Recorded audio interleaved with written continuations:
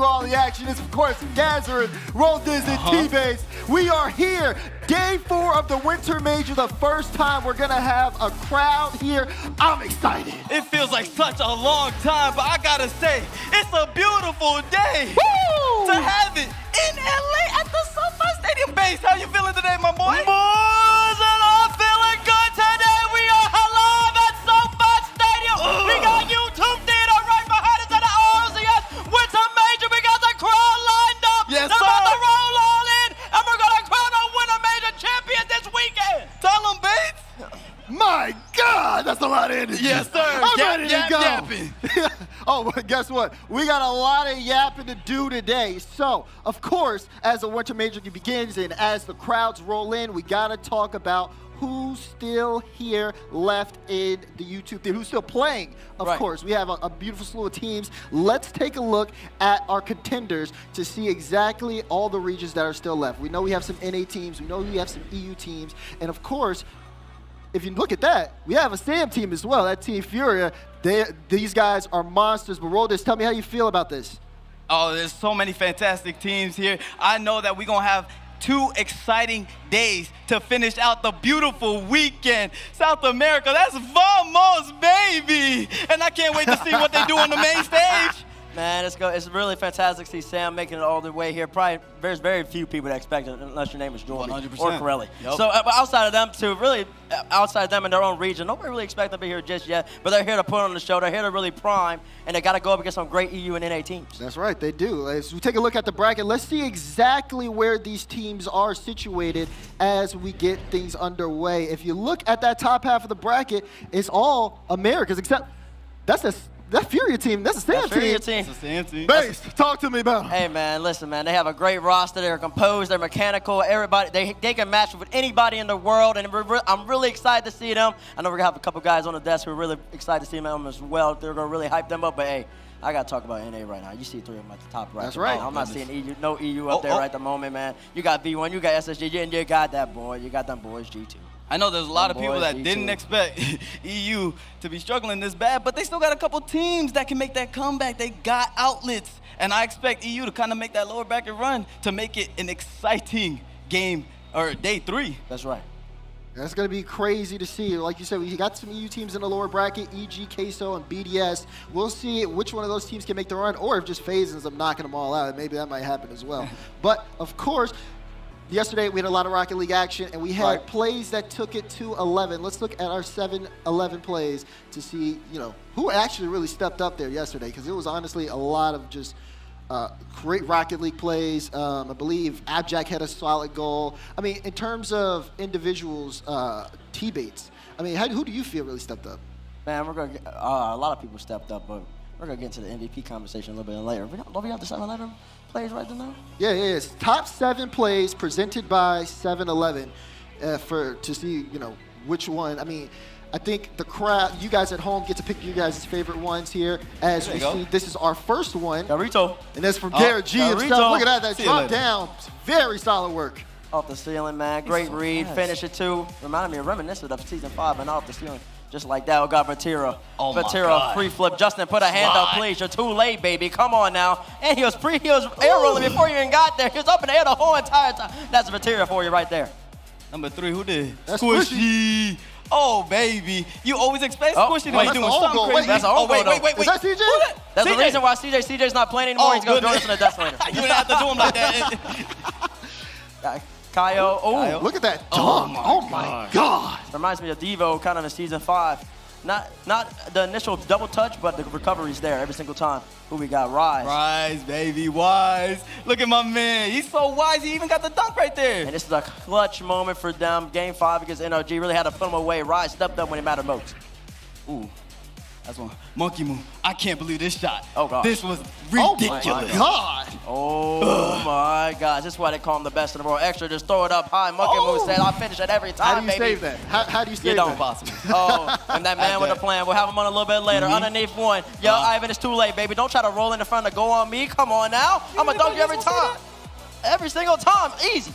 You really thought you was gonna say that? Easy. You can't do that with Abjack. All right, I'm before we get to chat, you guys can vote obviously with the numbers in chat. But you two, which one was your favorite? Number 7, Abjack. I like the little reset underneath, bring it down low. Then Ivan try to catch it. No, sir, I'm going to dunk you every single time. It's in your net. Don't try to disrespect me like that. I'm too talented. I mean, we already know he was going to go with Dignitas. I got to go with Monkey Moon, man. That's the best player That in the was game a for a good reason, shot. man. He came off the backboard and hit it. Who's doing that? You didn't see that from anybody else. That's crazy. That was crazy. And I went with the Monkey Moon one as well, but you guys at home, I heard you guys went with number 6 as your guys' favorite play.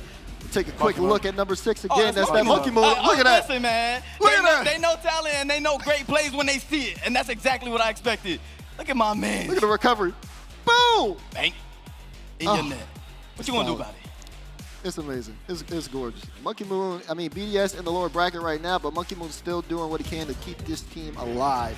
And we'll, we may chat more about them a little bit later. But we want to talk about, a lot of performances here. North America is doing really solid right now in the upper bracket. And we want to kind of get into an MVP conversation of who we think is the most valuable player at this event.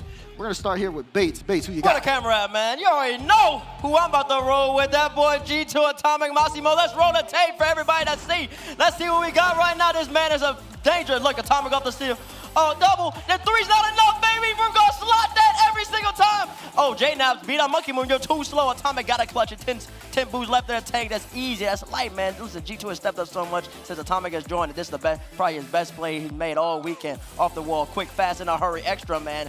You never seen that in EU. You never seen EU. You never seen somebody come off the wall that fast. And he doesn't even need to score. He's a menace. Monkey Moon, I'm bumping you every single time. J-Naps. This is why he's averaging 468 because Atomic is just setting him up for these easy light goals. In Game 5, when the moment is needed, when the heights are at the best, Atomic off the ceiling.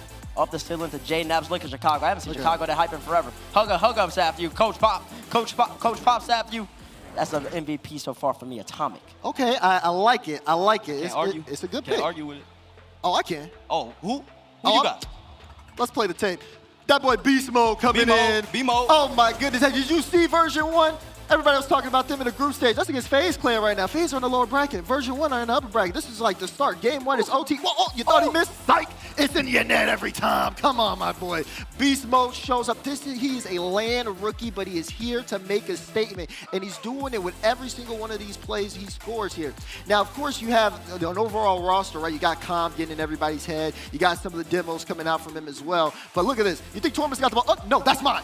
Take that away. No 50 needed. And of course, his team gets alive whenever he scores like that. When you got somebody like Beast Mode on your team, it makes your job so much easier. Torment, he probably feels like he's on Season 6 Cloud 9 right now. He's got Calm going for the demos message. He got Beast Mode in there. Look at that.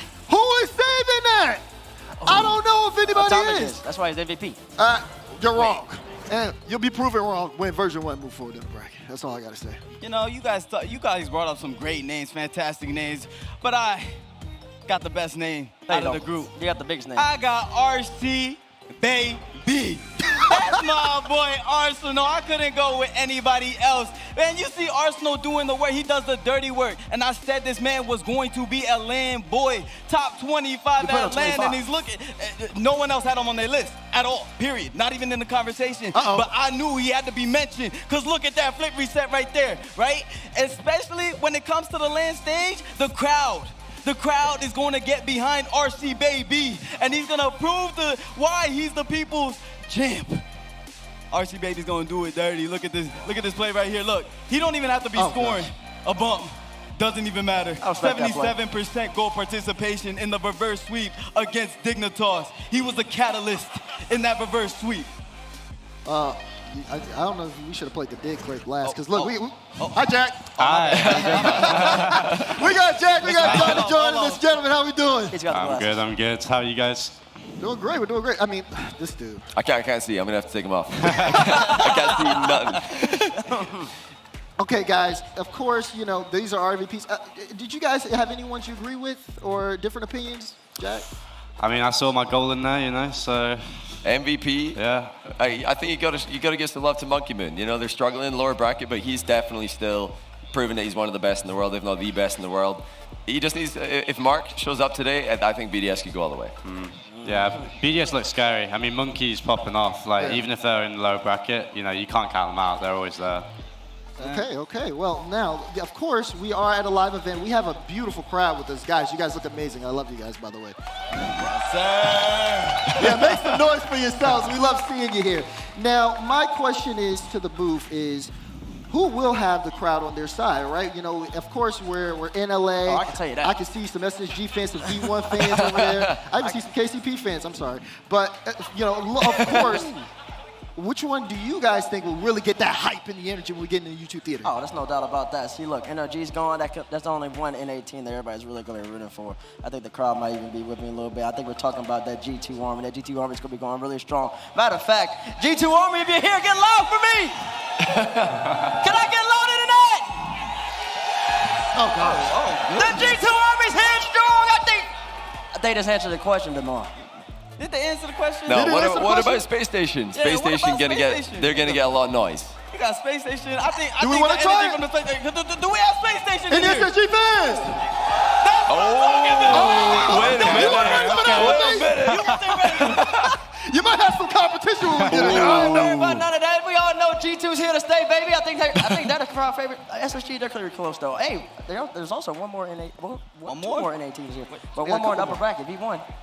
You got V1? Wait, hold on. I do see a couple of V1 shirts. V1, if you're here, get loud. They're here. V1 Cyberdogs. They're here. They're still coming in, but they're here. Trust me, I see them. I think Space Station won that. I think they got the most volume. Gonna be honest with you. SSG fans are here. expected. They got the step head. Look at the Step Bubble. Oh my! Wow. Oh, but he's not on there. No, he's on face now. You're trading. I mean, FaZe fans are here too. You know, they're in the lower bracket, they're not out. So. Not out. I think Fury is a dark horse for that, though. I mean, the South 100%. American fans, they're crazy. Like, when they get going, they're gonna get loud, you know. That's true. That's true. I agree. They could be the fan favorites. Do we got Vamos? We got a Vamos? And the Fury fans say vamos! Vamos! Nope, it's definitely G2 and SSG. I think we answered that question right there. All right, well, let's talk about, you know, G2 versus Fury, right? That's going to be a matchup that's happening in the upper bracket later today. G2 has obviously been on a roll, but Fury has also been taking down some teams as they made it into the semifinal matchup. Of course, we have some highlights here for G2 that we're going to show. As Base, talk to me about it. I mean, do I need to talk about it, man? I was on Johnny Boy's stream a week and a half ago. I called it when everybody thought I was a madman. Look at Naps top right, by the way. We're revitalized, refurbished, and ready to get back to work. I said it going into the major. They're the best team. I said it last week on FT. You guys called me crazy when I had them above NRG. Is NRG here right now? Oh. I don't think NRG's here right now. Who's here right now, though? They Who's do here have right a now, booth though? over there if you want to go and. Oh, well, yeah. If you want to go find You know out what? more, He didn't have to say all that. but He didn't have to do that. They're actually not there at the moment. G2's here to stay, baby. Look at this, man. Naps balling out. I think he's averaging about 470 per game, but then you already got the MVP, in my opinion. Atomic, averaging about 440, setting everything up. They've never been this good before him. Naps is sliding every single thing, looking like in his prime. We've already showed this clip before. Off the ceiling, man. Clutched it out. You saw me on Twitter reacting to that one, and I was pretty loud and proud about that. So I think G2, they're here to stay, baby. I'm not backing off. Okay, so we need somebody here to put some reps in on Fury. Johnny. Of Johnny course. You don't even have to ask. Fury are a real threat here. I'm not just saying this How so? to annoy T-Bates. I mean it. Fury, like G2 will take Fury seriously. They're not going to underestimate them. I certainly hope they're not. Because yeah. Fury are the real deal. They're not in the upper bracket because they got an easy group. They beat NRG, they beat Endpoint. They lost to CJ again, but then they beat Endpoint, so it's all good. They're fine. They're top seed in that group. And a lot of people are calling that one of the groups to death. B and C coming into this event were the two toughest groups in most people's opinions. Fury atop one of them. So this is not a team G2 could take lightly. Jack. Yeah, I mean, Fury, they look crazy. I'm going to have to agree with Johnny here. I mean, Jan right now, he's looking like He's probably ridiculous. looking like a top 5 player in this tournament at least. You know, Yep. This guy's nuts. They work really well as a team. You know, G2 also got that synergy, but I think Fury can match them. Uh-oh. I normally don't back you up, man. But I gotta go with the go-to army on this one, man. We in LA and the crowd's gonna be behind them 100%. We see the crowd differences when I said vamos and we said go-to. Talk to me. So, hey, listen, G2, they're gonna rally behind the crowd and it's gonna be dangerous. I gotta come back to Jack and Johnny. Are y'all saying Fury is gonna beat G2? I'm going Fury over G2. I am. Yeah. Whoa. I just hope though with Fury don't mess around. They score clips on anyone. I just hope the crowd's ready to see some good goals lost and to CJ. enjoy He's standing on the themselves. sideline. Yeah, but it's all mental. I asked Card what's going on, and he didn't reply. He just did that. It's in the head. But yeah, they don't have that same problem against NA. They beat G2 in Sweden. They beat NRG this weekend. I don't see G2 being levels above them. I think it's a very even match, and I'm leaning towards Furia. I mean, I think Fury have like the most confidence out of any team. Like, it is nuts. Those guys just don't care. I think that's going to really help them on stage, you know, in front of a crowd. So I'm going to go with Furia, yeah. Wow.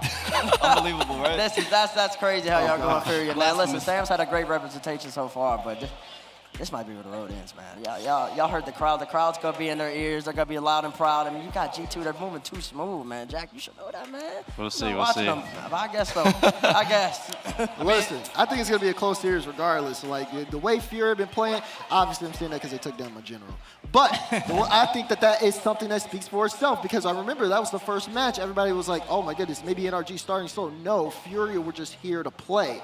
And of course, they come out with a lot of energy. G2's been coming out with that same amount of just like offensive firepower. And it's been a battle of momentum, offensive, and just overall who's yelling the loudest at each other. I know you've experienced that too. You've been playing a lot of Yap, especially on that SSG team. You think now that we have the crowd here though, Jack, like the kind of yelling that we had in the group stage, like, is that going to have a factor at all?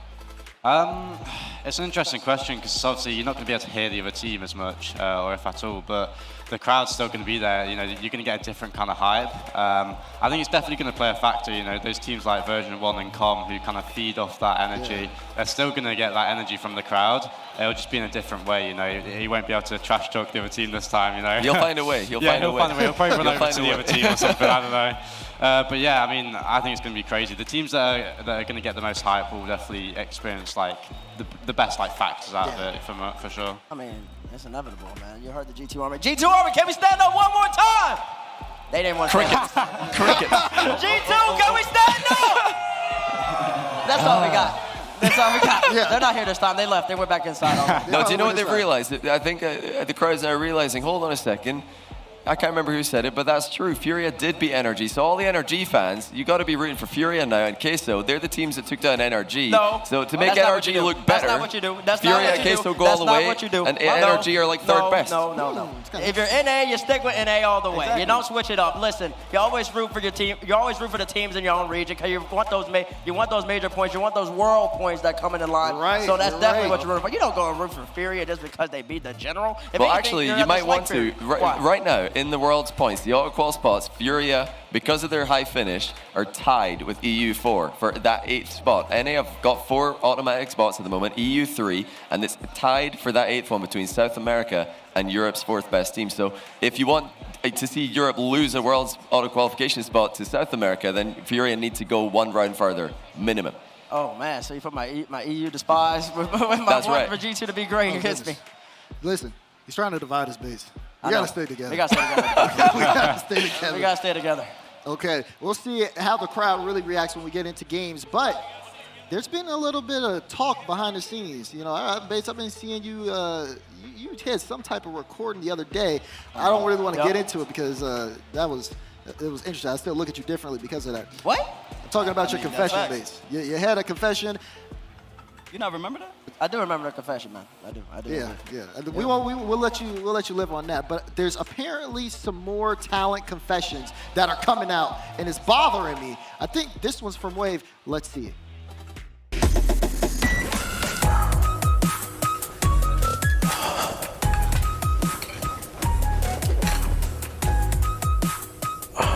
You know when it's game day? Sometimes I don't get loud. I don't even get up sometimes. But we all try our best, right?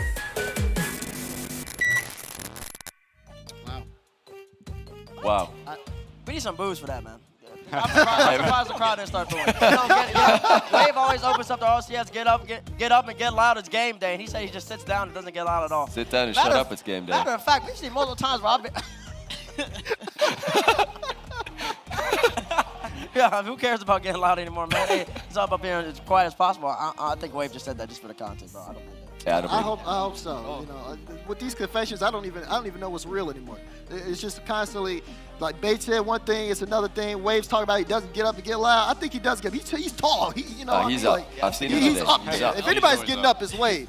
So That one's gonna haunt me for a little bit, but I think one of these next matchups that we have is gonna kind of haunt NA fans because they gotta send one of their teams to the lower bracket in this particular matchup. It's version 1 against Space Station Gaming. We gotta talk about this one. Jack, I'm gonna go to you first here because you played against SSG. How do you feel about V1 SSG? Yeah, it's going to be an interesting matchup. I mean, version 1, they're playing crazy. SSG, they're playing really well. Arsenal's popping off. You got Beast Mode on the other team as well, who's playing absolutely insane. I like SSG as a team, but I'm going to have to go version 1. I think they're... Man, we're connecting. I like Jack on the desk today. He's right again. 2 for 2. You got the 1v1 fan in the crowd, and now we got 2 more on the desk. That's right. They're looking crazy, man. They're looking really, really good. They beat Queso in groups. That's not easy. And I just think they're going to take it, yeah. I don't know how they take it, man. I guarantee you probably about at least 50% of everybody here is an Arsenal fan, if not more. So, I mean, you got Arsenal, he's going to be getting loud. You got the crowd right behind him. You got all of SSG. You got Red Bulls fans, too, man. I just not thought about that. You got Red Bulls and Arsenal That's fans. just going to anger Calm, though. They're just going to anger him. Calm? Yeah. No. They cheer for SSG. He's just going to feed off Calm's going to try to get so loud, but then the crowd's just going to drown him out. It doesn't matter how loud he gets. He's going to get loud in the crowd. Yeah, he'll find a way. When you Arsenal scream, baby, you already know. You already know it's going to be in real trouble. SSG got to win this. We got to see that Arsenal backflip on stage. He promised that. Yeah, he promised either a dance or a backflip, and we definitely got to see that. He's got young Danny, who is stepping into the limelight as that young prophet in NA and the young mechanical talent. And then Reddles is the leadership that is going to bring him all the way, man. Right, I got a question, man. So who do you think is better, Beast Mode or Daniel? Right now in this tournament, Beast Mode without question. The correct answer. Beast Mode, no question. I don't think there's no debate. Daniel's not even been the best player in his team this weekend. Arsenal's been the best player in the team. Okay, but that just shows you how high of a level Arsenal's playing at, because Daniel's always playing at that. Daniel's not been at his usual level. He hasn't. He'll get into it. He ramps up. He's warming up. Yeah, he will. But I think what Space Station have done to bring Daniel back up, he did not look good. He was whiffing versus Dignitas, but they managed to cheer him up, tell him he's the best player. He improved. Yep. The fact that he was able to do that is impressive, but there's no question he's outperformed Daniel. Beast Mode's definitely in the MVP conversation right now. Daniel is not yet, but Beast, you have to say Big word, yet.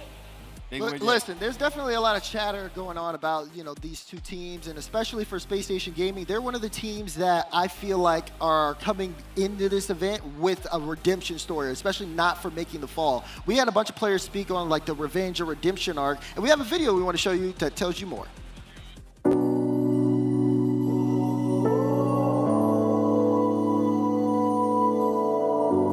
Our toughest opponent so far has been Team Queso. Joyo is insane, and they're crazy. Over to Joyo, Rise is waiting. Oh my, the musty double, he got it!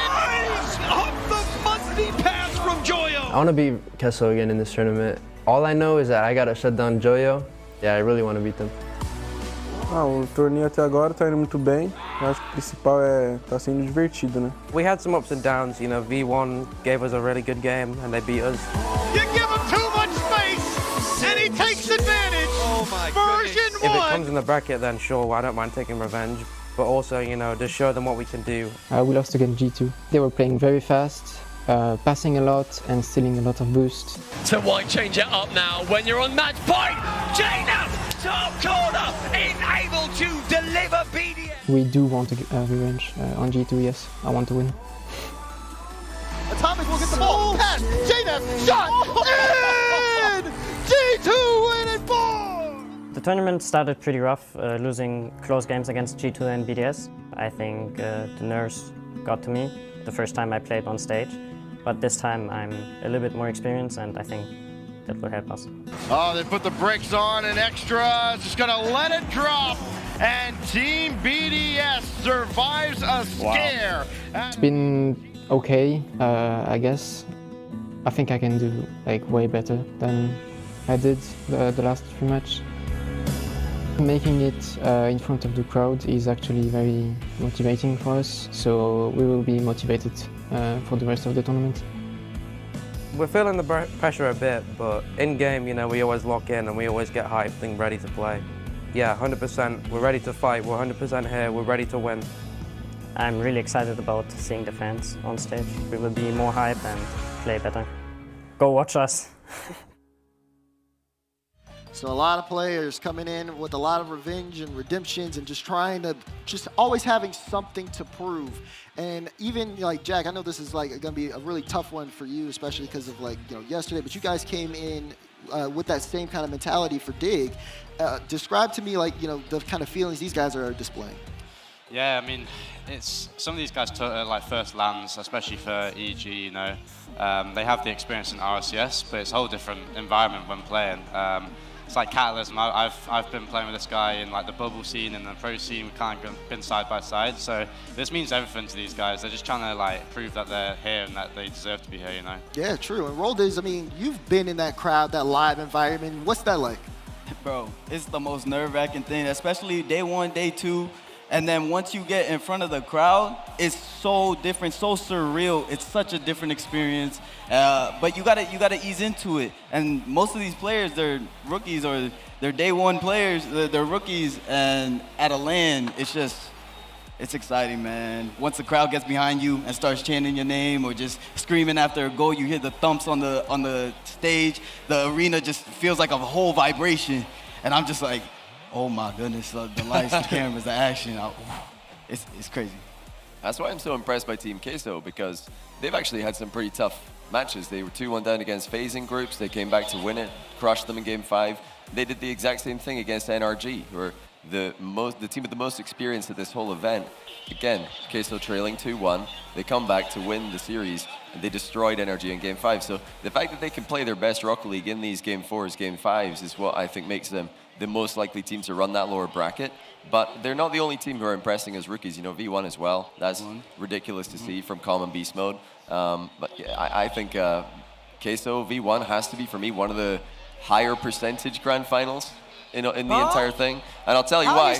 I'll tell you why. Because let's just say, to help you understand this, if I start this off by saying when Furia beat G2, I'm going to lose you. So I'll just say, if G2 beat Furia, and then they lose to V1, they're in the lower final.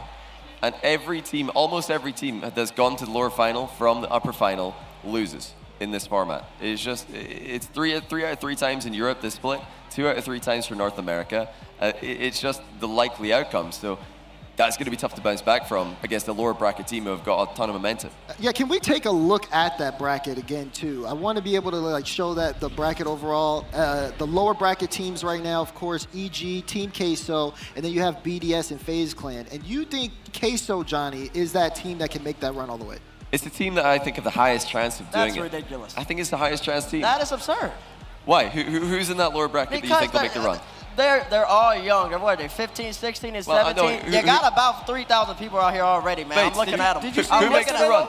Who makes the run? You see how many NA teams you got? We're in North America, Los Angeles, and you mean to tell me that a team of young bucks, young whippersnappers, breath smell like Similac, trying to come out here and they're going to end up beating this crowd? Are you saying we have V1, SNG, G2, and FaZe down there? We got a whole FaZe tent. And you mean tell me that Queso, of all teams, are going to make that lower bracket run? They're not playing at their home. This is not the comfort of their home. They're not sitting there comfy with mom coming in, making some water for them. They're playing in front of a crowd. They're going to be right there. They got people. They got a G2 shirt right there. They got a V1 shirt right there. They got an SSG shirt right there. They're all going to be screaming at them. But Tira can't do it. Joyo can't do it. Rise! Rise, where you at? Nowhere to be found. I'll tell you where Rise is at. Rise. Where's he going to be? Top goal scorer, 1.35 goals per game the entire event. The top That's goal where Rise scorer is at the studio without any of these beautiful faces I'm looking at. So all I'm saying is you got B1, you got G2. Speculation. That's speculation. That's speculation. Pure speculation. Who's the only team who have won an event from the lower bracket in EU and NA? That was Who's the only online in their room. Who's the team? Which team?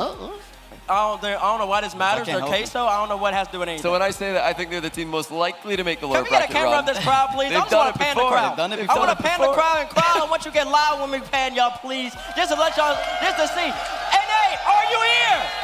Is NA here? Can we get louder? Hear that? Now if I say Queso fans, are there any Queso fans out there? Oh man, you heard that? I think it's probably a bit too fresh. It's probably a bit too fresh. See, like tomorrow, I think the NRG fans will come around, but it's a bit too fresh right now. But they'll see. Queso don't care about that though.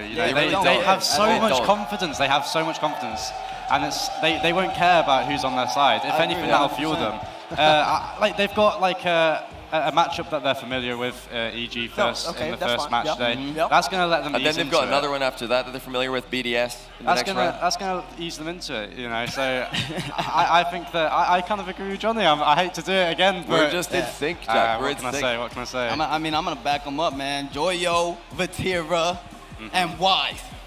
That's Wise. And he's Wise for a reason. You going with Queso? I'm going with Queso right there Man, for the lower bracket bracket run. Anybody from the crowd want to come to Tracy's got man? Space. Who makes the lower bracket run if it's not Queso? You got to Nobody pick a lower makes bracket the lower team. bracket one. I don't have to pick anybody from the lower bracket. I believe that the finals. No, well, is you got to gonna pick. be on You gotta Who's the pick most a team, likely? bruh. Who's the most likely? If there's any team From that you that think lower can make that bracket. Oh run. wait, that's me. The camera's on me. Oh, you I was looking for the bracket, but I see myself. It's FaZe, BDS, Queso, or EG. Which one of FaZe, those BDS, makes the run? Queso, or EG? Which one of those is most likely to make the run? Which one of these has a 10 up right now? Oh, there's a, just so you guys know, there's an NRG tent, there's a FaZe tent, and there's a Dignitas tent. Yeah, I see a dig tent. That matters. We've got You it. can catch Jack at that tent later today, I believe. Yeah. Yeah. So, So you're going to say FaZe? FaZe. FaZe, are you joking? Did you The see team FaZe Queso yesterday? already beat. Listen, man. Did you see FaZe Listen, get annihilated 5-0 by Queso in Game 5? We're going to I pause saw the brakes. that. We're going to pump the brakes. Listen, I'm going to give you a little bit of backstory. It's going to be a nice story. So me and AJ were at the hotel. He came off. It was on Thursday night. He was looking a little down. I walked up to him. I patted him up and said, AJ, you're too talented. You're too cold. You stop doing a one-touch warrior and start being yourself when you're streaming. What happened? That was absolute domination yesterday. It was like the competition wasn't out there. And that's exactly what's going to be happening today. You got FK. He's always balling out. You got AJ, who, when he steps up, is probably one of the most mechanical players in the world. And then you got Cybical, man. Listen, everybody calls Cybical a choke star. I know this man calls Cybical a choke star. Yes, but he balled out yesterday. He 100%. And with the crowd behind him, I do believe they're going to ball out again. People aren't putting enough stock into the crowd. When you have people screaming defense at you, and you have people screaming... That's weak, man. That's not weak. That's weak. That's not weak. When you got 5,000 people packed in that theater... By the way, we're going to have a crowd shot later on in the theater, probably about 15 minutes from now. So if y'all want to go pack into there, probably about 15 minutes. That'll probably be a nice little shot. And we're going to see how loud they can all get. It's loud over there, Johnny. They're right into the stadium. They're going to have nothing but fans behind them. That's what I'm going to go with. You got to ride the crowd. It's Atlanta 2 years. You can't say the crowd's going to be irrelevant. I know we're not EU. We're not doing chants or whatever y'all do, but we do. We're just loud and proud, and that's just how the NA rolls. yeah, I mean, They got to get through BDS first, though. I know they beat them one time, but if BDS play their game, FaZe are just not. They're not. I don't think they got the play style to contend BDS. They just don't, in my opinion. You don't think they got the BDS, man, Monkey Moon? He's been unbelievable, and like you said, Johnny, Mark does need to step up. He does. I think he probably will today. So, but I've always been a First Killer fan. You have. Everybody knows me as the First Killer fan. That's gonna be such a tough matchup for me to even pick a winner between, because you got MVP type caliber player on Monkey Moon on one side, and then you got the love of the crowd, the love of the NA, the LA, FaZe. It's just two unbelievable teams in a crazy matchup.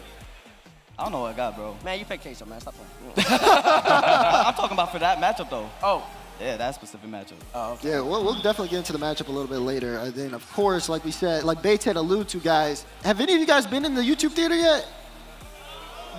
Go check it out. Like, hello? Like, it's amazing in there. You got to see the setup at least. Take a look, take a peek, because I'm telling you, coming up when we get ready, we're going to send a shot at you guys, too. We want to get some of that energy that you guys have out here in there. So that's going to be super important to have. But, of course, you know, we wanted to also kind of go back to our upper bracket matchup that we were speaking on a little bit, because I believe we have some highlights from version 1 and SSG that we want to show everyone about. You know, these two teams, when they go up against each other, this is going to be another one of the matches. You talk about a lower bracket run, but when we talk about making the finals, Johnny, making the winners finals, the grand finals, whoever comes in hot with a lot of momentum, they're going to carry that over. Yeah, for sure. The team in the upper bracket, the team who win winner finals will be the most likely to win the entire thing. That's because right. they got 2 shots at it. So That's right. It's just mathematics. You know, That's it's right. quick math. So Quick you got to acknowledge that. But I think it could be V1, it could be Furia. They're the two teams I'm looking at mostly in that winner final. And I think, you know, V1, if they could bring that group A dominance to the playoffs, maybe it's their run. That which is pretty crazy because nobody had them. I don't think I saw anybody put V1 I think winning. still to this day, we still discrediting Fury a little bit too much, probably. I got a number little one bit too Furia much. fanboy over there in the stands. He's about to come out real fast. about to come out here and join us. He dared to gas up Fury himself because, I mean, apparently I haven't done it justice. So.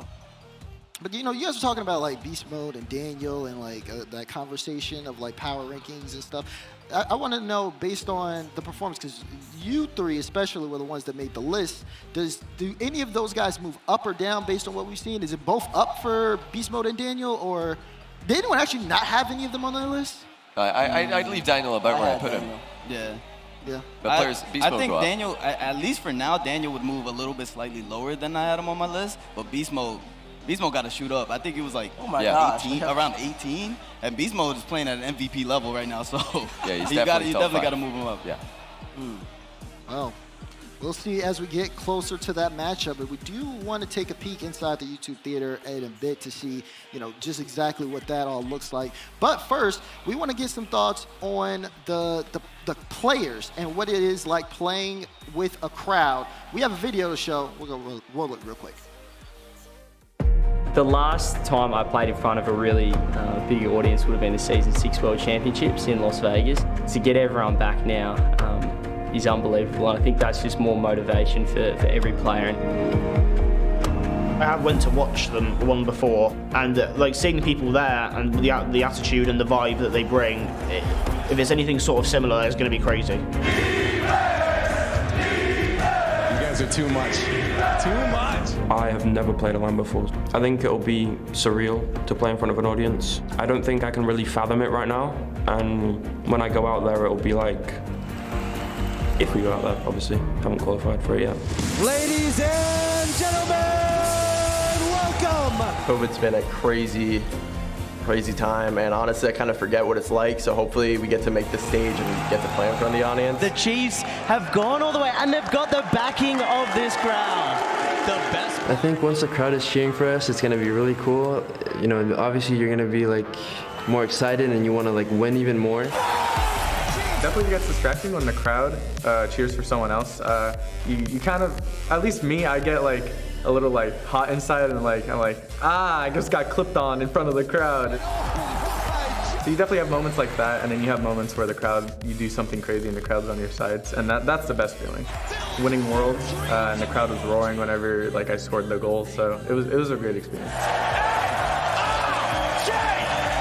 Yeah, G2's fan base is a wild one. They're very supportive. It means a lot. It's what keeps us going. And seeing any kind of support just honestly brings a smile to our faces.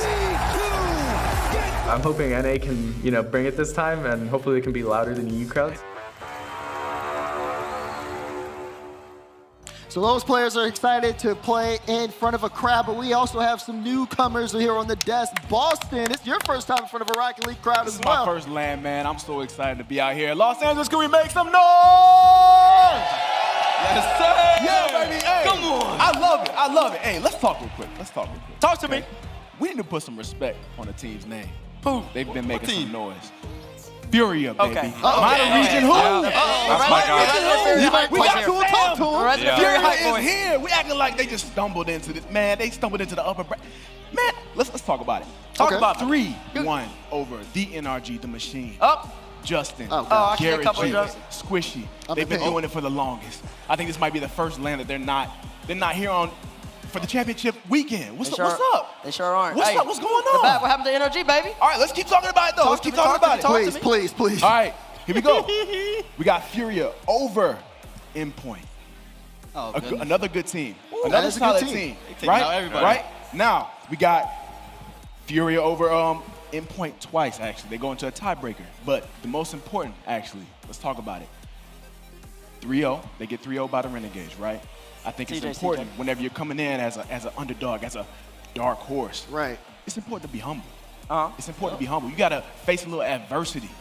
They've seen that adversity. They've been 3-0 by Renegades. They know exactly what they need to do. They know what happens when things goes wrong. So going into this upper bracket, I think they're going to make a run. They're going to make some noise. Base, they play your G2 first. It sounded like Boston doesn't have a lot of faith in the G2 army.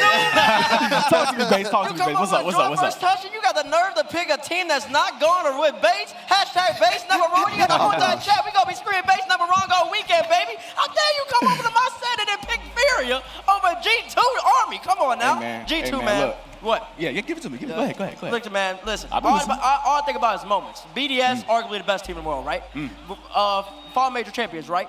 Probably nobody expected them to win. When we did that chat poll, the fans wanted G2, but everybody on the desk picked BDS. Everybody in the world always calls me crazy, saying BDS is going to win, Monkey Move too great, Extra too great, Mark by 80 is just too talented, he has the best hair in the game. He doesn't really have good hair, by the way. Yeah, he does. But with that, he's going up against G2, man. And listen, Fury, I'll give them all props. They've had some great wins.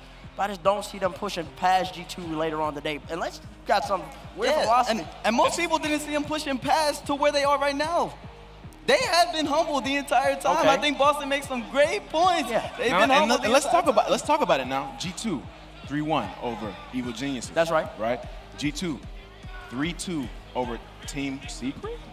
That's a good team. G2, Game 5 with Team BDS, who also was brought to a Game 5 by KCP, Stand Up OCE. What's up? What's happening? You got any OCE around here? They got a couple OC here. I see some Renegade fans up in here, but when you said Los Angeles, everybody got really hyped. You know what I'm saying? Oh man. For sure. Not, we got some supporters out here for G2 for sure. NA team, you know what I mean? But I'm just saying, man, these guys have had some momentum. They're on a run. And I'm looking for Fury to make some noise. I've been saying it. Boston's right. Oh my gosh. He's just gonna stick with his boy. What's up, Jack? How you doing? You all right, mate? Good to see you. Good to see you. He's right. I mean, what is it? Is it the first time South America made top 6? Is that right? Yeah, I believe so. I think that they're here to play, man. They're going to be taking it the whole way. I'm going to back them until the end, man. Did you see who was it? Kyle Card break the headset? He was done. He just threw it off. I was like, oh God, that was aggressive. If he does that today, he won't need it anymore. He's gonna be just listening to the crowd, and they're gonna feed off the energy. You don't hear them saying anything bad, negative about any teams. They just move on with their business. They let the gameplay do the talking. Right. That's exactly what you want from teams that come from such a humble place like Furia. You had complexity. They came to NA, shocked the world. They shocked the entire scene. Came up to NA, upsetted everybody. We were like, oh, South America? Oh, they might be a major region. Right. Now, we come to land, and Furia's doing the same thing. Here we go, baby. Yeah. They're going to take our spots, man. Listen, Wait. They're going to take our spots. Relax. No, they're not gonna take our spots. Listen, man, we got some great games coming up. But you just heard the PA announcer. Everybody that's here, baby, the game started 20 minutes. We got a live crowd shot inside the YouTube theater. If you want to be on camera, we're doing zoom-ins. We're doing everybody. We got some great hype-up video coming in. A great hype-up man, a.k.a. Sean Stackhouse, if you want to listen to that video. Live within the YouTube theater. Games within 20 minutes. Make sure to get inside before you're too late, because the game starts right up top. Go get your butts in them seats. Shout out Noli. I see Noli in the chat. Noli out Noli. there. What up, baby? Oh man, boss, you gotta talk to me about this atmosphere, man. Being able to see all these Rocket League fans. I know you come from the NFL. Like, kind of compare the two. What's it like being here and seeing all these guys? It's cool to see everybody, man. Honestly, it's been social media. Yes, sir. Archie, baby. Hey, Reynolds, baby. Yeah, I love the passion, man. I love the passion. I've been able to kind of, witness the RLCS or the Rocket League community through social media, and just being able to see some of the faces out here it's been incredible, man. So I'm excited to get into this YouTube theater. It's gonna be my first LAN experience. So I'm excited about it, man. But it's dope, man. We're gonna see. That's the thing, because I haven't heard how loud everybody can get. So we'll see whatever we get in the venue. But so far, it's been dope. We got Reynolds' dad in the crowd. He's getting pretty loud. Yeah, man. Fan base right there. I'm holding you to that one, okay? I might have to go to space station now. I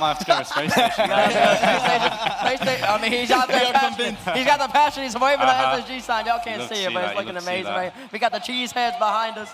Hey, yo, cheese heads. Cheese heads. Yo. Cheesehead. What's up, brother? What's good? Hey, you had your moment. It's your moment right now. There you go. Yeah, it's your moment. Get cheesy with me. That's right. That's right, baby. Your cheese a little crooked. It's a little crooked. It's falling off. It's falling off. They got a little bit too passionate for a second right there. Boston, like, so have you met anybody who's been here that's been like, oh, I know you, you're on Dignitas, instead of like not even recognize you as being an NFL pro, just like being on Dig and playing Rocket League? There have been a couple. There have been a couple, which I feel like it's pretty dope. You know what I mean? I feel like I'm making that transition, you know, into the gaming world. But man, it's been cool, man. People have shown a lot of love. Dignitas, football fans, but I think it's been cool to kind of watch, you know, people view it more. You know what I mean? Be more interested. You know, I was watching, you know, some of the games from yesterday, and I just saw the viewership just continue to rise, and that's what it's all about, man. I'm just trying to bring more exposure to this game. I think it's an incredible game, simple to understand, and I think Rocket League has a lot of potential, so I'm all about it. Okay, I gotta ask you, because obviously a lot of people are meeting each other here for the first time. Who's been your favorite person to meet? Honestly, meeting my guys, man. Meeting my guys on the team, man. You know, I've heard a lot of good things about them, but being able to meet them, watch them work, watch them play, it's truly been a joy. Like, they are, in my opinion, they are the most entertaining team to watch. Yeah. That's just my personal opinion. That is not biased. That is not biased. That is not on the contract. I'm not obligated to say that, but it is truly a joy when these guys are firing on all cylinders. I do not think there's a team that can compete with them. That's just honest God truth for me. So meeting them has been a pleasure. Yeah, I got to extend this question to everybody else, especially Bates, because, you know, this is your first LAN too. So, like, who have you met that you just like, man, that guy was cool?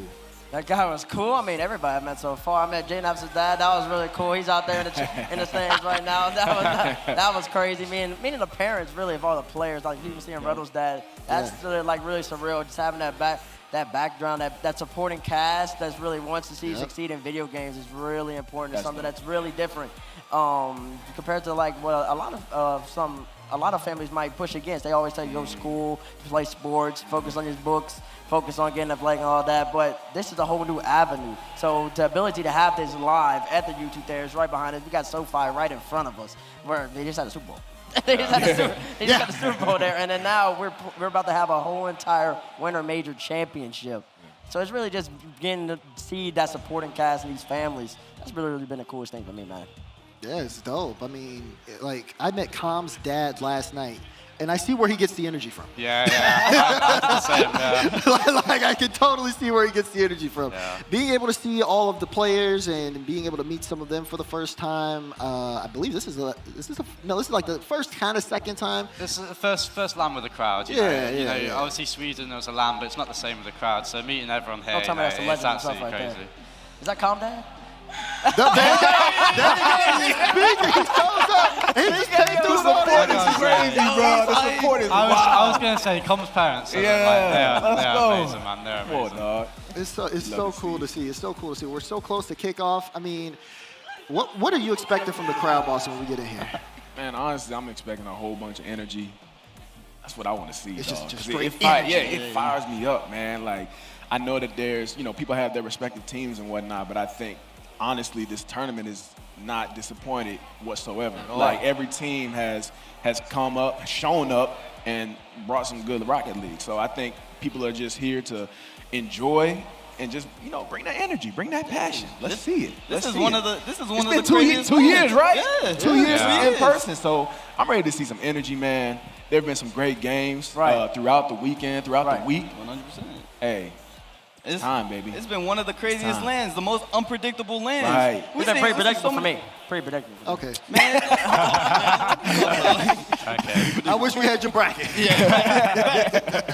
Hey, the team I got winning is still right there in the upper bracket. That's all I got to say. Okay. They're right on pace, right on the course. All right. Boston, NA versus EU. What's your take? Oh yeah, you got a conflict of interest. Is that still a discussion though? You know what I mean? Because you got three teams in the lower. You know what I mean? We got Fury in the upper bracket. Like, is Rocket League now making the transition from who's the best team in NA, who's the best team in EU, to who's the best team in the world right now? You know what I mean? Okay. That to me is growth. That's a conversation. That to me is the next step. And in the random universe where Doctor Strange is still shaking his head trying to calculate all the possible outcomes, he's still going right now. He's going to have to think and speak. in that random universe where Furia actually beats G2, then I'm not seeing it. I'm not seeing it happening whatsoever, baby. So. Oh my man. Maybe, don't know, man. Not yet. Jack, Yeah. what you think? On NAEU. NAEU World, what are we thinking? At the moment, NA looks stronger. You know, I'm an EU player, but I have to admit, at the moment, there's no disputing it. They've shown up way bigger at this LAN. You know, you still got 2 days left, so an EU team could win. But NA, they look amazing, man. They look like the off-season kind of, you know, transfer moves paid off. South America, they're up there, though. You know, they're getting there. We still got 2 confirmed teams in the EU in the lower bracket who can make tremendous runs. You got stiff competition down there, BDS, you got EG, and you got Queso all down there. And all 3 of them teams, they definitely got the momentum. Like, if they, like, especially Queso got the momentum. BDS, I don't even know if they need momentum to perform. Exactly. I'm honestly, I'm a fan of BDS. Yeah. It's just me. If y'all were talking about who makes the lower bracket run, I see BDS potentially making that run. Why? There's some statistics out there that I saw today on social media. Ooh, very effective resource. Monkey Moon, although KCP brought them to Game 5, Monkey Moon statistically has been leading in I think maybe 2 or 3 categories this tournament. So, I mean, listen. If BDS, Extra and Mark by A do their thing, you know what I mean? Hey, it could be crazy. It really could be crazy for them. And you know, I want to see exactly like we've been talking about the YouTube theater and we've been talking about the crowd. I want to see what it looks like in there. I believe Stacks is standing by. Let's go to Stacks. It has been 832 days since Garrett G finally lifted that trophy in Madrid. 27 months since we welcomed the Rocket League community in through our front doors. Over 2 years since we've had a proper LAN championship in front of our family. What you're about to see this weekend, this is special. This is the product of 27 months of hard work, dedication, and perseverance. This is the RLCS Winter Major. This is the YouTube Theater. And this is Rocket League!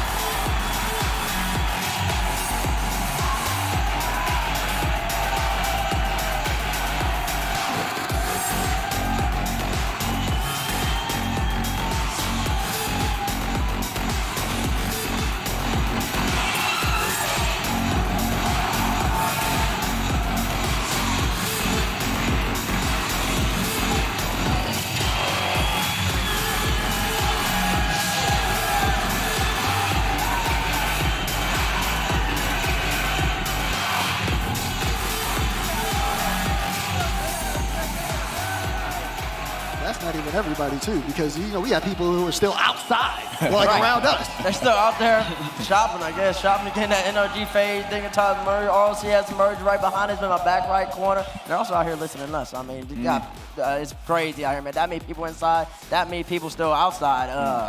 Everyone gonna squeeze in? It's gonna be a little stuffy in there. It's gonna be a little tough in there. It's gonna be tight.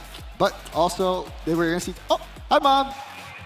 All the support, dog, man. That's my mom in the crowd. That's what's up. Yeah, no, now we got to talk about our next matchup here. We're going to get ready to get in the kickoff here, and this is going to be the one that, you know, starts the day off, lots of pressure, an elimination match. Evil Geniuses going up against Team Queso. Bates, EU elimination, how you feel? Probably go to me first, man. We got the EU extra right here. He's going first, not me. Yeah, I mean, Queso, they look good. EG look good against us. So nice. EG have, what can I say? EG have taken Queso to like the distance, I think, quite a lot in the regionals. You know, they look good in that matchup. But Queso, that they won 2 regionals in Europe. They came second in the other one. I think they've got this all the way. Here's our schedule for the day. EG play Queso first, and then you have BDS taking on FaZe Clan next. And then, of course, G2 going to take on Furia in the upper bracket. And then, of course, we'll have version 1 playing against SSG right after. And then we'll go back into the lower bracket quarterfinals as those fill out. There's going to be a lot of hype matches today. Is there anyone that you guys have at matches of the day as we get EG and Queso going? Not this one. not this one for me. We got FaZe BDS matchup later, right? That's probably match of the day. That's probably match of the day because, I mean, the stakes are always the highest once your back's against the wall. It's the first game with the crowd up, so that'll probably be my match. That's definitely, like, FaZe is one of the teams that we've always lashed out on in NA to be one of the top 2 teams that, like, competing against NRG as the number 1 North American team. So I think BDS versus FaZe is going to be a high matchup. Absolutely, I'm gonna have to echo that because you know, I've been watching FaZe. You know, there's been a lot of criticism. You know what I mean, with supposedly supposed to have a super team. AJ, typical first killer. You know what I mean? Right. First killer, arguably one of the best players in the world right now.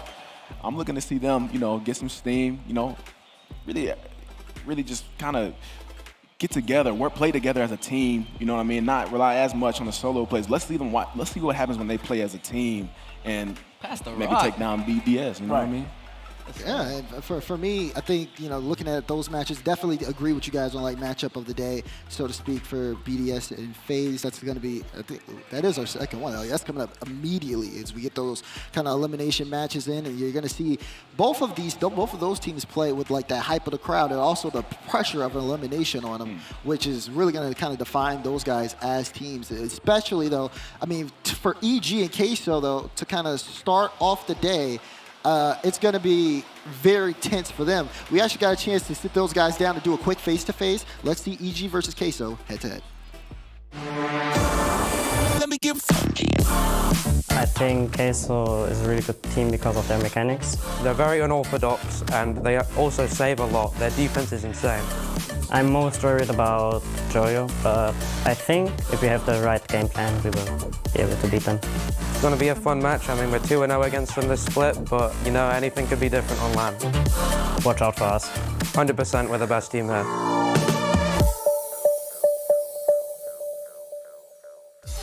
Introducing Evil Geniuses and Team Queso!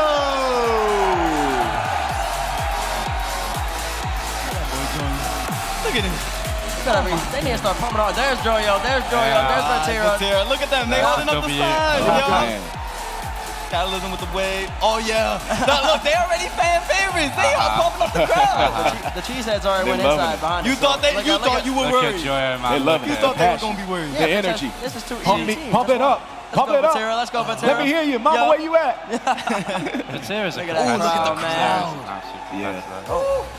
Don't know what that is, but all right. I got Catalysm, got RizX right there. One team that probably not too many people expected to be here, and the other team who the best of you during this winter split, and a lot of people expected to be here, but not necessarily in lower bracket. Yeah, I mean, like Vatira, like I said, he's born for this stuff, man. You know, Queso, all of them. EG have that ice as well, but Queso, you know, they're on a different level, I think. And I'm so happy to see EG, RizX, my boy. I dabbed him up right before I was coming off. I was going into the elevator, he was coming off, and I dabbed him up. I was like, good luck, brother. He's like, I'm gonna get after it. The dark horse of the tournament, I called it day 1. I said they were gonna be the dark horse. They're here for the main stage. I think that man right there, the catalyst. Catalysm. He's gonna be a dog, man. They need him to show up big time if they're gonna take this. Yeah, Catalysm, he's playing crazy as well, you know, against us, he was popping off. I mean, all of EG, they just play completely as a unit, as a team. It's going to be interesting, you know, it's going to be closer than people think. And then lastly, the man with the front end, Ivan, man. I think he has the best shoe game out of any pro player here so far, man. I've seen about four different pairs of Dunks and Jordans. So I'm really, that's why I root for my boy, but he's also got game on him as well. Really solid player, young player in and of himself, but he's got to bring a little bit of a composure, I believe, to this roster, and it'll really go make them be competitive against this juggernaut called Queso. Yeah, you know, EG definitely getting ready and locked in. Like you said, dark horse, but there's a team on the other side that really has that fan hype. You see Vatira getting ready, and Vatira, just super mechanical. He can make a play happen out of nowhere. He comes in with a lot of ice here for Queso. A lot of ice and a lot of youth, man. This kid is the young gun mechanical guy that came out of nowhere, and everybody's been hyping him up. But I want to mention, look at the pink hair. Joyo always looking so clean. The pink hair. Woyo, baby. I think him and Vatira are so closely contested in terms of like skill. Their skill gap, they're right there. They're neck and neck. Joyo needs a big game. He needs the confidence, and I love that they have him in the middle. And who's that, Bates? That's Wise. No. Who's that, Bates? Wise. Yes. That's Wise, baby. Come on, man. Wise. He's so humble. He says, what does he say? He says, all I do is get carried. No, you don't. He does so much for the team. He does so much for the team. This guy is faking out every play. He's 50-50 in every ball. He's crazy, man. And oh man, it's actually funny how Joyo came up. I guess because you have two Dignitas people here, you didn't want to say he's the better Joe. Oh, listen, I might get jumped. Like, you got one on each side, bro. Oh man, that's why you stepped off of A. They're all really talented. As I said earlier, probably not too many people expect them to be right here, already playing for a tournament live, first match at the theater. But hey, they got playing skill, playing confidence, and they're gonna bring a straight up battle to EG. It's going to be a fight. Definitely looking at Evil Geniuses and, them like barely making out of groups as well, because they had a pretty stacked group. Secret was starting to show up in some of those matches, but they ended up still pulling through. And then, of course, there was a really wild series that they had against Dignitas, and that was crazy. But you look at the other side with Team Queso. Again, this was a team that coming into this tournament was the #1 seeded team in Europe. And then, of course, they got into that group with version 1 in FaZe, and things started to unfold, especially when version 1 started getting loud and getting in their heads. They're gonna have to definitely try to come back and really take the energy that was given for version 1, like that loudness and the yelling, because they're gonna have it with the crowd. The crowd's gonna be excited no matter what. They're gonna have to take that and turn it into something good for them. I think. Go ahead. I think this is new territory for everybody. First land in 2 years in person with the fans, with the crowd, with the noise. I think, it's 0-0 everywhere. You know what I mean? When you get into playoff football, you know what I mean? We have this idea, this mindset. It's like 0-0. So now I think it's going to be, a game of who adjusts better. You know what I mean? Because you're going to go into these games. It's going to be, back and forth. You're going to have to figure out what's going on. Whoever adjusts the best, that's who I think is going to make it through. Yes, sir. And now it is time to get into the fan vote, the Verizon fan vote. Use #EG if you at home want to vote EG. And then, of course, if you're a Queso fan, use #TQ as we get things set up. And our first match in front of a crowd in 2.5 years is about to start. But we got to go to the predictions. We're going to start at the end with you, Boston. Who you got? Like I said, I think, it's all about who adjusts the best. Team Queso's been there. They know what it's like to be successful. They've gone on a run. They've been one of the stronger teams for a minute. I got Team Queso, man. That's what I'm talking about. Joyo, Woyo, Slatira, Vatira, Drip Tira. And that man with the playing Wise. I got my boys Queso. I said they were going to make the lower bracket run, and that's exactly what they're going to do. They're going to take this first set. I love my boys at EG, but hey, man, you guys, dark horse, we love you. We love you. Hey, man, I was trying to get breakfast this morning. You know what's on the menu? Cheese, cheese, and more cheese. It's just Queso all day, every day, man. I think they're a really solid roster. I think I got them finishing top 6 in my bracket. And hey, they're one game off of that. EG, you had a great run so far. Ivan, I really do love the shoot game, the drip game, but it's not gonna be enough. Queso in 5. Ooh. Yeah, I'm gonna have to agree. I mean, Queso, they look scary, man. They look absolutely scary. They took a bit of time to settle in. Now they're here to play. I think they've got it relatively easy. I'm going to go with 3-1 Queso. Relatively easy. I can say relatively easy, but not a 3-0.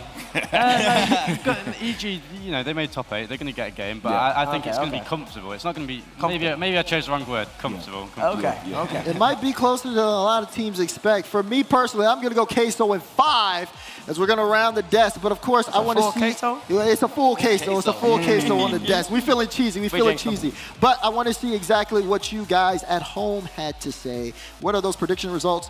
Woo! 71 for Queso and 29 for EG. Well, So you Queso fans at home. I won't be surprised if EG come out and, they look at this number. That's what I'm about to say. No. Listen, that won't be happening. I'm on the desk right now. I haven't been wrong much this whole entire weekend. Talk to him, Bates. What's up there? You already know the hashtag Bates never wrong, baby. So I'm not going to be wrong here.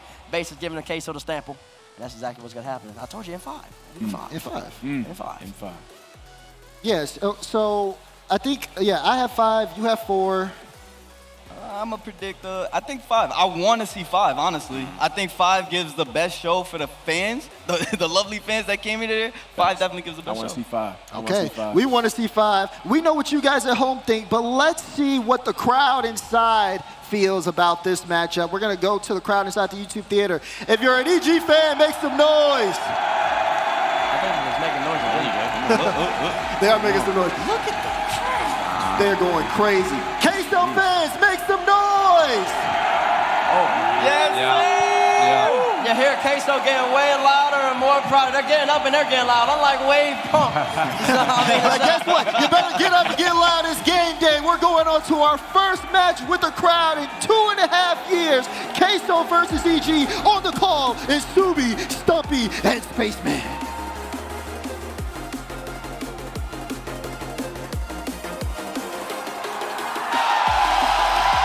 Rocket League fans from around the world have assembled at the YouTube Theatre to witness our first matchup with a crowd for the Winter Major. This is Queso versus EG, and I am joined by 2 of my favorite people in the world for the biggest honor of my life to bring you that first series. It's Subi, it's Spaceman, but Subi, my man, what a start we're gonna have. This is absolutely incredible, and it already feels magical in the YouTube theater as the game goes underway, and Evil Geniuses looking to pull out the magical Cinderella story, taking down Team Queso. Well, EG's defense certainly gotten to this point, but Team Queso's offense arguably the best in Europe. You're looking at Rise, 23 goals so far, and it's only Saturday. At this moment in time, you have to play immaculate defense for Evil Geniuses. Every player on Queso has got that star factor where they're able to shut down anything that a team opposing them is going to be able to offer. But all of this pressure begins on the side of EG. Yeah, already in the defensive half of Team Queso, and you can already feel this crowd feels like an overfilled balloon ready to pop at the first goal of the series. That's a big whiff there. Team Queso usually getting shots on early, but you're looking for that midfield pressure to certainly circulate as we look at the transition down the field. A lot of giveaways on those chances. Rise trying to corral the ball through the corner. Back to midfield we go, taken away. But Rise wins a big 50, and we'll slow it down for the moment. Rizex leaving defense, forced Batira to pitch over the top. The dunk isn't able to come in, however, and Catalyst isn't able to clear it to the side. A flip reset on the sides of Rise. Flips it beautifully. Up for the double. Down for the touch. Joyo, welcome to the YouTube Theater. Team Queso first to strike against EG, and it falls. All 3 members go up, and Joyo puts it in. It's not just the double, it's the triple, the quintuple juggle. Team Queso striking early, but the question mark for EG comes on the defensive end. That's how they got to this point. It's going to be the saves through this long best of 5. If they want to take it the distance, they have to step up and meet the moment. Our opening goal is something we're all going to remember for a very long time. But EG, they're going to want to bring one back themselves and see if they can deliver a blow on that cheesy net. And you can already tell nerves slightly on the side of EG as the bumps come out. And double commits on the side of EG, pushing very far in front of that net. The ball crosses the goal line, but somehow Team Queso to clear this ball back downfield. Already starting to notice the challenges upfield for Evil Geniuses. We're getting right in the face of Team Queso, not allowing the counterattack to blossom off the back wall. That's where Europe starts to struggle when they can't get ahead with possession. But right on another touch, it was great for a center, but not good enough for the extension. Kicked out the other way down to Rise. Vatira to Rise finds Ivan on that backboard. Down to Rizex and the whiff, the demo coming in. Suddenly Queso find themselves on the push, up for the double. Down for the attempt, but instead Vatira isn't able to secure the shot on target. Up is Rise, down is the ball. Chances for Queso forming time and time again. And how rare is it to see the top offense going up against the top defense? So far, Team Queso leading the major in goals per game and shots per game. Just offense in volumes is Rise going up, trying to 50, the ball set up, and goal for Vatira! If you can't slow him on the ground, You're not going to stop him in the air. Rise, perfect setup. Vitira punches it home. 2-0 Team Queso early on in game 1. Ivan found himself in such an impossible position, has to defend from the ground pinch and the shot coming in. Instead, it was the second. He bit the dust, and Queso 2-0 up. EG, no goals to their name and halfway gone in our opener.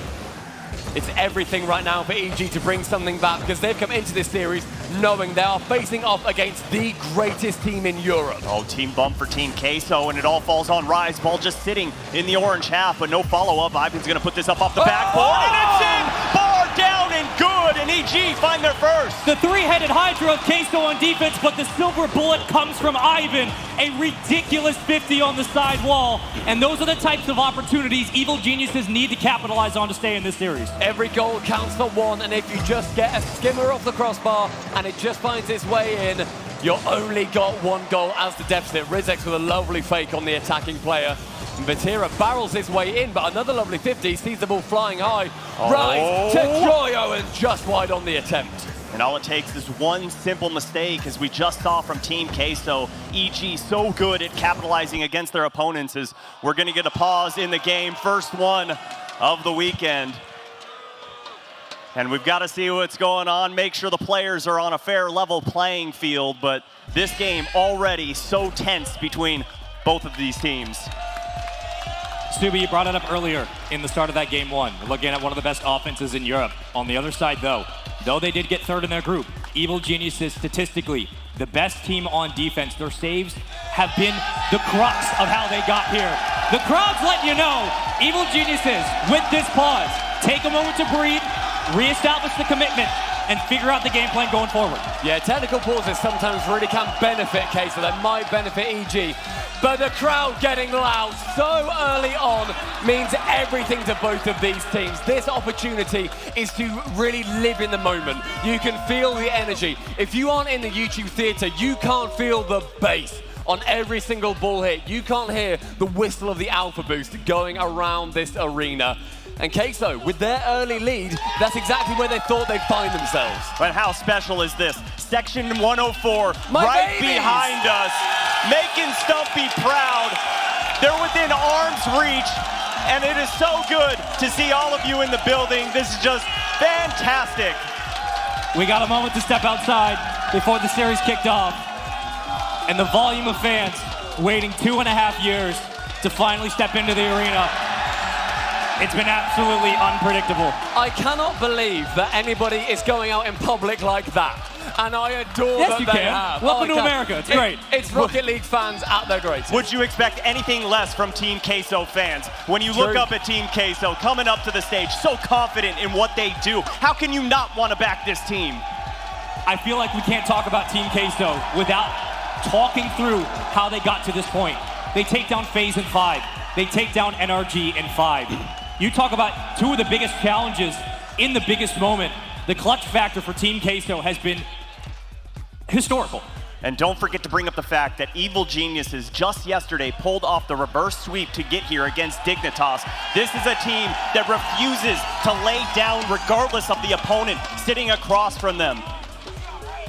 The fact that we have a North American crowd going crazy for the team that knocked out NRG is blowing me away. The fact that that is the passion that these boys have inspired is amazing. It is a crowd that we've wanted for so many years, and here we are. I hope everybody at home is also having an amazing time. We've wanted this for so long. We're gonna keep talking about it all weekend, guys. We're in the YouTube theater. It's the best place on earth to be at the moment. We're speaking about Queso so much so far.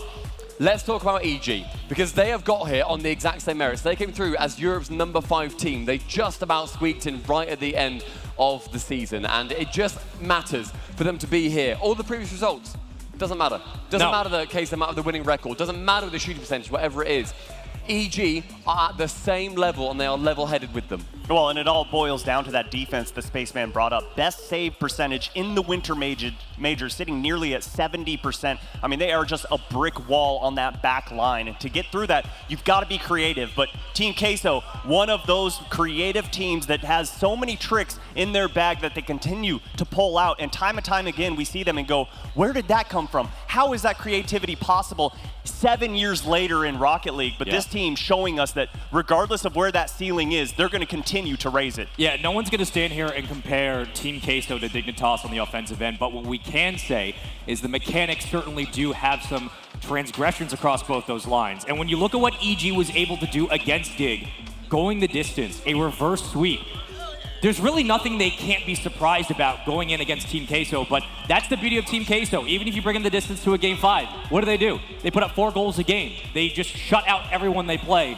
It's almost impossible to stop them when they have to clutch up. It's the moment that matters when you are here on that stage. The LAN rookies. These guys have never experienced this before. They have flown all the way across the world, and they have got hundreds, they've got thousands of people cheering their names, going crazy, dressing up as cheese for some reason, which is amazing, and they're here. I don't know how they're feeling. We'll never know how they feel in these moments, but it comes down to how they approach the series as and when it falls.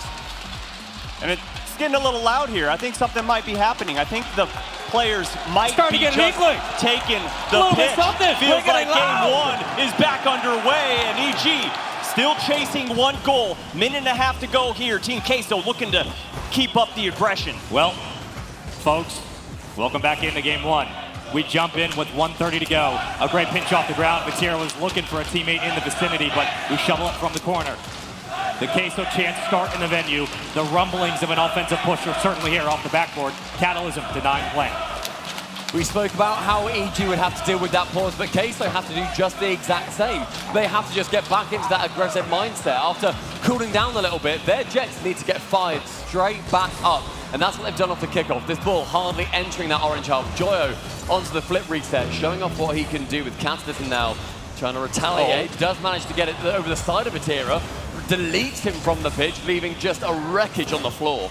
And if EG is going to find any success here today, Stumpy, it feels like it's going to be on the back of Rizex, this sharpshooter for Evil Geniuses, but still, EG back on defense, but they're so welcome there. They feel so comfortable, so natural, but 30 seconds remaining in game number 1. They need to break out. They need an opportunity and still can't get that ball past midfield. Here comes Catalysm looking for a double and put into the corner. But what EG did really well in the start of this game, they challenged Team Queso on the defensive end. They kept one-on-one pressure and they won it throughout, but Rise is just a little bit better.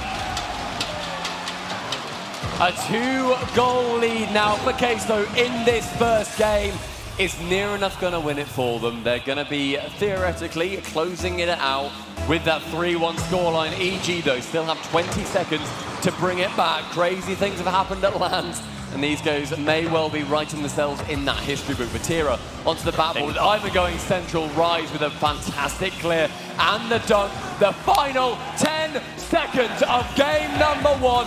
The countdown emerging through the YouTube theater, and Team Queso, our inaugural winners.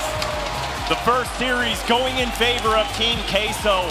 And I don't know what it is about this team. I don't understand where this confidence comes from. Every single moment they rise to the occasion. All 3 members, still teenagers, 15, 16, 17, but looking like they've been playing for years at this level. Well, our Mobile 1 high-performance replay continues to show you the dominance that Team Queso had at the midfield line. And on that point, EG just couldn't get boost. That's really the takeaway for me. You can have great defense. You can save everything under the sun. But if you don't have resources to get that ball out on a booming clear, Stubby, it's going to be impossible to score. It's going to be impossible with the pressure that Team Queso just continues to bring. They just overload you with mechanics and just continue to make your brain think too hard, too long. And for EG, you just got to calm down, not let this crowd get in your head, which at this point in time, impossible to do. EG had an incredibly hard group to work their way out of as well, and the fact they managed to take down Dignitas in such a high-intensity situation. It speaks volumes for them. And we're going to talk about Queso so much because it's the start of one of those fabled potential lower bracket runs that we may see that Season 6 offered us with that Cloud9 victory. Every team imagines that they're going to be getting it. Queso want to be in that situation. EG, though, this is also their time. This is Forbidden Temple, and it's game number 2. And already, Team Queso right out of the gates looking for a shot far post and can't quite find it. Accuracy being an issue here is Rizek's pass over to Catalysm. Shot on target, turned away by Vatira. And Team Queso forced back on their heels early in game number 2. Denying the challenges early, even off the kickoff. Evil Geniuses looking for something spicy, but you can feel as this series starts to marinate a little bit more, it's going to be up to Team Queso to shut the deal down. Evil Geniuses have to start the scoring, and they got to start early in game 2 if they want to get that momentum right back on their side. 30 seconds without incident, but Joyo, he wants to cause some chaos. Riggs onto that sidewall, caught out by Rise, and his midfield control continuing from game number 1. 20 boost, Vatira to drop it down, Joyo pinching central, Rise is up, Rise right on net. Between 2 defenders, and look at the speed in which he gets back up to this ball. Catalysm gets 50 by Joyo, and Rise already in the air. Ivan can't continue through, and Team Queso, yet again, first to strike first. He continues to lead all regions in goals scored and goals per game. Rise, an MVP performance, and we're only into game 1 of the Saturday matches. It's the lower round, but man, it feels good. Back to the midfield we go. Possession here for Evil Geniuses and pressure as well. They start to mount the attack to the corner. What a pitch. Oh, wow. And the pass out on the center. Catalysm there, but it's all 3 from Team Queso waiting for the shot.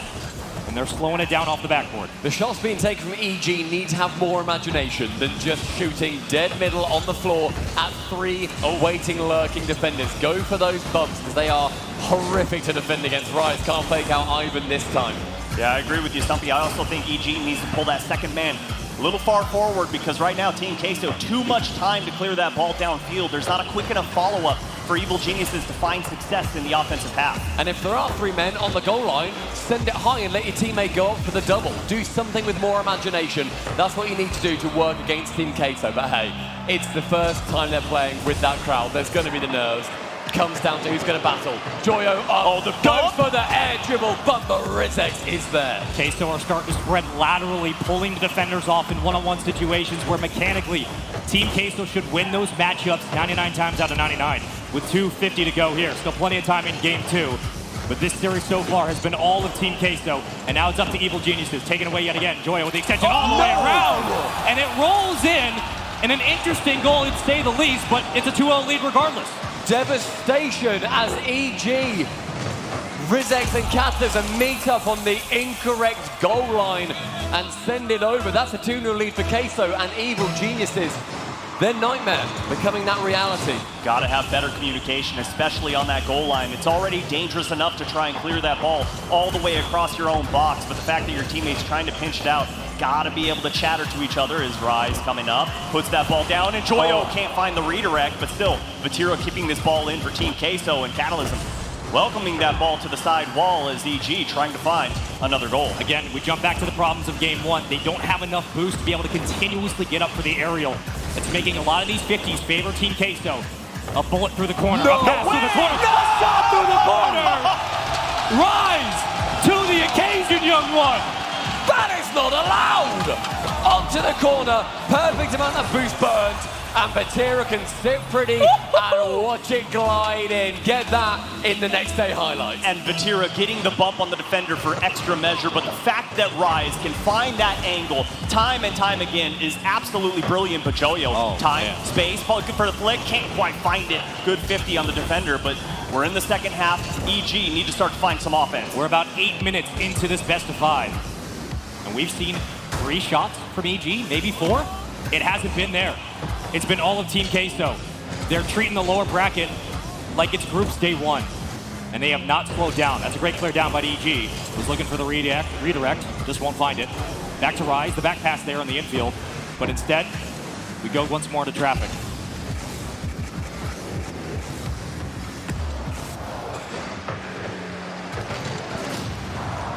And a good defensive demo there for Team Queso to really relieve that pressure, and Looks like I've been able to get back in time, but right now Team Queso just playing so fast, so mechanical. EG has yet to find an answer as we near the final minute.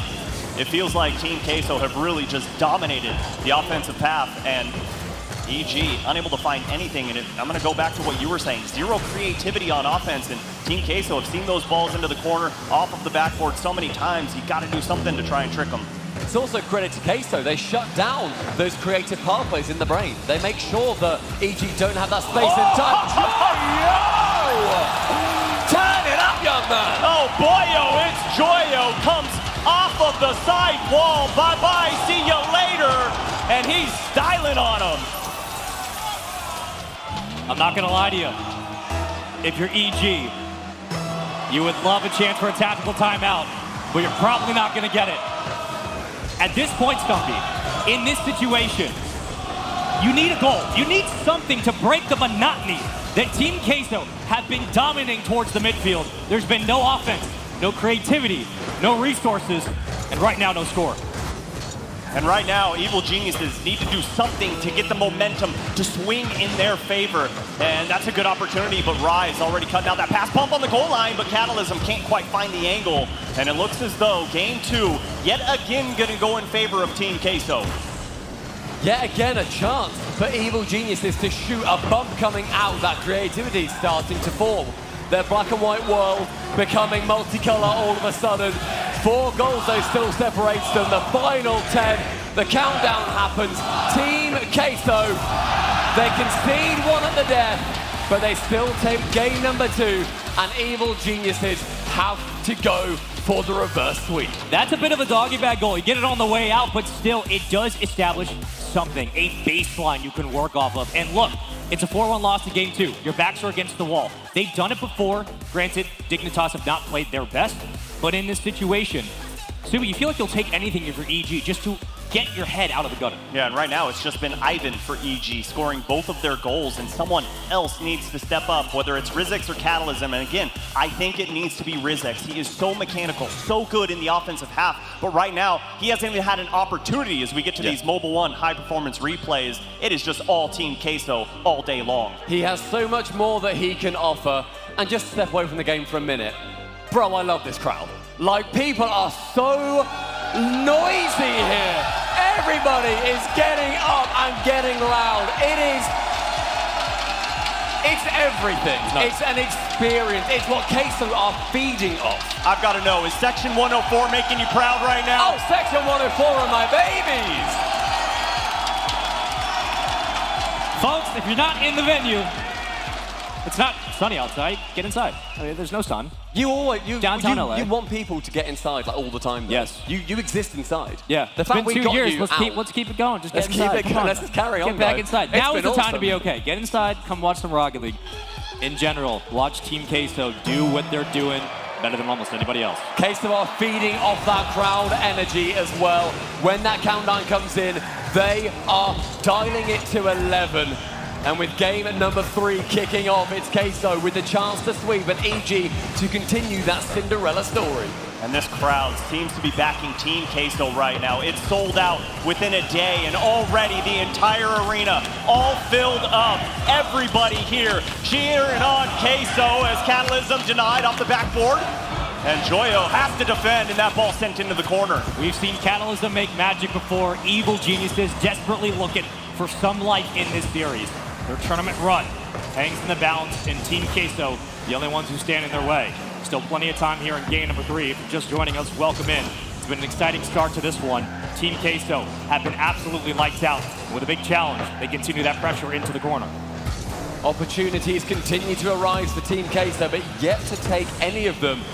As Ivan giving that ball away, relinquishing any pressure that they built up.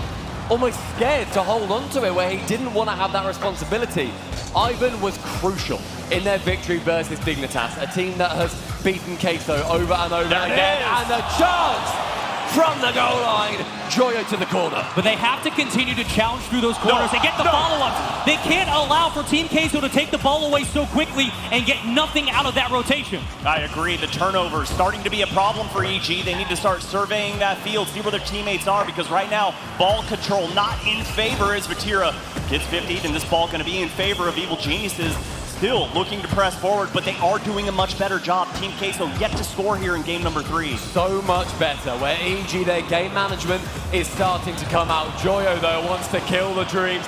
Rise to the skies. From the bad ball, though, Ivan is able to clear it away, but Rise lurking in that goal, bumping him out of the way, coming from the blind zone. Off the bar, Team Queso continue to hit. Now is the time for Evil Geniuses to start to work through their progressions downfield. Orchestrate some kind of offense here. There's not a lot of time. We're about halfway through game number 3. This could be the last series of the major. Great pass, great shot. Counted for both. It's Catalysm back in midfield. Challenge there for Team Queso. But yet again, we boom this one to the corner. Long shot from Rise. Attempts to find Vatira to the backboard, but up is Queso. Does get cleared away, and look at the boost differences now. Queso had about 300 for a second. Ivan only rocking 50 with 2 zeros straddling his name. Queso, the game management is coming back on, but no goals to show for it, and Evil Geniuses certainly continuing their offense much more convincingly than they have done in the previous 2.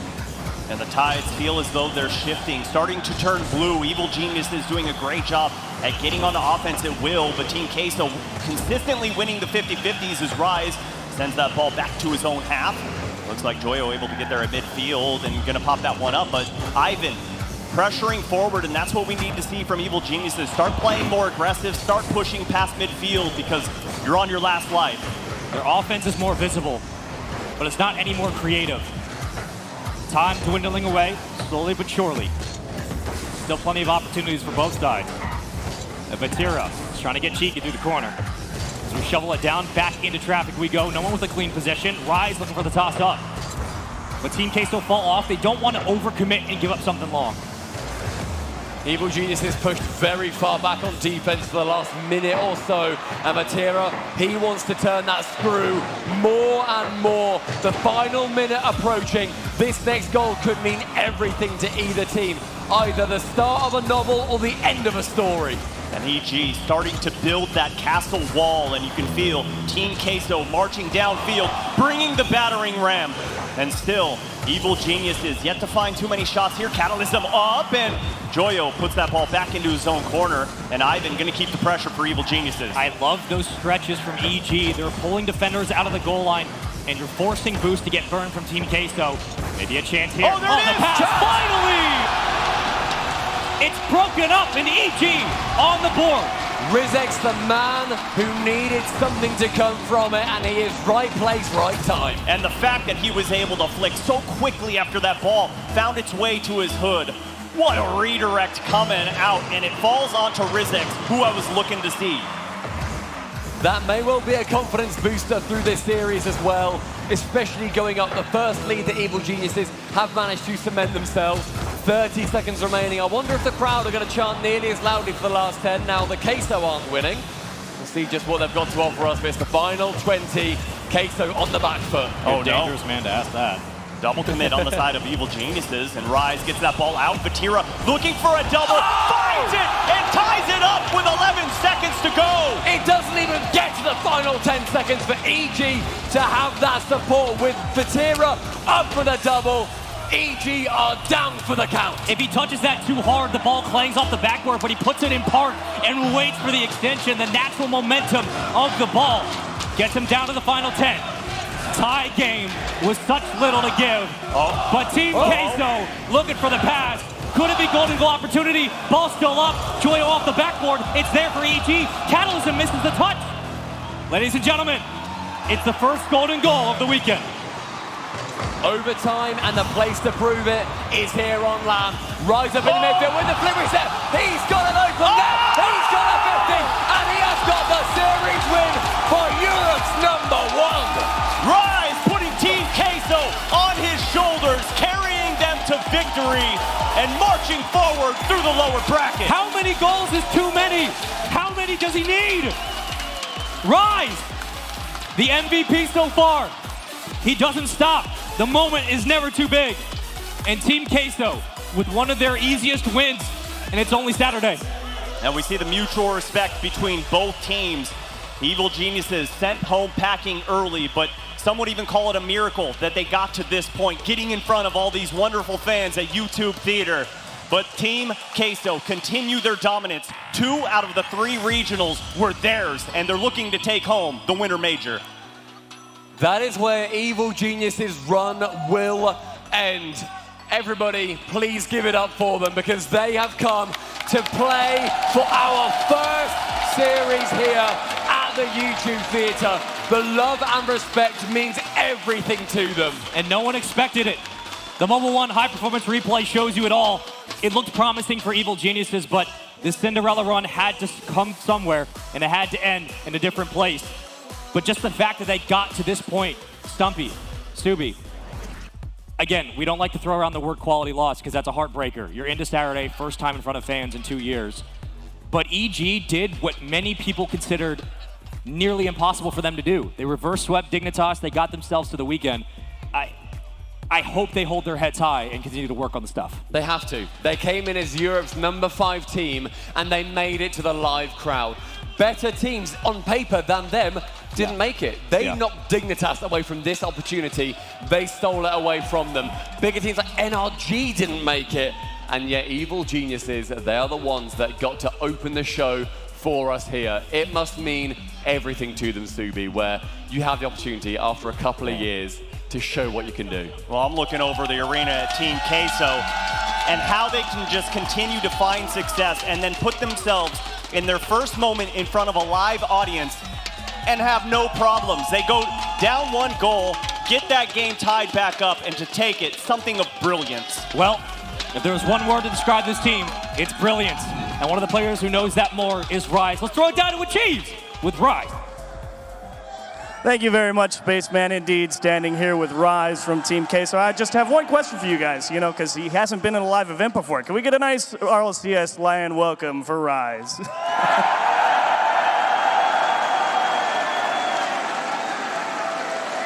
Well, there you go. Deserving MVP chance. You think that's good? Do you feel that? Bro, that's insane, honestly. That's insane, bro. I appreciate you all. Thank you. Well, you certainly played an excellent first match. You played incredibly well. Do you guys feel like you're playing at the peak of your game right now? I don't know about our peak right now. I think it was a nervy series for sure, but we were less nervous than they were, so in the end, we won. But we're not at our peak right now, but when we get there, we're scary, so I think, yeah. Even more in the tank, it would seem, for Team Queso. And of course, your next match potentially going to be against G2 or Furia. How are you feeling about either of those guys?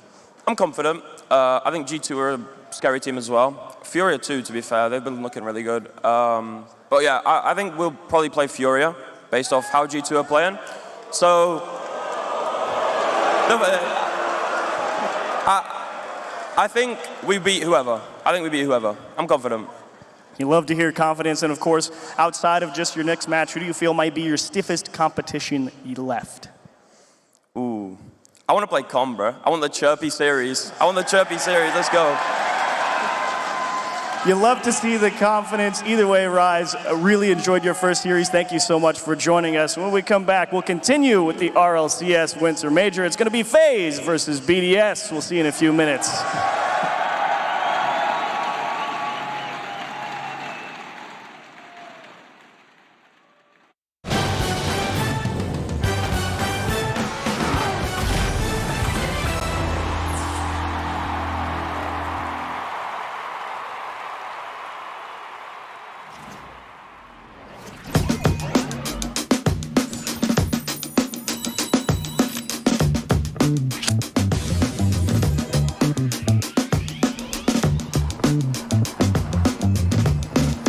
Blueberry short stack?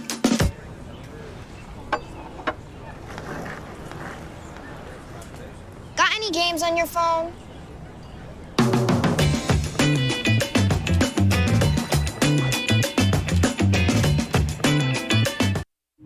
This might not be your car, and this might not be your engine. Maybe this isn't your morning routine. And maybe these aren't your coworkers. Perhaps these aren't your standard driving conditions. Far from it. But this is your oil, which means you're one of us, doesn't it? For serious engines, on and off the track, upgrade to Mobil 1. It's 3 a.m. I need a taquito. If you want it, we can get it from the 7-Eleven. Slurpee, light bulbs, antifreeze. Here's your order, nacho cheese. If you want it, we can get it from the 7-Eleven. Tippy driver.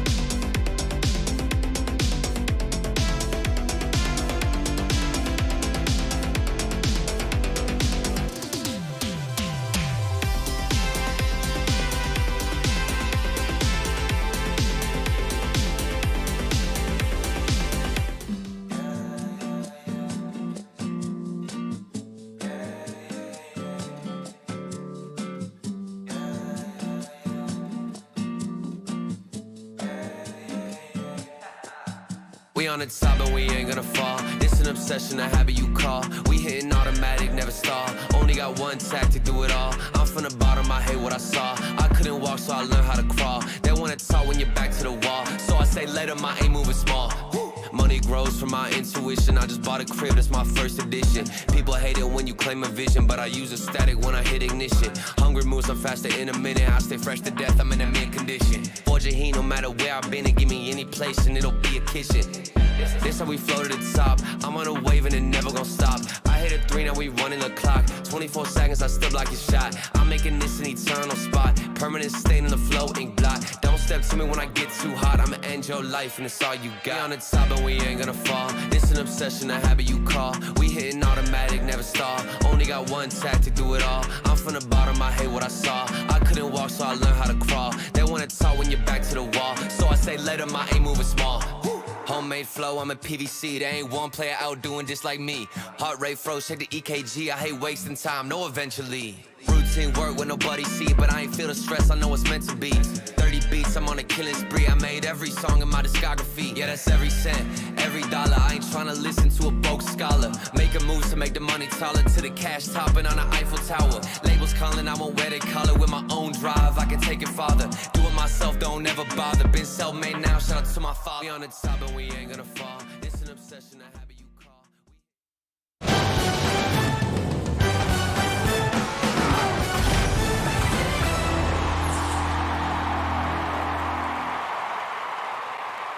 Welcome back to Los Angeles for day one of YouTube Theater, here for the Winter Major of the Rocket League Championship Series. Dazarin did the honors earlier, and he did it well, but I do want to say, get up and get loud, it's game day. Indeed. I'm excited to be here. I got a Gibbs, I got a Bates, I got a Rolders, and a CJ on the desk. How's it going, man? Unbelievable. It's great to be here. Obviously, would rather be, out on the stage right now. It's absolutely unbelievable, the atmosphere. I don't know if you guys have checked it out down there, but...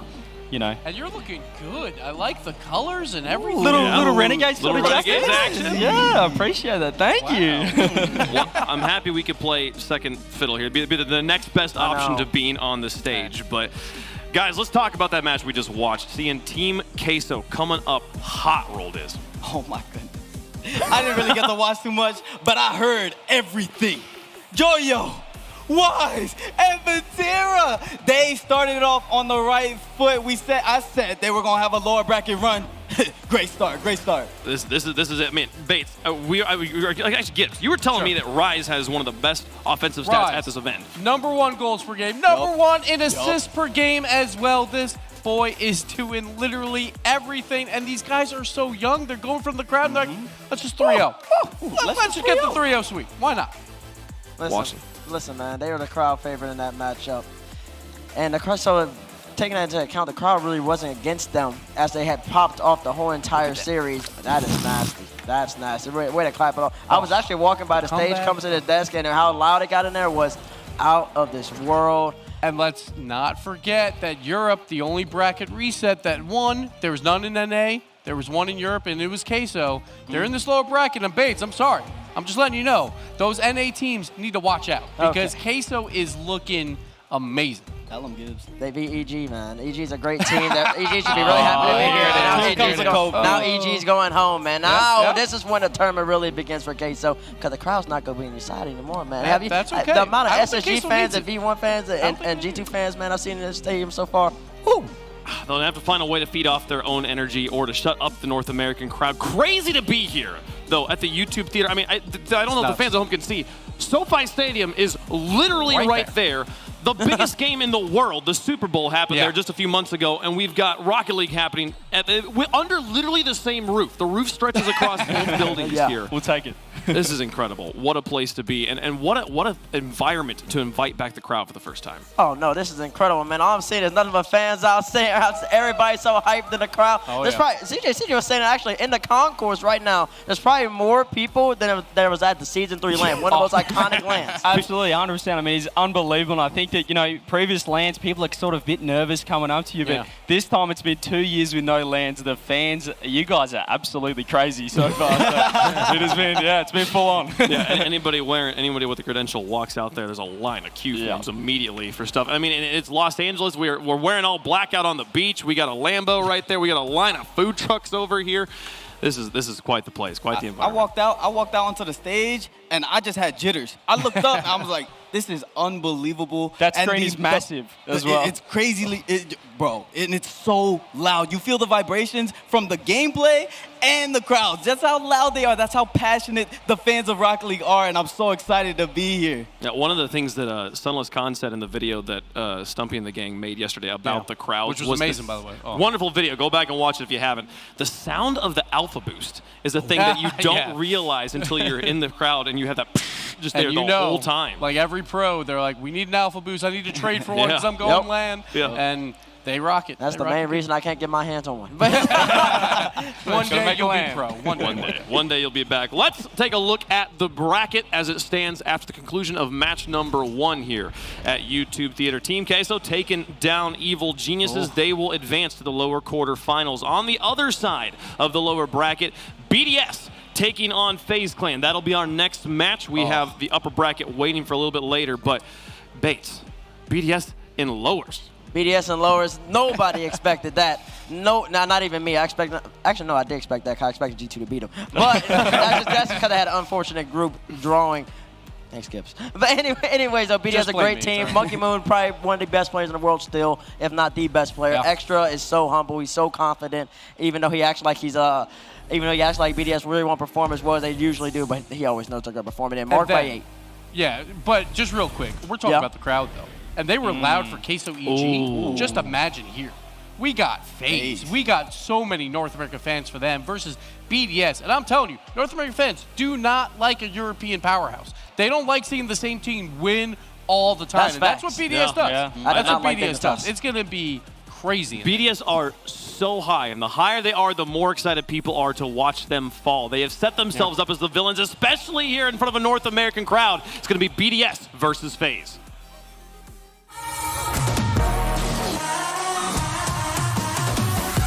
I'm excited to play against BDS. They're a really good team, and I'm just really excited to try to beat them. Their strengths, I think, are controlling the game, controlling the pace. They are very mechanical, very fast, a very fast team. I think Fresco is the best player. He's probably one of the best players in the world, and it's very hard to play against him. I think BDS and FaZe are really close, and I think it's just going to be an intense match. I wouldn't say we feel confident, but I definitely think we can take them. My message to BDS is just good luck. May the best team win. Might be the era of BDS, but boy howdy is this a FaZe house. They'll have the home field advantage going up against the Titans from Europe. BDS, they know how to win every single major they've been a part of. Doesn't matter if it's online or LAN, but they've never done it in front of a crowd. Now it's time to show everyone, run through that lower bracket. Right, and they already proved that they can perform at a LAN for major champions. Exactly. So this is a little nuance, a new little wrinkle to the BDS legacy that we started witnessing early in 2020. I mean, CJ, is there any way to simulate or practice playing in front of a crowd that is against you?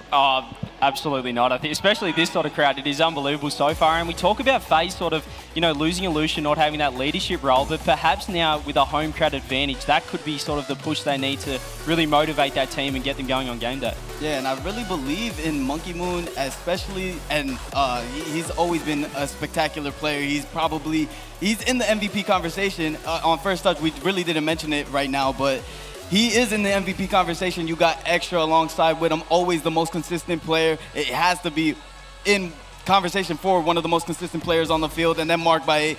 We need him to step up big time in this series. Mark by 8 was the player we had so many questions about in day 1 and 2. Do you feel like those questions got answered yesterday, Gibbs? No, absolutely not, because he was nervous against G2. It was a bad miss in Game 5, and he was down. And then against Pioneers, all of BDS was very, very nervous throughout that match. They almost lost it, but then we saw Extra. So they win Game 5, and you expect him to be very happy. No, his head was in his hands. They were just relieved that they beat the Pioneers. And that's not what you expect out of BDS, because they know that they should beat everyone. So they're expected to win, but they were nervous. And now in front of the crowd, that they're playing against a FaZe team that looked good through their lower bracket. It was hard to gauge what side the crowd was on, because they both come out at the same time.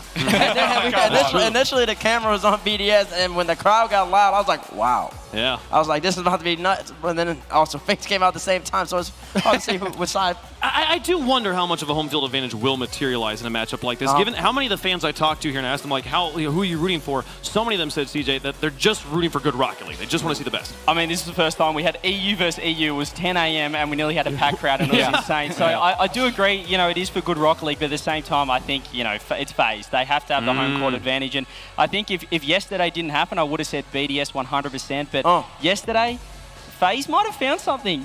We saw AJ starting to pop off, and we didn't really like what we saw from BDS. Particularly, Mark was very upset after the series, and he was quite vocal about that. So, BDS, they're not in a great spot right now, and can they find something with no home court advantage, as you said? There was a hole left by Sypical, I feel like, on day 1 rolled is. In days 2 and 3, though, that seems to have been filled. Oh man, Sypical is back. I think this kid. Day 1, you said it correctly, Wave. Day 1, he was struggling, but I think they brought the energy for day 2 and 3, and I hope they continue this energy because First Killer in the middle, he's screaming. I've never seen this kid just yell. I just feel like the whole FaZe team as a whole has just been one of the most quiet teams in the league, but they just start screaming all of a sudden, and I think it's gonna feed off the energy now. Yeah, this LAN is creating an evolution in front of our eyes. We're watching these teams evolve and become LAN teams after 2 years of online. You have to get loud. You have to get hype. You have to ride that momentum. Would you say you have to get up and get loud?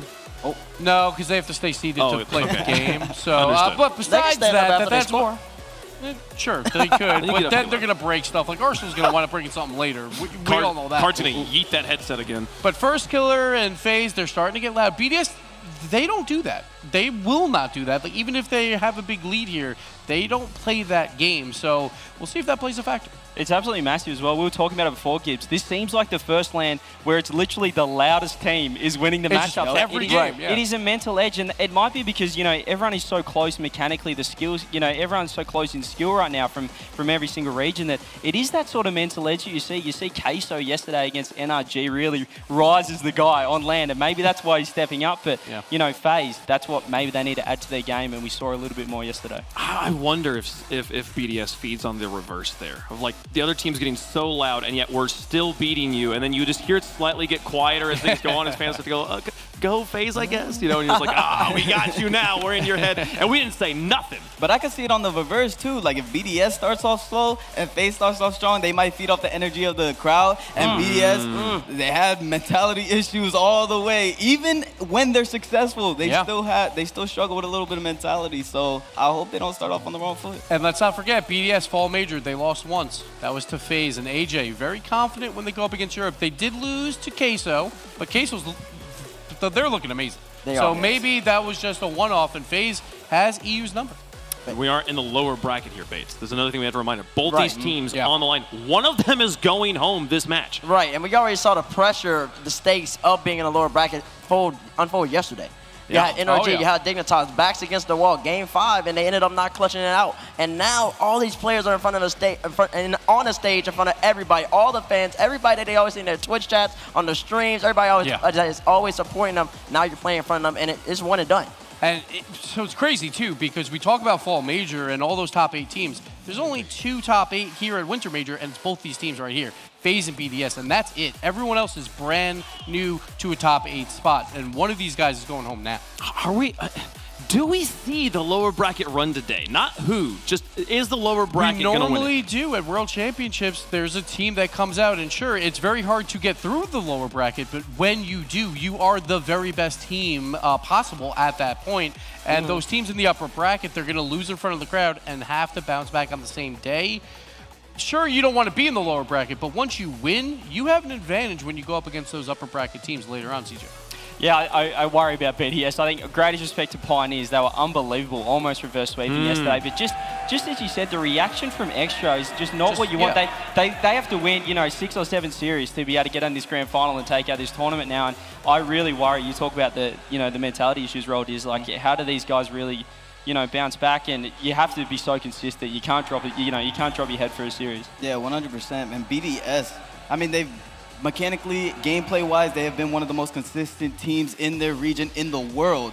It's always the mentality that kind of breaks them apart. They place first, they place top 4 in a bracket, and they're still, like, they lose one game, and their heads are down. They're figuring a way to pick it back up. But I trust in this roster, man. They just need a couple games, a couple goals. Maybe we'll see Monkey Moon start screaming or something. Maybe. Oh, can you imagine, folks? I'm so excited to get this match started. I know you guys are as well. So let's put down some predictions here. Get your votes into the Verizon fan vote. Use hashtag FaZe or hashtag BDS, depending on which way you're leaning in chat. We'll see how you feel here in just a moment. I'm just going to start over on the end. We're going to work our way around. Roll Diz. Who you got? Oh.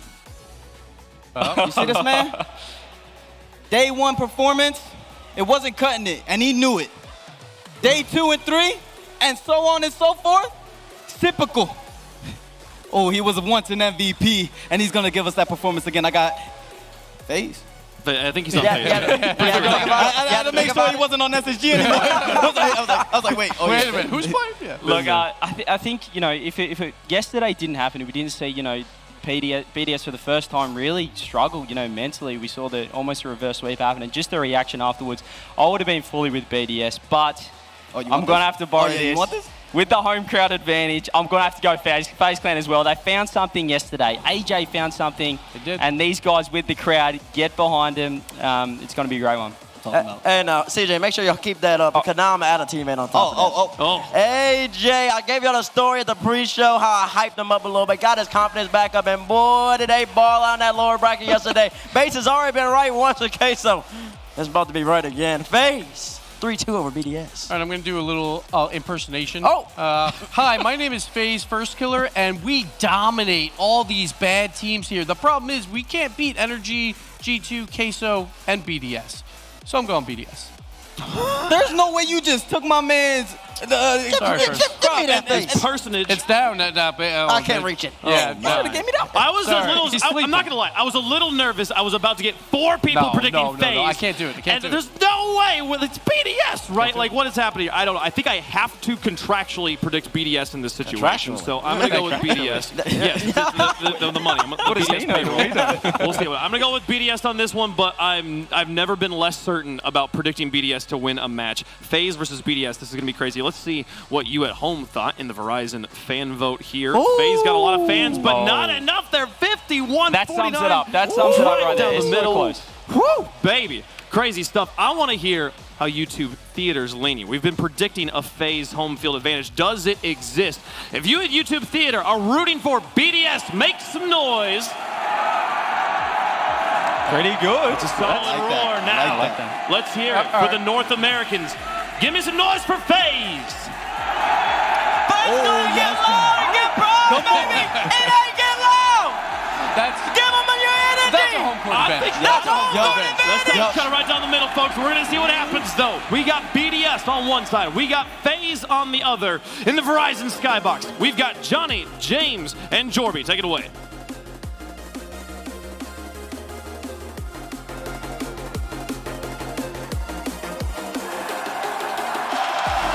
In this new era of Rocket League, BDS have owned the stage, but a new stage is set, and FaZe look to topple them here. Oh, I can't wait for this, man. FaZe, BDS, home crowd advantage, already sounding pretty good, I've got to say. Well, let's see what BDS do against that. And you got to remember, in the fall major, Johnny, FaZe actually took down BDS. FaZe falling to NRG, who ultimately made it to the finals, but FaZe is hungry for that top spot. That's why they dropped Illusion after he had such an amazing fall major performance. They picked up Typical to win the big show, and now they've got to get through the toughest team to progress. Doing it twice may just be as difficult as doing it the first time. That ball pushed away, but BDS on the push. Popped up quickly by Typical. That one pushed down and saved again. Right off the crossbar, taken away. AJ and First Killer picking up the saves. Yeah, both teams looking quick to start things off. FaZe really coming out of the gate hot. They've got a great chance here. Monkey been able to get it away to the side. Looking at Mark by 8 in particular. He's been highlighted as a guy who's struggling for BDS this weekend. That might actually sneak through. The smoke is not going to clear to a goal extra. Will clear the ball to the left. And FaZe might be feeling good about this matchup. Monkey Moon has been doing so much heavy lifting for BDS. Out of the 37 goals they scored, hold on. Typical! It goes in! Typical opening the score sheet for FaZe. He had to step up. He struggled early on, but he showed up to play. And look at that shot. 1-0. Oh, it was an own goal. It was an own goal. Monkey Man actually blocked Mark's save. He accidentally gets in front of his own teammate who had the save, in fact. Wow, that's a nightmare start for BDS. Messing up like that and then hearing a crowd roar in enjoyment. But it was Monkey Man, so no doubt he should be able to bounce back. Let's find out. We've always talked about momentum, how crucial it is to have it. And with a crowd, it means that much more. So FaZe striking first, see if they can add to their total, but BDS quiet things down, a long clear for FaZe. BDS will catch this one out extra. He's been behind a lot of carries this week for BDS. To do just the same. FaZe stopping their push, not allowing BDS forward. That shot denied. Back over to the far side. First killer, getting the demo after getting his back corner boost. This is setting up a counterattack. Taken down by Typical.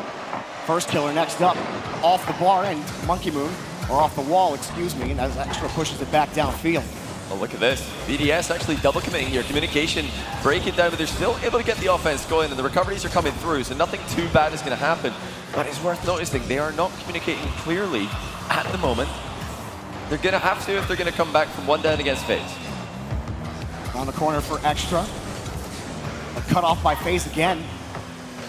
BDS holding firm on the blue half, but they just can't grab possession beyond midfield, and now FaZe coming back the other way. Can't find the touch.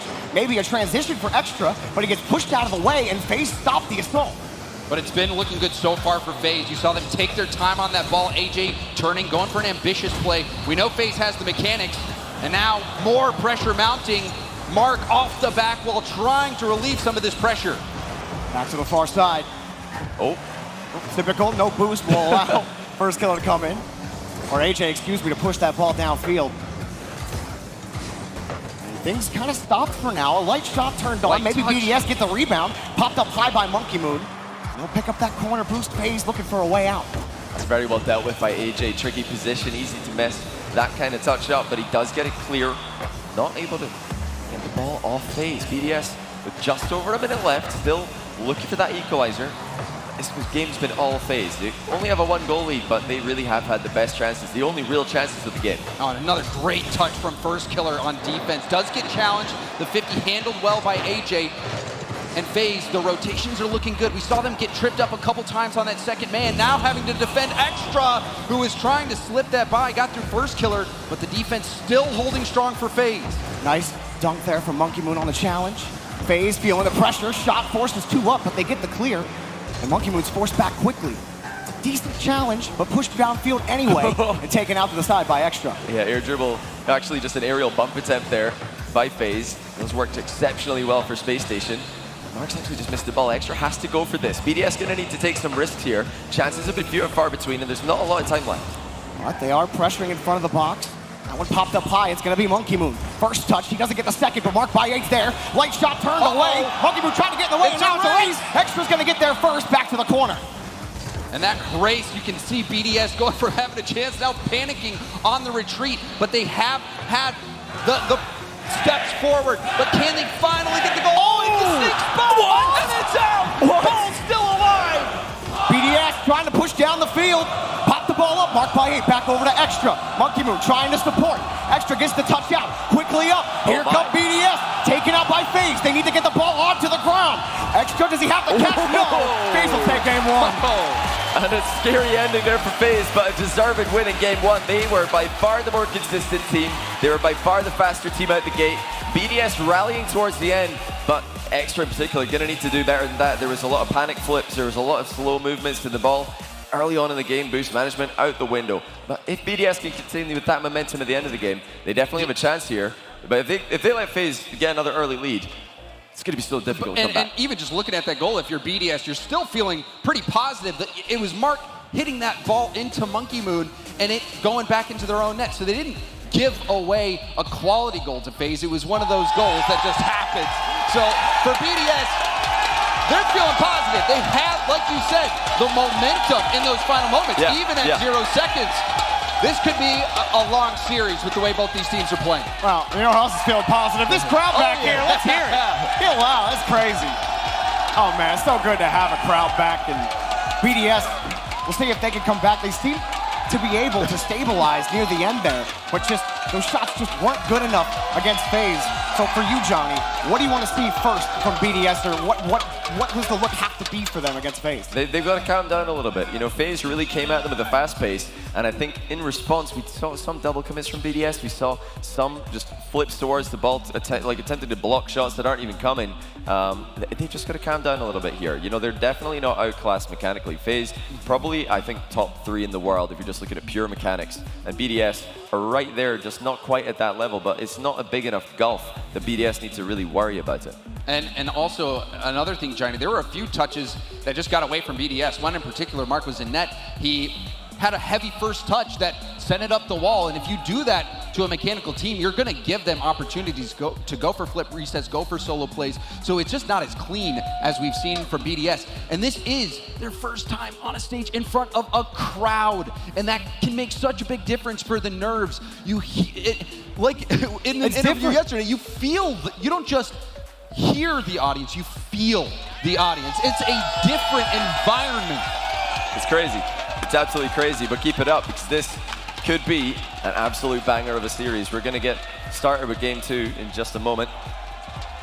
As things stand, FaZe have the lead, and it was a very dominant 1-0. They did not look too vulnerable. There was a couple of scares at the end, but really, they had goal side coverage every time, and that's FaZe's specialty. They love to shadow, they love to make saves on the goal line. They're not known for their challenges early. So if BDS are going to try and shoot past goalkeepers, they better shoot well, because you're up against 3 of the best goalies in the world. Yeah, it's really true. I mean, even with that criticism of, you know, not being able to, or not challenging the ball on defense, I do feel like they were a bit more aggressive on the defensive half. And I mean, how often BDS starved for boost? You know what? Yeah. How about this? All right, left side, right side. You know how it goes. Get loud. Get loud. There's nothing like a crowd at a Rocket League event. You know, Derby, this is way different than casting in my basement. I play before this. If I could go here every game, that would be great. It's a little bit better. But I was going to say, early in that game, FaZe was doing a very good job at challenging high. Right. You challenge high, you shut down the solo play. Monkey Moon has been so good for BDS. He's been the workhorse for BDS. And FaZe got practice yesterday against Endpoint. Seiko was out of this world. He was so good, and they knew they needed to shut him down. Well, it's very similar with BDS. If you can take Monkey Moon out of the equation, that does cripple BDS. We know Extra and Mark have the ability to step up, but so far it has been Monkey Moon. I love the heads. There's AJ. There's Where do you Killer. get those? I don't know. I have a feeling we're gonna, if FaZe end up winning this, we're gonna start seeing more of those. They're gonna multiply eventually. But for FaZe, one of the things that I always felt is that they always had problems adapting to their opponents. They always tried to force their play style onto their opponents, even when things weren't working. But you're not seeing that at this major. They are adapting, and I always go back to that interview with Daz and First Killer when they lost their first match. He's like, we just got to get louder. And First Killer has done that. He has gotten louder. Game number 2 on Forbidden Temple underway. BDS looking to tie the series. And BDS need a strong start here. They were definitely the slower team out of the gate in game 1. Conceding another early goal, or any goal at all, hearing that crowd roar again against you is really tough to ignore. These are players with a lot of competitive experience, but no LAN experience with a crowd this size, anything like this. Again, it is FaZe on the infield. Huge shot! Absolute banger by First Killer. Look at this snipe. Typical, being a nuisance. AJ quickly turning, First Killer ready. FaZe is operating like a well-oiled machine. And Monkey Moon was in the right position. That's where you want to be, but that shot was so hard. There was no way he was going to get up to save that ball. You had to put that top shelf, Jorby, and man, he did. Here's Mark Valle off the kickoff, immediately denied. Extra will get the follow-up. Monkey Moon already in the air. BDS looking for a quick strike back.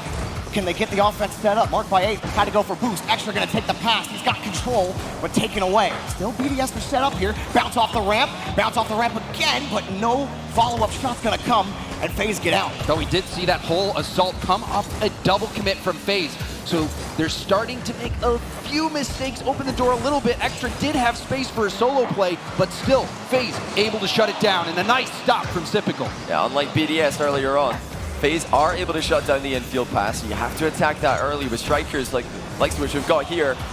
Again, covered by FaZe. They're watching that infield. It's Typical both times here, just diving in, getting close to the ball, making it impossible to shoot on target. Getting stuffed by first killer almost twice. Extra, or Marked by 8 had to come in. Monkey Moon getting demoed on the back end. BDS all of a sudden facing some pressure here from FaZe. There's Typical again, stopping Extra's push downfield, and then the follow-up good from first killer, and they move back down the field. It's a great touch by Typical. It's awkward to clear. AJ is going to be able to pounce on that. This time backboard is defended by Mark. Just gotta say, he's having a better day than the rest of the event. It's really Monkey Moon and Extra who haven't produced their group stage performance in the game so far. And you talk about group stage performance, I was going to say, out of the 37 goals that BDS scored, Monkey Moon involved in 33 of them. So you see how much work he does for this team. They're going to need him to step up. Oh, AJ off the post and in! FaZe are not stopping here! And again, it's on the infield. First killer takes his time. He doesn't stay on the ball. Lets Typical come in. And AJ's got that far post approach. He's able to get to the ball even on a fast pass across the box like this. Phenomenal positioning by FaZe. And what a play by first killer to leave the ball there. Lets Typical come in. Monkey Moon trying to get control of that ball, but it's just wrenched away from him. And that feels almost with every BDS push when it looks like they're starting to get control. Typical, first killer, AJ are there to just steal the ball away, and now it just comes for free. They get a free pass, it's FaZe, but it's a rebound off. Popped up, here he comes. AJ underneath, and it's taken away. And you love the mechanics, no matter what the situation. Expect the AJ flip reset. But still, BDS able to fend it off. We're just past that halfway point, and this game has been all FaZe. You're seeing BDS looking off kilter.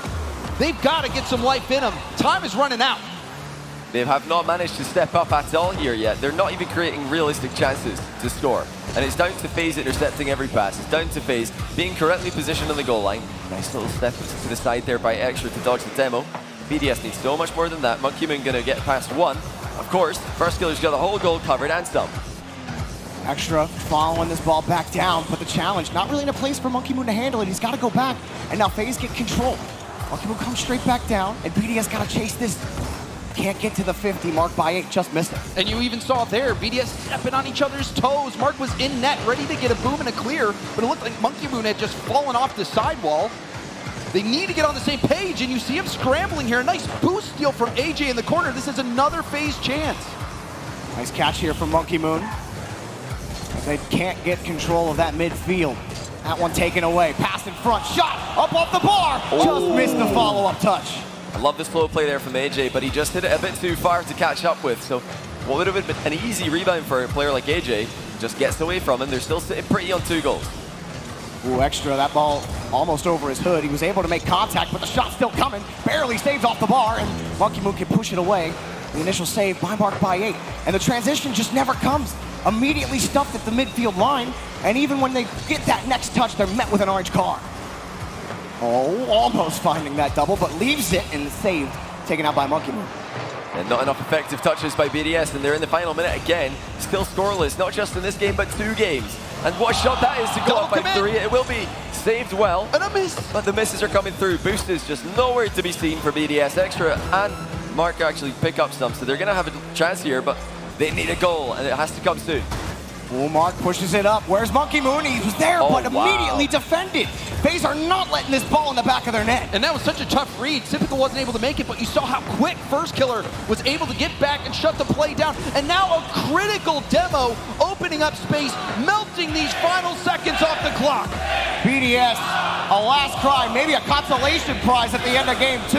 But time expires, the ball touches the ground, and FaZe 1 game away from eliminating BDS. And Extra leans his head back in despair. They look lost on the field. They look like they don't know where they're meant to be. This reminds me, honestly, of the BDS we saw in RLCS Season X, the very final of the championships versus Vitality. I don't know how many times I saw the ball lob over the midfield and somebody's under it thinking, I should be a little bit further back, shouldn't I? They look completely lost on the pitch. In those final moments, we saw a play where, I think it was Mark and Extra. Both of them had to throw it in reverse and half flip to get back to where they needed to be. They do not look comfortable, Johnny. BDS, they've had some opportunities and some space. FaZe has made the most of theirs. They had FaZe are consistent. This is, I think, the improved FaZe. And we got to remember, they're only, their most recent loss, they lost to V1, opening match. Then they lose to Queso, but look at Queso now. Queso are running through everybody, so that loss really doesn't look that bad. Losing 3-2 to Queso, not a bad score. So hey, NRG fans, I know it's a pretty sad day for you, but it is. Losing 3-2 to Queso is really not looking that bad anymore. I think they're still healing from their wounds, Johnny. Yeah, why did you have to bring it up? Yeah, look at FaZe, a 3-0 endpoint, and now they're up 2-0 on BDS. It might have just been that group was a lot tougher than some of the teams in the other groups. I'm really impressed with Typical. He has really stepped up, and this is exactly what FaZe picked him up to do, to be that linchpin, to be the third man that stops the transition in midfield, keeps the push alive. Typical has been that in this series against BDS. And now BDS, they have to find something, and it might start with Monkey Moon getting underneath, but no good. And I love that effort from Monkey Moon going for it, trying to force the 50, hoping it bounces into the net, or at least gets a rebound.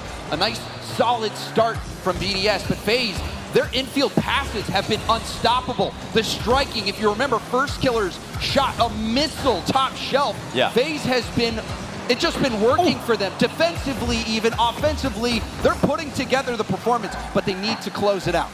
Yeah, better offensive positioning here by BDS. This is where they want to be in the matchup. They want to get FaZe in goal. They start to pepper them, start to pick up demos on the exit.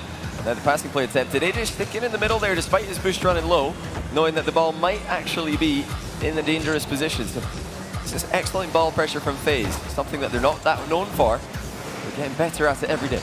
Oh, Mark trying to get underneath that ball, just couldn't make secondary contact. Monkey Moon gets to the next 50. This one looking decent for BDS, but they're all retreating. They're all on zero, actually. They just picked up a canister on the other side. And FaZe putting it in their net. AJ scores. Well, how about Typical? So many questions about this man coming into the event, but he lands a stunning pass to AJ, who again is running into the perfect position, just like in Game 2. And that has to be tilting for BDS. You saw Monkey Moon within centimeters of getting in front of that shot, and then Mark, it goes right over his head because he thinks Monkey Moon is going to get a piece of it. Oh, FaZe, another strong start, and BDS, this could be it for them. This could be their tournament life gone. Could FaZe take down the behemoth of Europe, really the behemoth of the RLCS for the last 2 years, essentially? BDS really struggling now to get this clear. Extra gonna push it out, but look at FaZe just trying to close down. They don't get that touch, and maybe Extra can get something started here. Yeah, they need something fast. They have yet to score in 3 games. BDS have been shut down in total in every way.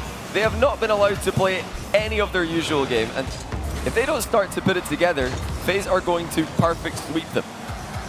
Really, I don't think anybody would have expected that coming into this game. 90% of people are thinking a 5-game set where FaZe are here to prove a point, and they put another ball in the net! Typical has something to say about it, 2-0! And this is Typical showing his worth. This is why they picked him up. Monkey Moon again left in the dust. Not only does he not hit the block, he gets demoed on the goal line. The mentality, it has to be rough for BDS. They've been so close and coming up short time and time again. Yeah, communication is nowhere to be seen. Another position where 2 players are near the ball, but no one's able to get it. What a save. Again, the shot's being shut down quickly. BDS trying to come to life here. They have conceded 5 straight goals in 3 straight games, and they have not scored at all in this series. Trying to right now, Mark by 8 diving forward. Monkey Moon gonna keep it up, back pass to Extra. He does get it over the first base defender, but they're only going laterally. There's no shot in front of the box. Monkey Moon up in front, but no follow-up from BDS, and FaZe get another clear. That's a lovely little drop-down pass as well in defense. FaZe not only passing the infield, not only passing with the air dribbles, but defensive passing as well. The synergy has been on a different level compared to BDS today. FaZe look like a team. BDS look lost again. They have 2 minutes left. He was too close, and backflips on that play. BDS need to put something together. These final 2 minutes, there's still hope as long as time's left on the clock. But you've got First Killer. Flip, reset, rebound off the crossbar, going to be no good. Monkey Moon trying to pull that ball out, but FaZe keep going. A third goal almost surely puts FaZe in position. Are they really gonna perfect sweep BDS extra? Pass over to Mark. No, it's cut off immediately. They're not allowed to pass. They're just shutting down every single pass that BDS attempts, and then at the other end, they're putting their passes together. Multiple FaZe players ready to cut in front of every BDS move. And here comes another one. Nice pass by Extra. Monkey Moon fires it wide. He was awkwardly positioned, couldn't get it. Now he's actually cut Mark by 8 off, and AJ's in a 1v1 with Extra. Oh, Monkey Moon dives in front, making it easier for Extra. That one wasn't so easy, but he gets around it, and BDS barely hanging on by a single thread. Monkey Moon pushes it forward, but there's too many FaZe defenders in front of him, and they carry it out again. Can BDS keep possession in midfield? Well, First Killer's in the air all by himself. Oh, no boost, double tap! Oh my goodness! Into the dirt! He had no boost! How does he do it? That's not fair! He's a magician! Oh, sometimes all you need is air roll. If you're He First just Killer. got there. I can't believe he reached that. It looked like it wasn't going to be enough, but First Killer pulling out the 110 boost play. And surely now FaZe have got this in the bag. BDS have looked like they have nothing to contend with today. FaZe have sent a message to the rest of the tournament. Watch out, because they're here to play. 45 seconds remain. BDS need a miracle now. After all of this time, their first match in front of a crowd may end in a perfect sweep. FaZe keeping that ball out again. 30 seconds left for BDS. Oh, how about Group A? Queso, V1, they're already in the top 6. FaZe trying to join them. That would be half of the top 6 from Group A. And in style as well. Queso destroyed earlier. FaZe are living up to the same standard. BDS completely out of time now. They have to commit, but nothing is working for them still. And for FaZe not only to take the win, but to perfect sweep the Fall Major champions. Wow. Unbelievable. FaZe Clan have done the unthinkable. They've taken down the Titans in dominant fashion. They move on in the tournament.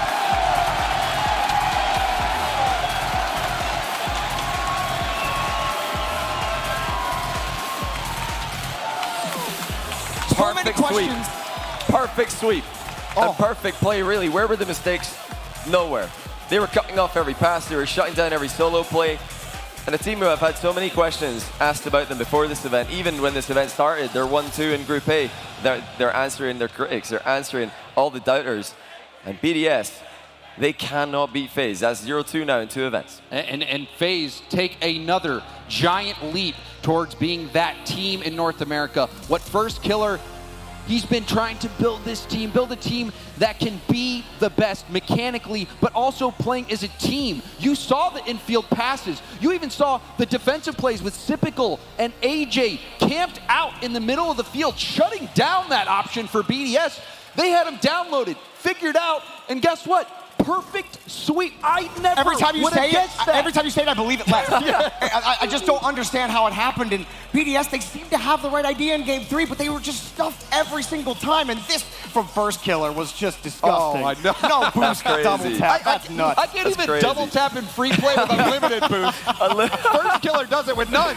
That's madness. I said it at the end of the game there, though. Group A turns out to be the group of death. That's the most stacked group. We got FaZe, V1, Queso, all in the top 6 from Group A. All the other groups, shocked. You know, they're not on the same level. Everybody, you didn't finish first in another group, you're out a year. So. You almost need a medal if I survived Group A. Survived Group A. It's crazy. But not only that, we've got 4 NA teams left. We've got only one EU team, 1 SAM team. This is not just big for this event. This is huge because NA are now 4 slots of auto qualification for Worlds. EU, I think now sitting at 3. We'll see if Furia could take one from them. This is insane. And I thought I had some ideas of how this weekend was going to go, but I didn't even expect FaZe to look that good. It's crazy. But I want to hear from First Killer. We got Stumpy on with him. Let's go to Stumpy. I am with First Killer, the man who has taken down our current champions in a perfect sweep. First Killer, that is an unreal thing to do, especially in front of a home crowd. Yeah, I'm so happy, bro. We played how we wanted to. We've been like, working at it, practicing. Just super happy, man. Do you think that a home crowd has helped you out here? Because they were getting loud. Yeah, having the crowd, like being so loud like that. I mean, it's my first time being in front of a crowd, so I was so confident, so happy.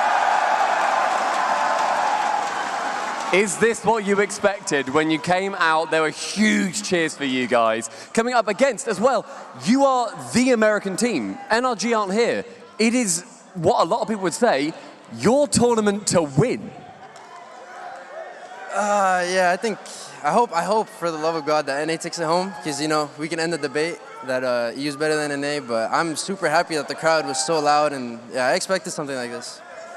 When it comes down to the gameplay, what do you think that you did that was just better than BDS? Because the perfect sweep doesn't happen often. I believe that was the second perfect sweep on an RLCS LAN we've ever had, the first one happening back at the Fall Major. There was something that was so stark between the two teams here. I think that we were just like in their face. We never gave them time. We were just trying to like be in their face, take all their boosts, bump them, just be annoying as possible, and like play our game. Because if we let them play their game, then like it's gonna be super tough. But yeah, we were just trying to play our game. It definitely seems like there's more of a focus on that physical play where you are now going up, you're bumping people, you're being very aggressive. Was that just a BDS, or can we expect to see pure North American aggression against every single team that you face? We're going to be aggressive as you can, all of the whole tournament. Final question.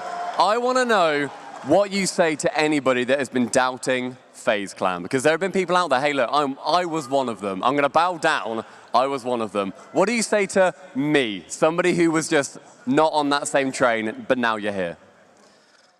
Honestly, just keep doing that, and it just fuels us, to be honest. We're going to keep, working hard and just try to win every series.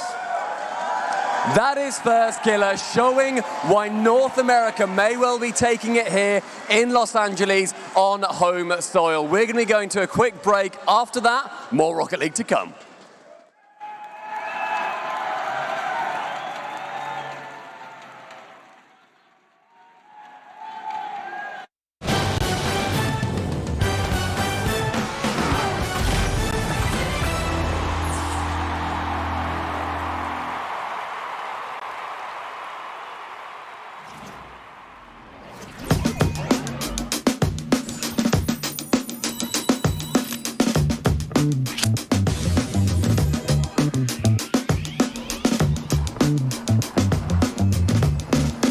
Blueberry short stack?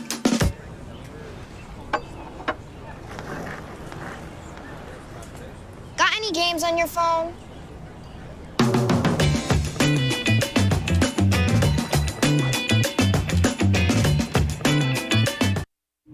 This might not be your car, and this might not be your engine. Maybe this isn't your morning routine, and maybe these aren't your coworkers. Perhaps these aren't your standard driving conditions. Far from it. But this is your oil, which means you're one of us, doesn't it? For serious engines, on and off the track, upgrade to Mobile One. It's 3 a.m. I need a taquito. If you want it, we can get it from the 7-Eleven. Slurpee, light bulbs, antifreeze. Here's your order, nacho cheese. If you want it, we can get it from the 7-Eleven. Tippy driver.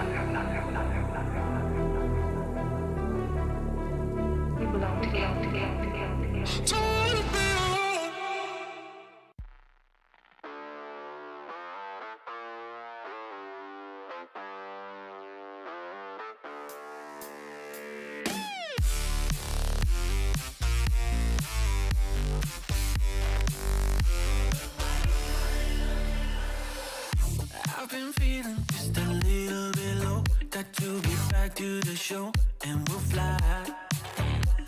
And you don't have to feel like you're on your own. No one should have to dance alone, not tonight. You and me, we're gonna write a little history. You and me, just show me love and then you'll see. Memories that we make, they are never gonna fade for a lifetime. We don't give no shade if you wanna hide away. We just out here trying to play. Second feels up in the memory bank.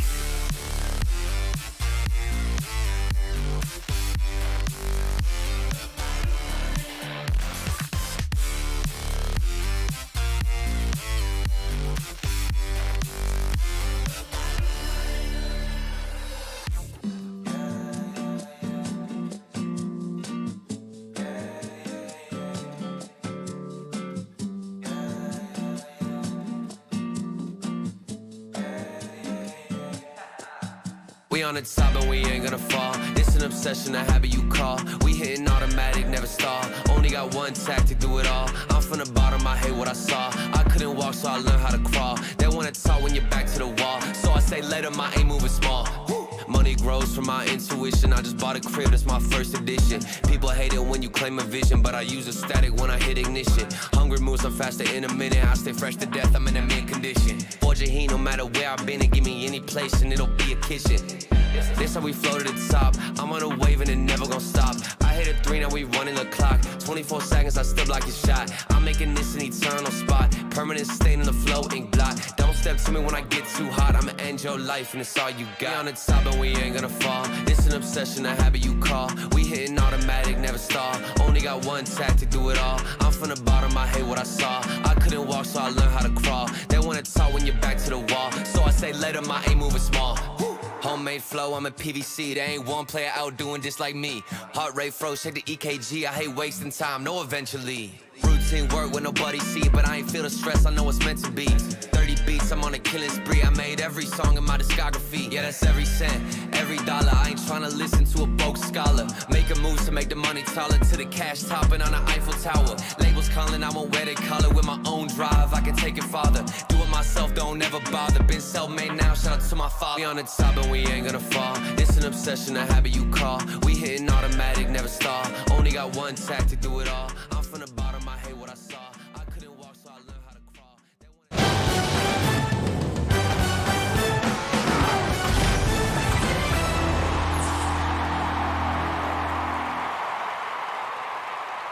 The Giants continue to fall here in Los Angeles as BDS are not only swept, but perfect swept by the hometown heroes FaZe. Look at all this, man.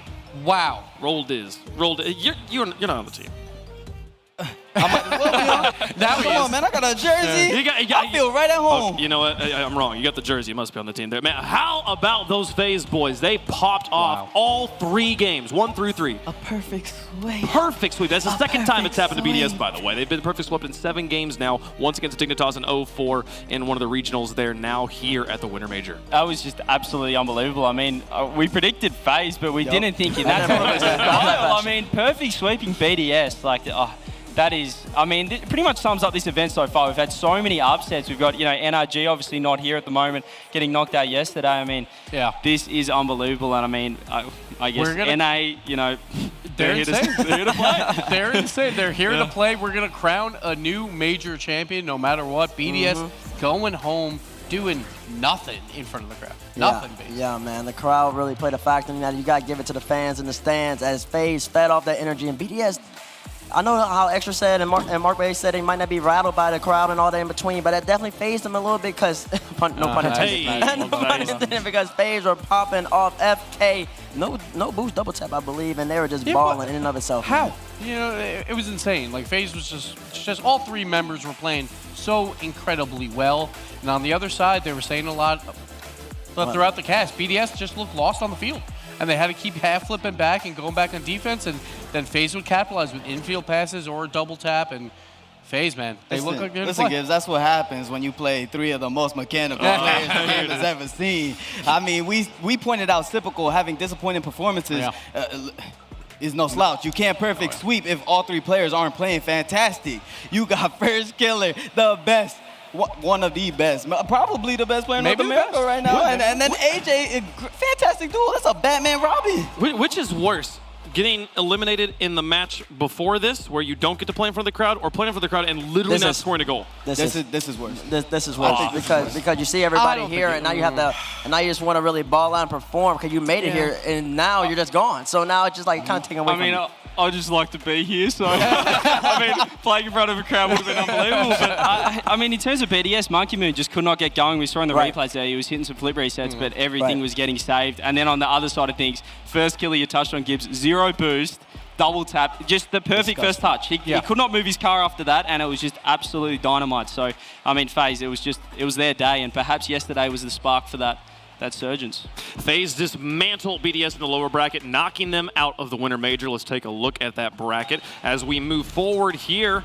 Gonna be jumping up to the top moving forward as Team Queso and FaZe have moved on. Now we got to find some teams for them to play. One of those teams are up in the upper bracket. We got V1 taking on SSG, but before that, we're gonna get to this match. Furia versus G2 Esports. In my mind, CJ, the story of the tournament right now is Furia in the upper bracket. This is what I'm waiting for. I mean, you know, if we have any credibility left as Renegades, it's for Furia to take it all. And we have to get the behind him here. I mean, obviously G2, we're going to get into this in a minute, T-Baz. I'm sure we're going to get into it. But Furia, they're unbelievable. How good have they looked so far? Besides perhaps the series against yours truly, they've been phenomenal, and the energy has been the difference, Gibbs, I'd say.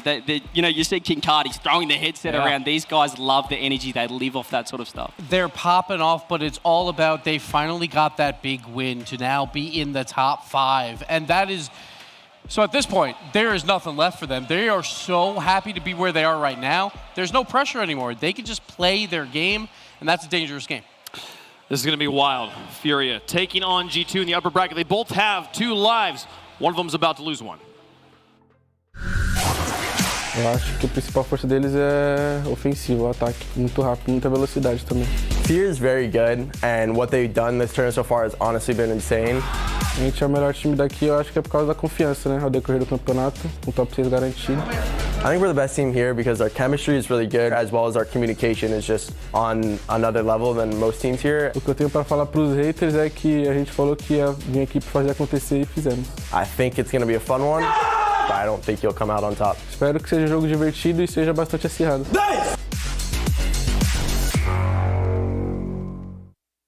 Welcome them to YouTube Theater. We have G2 of North America going up against the champions of SAM, Furia, here taking the stage.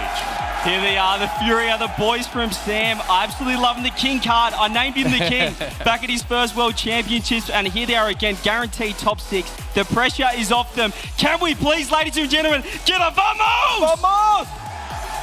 I'm hearing it. Love it. Listen to that crowd. It feels like G2's speeding out the energy too. I feel like Reed Wyland has the lost land. I don't know what I'm saying. Good for Furia. They got Los Angeles behind them. Let me tell you right now, look at them boys. They are ready. You heard Reed. He said they're the best team, man. They have the best chemistry. Furia's going to be strong. They're a strong opponent, but at the end of the day, it really won't matter at all, in the slightest. Because G2's coming out the ball out. I don't know, G2 looks good. I like the interviews when T-Bates was trying to translate for them. I felt like they felt very confident when T-Bates would do it for them. G2 though, so we talked about this about group winners, and I thought that it was more of a chance that they would come in last than they would come in first. Clearly I was wrong. But it's because they showed up on the field, and G2, when they show up, they can be the very best, so watch out. And we see a lot of high praise, definitely, from the man, the myth, the legend himself, T-Bates, on this go-to roster. But Furia, we always discredit them, and they know that the crowd, it doesn't even matter. The crowd doesn't affect them. The lash on their name doesn't ever affect them. These boys always come out hungry, willing to play against all adversity. Furia, they're starving. Listen, man, I'll give them their props too. Kyle Carter, yeah, man, they're all ballers. They all have mechanics. They've always been playing NA rank, and they are consistently getting up in the rank leaderboard, playing 180, 150 ping, man. So that's credit in and of itself. I felt like we saw a change in Furia in that last match. We've been seeing them celebrating their wins, but sort of in a, oh my gosh, I can't believe we finally did it way. That last win that they got to get to this upper bracket spot, there was an energy of we deserve this. We are supposed to be here. Yeah, look, they weren't happy when we beat them, so they really bounced back there. And I mean, you touched on it, Rod, is, you know, perhaps the general public or the audience, you know, they might discredit Furia, but I tell you who doesn't, and it's the rest of the teams in this tournament. They've been screaming in particularly Sweden and here. They've been absolutely dynamite in scrims, and no team, I can tell you, no team want to take on Furia. These guys are absolute weapons on the pitch. They're freaks. I love Sam, and they're ready to go, let me tell you, with the crowd. Man, oh man, but there he is. Atomic, man. I call him the MVP of this tournament so far. Coming from the machine, Envy. It don't matter what car is in no more, man. He keeps playing with JNS in Chicago. He could be playing a new Lambo or something like that. But regardless of what will happen, Atomic will ball out. He had played just as good as Monkey Moon in the last series. To bring him here, he's gonna be the best player on the pitch by the conclusion of this one. We'll see if they do maintain a home field advantage. The one thing I've learned about Rocket League crowds here, Gibbs, is they love to cheer for underdogs. They do. And there's a lot of North American teams left, so maybe they're like, G2 can lose one to Furia. Maybe they'll allow Furia to get some crowd behind them, but, you know, we're talking about G2 here, and fans love their G2. And G2's always that team that comes so close, but they never win that big one, so maybe it's that. And that's something else to point out is Atomic has, when the bright lights are on him, he's always been shaky. So far at this LAN, he has so much high hopes. I have high hopes for this kid, and I hope T-Base has high hopes for this kid because he needs to perform for G2 to be successful. If he doesn't, his raps. Let's get the Verizon fan vote going. Let us know at home who you think is going to win here. Important note about this match. One, an upper bracket match. Loser drops to the lowers. They're not out of the tournament, unlike most of the matches we've been watching across the last few days. Second thing, first time, best of sevens now. Moving up, you've got to win 4 to move forward. So moving to the marathon, who does that favor? Factor that into your votes there. Let's go down the line here. I'm going to start with you, Mr. Roldes. Who you got? Well, right here on my card, Wave, I wrote Bates always wrong.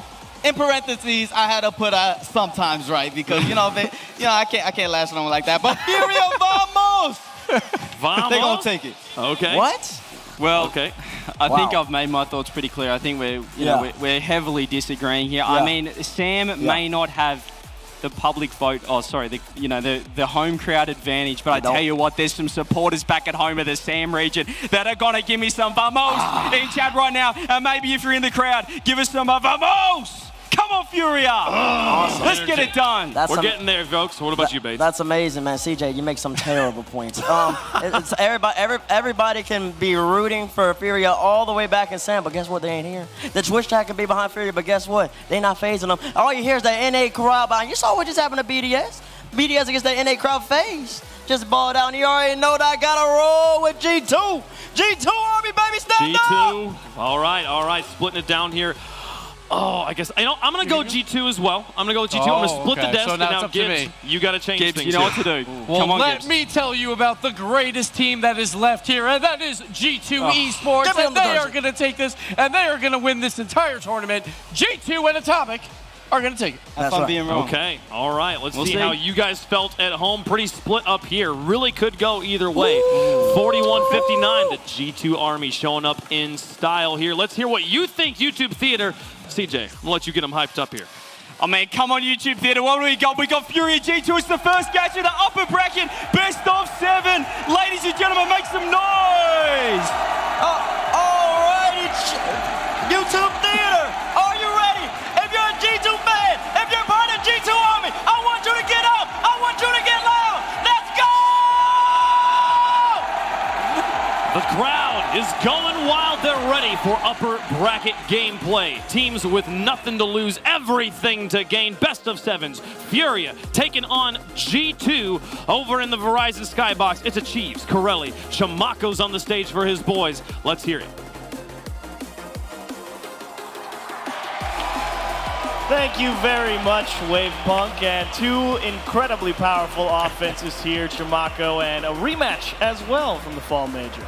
It is a rematch indeed. It is a kind of a different situation. We know we have Atomic now and G2, a spectacular player, but Furia did it before. They won that match against G2, and they are here to win it back again. Oh, let's get things kicked off here. Game number 1 between Furia and G2 Esports, a best of 7 here in the upper bracket.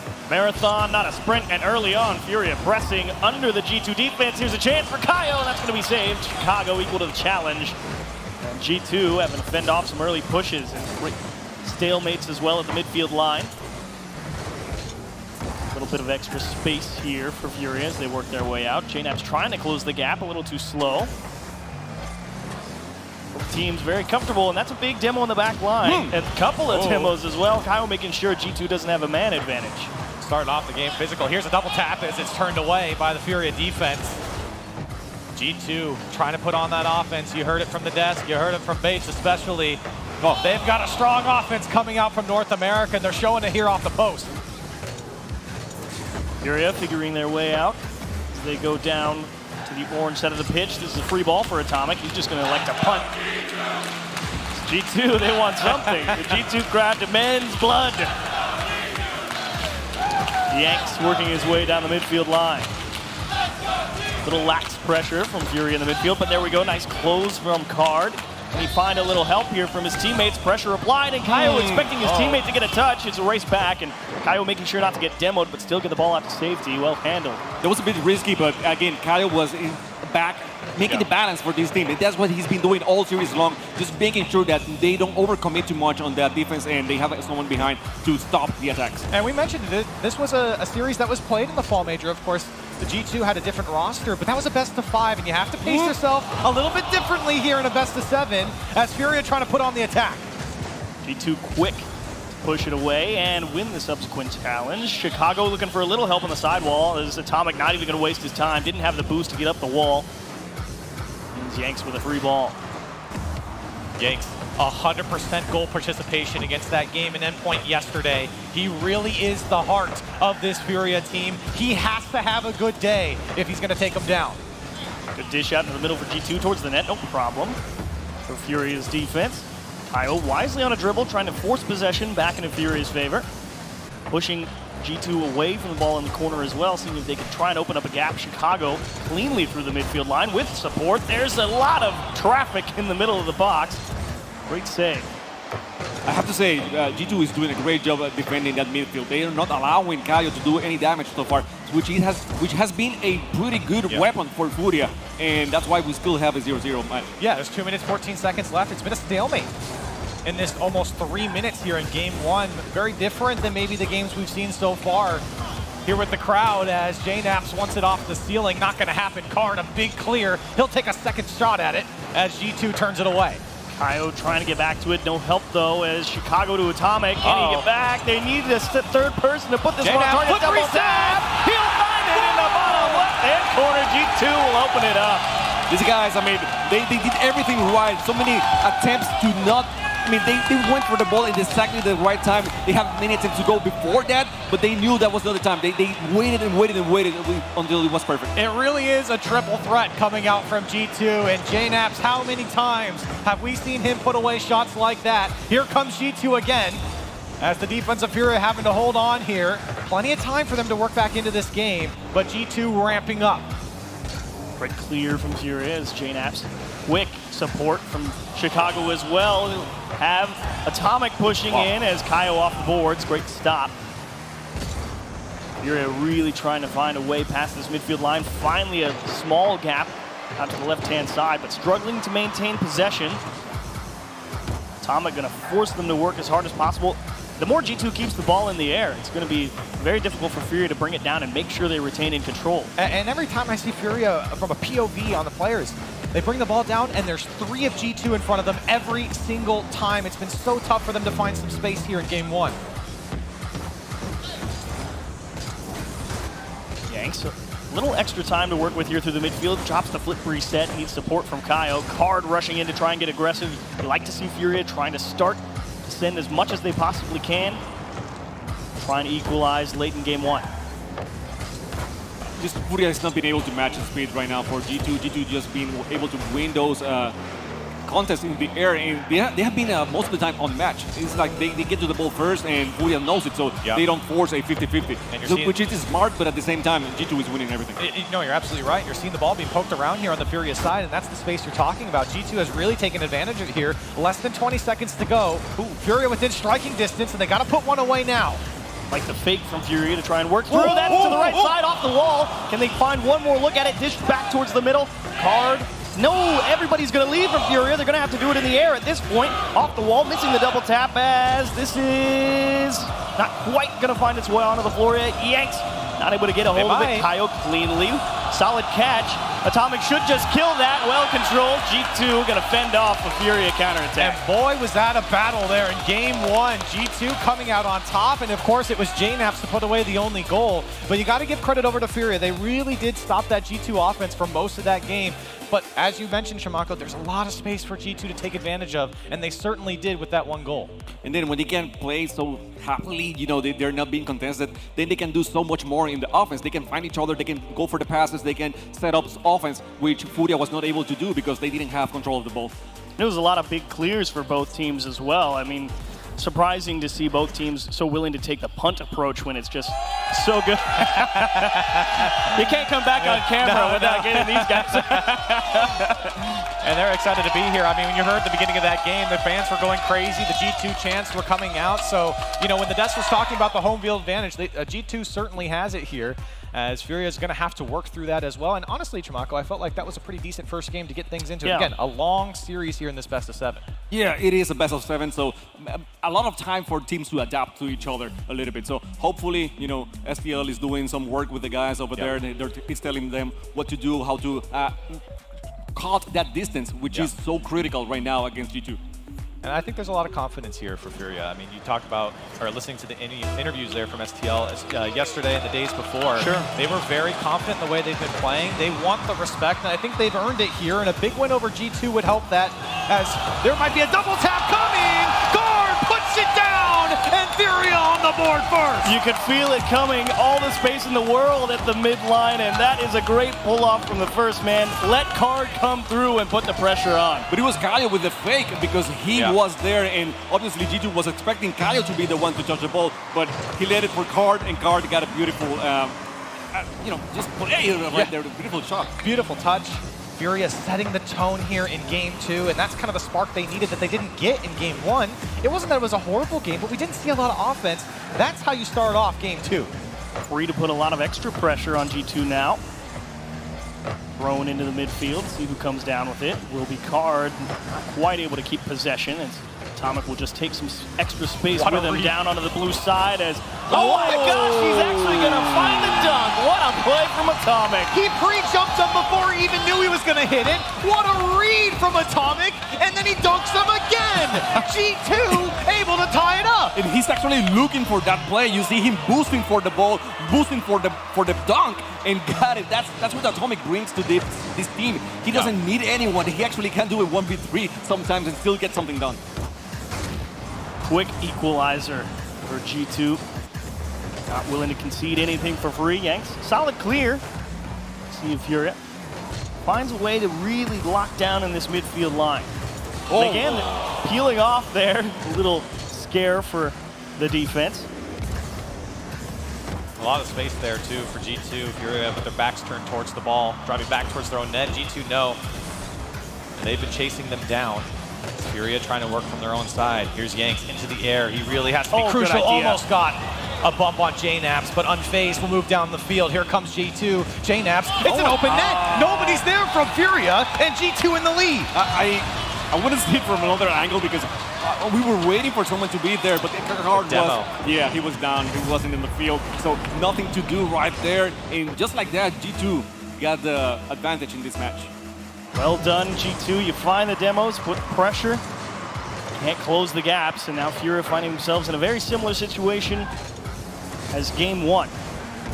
Still looking for them to see if they can put some extra pressure at the midfield line as the go-to G2 chance. They're going to try and energize. Team already out in front. Great pass. Wrapped off the net. that's going to ricochet around the box. The second chance for Card, well met by Chicago. G2 going to get out of a tight spot. Boy, those opportunities for Furia are exciting, and G2 are giving them the space, especially in the midfield. These shots coming way outside, and G2 having to deal with it. Furia looking to tie it up. Kaio, awkward touch, not a lot of boost here for Furia. They really need to make sure they take good care of where they place the ball in case they can't reach it, and they did. They work through the backboard. Card going to come through, help out his teammates on the goal line.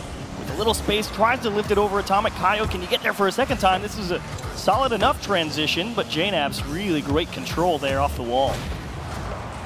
G2, though, they've been threatening here in this corner multiple times, and Furia, big long clear here. Here's a shot on target. Kaio able to tie it up at halftime. I was about to say, we haven't seen that midfield game from Furia, but there you go. I mean, Card, he was trusting Kaio so much. He put it in his hands so Kaio could put the shot on the net, and we got a tied match now, halfway through of this match, of this second match. So we got a game. I mean, this is not what the first match was looking like. No, absolutely not. And as we were alluding to after the game one, I think Furia was just getting into this series, and they're going toe-to-toe here against G2 right now. A lot of races for possession. The challenge game certainly the deciding factor every now and again. Furia could certainly catch G2 sleeping, push too far forward, as they are wont to do every now and again.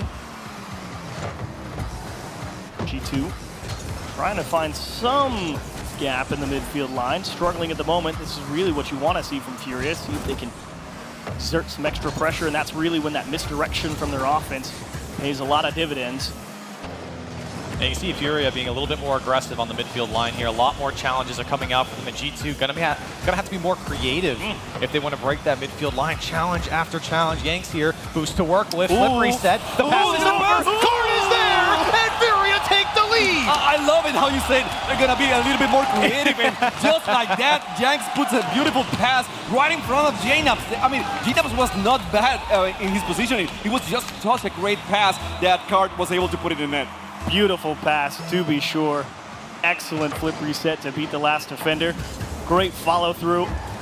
Furia not out of the woods yet. A minute and a half is a long time, but this is the offense you like to see. We wanted to see them clamp down in the midfield line. We've gotten it. Now it's on G2 to find a way out, trying to chop that down towards the net. Good aggressive save. Haven't seen the same offense from G2 in the last minute or so. It's been all Furia on the attack. JNAPS trying to change that off the ceiling. The follow-up was there, but the defense able to hold on, and Furia with the big clear. Not the best touch from Atomic. It's Furia able to follow up. Here they come again. Card gonna get to the ball first and into the G2 corner. Really nice job as well, pressuring as Kyle actually gave a little ground, and G2 working their way back down the other way. Furia able to find their way back smoothly on defense, and here comes the G2 pressure. Chicago trying to cut across the middle of the field and see if he can catch Furia being too aggressive on defense, not realizing they're beat to a ball. Atomic with space. Card, patient approach, not a bad idea. Wins a second challenge as well. Help from Kaio, and time is ticking, as that is a big challenge from JNAPS towards the wall. You need a nice touch, and decent enough floater out to the corner, but it's for Chicago, and he overdoes the back pass a little too high and wasting precious moments. Big clear across the box, and that's a great job to get up there and poke that one to safety. Huge clear for Furia. Can they hold on for 5 seconds as G2 need to do it in the air at this point? JNAPS with support. Kaio's got to give ground. Furia, nice clear. Still going to be up. Gentle. Chicago really making sure he didn't drop that. Easy. JNAPS, he kills it. Almost, but not quite enough. Furia, they do a nice job to stay calm. As you can see it in the faces of the guys from Furia, I mean, they were really, really careful with that last play. Eyes got real wide. Yes. You know that anything can happen. Especially, you were saying about how G2 Esports offense was a little bit lacking, but when you have a guy like Atomic right there, I'm not the one that want to make that comment, because it can backfire so fast, so fast. But again, to credit for Furia, they did an amazing job working up front and not allowing G2 to attack as much. And honestly, I felt like that was what you would expect out of Fury coming into this game. I think that game 1 was an opportunity for them to kind of get into it there. Yeah, show off the shirt, why not? Brazil for Furia, and they're looking good right now. A lot of fans out there watching this game at home, and of course here in the stands, they're rooting for Furia, and why not? This is a matchup that they've won before, and so far here at this Winter Major, they've looked extremely good. And they showed they really start to lock down there at that midfield line. It's not an easy thing to box a team like G2 when they've got so many weapons and ways to break out of their own half and try and put the pressure on you. And we knew this was going to be a tough matchup. I mean, they did it before Furia, but it was a 3-2, and now with Atomic in G2, we knew it was going to be even harder for Furia to win this. So it is actually what we were expecting, these two teams, going at it in this series. That's the Furia section of the crowd starting to come back to life here at the beginning of Game 3. He's an inspiring figure. Yeah. And Furia, see if we can keep up that pressure from Game 2. G2 needing to make some adjustments. Oh, a scary one as Chicago. Right place, right time, able to get that one away from the net. And like you said, you have to keep up that pressure. You have to push back G2. And no one's there for the follow-up, but Fury did a great job. And we mentioned it about 2 minutes left in Game 2. That was when Fury really moved up their line, and G2 had a really hard time of figuring out how to break that line before they even got to the Furia side. Until the last 30 seconds, though. Until the last 30 seconds, okay, that's fine. They didn't score. Whoa, there you go. JNaps is going to poke one through onto the left-hand side here. They just beat Kaio to the ball and kind of hamstrings Yanks in the backfield, and the last person rotating back couldn't deal with the placement. And when it comes off the ceiling like that, JNaps getting that second touch there, I mean, it's so tough to read that as a defender. And I think that's what Chicago and JNaps does so well. They open up for their teammates, and they appreciate every single pass they get into their hands. So again, the early lead for G2. See if Furia find a way back. JNaps really trying to get as large as possible in front of the ball. He knows they can't afford to continue to have the challenge game go Furia's way. They saw what happened in Game 2. Kaio, little awkward clear. Now that will give a lot of space over to G2, but don't think they were quite ready to take it. As Cards just threw everybody out of nowhere, and thank you, we'll take that. Sometimes an awkward save can open up a lot of stuff, He went for the boost. We talk about how you whiff sometimes and then it throws you out of balance. Well, the same thing with an awkward save. So in that case, Furia was able to take advantage of the whole thing and just go through side to side. And very interesting decision there. Atomic going all the way for that boost. I guess he just didn't think Fury could get to that ball, and G2 trying to get one back. Chicago will regain the lead.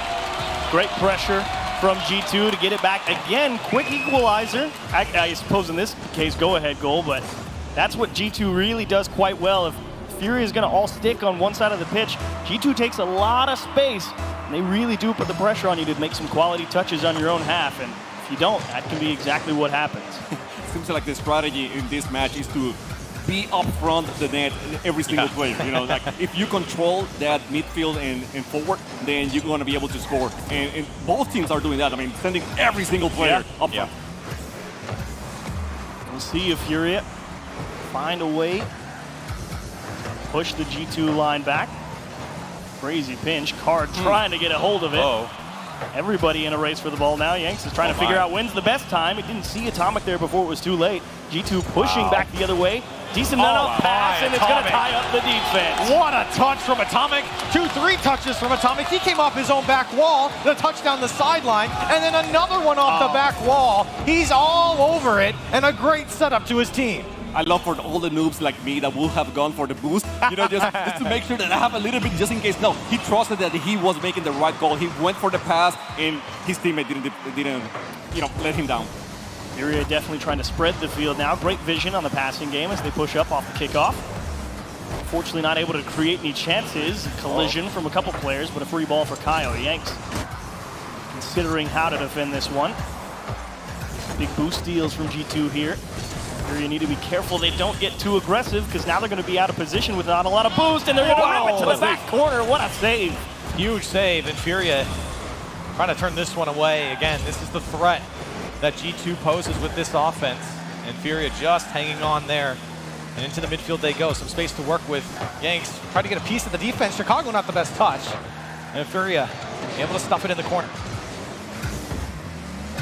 Furia starting to push forward here. Nice demo on the Yanks, though. Opens a big gap, forces Kaio to try and close it. And those few extra seconds can pay dividends for G2's defense to really get settled here. Nice back pass, really trying to focus on keeping possession. Yanks is looking for it.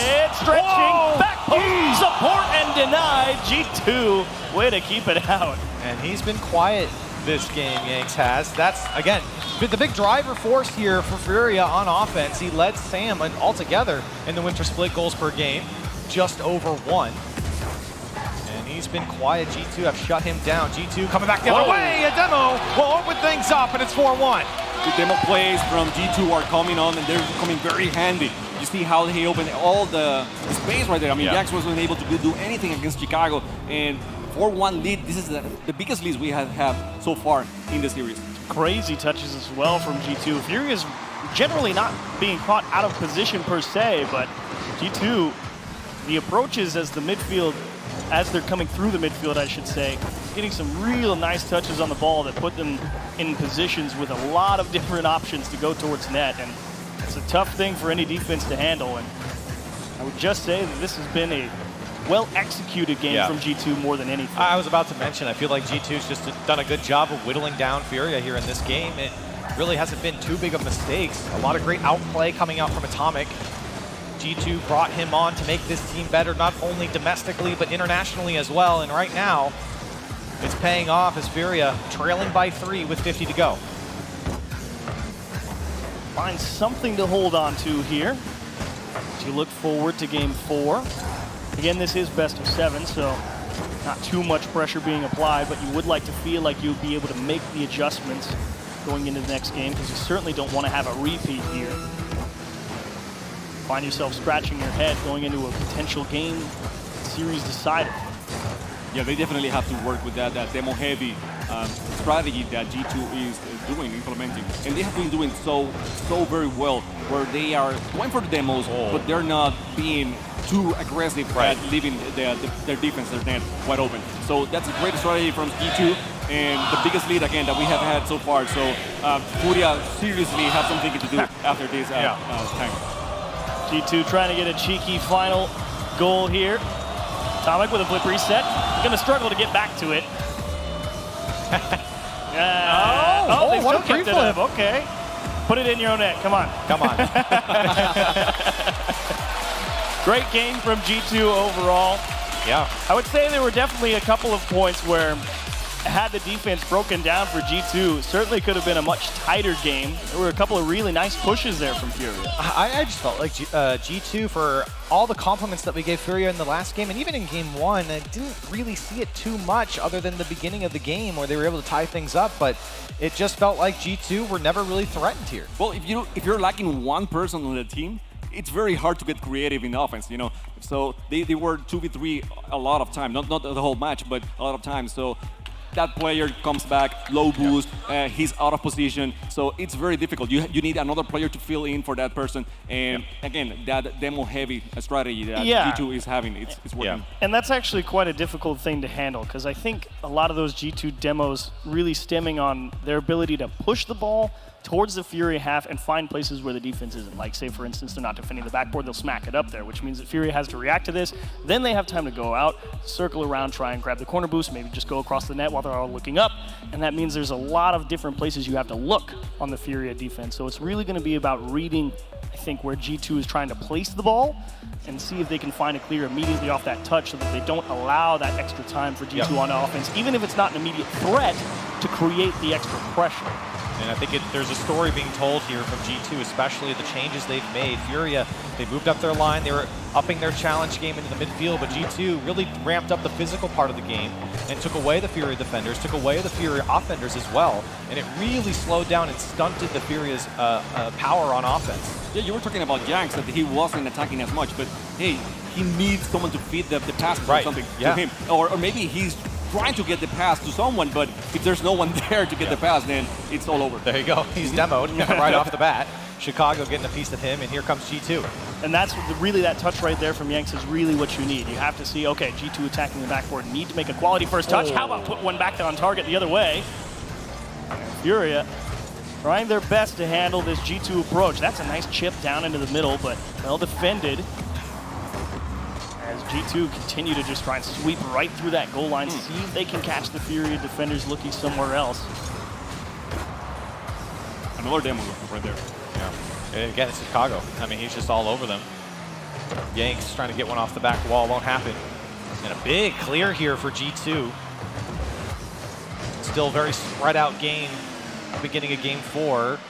That one taken away by Jane Haps, Chicago and him combining to move down the sideline. Here Chicago now wants to take the challenge, and it'll be one out by Furia. And that's really the other part of the game that Furia has felt just a little bit behind G2. I think in general the pace is good, they're matching it, but on a couple of those big challenges at the midfield line, Furia's a step or two behind it. And that's when they really pull themselves out of position as well, when G2 has a chance to try and break out of their own half, and they're late to that challenge. It's costing them a lot in terms of positioning.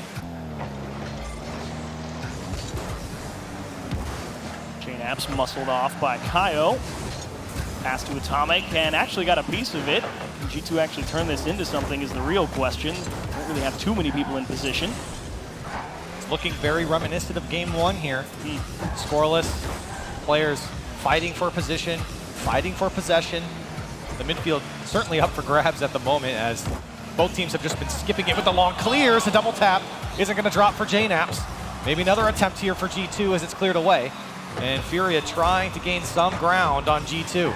You gotta be careful with those clears because you definitely want to get the ball out of them and watch it. Oh my God. You said watch it. Yanks had to. He's had a man coming right at him as he was having to try and make this save here. Good shot from Atomic, but couldn't go out and get it. Had to try and jump late and couldn't get there in time. And I think it's very clear who is the physical player on G2, especially in this game. We saw right in the beginning Chicago getting 2 demos, now going for the last man in the net, and Furia struggling to really adapt to this physical play. You don't always have to be on top of the ball. You know, you don't have to go after that ball every single time. You know, just going for the opponent, for the bump, for the. It will push G2 demo. off the ball. Yeah, it does wonders. That space could be incredibly valuable if they're able to make contact on some of those approaches. Especially if you know your teammate has a good shot, and then you can just leave it to him and just concentrate on something else.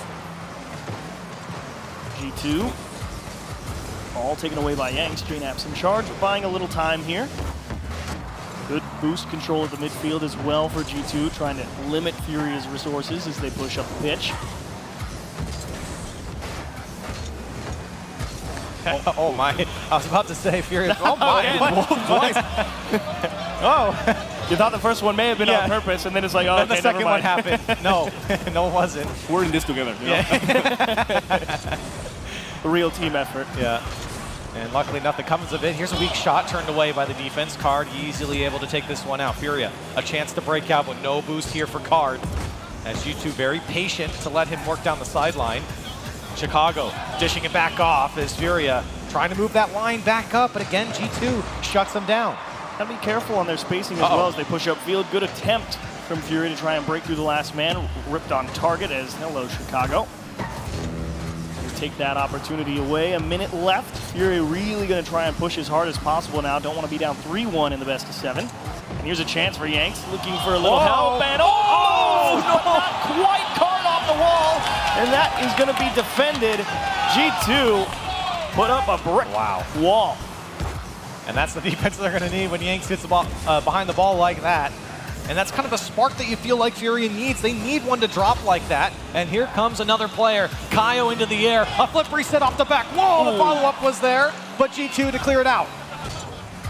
Nice pass over to Kaio looking for Card. Can he get there before the defense? It's actually going to come off the corner, but Atomic all over it. Going to force Furia to approach from as far away as possible. The demo on Kaio as well. Going to limit the ability to rotate through the ball. Yanks trying to make sure he's got boost and potentially possession. G2 going to try and clamp down here.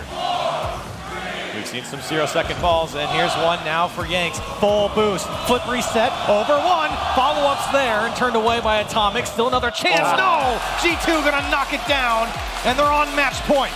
It's so weird to me to see Furia not being able to handle the midfield because they have been doing that since the beginning of this LAN, and now against G2, they have been dominating every single attempt except for game number 2. But games 1, 3, and 4, they have been dominating that midfield so well. And then again, with all the bumps and all the demos that they have been doing, they're just controlling the action so much. It's weird. It's weird for me because Furia's offense has been great throughout the championship. Oh, yeah. Oh, absolutely. I mean, we've seen them take down some great teams. They started off their group stage with an NRG win. I mean, you got to give a lot of credit to them here, but obviously the offense from G2 definitely giving them some problems. And again, as we've been mentioning here late in this series, it's been the physical play that's come out for G2 and really, again, stunted, I think, this Furia's defense and offense, and they have not been able to move down the field as easily. And it's not a super big adjustment, I think, that needs to be made. It's really just all about control and, again, that slight over-aggression in the midfield.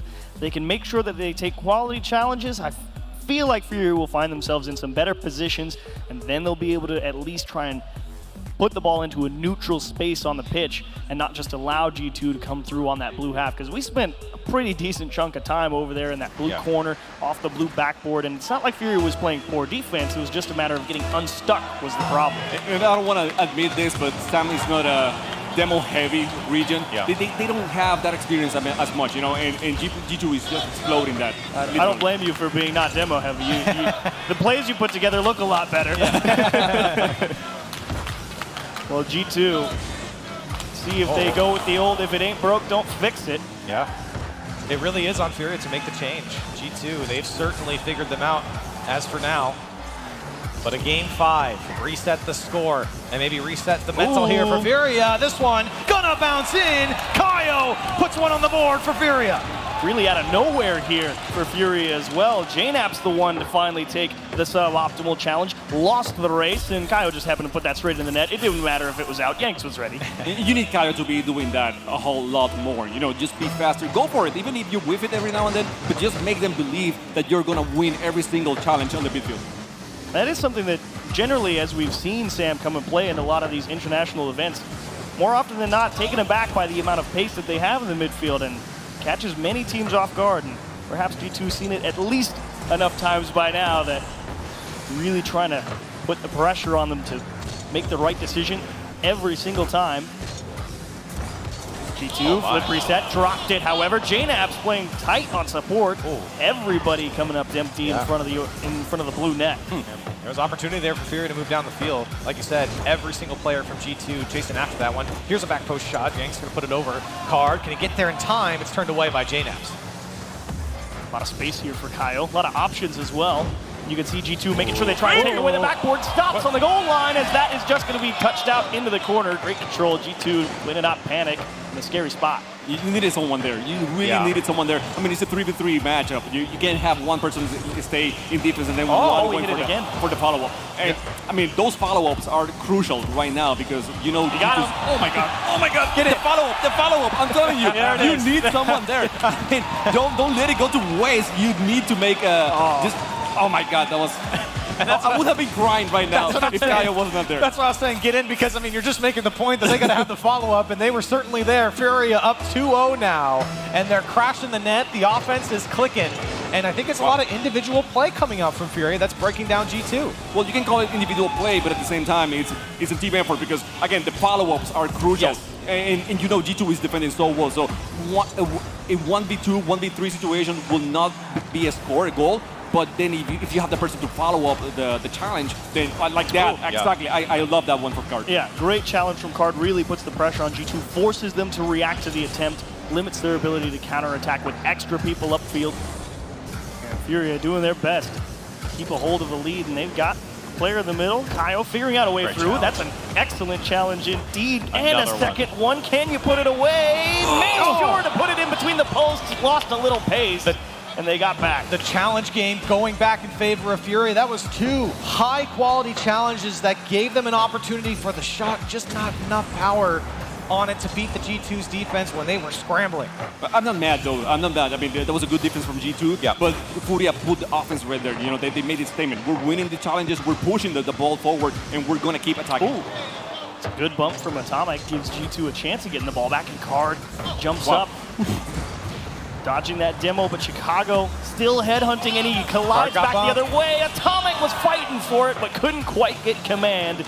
Pushed off the backboard. JNaps has to contend with Yanks in the net. Now Chicago, where do you put it? To yourself. Just misses the double tap. Follow through from G2, and Furia holding strong. What a defensive sequence. It's still over, it's still over though. Is just wide. Oh my God, that was scary. I mean, as a Furia fan, you know, I cannot hide it. But that's why you're here. They did an amazing job at defending, and G2, you know, just went after the balls every single time. They were not letting that one go through, go away. So 1 minute, 25 seconds. The clock is ticking for G2 right now. I mean, they are 3-1 in the lead of the series, but they really would like to finish the whole thing right now. And maybe not for long. Furia, while the defense was tested there just a moment ago, they're able to stabilize here. And as you were talking about, Chimako, time is certainly not on G2's side. Furia don't have to change much. How about a bump into the net? Yanks coming alive, and Furia up by 3. Lovely approach from Yanks, making sure stay under the center of the ball, get on top of it, and give G2 a taste of their own medicine. Give him a kiss on the way out of the net. Great shot. He's been trying to do that very, very often, and it's pain. I mean, every single time he will not get it, but every time he gets it, oh my God, what a shot. Those are the types of plays that you expect from him, and he certainly puts away a world-class shot there. And you can really hear the chassis hit on that bump. Here's another one here from Yanks off the back wall. A second touch is there. Flip reset inbound, but he can't get the touch. Still the follow-up there for Furia, as they are all over the G2 side. Pushing nicely, Yanks denied by Atomic, and I think G2 gonna have to wave the white flag here in Game 5, barring an insane comeback in 30 seconds. Excellent pushes here from Furia. A well-deserved win is on the way. Really a formality at this point, is pretty much kept quiet. Only a few demos early on in the game, but after that, Furia really started winning those big challenges out in front of the G2 net, and even if the follow-up couldn't always crack the goal line, did an excellent job of at least forcing G2 to play some defense, and how about one more for the road? The king has rise. And, I mean, that was a beautiful play. Oh, come on. You cannot deny it. It was a triple touch.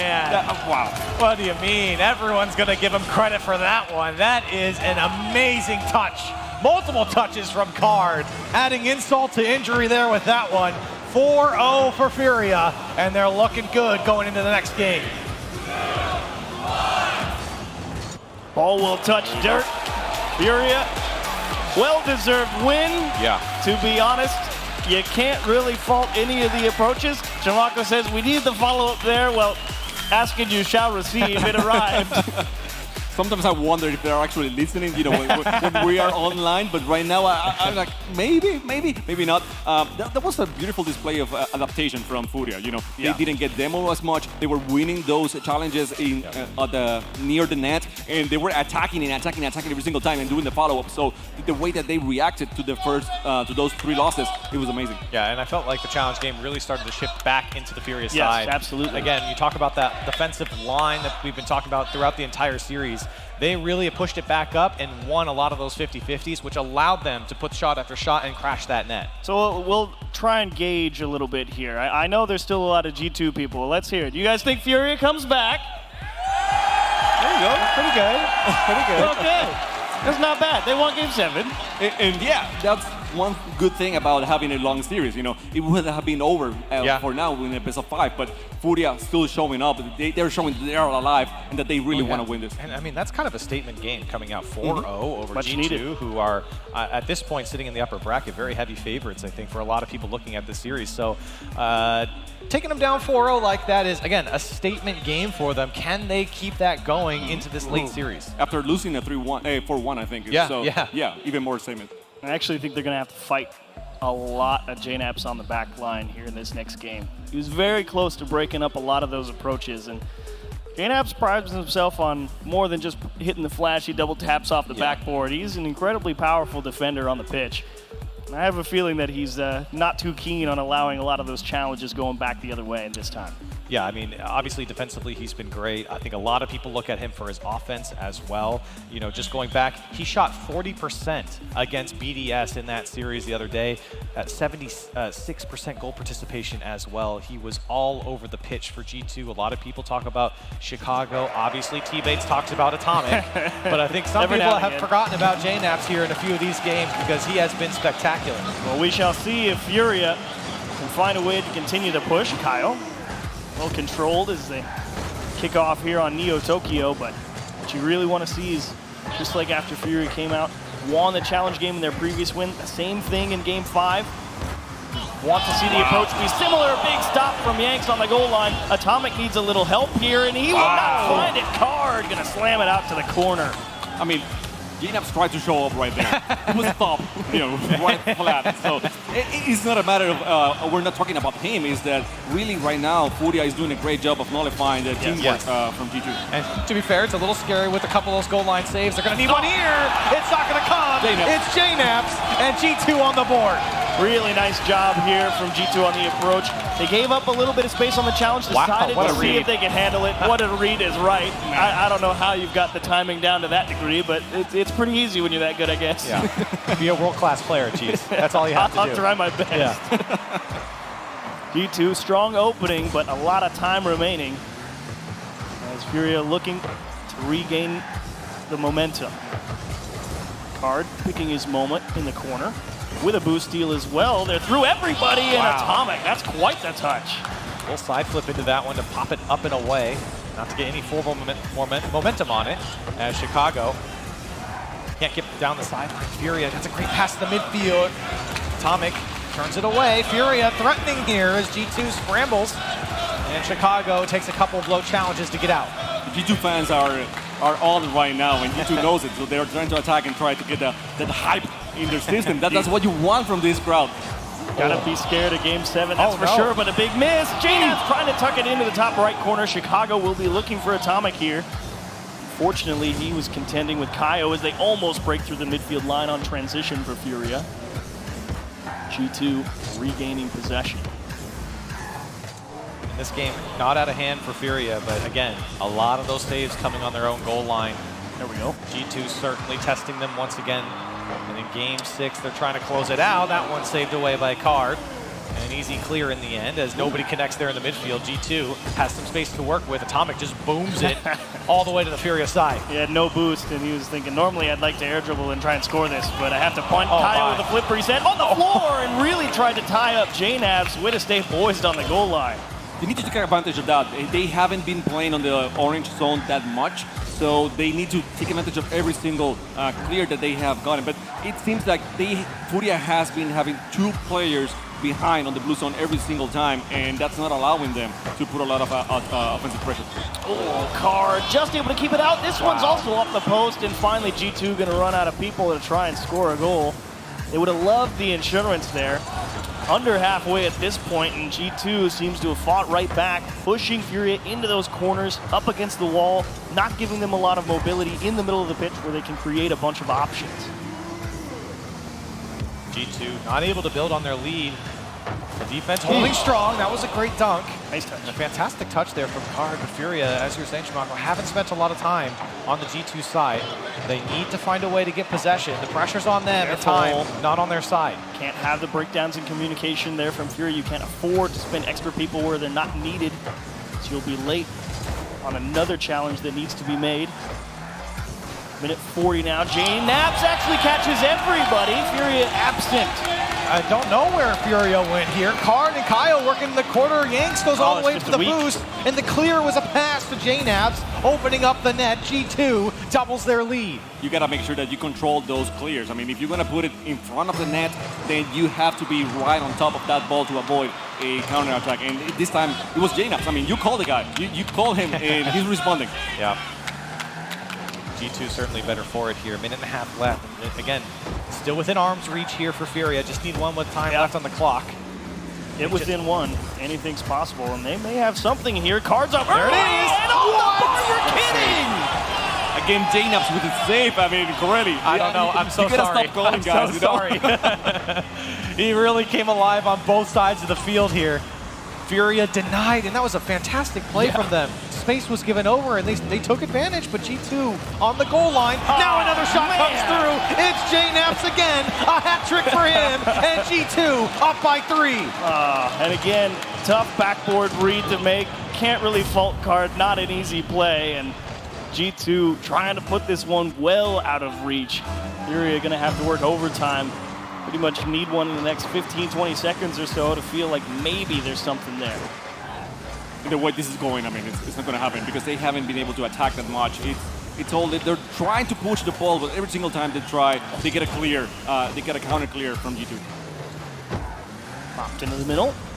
Atomic to Chicago, just off the wall. Second chance is going to get the job done. G2 will take a Sunday stroll into the next round. Well, G2 responding after Game 5's performance. Furia really blew them out. They come back, and they're up by 4 here in Game 6, trying to send Furia down to the lower bracket. Overall, an excellent series. G2 just more often than not being the victors in the challenge game. Physicality as well. If not necessarily ahead in demos, perhaps better timed ones, giving them some extra opportunities. Had more reasonable approaches on the net as they'll let Yanks tuck that one into the top left corner. I shouldn't say let, that was quite the shot. That was not free. He'll take it, he'll take it. I mean, yeah, they obviously need to keep the morale up for the next series because this is not over yet. I mean, they're going to the lower bracket. But, not out. I mean, winning this one, yeah, maybe it might be over, but they're run through the brackets still. You know, the way G2's been playing here, I mean, this could end up being a very good result in a best-of-7 against them. Furia taking 2 games off and being competitive in a lot of these games. G2, that atomic move, it's really paid off for them here. Up by 3, they're going to take this series, and G2 off to the upper finals. Well played.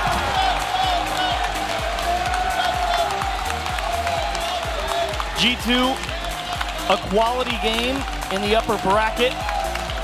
Unfortunately for the opposition, yeah, you can ask for it now. You can ask for it. With the way he played, man, I mean, that was a fantastic series from JNaps. Again, in that last game was when he really came alive, and he's asking for it. And G2, happy to hear the crowd roar for them. Undeniable. I mean, they played so well, and they came up after a 4-0 loss, and they gave it back to Furia with a well, it was a 4-1, but still a very handedly won game. And as you mentioned, not the end of the road for Furia either. They will go down into the lower bracket. They will look at another dangerous team in Team Queso. Yeah. So the road gets harder for everybody involved. And overall, quality series. It really did come down to the challenge game. We pointed it out in Game 1, and you gotta like the approach. And when JNaps absolutely pops off in Game 6, yeah, you can win, I guess. And I mean, you know, you can see in a lot of these Mobile 1 high-performance replays, G2, they really were able to take down that Furia defense. And a couple of those replays, of course, the solo plays coming out. Yanks came alive late. I feel like I want to see him earlier in this series. I think that was the big issue for me looking at Furia. I want to see him earlier, but of course, the G2 fans behind us, you can see they're quite happy for the G2 win. You gotta enjoy calisthenics as well. Good squats. Nice job. my problem right now is that you're calling players and they performing. I know. You know, like I tried with Yanks. I tried Yanks. And to be fair, he did do a few things. He did. So you do it on a game-by-game basis, right? That's how it works. Sometimes it's not fair, but a well-deserved win. G2 really looking good, as I believe we're getting set for an interview. And indeed, I ask and I receive. It'll be T-Bait standing by with JNaps. Let's go and hear what he has to say. Thank you, cheese. YouTube Theater. You got JNaps here right with me. G2 Army, stand up, please. Naps, how are your emotions right now, man? You just had a great series against Furia, arguably one of your best series of the entire tournament so far. Talk to the people. You want me to hold it, or? If you want, I mean, it's yours, go. Okay. I mean, I'm super happy. It's been 2.5 years since we had a crowd, and I'm just happy to be here, honestly. No matter how good we would have done, I'm just happy to see all of you. Can we get loud for Naps, please? Listen, Naps, there's no BDS now. There's no Dignitas now. There's no NRG now. Reed had a pre-game interview, or media day actually, talking about y'all have no competition, y'all added Atomic, Massimo right there, baby. Is G2 going all the way? Talk to me. Oh, we're going all the way, baby.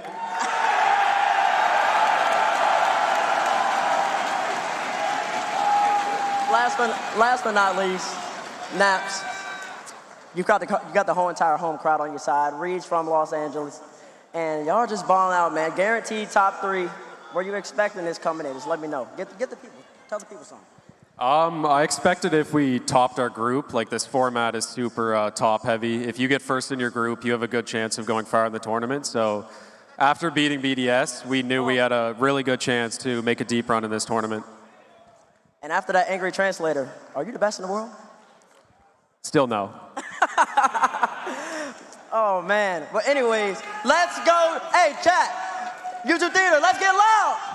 Let's go G2. Let's go G2. Alrighty. Woo, respect it. All right, we're gonna bring it over to the break now. Catch y'all soon.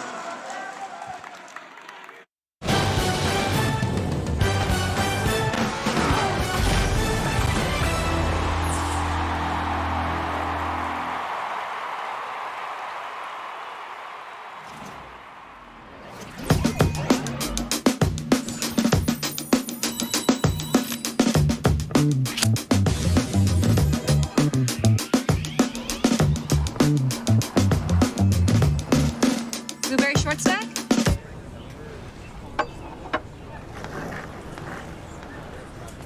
Got any games on your phone?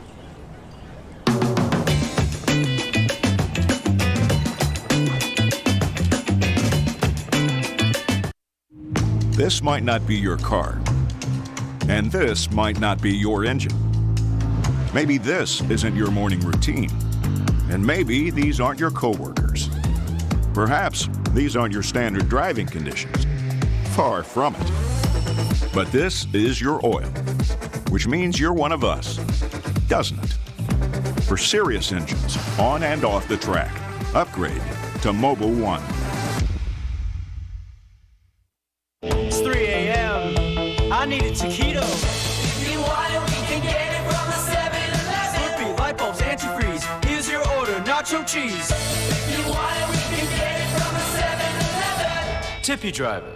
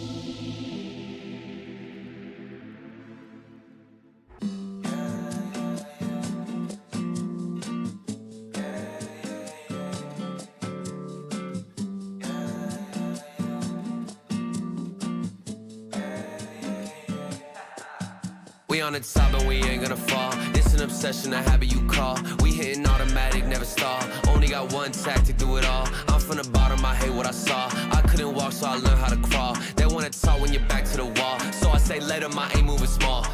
Money grows from my intuition. I just bought a crib, it's my first edition. People hate it when you claim a vision, but I use a static when I hit ignition. Hungry moves, I'm faster in a minute. I stay fresh to death, I'm in a mid condition. Forge a heat, no matter where I've been, and give me any place and it'll be a kitchen. This how we flow to the top. I'm on a wave and it never gonna stop. I hit a 3, now we running the clock. 24 seconds, I still block his shot. I'm making this an eternal spot. Permanent stain on the flow, ink blot. Don't step to me when I get too hot. I'ma end your life and it's all you got. We on the top and we ain't gonna fall. It's an obsession, a habit you call. We hitting automatic, never stall. Only got one tactic, do it all. I'm from the bottom, I hate what I saw. I couldn't walk, so I learned how to crawl. They wanna talk when you're back to the wall. So I say later, my aim moving small.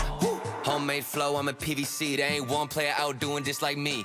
Heart rate froze, check the EKG. I hate wasting time, no eventually. Routine work when nobody see it, but I ain't feel the stress, I know it's meant to be. 30 beats, I'm on a killing spree. I made every song in my discography. Yeah, that's every cent, every dollar. I ain't tryna listen to a broke scholar. Making moves to make the money taller. To the cash topping on the Eiffel Tower. Labels calling, I won't wear they color. With my own drive, I can take it farther. Do it myself, don't ever bother. Been self-made now, shout out to my father. We on the top and we ain't gonna fall. It's an obsession, a habit you call. We hitting automatic, never stall. Only got one tactic, do it all. I'm from the bottom, I hate what I saw. I couldn't walk, so I learned how to crawl. They wanna talk when you're back to the wall. So I say later, my aim moving small.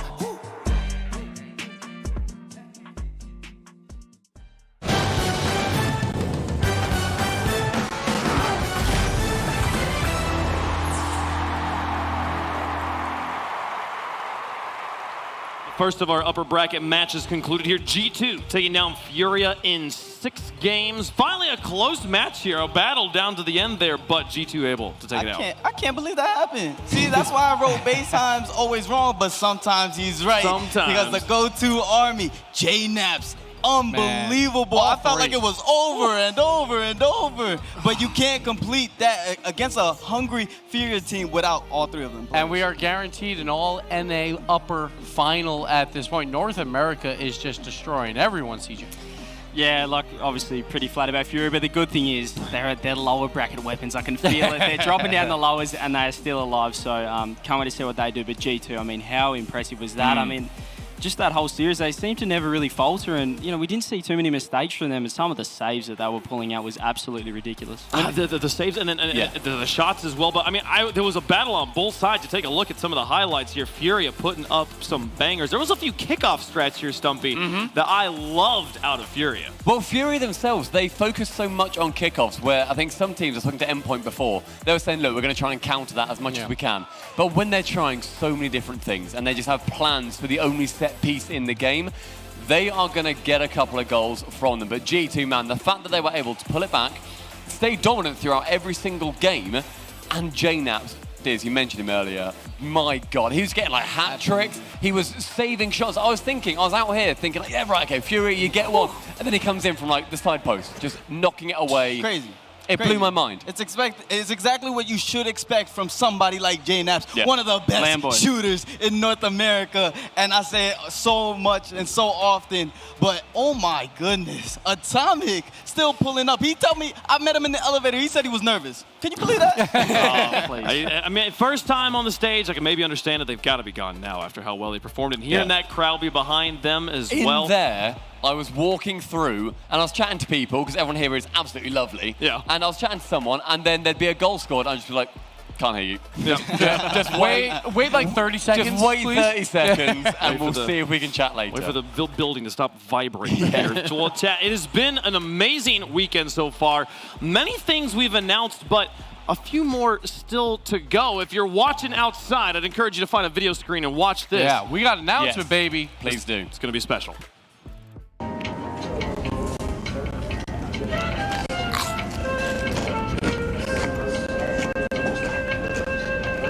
I couldn't walk, so I learned how to crawl. They wanted to talk when you... What's up, Riz? What's up, Black? What have you been up to? Nothing. How about you? Nothing.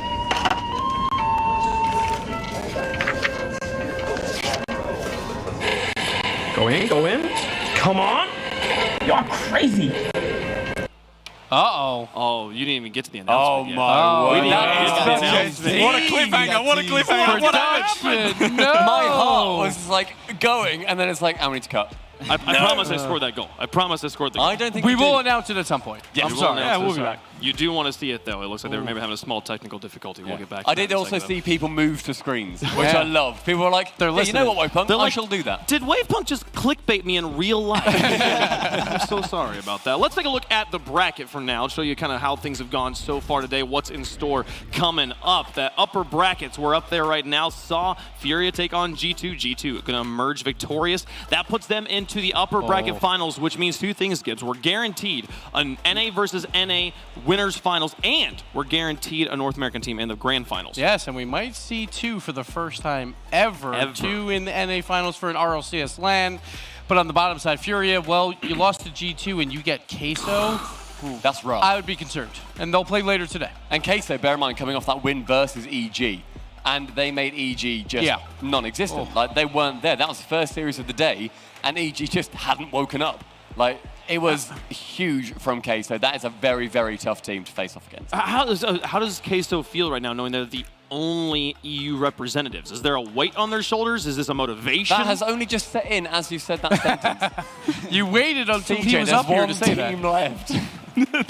Bro, what's happening? And one for both of you, like if you're talking about Furia, and they play each other. So there's only going to be one team outside of 3 North America left on the final. I like how he's grouped me in with the minor, like with Sam as well. It's like the Sam. Like you love Sam. EU is a minor region right now. It's happened. I mean, it is fitting as well. It's the first, it's in NA, and if the crowd are going to get up and about, then we can get some NA teams in the finals. And if there's 2 NA teams, then that'll just lift the roof off this show and it'll be crazy. That's crazy. I didn't think I would see you guys this defeated on the desk. Like, oh, bro, I've been sad for months. They're playing each other. Like, I'm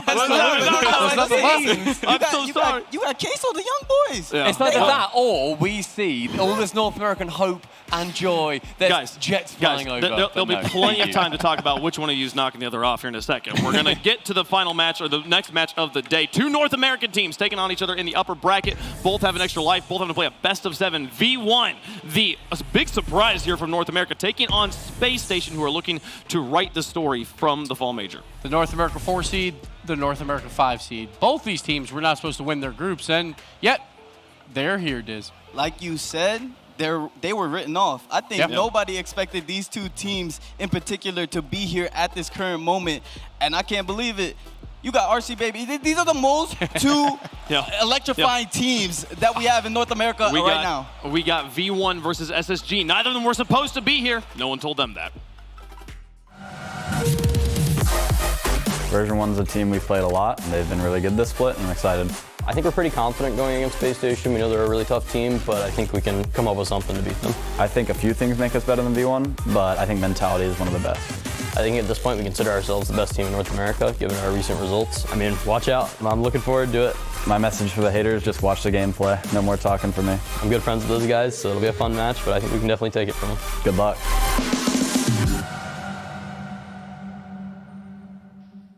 Version 1 taking on Space Station Gaming here in the YouTube Theater. Their first time on the stage.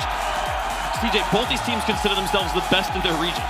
Absolutely. I mean, V1 the surprise packet. They won the last regional. They came in with thinking, where's the LAN performance going to come from? But we've got top right Tommy, baby. Can we hear it for top right Tommy? Combs bringing the energy as well. He set the tone for this major in the very first series. He's been unbelievable. The Combs, the trash talk, and we want to see it here. V1 Space Station. Yeah. Man, all questions on Daniel. 15 years old, gets to play in front of 5,000 screaming fans. Yeah. We saw he was nervous on day 1. He looked better on day 2, but it's a whole new ballgame. You have to hope that Daniel starts off strong here, because you said when they were on LAN previously, they needed to lift him up. They managed to do so. SSG looked amazing by the end, but Daniel had that hookup so forgivably as well. He's a 15-year-old kid. He's very young. He's very young for 15 years. Yeah, I've nearly stood on him like 4 times already. Like, it's crazy. He is going to, I really hope he pops off, he feeds on that crowd energy, SSG doing so well, and have them go face-to-face versus V1 and just shout at each other. At this LAN, it's been a surprising turn of events. It's been the younger players that have showed up and performed. The only one we've seen that is missing right now is Daniel, but he has been improving every single day. I expect that from the SSG roster. They are motivating him. He's been improving, but the environment just changed, Gibbs. We went from playing on LAN, first adjustment, now he has to adjust to being in front of that crowd. Will the crowd help or hinder him? I think the crowd's going to help both of these teams because both these teams were very loud in studio and they were yelling at the top of their lungs, and they don't have to do that as much here because the crowd will do it for them. I'm just excited to see who pops off early, but when they start losing, can they battle back? That's a big thing. Are they going to pop off towards the crowd or towards each other? I think towards each other. Like Common Reynolds towards each other. Yeah, Common Reynolds are going to be chirping at each other the whole time. I think Common Arsenal. Com definitely. We lock him in. He's shouting and screaming. And then you've got Arsenal, you've got Rettles. If Daniel starts screaming, I'm done. Like, if that's what Space Station wins this whole tournament. That's it. Space Station is done as soon as Daniel starts trash talking. The scary thing is as well is that Daniel can only get better as the series go on. I mean, obviously he's very shaky back in the studio in the group stage, but I mean, as this kid warms up, obviously he's going to be nervous here first crowd, but he's got the best support around him. He's in the middle. Rettles is getting around him. Arsenal is also helping him out. And Coach Chrome, he's like the big daddy of the team. He's like a father figure for young Daniel. Do you hear the Space Station support we've gotten here? Daniel shows up on the screen. These fans, this crowd is behind him. Yeah. The fact that you have got that amount of just volume, that whenever Daniel is going to score, whenever he gets to save, whenever he does anything that is impressive, of which we're going to see dozens of times throughout this series. Fingers crossed. That theater.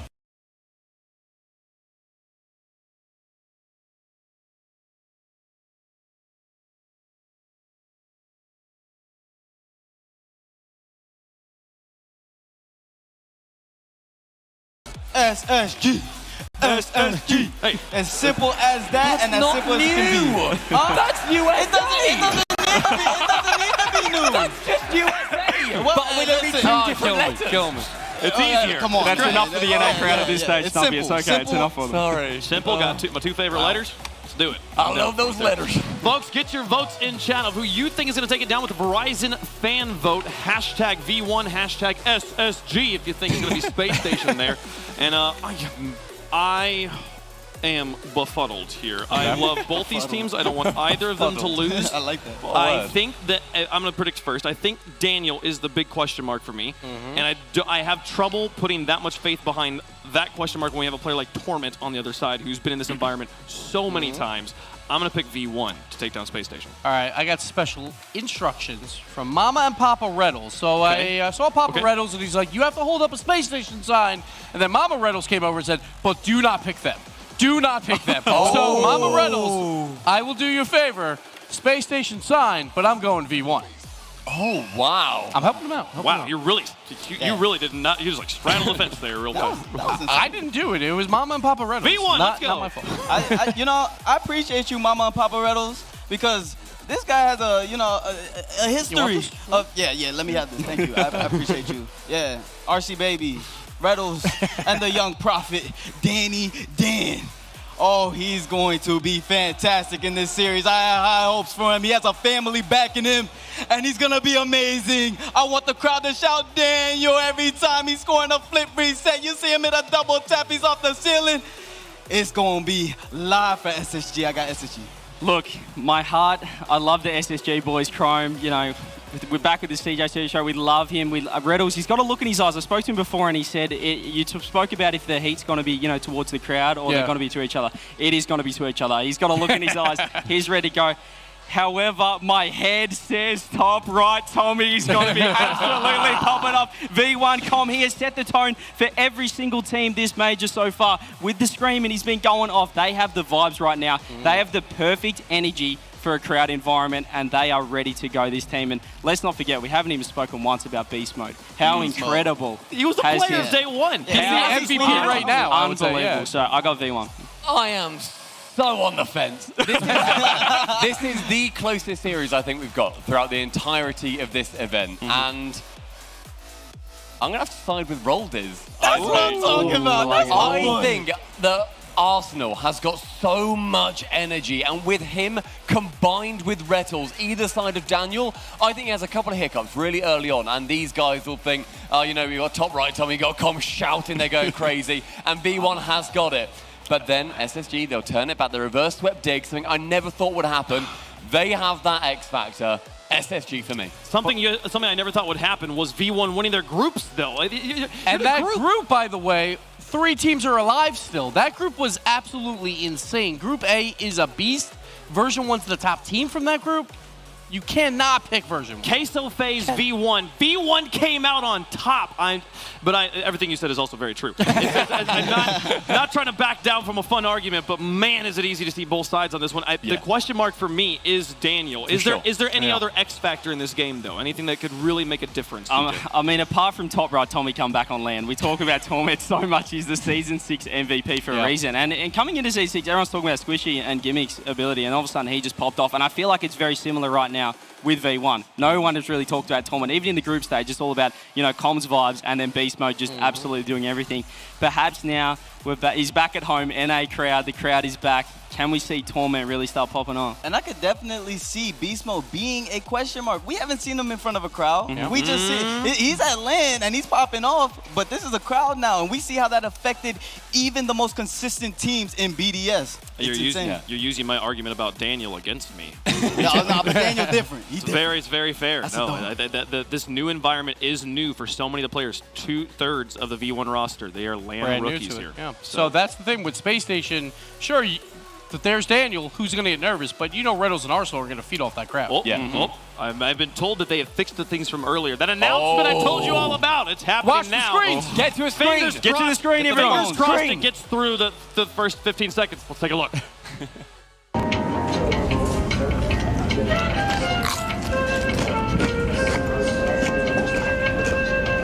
I couldn't walk, so I learned how to crawl. They wanted to talk when you... What's up, Riz? What's up, Fire? What have you been up to? Nothing. How about you? Nothing.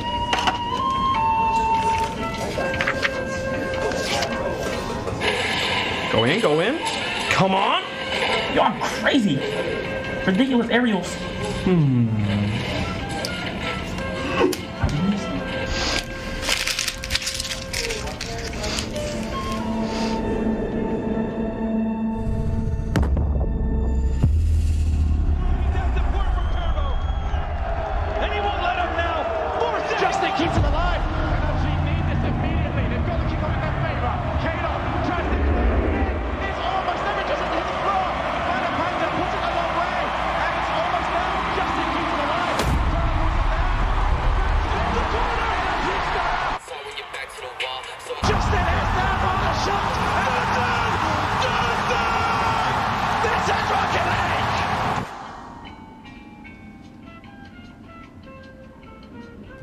What the?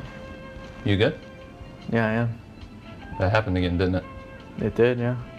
I think we have some unfinished business. Well, let's finish what we started. Let's go back. I was putting in the...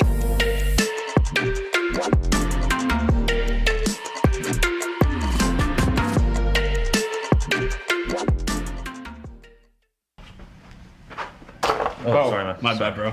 My bad. Oh, man. Bump. The bump there. That's at the rough. End. Season 5 vibes. With the copper box stuff. Let's We're go, going baby. back. I was brought on this desk for one very specific reason.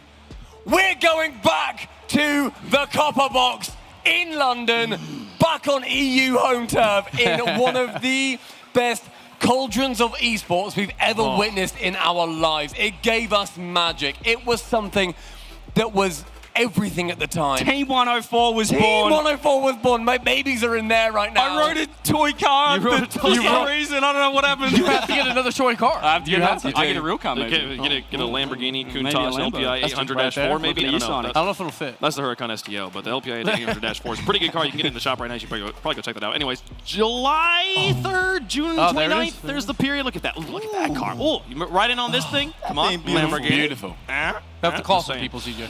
Folks, we've been talking about the family of Rocket League. for so long. And we mentioned that we're getting the family back together here. There's hundreds and thousands of people at home not able to make it here. Shogun, you're not adopted. We're just having a party in a different place, okay? Yeah, we're going to have it here. We're going to take it back home. Shogun will be there. Yeah. Cole will be there. Cole will be there. Gregan will be there. People here have been asking me about all the other EU boys. We're all going to be there. Yummy, the honourable EU as well. Oh, Yummy, exactly. There is where, for people that don't know their RLCS history, Season 5 changed everything. Yeah. Where it was suddenly the first ever surround crowd around that stage. It just, everybody was so excited. We're going back. I'm in love. Important note, tickets are not on sale yet, but put it on your calendar and watch all of the Rocket League social media to know when tickets go live. Let's take a look at the Verizon fan vote. How did you guys feel about this match there? Looks like Space Station is the massive favorite there at 73. My goodness, are they going to be able to decide it? I want to hear how YouTube Theater feels about it. If you're rooting for Space Station in this match, make some noise, YouTube Theater. Let's hear you sound off. You want to get it? I love that from Space Station, but nice. How about a bit of top right Tommy, ladies and gentlemen? Let's hear it for V1! We're V1, babe. Listen, V1 hosted a watch party, and I've seen a lot of T-shirts out here, and boy, howdy, has that worked out for them. A lot of purple. That's worked out for them, folks. We are ready to get into the match. We've got version 1 versus SSG, a North American battle in the top. Loser drops to the lower bracket. Winner plays the grand in the winners finals against G2. It's Stacks, Turtle, and Dazarin in the Verizon Skybox. Oh, California knows how to party. V1 SSG winner gets G2 in the upper finals. Does it get any better than this? Oh, the time has come. The North American favorites battling it out on the stage in the game. Let's get right into it. We've been waiting for a while to see them face off against each other. And we've got some young guns. Daniel, of course, against the aggressive, loud Calm. What are we going to see on this pitch? Well, we already saw a demo come out from Calm as soon as he got into the air. He's looking for a redirect. Oh my goodness, a top left save needed. V1 already starting off with offensive pressure. Daniel's the guy that's got to get going for SSG. He had struggled during the group stage over at the studio, now in front of the fans, and he looks calm, cool, and collected, but he's got to get back on defense. There he makes the save, and we'll see if that brings SSG downfield. Reynolds trying to go underneath and denied by Beast Mode. And it's a completely different environment here, Stacks. You've got Daniel, who is coming in the group stage, not getting comfortable. Then you're out here, you hear the crowd, you hear the roar of the fans. Also the bass of the music, the boost. Everything is taking you out of your element. Daniel needs to show up. And that bass mostly coming from some song called Fall. Here's Torment. Trying to get through. Just got the demolition. There. He always goes there. Now Calm. Taking charge. Reynolds dispossesses him. Torment waiting in the corner. Bounces that out in front. Daniel shot wide. Doesn't get the follow-up. And it should still be SSG ball as Arsenal comes right up. Calm. Actually accidentally set it. And there's the demo! And guess what? We see the demo. Say it with me. 1, 2, toodaloo! Beautiful demo. They made me say it. And SSG on the board early. They made me say it. I'm still happy just to see an immaculate play unfold between and in front of our eyes. Space Station Gaming up 1-0. It's the aggression that we know and love from them. They've been doing it all season long, and of course on land, they're going to prove that they have what it takes. We have that one demo goal come out, but you got to understand, this is going to be a constant throughout this series. Both teams super aggressive, loving to get in front, loving to get those demos on the goal line. It'll be one of many. And we talked about the confidence of the young phenom Daniel, and you could hear the crowd behind us chanting his name. There's not much that could have been better for this start, for this young man. He's trying to avoid a demo here, made the defensive stop. Plenty in the tank as he throws that across. Reynolds will take charge up against Calm, and he won that as well. Everything coming up SSG early in game 1. And to add on to your point, Stacks, that first goal, getting some kind of momentum, it's huge. I mean, look back to BDS. They couldn't get anything going. Right out of the gate, Space Station Gaming, they know that they can tear down the version 1 defense, which statistically, it's the best defense at this LAN. Now they got to hold out. You see the ball going in transition. Back pass, beautiful. Arsenal trying to pick this one up. And SSG, maybe Arsenal. You see the must be. Is there going to be a follow-up? No. Calm will 50 that out, but SSG still hold on to pressure. You see that dive coming in from Reynolds trying to get a piece of the ball, but now SSG, we're going to have to see that defense work because V1, a lot of good challenges in the midfield. Space Station Gaming, that one goal could be enough. And no, that's not calling a game early. That's a statement about the defense that these two teams play. They are the 1 and 2 ranked defenses in this major. They average 1.2 and 1.4 given up respectively. Thrown in front here, and Torment can't get to that in time. Daniel comes to the rescue again. You could see Space Station Gaming lining up, all three of them on the goal line looking to get the save. And you were talking about the V1 defense. A big part of that is going to be Torment. They need to get the defensive rotations and find that same timing they were able to in the group stage. Torment, every time he comes off the backboard, he's got so much momentum flying into the shot. He meets that challenge every time. Minute 30, could be a breakaway here for SSG. You see Arsenal going up. Ball bounces down, and of course Beast Mode there to pick it up, but Beast Mode not getting a lot of time with it. So Torment up there, Comms in the air, but Reynolds will cut it out. And you see Arsenal with the clear. You can tell everyone's trying to control the ball, move it up the field, break down the defense. But here's Daniel, can he get a pass? And Torment gets bumped out the way, but Com's gonna try to race to it, won't be able to get there in time. We've seen Space Station Gaming play with a sense of urgency on defense we haven't seen very often. And that's why they've been such a stingy defense in this tournament. All the time in the world to play this ball. Look how slow V1 is getting forward after they just throw the ball downfield to a general space, not to a teammate. Not panicking, of course, 45 seconds left, but they have got to stop Daniel here. And he just dribbles around everybody over to the corner, looking for anybody to help out. And Beast Mode turned off for a moment, and that hesitation might have bought Space Station all the time they needed. Position of V1 getting a little bit sloppy, all three players in the same spot, but then he gets the midair bump Calm on the other side. So aggressive, #1 in demos per game, and he's trying to utilize that here. Not a lot of time left. V1 need to make something happen, 20 seconds. They have the ball on SSG's end, but SSG still doing a good job of controlling the pace. Calm tries to set that one up. Here's Torment, plays it down, and it's a good clear from Reynolds. Final 10 seconds, and that's a mistouch. Can V1 recover? It looks like this one will hit the ground on the... Oh, it's still up. Wait, they're still trying to go the distance. Here we go. Torment needs this beat. Does get the ball up. Beast Mode plays it high. Is there a follow-up? Double commit. To the middle. To the middle. Calm can't get there in time. And Torment will try to keep this one high. Oh, it's still in the air, but Beast Mode has 3 boosts. Goes for the pop-up. Here's Calm, has enough boost, plays it off the sidewall. Is anyone there? Torment downfield. They're still keeping this one alive, but it just hits the ground. SSG take game 1. Just barely. You can see he waited, had a teammate coming in behind, just couldn't get there in time, and that one goal did indeed hold up.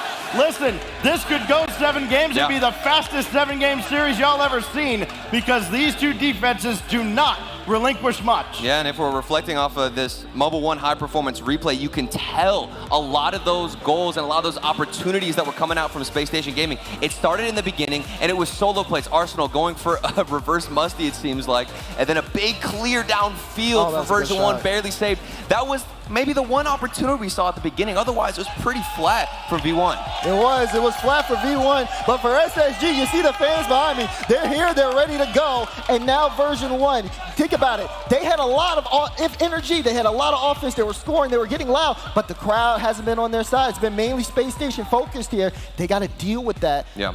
And it's going to be tough. I don't know if it's fully Space Station focused. I know over here it is, but I know over there, there's a lot of V1 support. And I'll tell you what, if Space Station thinks they're going to get through this series only scoring 1 goal a game, V1's got another thing coming to them. This is a team that averages 2.5, and as good as SSG's defense is, you know Calm, the beast, is going to come alive sooner rather than later. Both teams looking to submit themselves as one of the best in North America. In this tournament, they're even in the conversation for the world the way they're playing. But right now, game number 2, SSG with the lead in this series. And already demos coming out, Arsenal takes down Torment, and SSG able to get some possession. 1 game does not a series make, and we talk about experience on the side of version 1, especially with Torment. Everybody's talked about how he was the World Championship MVP back in Season 6. Get this, he's played nearly 3 times as many games on LAN as all of SSG combined. This is a guy who's got that pedigree. Here's Kong coming in, and V1 strikes first in game 2. And there's that pass in the midfield from Beast Mode. He went up for the initial challenge and then got the dunk following it up. Calm, waiting patiently in the midfield. That's the start they needed after a rough game 1. But even to be able to read Daniel's touch and then get it back in the midfield, oh man, Beast Mode's something special. Version 1, now they set the pace. Question is, does that activate Beast Mode? He was so spectacular in that group stage. We'll see if he can match that performance. It's definitely a tall and high standard, but with what we've seen in the mechanics we know he's capable of, we might get some clips. Going to be on V1 to now press the advantage and try to bully SSG around. They average more demolitions than anybody else in this tournament. There's one on Daniel, right on cue as Torment dumps one back into the corner. And Daniel off the respawn will lob one downfield right at Beast Mode. We're seeing a lot of what we saw out of version 1. And V1 punishes them for it. They just gave the ball away to Beast Mode, Dad. And you can't do that. Beast Mode's a beast, and he shows you there. You give him space, he gets the flick right past you. And that's exactly what version 1 needs. This brings them back into the series and mentality. Did you see that first touch from Beast Mode catching it? And it was almost a fake. The defense, they pushed back expecting a big clear, maybe a hit off the backboard, but instead he was able to catch it. Daniel might be able to do something similar himself on the other side. Things have slowed down after the kickoff. For V1, excuse me, this game 2, they're all over it.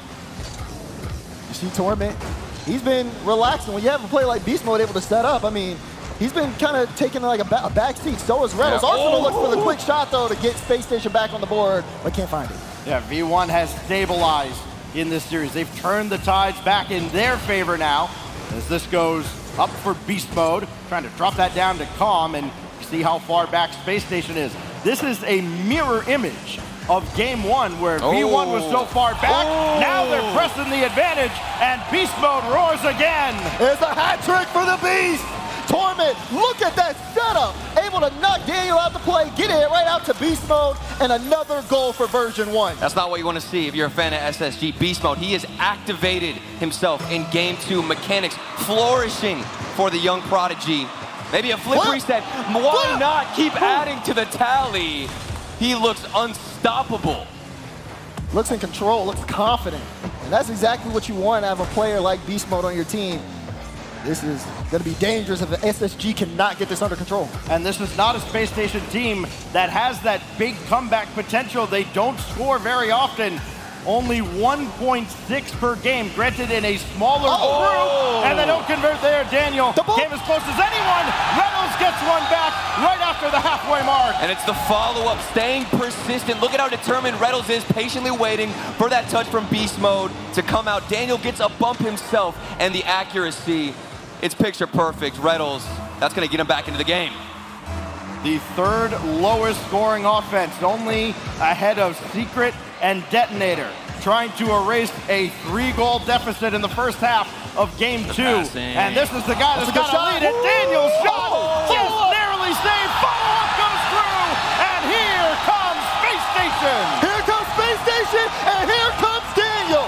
Sets the tone, puts a beamler of a shot on, and then gets a solid follow-up top left corner. Now it's a 1-goal game, and you hear the fans say, It's a different game now. 2:14 to go. Reynolds skies one up. Daniel had to avoid a bump. Can he get to this in time? He did. He stopped Calm's effort. 2 minutes, 3 seconds. Imagine how the crowd is making these players feel. Beast Mode still popping off in his own regard. You've got Torment looking for a 50-50, doesn't find it. Space Station Gaming, they're getting a bit aggressive, need to pull it back and compose themselves. This is so drastically different from how I think any of us expected this series to go. We expected a lot of maybe 2-1, 1-0. Not the case. V1, an early flourish, and they've relinquished almost all of it. Beast Mode couldn't get by Arsenal. Now here goes Daniel. Reynolds in behind him. Arsenal going head-hunting. Oh, he got through everyone! And Reynolds ties the game! Reynolds explodes, and so is the crowd! Look at that demo! Daniel setting up Reynolds, it's an open net, and just like that, Space Station are back in! Unshakable! on offense, getting demos, getting physical. Space Station Gaming, they found their rhythm, and they're working. All right, a lot could have gone wrong off that kickoff for both teams, and they just managed to cancel each other out. Coming up on the final minute, overtime looming here on Forbidden Temple. Reddles, though, ahead for Arsenal. Weaving around. He's got Daniel way back at midfield, coming up on the play, and Torment just barely got there again. Stretch of a save. Now Com's gonna try to see if he can carry this one up. Final minute. It's been a run of goals for SSG and version 1. Just trying to stop the bleeding. You see Beast Mode stretching, but the pressure's not there. Shot! Bang! SSG in the lead! The accuracy, we were discussing how it was the bane of their existence in the group stage. They picked it up. They are lights out with every single shot. How did he know to just come flying off the wall like that? Reddles seeing the game in slow motion, and 4 unanswered goals has SSG in front. Beast Mode trying to do something about it. Not happening. Arsenal has Reddles across the way, calling his own number to take the shot, and Torment skies this away right at Reddles, who, again, just seems to be everywhere, and V1's going to see him in their nightmares if this keeps up. This is disastrous right now. Another one. Oh, my goodness. It's in. You can see it. They're getting confident. Another goal for Reynolds. 5-3.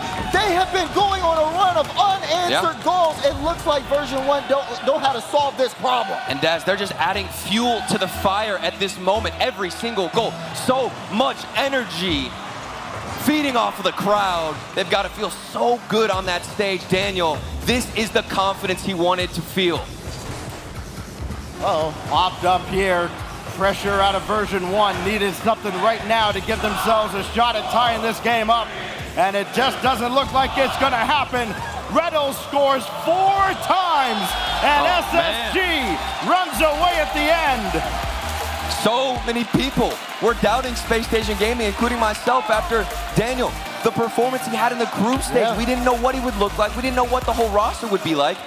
And in particular, Arsenal was the one who got them to this point, but it seems like Reddles is closing things out, Daz. Yeah, Reddles is starting to come alive in a big way, and you saw version 1 start off with a hot lead. Beast Mode came alive, got a hat trick, but then you saw those plays that Space Station was pulling out, and man, it really felt like when SSG went on that run, version 1, there was nothing that they could do. And now I believe we have a tactical timeout coming from version 1. Yeah, and so look, you got to use it after that. After you lose a 3-0 lead. Listen, Space Station Gaming has given up 3 goals in a game 31 times now. That's only the 6th time this season they've won in that spot. And going down 3-0, coming all the way back. Yeah, if I'm V1, I'm taking that timeout too. They have to refocus, because that comeback might be worth multiple wins in this series. Now, I want to make these players feel some pressure, so YouTube Theater, if you're listening, make some noise!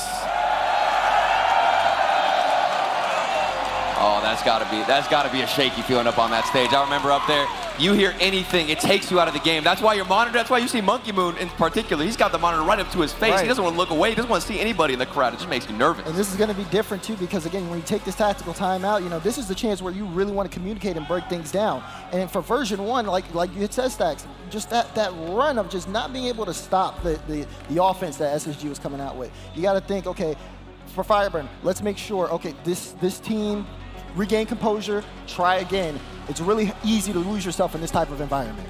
And are there 2 better teams equipped to handle this kind of pressure?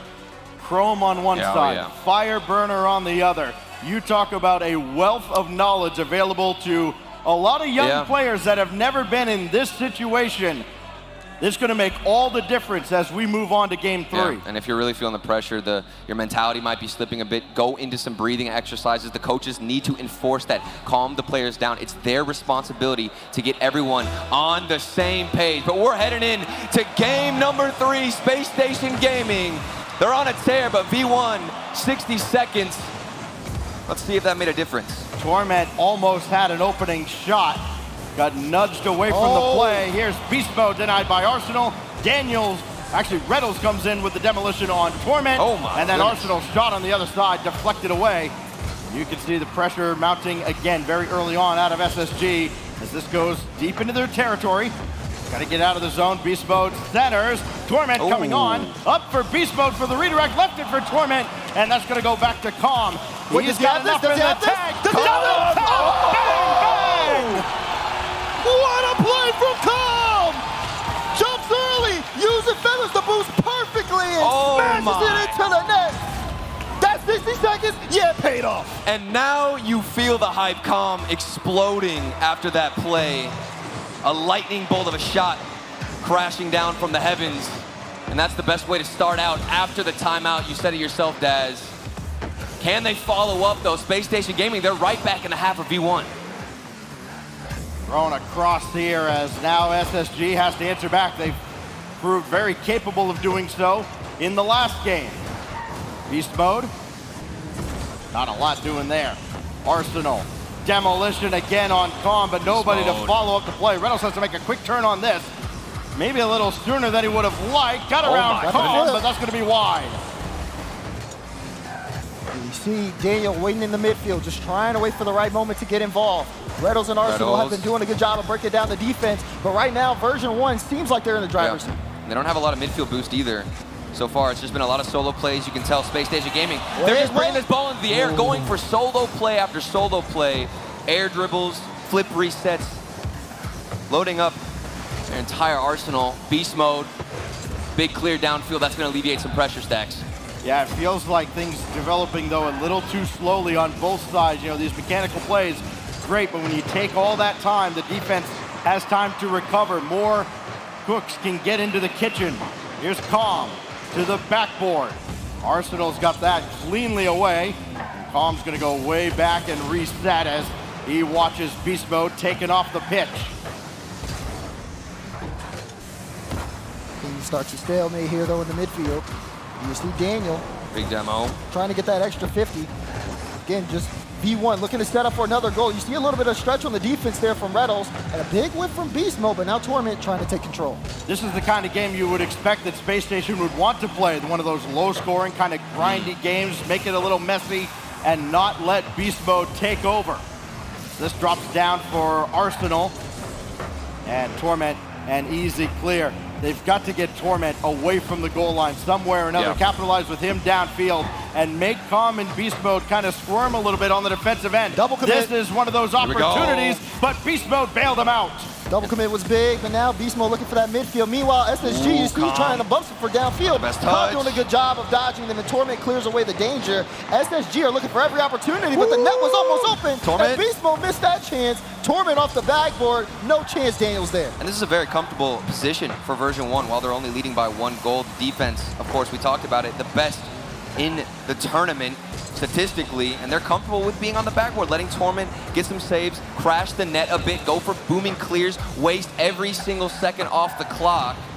And there's another booming clear from Calm, hit up by Arsenal, and Calm's gonna get aggressive, take some boost, go for demos as Beast Mode goes in for the 50. It is wild that this team, version 1, had shut down an incredibly potent FaZe Clan offense at the start of group play. They shut down the #1 offense in Europe in Team Queso, and now have struggled with SSG. They've righted the ship so far, down to the final minute coming up here. But there's Daniel.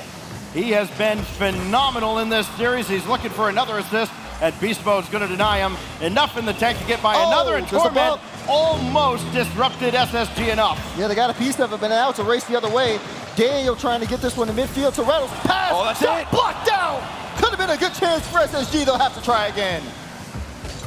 Oh, here we go. Daniel is feeling it. And he the got shot it. goes through. Daniel does it again. If there's anyone who can do it in a clutch moment, it's Daniel. Takes his time, sees Beast Mode, and sees where he needs to place the shot right in that top left slot. You had your questions about Daniel. He just answered them, faking everyone out. 44 seconds left on the clock, and we've got ourselves another game. He has almost doubled his offensive output in this series alone. Off the backboard. Up high. Here's Calm to follow. And Daniel makes the save. He's doing literally everything for SSG. Now he's got him started downfield. Nothing in the tank. And the challenge, very proactive at midfield with 23 to go, Daz. Yeah, you got to start looking at these boost meters now, seeing where everyone's positioned, how much they got left in the tank, because anyone is looking for an advantage. As you see Beast Mode in the air, don't gets let that him do one it to touch. Oh, what a save from Daniel, final 10 seconds. He's done it again. Both ends of the field. Overtime looming for the first time in this series as this goes all the way across, and it does not touch down. Now it will. Overtime in game 3. This is tense. Both teams have been trading blows, looking for an advantage. And so far, we've seen a stalemate. Even in the closest of opportunities, the defense from those teams has been strong. But wait, this could be a chance here. SSG have possession, and it looks like version 1 are running into some troubles on the back end. And it's moments like this where you question the mentality of version 1. They were in the lead. It felt the entire game previously. They ended up losing that. They were forced to take a timeout. Same thing happened here. They had the lead all game long. Things started to shift. Space Station Gaming are so good at turning the tides. Version 1 has lost 2 leads, and this is dropped down in front. Great pass, nice shot, good game. Daniel sets it up, and T-Shaka strikes like lightning. Sees the follow-up, a beautiful read off the crossbar. Plays like that will put you in a match point situation. The second time V1's blown a lead, and Space Station capitalizes again on the verge of sweeping V1 in what we had to imagine, guys, was going to be the landmark match of the day. I didn't think it was possible to bruise the armor of version 1, but Space Station Gaming, they haven't just bruised the armor, they have completely shattered it. 3-0, leading the series. You can see the crowd getting so much love and giving love to Space Station Gaming. And this is going to be a tough position here for version 1. They dominated in the group stage, but now in the upper bracket at least, their backs are against the wall, and they're going up against this crowd right here. This SSG I absolutely love this. Get loud, I got you.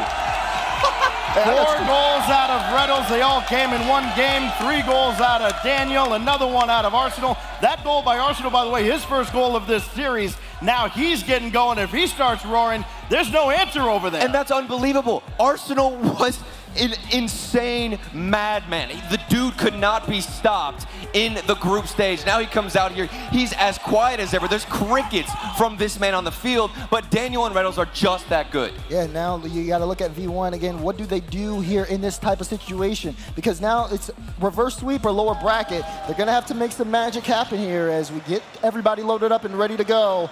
Big time game. There we go. Winners finals awaits SSG if they can win one more, but let's see how much fight version 1 have left. All the questions about young Daniel and how he struggled in the group stage. He almost scored here. He has 100% goal participation right now for SSG. Wow. Scored 3, assisted on the other 5. The accuracy from Space Station Gaming. It looks like they've just been stuck in training all day yesterday. I mean, they didn't have to play, and maybe they were just doing some shooting routines. Come out here hitting every upper 90. Daniel, of course, ascending to new heights. The crowd fueling him. Now he's getting flip resets. What else can he do? Starting things off in the corner. You see Daniel looking to pick things up. Torment able to get past 1. Tried to get a bump on Reynolds, but ball is still bouncing in the midfield. Maybe a chance here. You see the run through, and lo and behold, SSG gets stopped at the goal line. Version 1 have got to dig down real deep here. Calm, looking for beast mode, not going to happen. Torment, backflip, trying to avoid contact. That's clean off the crossbar and popped away as far as Reynolds. What a win, though, by beast mode, but nobody else to follow up. Nobody believed that he had the win, and boy, it's tough to have that read.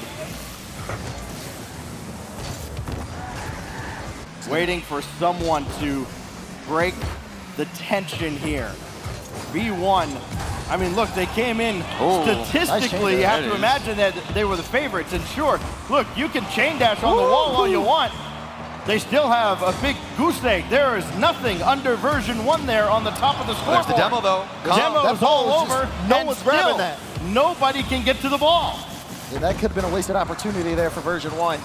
But they still have offensive possession. Pass midfield, who's there? Calm waits, has to play around it. Now off the corner, beast mode far back. Calm's gonna have to do some work, but Reynolds with control of the ball gets it to midfield. Beast mode takes a shot. Arsenal was a little uncomfortable, but still, version 1, they're just playing around here. They gotta make a push. And I'm looking at Calm in particular, watching his rotation, seeing where he's going. If he's hungry for demos, he definitely is. Now the back pass into beast mode. Oh, he's for some awkward. control, but an awkward touch, like you said, Daz. And Torment's left all alone on defense. Here comes Calm with the rotation. It's difficult for him. He needs to get more demos, get physical, and bring some hype back onto this V1 squad. They're facing match point. Oh, that's a big win. Torment's gonna have a chance here. Full tank of boost. What's he got? What's he to got? the heavens. Drop it down and still cleared away by Daniel. Again, there is one unquestionable MVP. It has been Daniel. Reynolds trying to make his mark on this series, and it's just sent wide at the last moment. Now you see V1, they got to play some defense here. Look at the boost totals, really low. Meanwhile, SSG, you see Daniel with a full tank waiting to get involved, but there's a bump, and now the ball's going to go the other way. That physical play out of version 1, that's been their hallmark here. Beast mode can't get to it. Torment shot is off the crossbar. It's just been those little incremental misses by version 1 that have kept them off the scoreboard, but they are lurking here off the ceiling and easily controlled by Daniel because, again, what can't he do? But all it takes, Stacks, it's one goal. One goal to break the curse. Get some energy going for version 1. They've had speed, they've had opportunities. They're making waves, huge strides, but nothing finding the back of the net. The execution, if it's picked up maybe 2 or 3%, things could change. Oh my goodness, no way. Daniel won't take the shot. Wait, is that Nobody's home. Nobody's home. It's in! Unbelievable! SSG tried for an ambitious play, and it didn't work out. Just one missed rotation. Calm even hunting out Daniel. Where was the third man? Space Station Gaming setting the full house, and it ends up plaguing them. Imagine if it's V1 that has to get by winning these low-scoring, grindy affairs. Arsenal got other plans, but he got bumped. This is still headed dangerously close to the V1 net and cleared away. Reynolds can't get to it. And now an opening for V1 to press their advantage, which they so desperately need. Instead, it's coming back the other way. Arsenal for Reynolds to tie again. Torment was awkward, but he recovers and sends this away. Great solo effort defensively. They're not done yet. You see Daniel looking for a solo play, but will get cut out. Reynolds picks up the mid boost. What's he gonna do? Reynolds. Pops up the ball. So much boost to 50. Does get a The flip reset. Has the flip, but it's just not enough. Daniel will keep this tempo with low boost on the tank. He's gonna lose that challenge. 30 seconds remaining. Version 1, they've struggled to hold on and to clutch out these wins. They've been in the lead so many times, but now 20 seconds remaining. You just gotta hold on, Stacks. 15 to go as Beast Mode clears, trying to hold on and prolong this series. Get to a 5th game at all costs. This is going to be off. Nobody to follow up with Arsenal interfering in the net. He's trying to stay in the play. He's got boost. No time on the clock as Beast Mode tries to kill it, and he does not. Reynolds. Good flick. It's wide. Daniel brings it across. Beast Mode to kill it, and we're going to game 5. Man, version 1 make it through, but not without SSG trying down to the very last second. These 1-goal games cannot be good for the heart. And for version 1, that has to be such a relief to get that ball down to the ground, especially after they tried for a moment there, and Reynolds was able to make that catch in the center of the field. Almost a sense of, oh no, what else is going to go wrong here? But they do persevere. Yeah, and that timing that I talked about earlier on from version 1, it was disrupted by demos. Didn't see as many physical plays here from Daniel. Maybe he didn't have the confidence to push up. The boost was heavily in favor of version 1. You mentioned it yourself too, Daz. A lot of times Arsenal, you'd see him up front going for a solo play. They like to bring the ball up in the air, but they didn't have any boost to do so. Yeah, and you look at those boost totals, you look at what these drives need to come out with, Stacks. They have to execute when they're down the stretch. Version 1 have done a great job in terms of being able to kind of set some demos up and buy themselves some space. We saw a lot of space there for Beast Mode in some of these games, but SSG still gave them only 1 goal up in all of those. And let me tell you something. Now you talk about the pressure of LAN and the pressure that the crowd adds to this. If V1 takes this next game, it's going to be a world of trouble. This place is going to turn into a zoo if version 1 sends us to Neo Tokyo, but there's work to do. 5 minutes or more on Wasteland as SSG gets another closeout opportunity, and it's Reddle's first shot easily dealt with by Beast Mode. And what a story that would be for version 1 to come out here and complete a best of 7 reverse sweep. Never been done at RLCS live event. It would be immaculate. Yeah, well, let me just throw this out there. There's only one person that's casted a best of 7 reverse sweep in North America. I've done it twice. Here we go. Torment up high with Calm underneath. Here we go. And Reddle's going to take charge, but having to navigate around his own teammates. Here's Daniel. This is the guy that SSG wants on the ball. And Beast Mode comes up recognizing that to swat it away. But now it's open for Reddles and his shot denied by Calm. The Reddle's shooting has been fantastic, solid and true, not doing anything too extra, just making sure to put the ball on target with a lot of speed, and that's even been tough for V1 to deal with, but oh my goodness, Daniel has to dodge a demo. Good touch to give Reddles control. You even see Torment going for some demos, pushing himself forward. Could be a nice change of pace for V1, delegating those roles to different players. Usually you see Calm getting aggressive as he is here, taking the midfield boost, then looking for another demo. Torment, Beast Mode, both in the same spot, but a good 50-50 win goes down the other way. And maybe something out of version 1, stalemate here between two teams. Reddles going headhunting as well, but it's Torment that will have this ball cleanly, and he's been allowed to do whatever he wants with this ball until he gets to the ground. Beast Mode, center one for Calm. Good speed. Got the shot off, and Daniel was in his brain as he saved that one, knew exactly where the shot was going, and now Arsenal blocked away by Torment, and Calm cannot get downfield, and this is starting to look like a couple of those early games in the series, Daz, where SSG stops V1 from getting out of the zone constantly. Yeah, I mean, when you take boost out of Beast Mode, he's unable to bring the ball downfield. SSG are stopping it in the midfield. Another shot, this time it's from Daniel. Light enough, though, for version 1 to make the save, but still, pressure here for Space Station. He's still looking for a way in. Arsenal with the pop-up. Can he get it past Torment? No. Torment in net, that's usually a save. Very slow approach from Space Station Gaming. You can see Daniel slowing things down with that first touch. I prefer Space Station Gaming keeping this ball high up in the air. It seems like they had the advantage with the air dribbles, a lot of 50-50s when that ball was closer to the ceiling. Version 1, they're more comfortable on the ground, and they're loving everything Space Station are throwing at their defense. This could be dangerous as Reddles will switch fields over towards Daniel. 30 in the tank, and his effort denied by 2 version 1 defenders.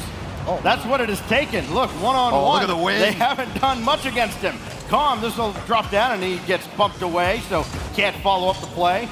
Trying to find boost anywhere, and he does, but he's got to go all the way back with the rest of his teammates and restart the attack as we come up on 2 minutes left. We talked about that boost game, and anytime someone does a front flip, you know, in the comms, they're calling that out, like he's low on boost. Let's make it a play off that. Oh, the ball. Right now, a chance there, but now it turns into a pass. Arsenal, light touch. Won't go for the flip. Tries to leave it for Reddles. His shot does not go in. We are still 0-0 in game 5. The whole YouTube theater smoke screen by that one, waiting to hear one more explosion. Did not happen. Just under 100 seconds remain, separating us from another overtime. Beast Mode, try to pinch downfield. Not nearly as strong as he would have liked. Here we go. And Arsenal up in the air. He pre-jumped this. And now Reddles for Arsenal. Dropped down and swatted away by Beast Mode. Here's Daniel to continue the play. Thrown in front and set away by Beast Mode. And it's a repetitive play from Space Station Gaming. Huge clears across the pitch, waiting to set somebody up with a little bit of space. Version 1, they're not giving them anything. Always have a defender there to find a challenge. Here's Daniel, though, to find a challenge in the midfield, keeping the possession forward. Off the backboard, doesn't lead to something. Here comes the follow-up, though, off the crossbar, and it's saved. V1, they are still alive. 1v1, Calm and Daniel, but there's the bump. Torment now has Beast Mode in the wing, but he takes the shot. Beast Mode puts it in! Version 1 take the lead! They've done it again, late, breaking a scoreless tie. And now SSG's got to be wondering, what do we have to do? How do we kill a monster that refuses to die? Talk about patience. They had to be stuck in their own half for the entire game. maybe the first or second opportunity they get, but they make it work. Version 1, I guess they just want to play defense all game long. Still plenty of time. 30 seconds going to feel like an eternity if SSG can ramp up the pressure as they have a couple times in this very situation. Reddles up ahead for Arsenal. Daniel waiting for his turn to get involved in the play. He'll circle back. He's on his own. Got caught with their hand in the cookie jar. And version 1 is about to send us to Neo Tokyo. You see the hesitation there from Daniel, a little afraid to challenge, but guess what? Calm is not afraid to take that shot. And now taking advantage of all of these little mistakes SSG are making, you're starting to see version 1 slowly etch their way back into the series. And they were winning consecutive 50-50s in their own corner. Almost a trap for Space Station Gaming to force themselves to move forward. We've got the final 5 seconds. Version 1, they complete step number 2 on this best of 7 reverse sweep. Maybe another one. That one's gonna hit the ground, but it's still a V1 win. We've seen a few of these, and think about now how long it has been since Space Station Gaming has scored. You remember the overtime in Game 3. That's the last one. They've been shut out twice in a row now. Do we get a timeout? That's the question from Space Station Gaming. If it's me, I burn it right here. Okay. Oh, wow, you should be a coach. Because hey, imagine that, I am. We got a SSG tactical timeout coming in as, you know, like you said, when you get shut out twice in a row, you got to start to go back to the drawing board. There's been these insane runs, and you're starting to see momentum build on the V1 side. Coach Chrome says, okay, let's kill that momentum, and then let's just try to regroup here. And now we all kind of mentally reset. Space Station Gaming, they had to be thinking, their fans had to be thinking, all right, we got this in the bag, 3-0. Who comes back from a 3-0 deficit? This man's still confident. He's still feeling it, trying to get the troops rallied. But there's been a little more noise coming from the other side. All the V1 fans starting to feel like there's some hope as we get ready for Game 6. In the most improbable of fashions for sure, but here we are, guys. And now, again, you see the timeout from SSG, the pressure has certainly mounted. Now Calm smiling, here we go. When that man is feeling confident, there might not be anybody better in the region. And it's such a long series, especially in a best of 7 reverse sweep. Look at the crowd go wild. This is why you come to land. This is why you show up. I have missed this just to for 2 experience years. Whew. Oh, here we go. Sometimes you just gotta let them go. Yeah. Just let them go crazy. This is impressive. Let's go. We're doing squats out here, okay? Okay. We see you. We see you. This is amazing. Looks like endpoint out there. It really is. It really is the best party going right now in North America. 2 of the region's best battling to face another of the best in the region. Oh, here we go. As we go to Bob's Ramen Stadium in the heart of Neo Tokyo. Game 6 on your screen. Version 1 refuse to give up. And SSG have not been able to close it out. Will things change this game? We're here to find out. Just wait. Beast mode. We know he can activate it. Daniel, of course. And my biggest concern for Space Station Gaming, it's going to be Arsenal. When is he going to show up? We want to see that level of performance that we saw previously. Saw Beast Mode lining up for the double tap there. Something electric like that. They put momentum all in version 1's favor. You know they're feeling confident after they noticed SSG took the timeout. So now they're just trying to take that new momentum and push it forward. Version 1 took the timeout at 0-2. Then they dropped that 3rd game, and you really had to wonder, did they have anything left to fight in the tank?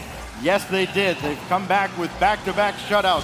1-0, 2-0. Beast mode looking for it, can't get there. And Torment racing back, waiting for the back pass from Calm. That is great maturity. Oh my goodness, through the contact, and still the save made by Daniel. So we might get another low-scoring game. Initially, it wasn't working out for version 1, but slowly their defense, they've figured things out. Rotations have gotten back with that perfect timing. And there's a reason why they're comfortable with such low-scoring games. Their defense statistically the best in the tournament, only letting in 1.2 goals per game. Version 1 sending beast mode forward, calm forward, letting Torment get all those saves. And that's the defense that has shown up in the later stages of this series, and it's the Space Station offense that had struggled to score up to this point that has had its difficulties against V1.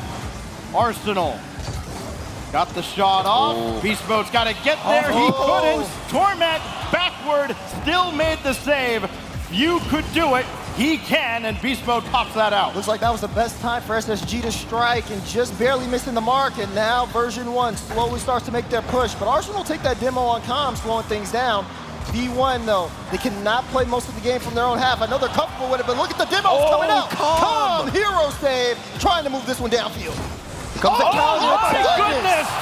Calm in a 1v1. No contest. 1-0. 150-50. He just got the save, the hero on both sides of the pitch. Version 1, they want that game 7. The earliest they've scored in this comeback effort, right before the halfway mark. And SSG again under fire. Halftime now in game 6. And if V1 fans, for whatever reason, weren't believing before, now they are, but it's Reddles dispossessed by Calm. And this time Daniel comes out the better of the two, only temporarily. Beast Mode there to help out. Torment shot swatted away. What a heroic save by Daniel again. Calm was trying to set up for another one, but look at this version 1 pressure. They are almost suffocating SSG in their own end. Even when Space Station demo, it's still not enough to get that finish. Whoever's last man on version 1 do such a good job of making sure they get the clear out and make plays just like the one Calm did when they scored. And the rotation always goes to the backboard. Somebody on V1, they want to have somebody right above the net, getting in front of it. It's a lot faster to go for the challenges in front of Space Station Gaming, and maybe they get too desperate. Maybe Space Station Gaming sends everybody up again, and another counterattack, 150-50, and it could be over. Oh no! How dare you! Oh no! The only time you'll see an NA team get booed in this building. Beast Mode almost punished them for it. Still dropped down in front and cleared away. As this goes to Daniel. Dancing through the air. He's got one down, and he scores! He's done it again! The young prodigy, Daniel, his first time in front of an RLCS crowd, and he pulls this one out. Arsenal cleared the runway.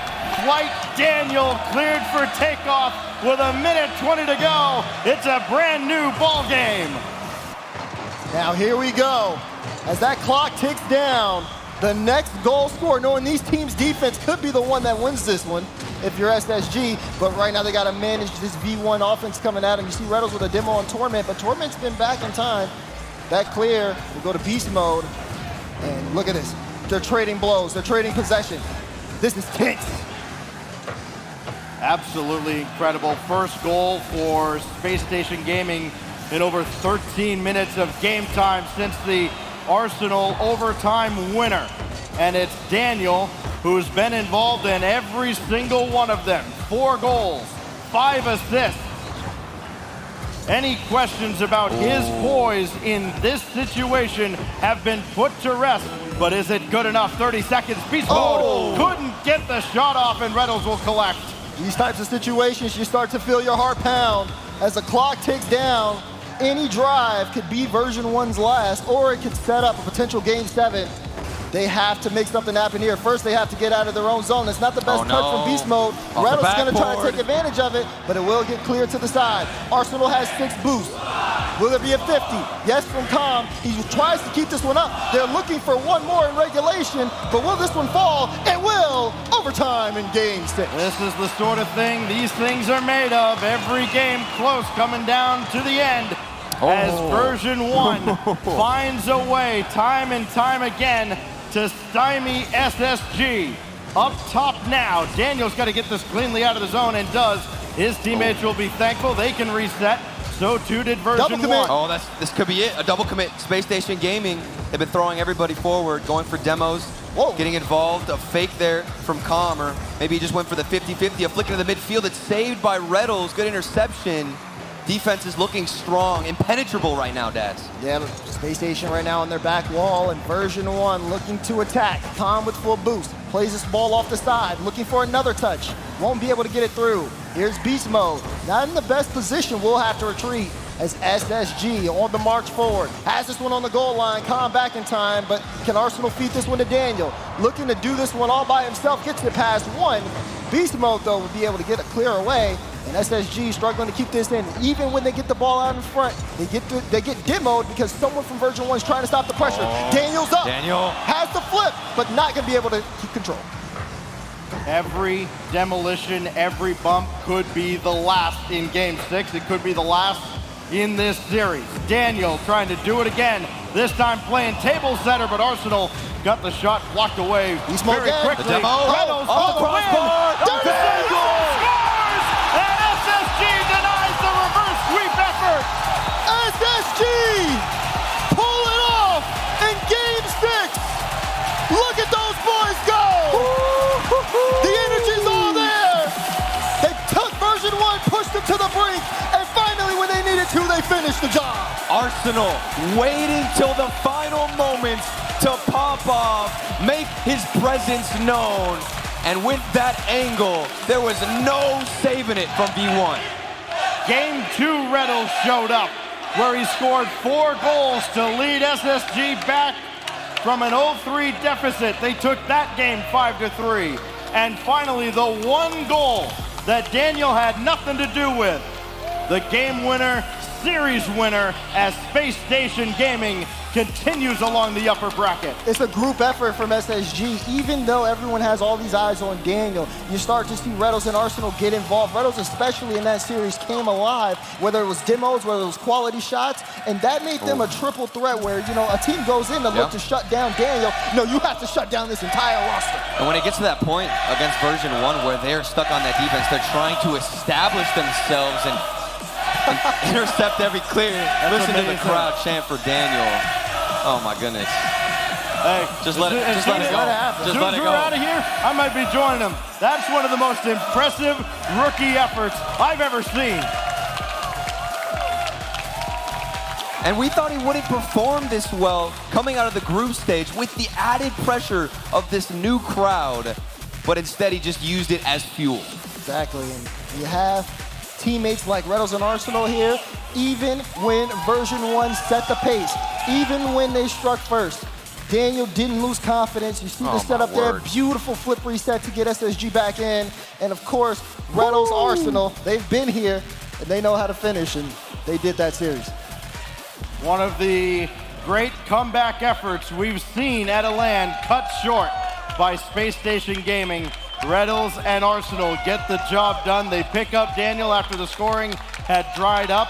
Reynolds was the Grim Reaper in the end as well, setting up the last goal. And how about SSG? Advancing now to take on G2. And a huge sigh of relief, I'm sure, as they must have been thinking, oh no, what else is going to go wrong as V1 was coming back. We were this close to making RLCS LAN history. I don't think we've ever been to a Game 7 in a reverse sweep scenario, but maybe it's going to happen later. This event has been crazy. I'm sure it's going to keep on satisfying. Maybe it will happen later, but what we have right now is an interview with Reynolds. We're going to send it over to James Bott to take it away. Thank you, Daz. Reynolds. Reynolds. Oh, you love it. Reynolds, an insane series. Going to Game 6. V1 was coming back. It looked scary. How did you guys handle that stress? My voice is so shot, dude. Oh my God.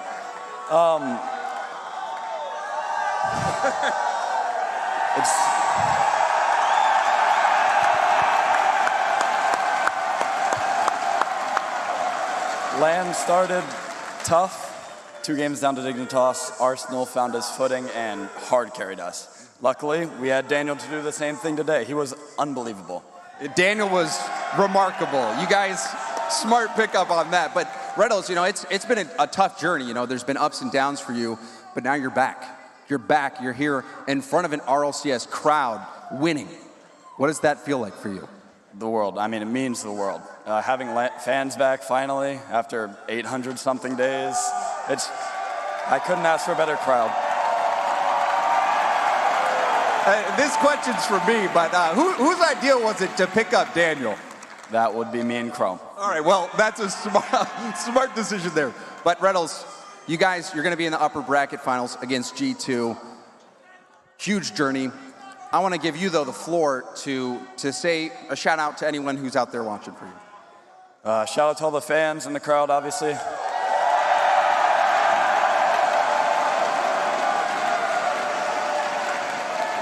All right, well, thank you, everybody. Reynolds, congrats on that. Going to be playing against G2. We've got more Rocket League coming up after the break. Queso versus Furia. Stay with us.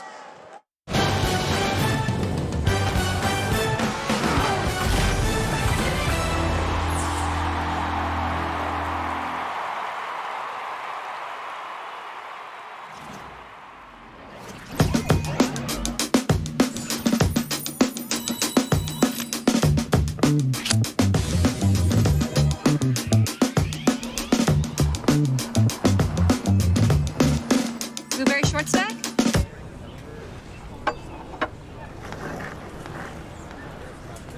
Got any games on your phone?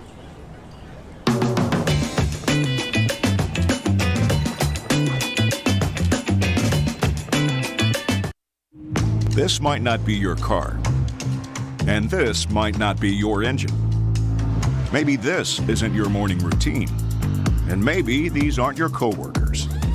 Perhaps these aren't your standard driving conditions. Far from it. But this is your oil, which means you're one of us, doesn't it?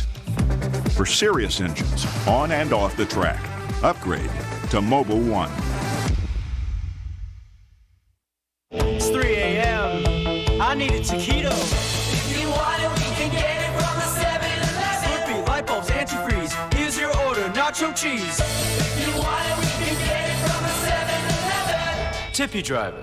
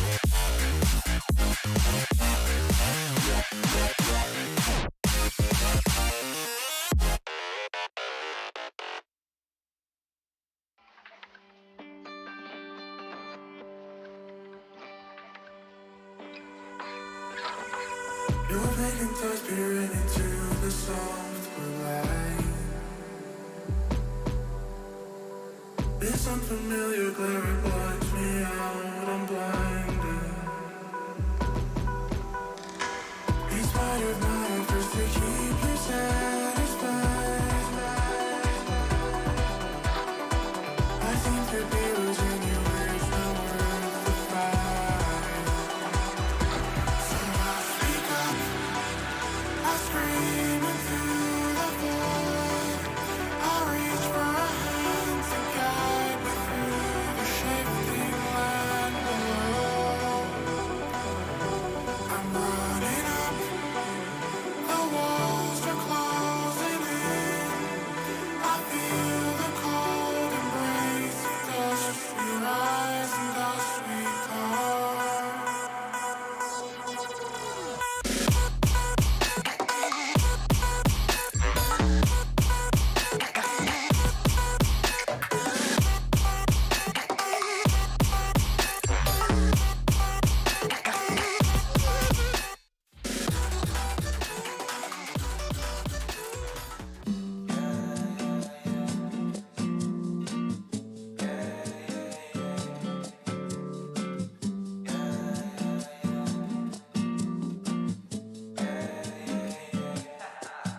We on the top and we ain't gonna fall. It's an obsession, a habit you call. We hitting automatic, never stall. Only got one tactic, do it all. I'm from the bottom, I hate what I saw. I couldn't walk, so I learned how to crawl. They wanna talk when you're back to the wall. So I say later, my aim moving small.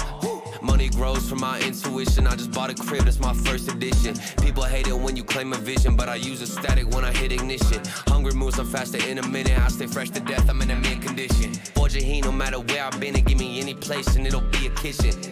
This how we flow to the top. I'm on a wave and it never gon' stop. I hit a 3, now we running the clock. 24 seconds, I still block your shot. I'm making this an eternal spot. Permanent stain in the flow, ink blot. Don't step to me when I get too hot. I'ma end your life and it's all you got. We on the top and we ain't gonna fall. It's an obsession, a habit you call. We hitting automatic, never stall. Only got one tactic, do it all. I'm from the bottom, I hate what I saw. I couldn't walk, so I learned how to crawl. They wanna talk when you're back to the wall. So I say later, my aim moving small.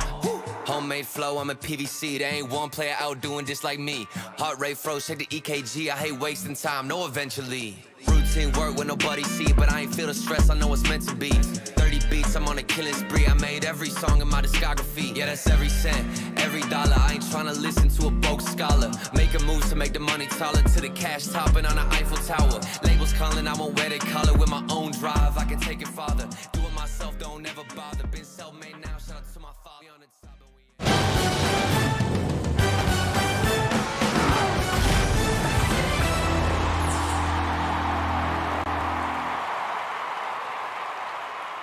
Oh, the Battle of North America in the upper bracket was intense, but Space Station comes out on top and is able to thwart a last-minute V1 rally there. I'm Whitebuck, joined by Gibbs, Bates, Daz, and Stumpy. It's been quite a day so far. 2 more matches to go, and we're going back down to the lower bracket, Bates.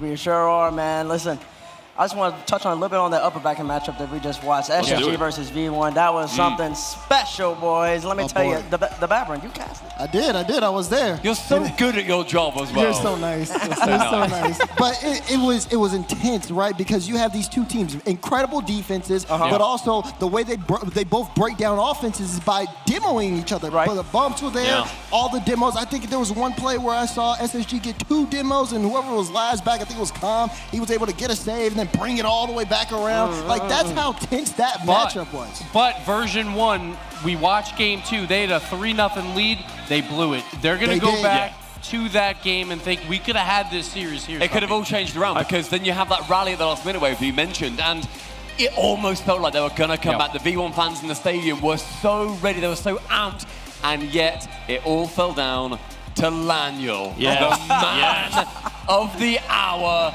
And afterwards, he came out and he literally just said, like, as he walked off stage, he was like, and then just walked off. It's like, it's so nice. Like, he's just a 15-year-old kid and now that he is knows blowing he's us made all it. away. Now he knows he's made it. He's done it all. He's done it in front of a crowd. I swear half the Mobile 1 High Performance replay package there was Laniel. And he was my huge question coming into this match. He was literally the reason I was like, I have to go version 1 on this. He answered every question I have.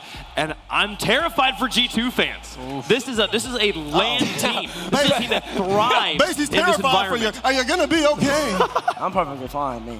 You calm, you cool, collected? I'm calm and cool and collected. Well, I would be worried because Laniel's coming. Laniel is coming. I think his eyes twitching just a little bit. Just a little bit. It's okay. Just a little word. We got a whole day to figure it out. They're not playing till tomorrow. Right now, let's take a look at the bracket, show you guys what things look like overall in the whole scene at this point. We just finished our upper bracket matches. The teams with 2 lives now each have 1 down the bottom. You see Furia is going to be taking on Queso. V1 going to take on FaZe Clan. They've handled FaZe Clan before. Can they do it again? No, there is no easy matches at this point. Right. We have a lower bracket. We call it the European bracket, Stumpy. And then the upper bracket, which is the North America bracket right now. But Queso is down there, and they are looking fierce versus Furia.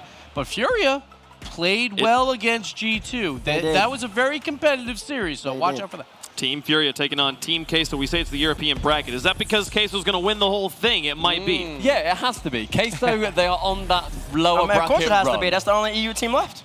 Bates, you have no idea. I am so. I feel like you did back in Sweden. You mean like for the last 8 seasons? Yeah, like for the last 8 seasons. Finally, it turns around. Gibbs gets all cocky, and he reckons, "Oh, it's the lower bracket." I'm just making one dig, and you go, "I love you." You know. No, it's gonna come down to if Queso are able to take down what is the best North American teams we have seen for such a long time. Typically, it's been very NRG heavy. You have the occasional team, good team that comes up. But there's still a South American team there. There's still a South American team. Watch out. And other North American teams have stepped up and now playing some of the best Rocket League we have ever seen. That is going to be, though, the South American team is the team they have to get through first. Furia ready to do this. Let's welcome them to the stage. On one side, we have Team Furia, the last representative of South America. On the other side, you've seen the cheese behind us here. Team Queso taking the stage once again.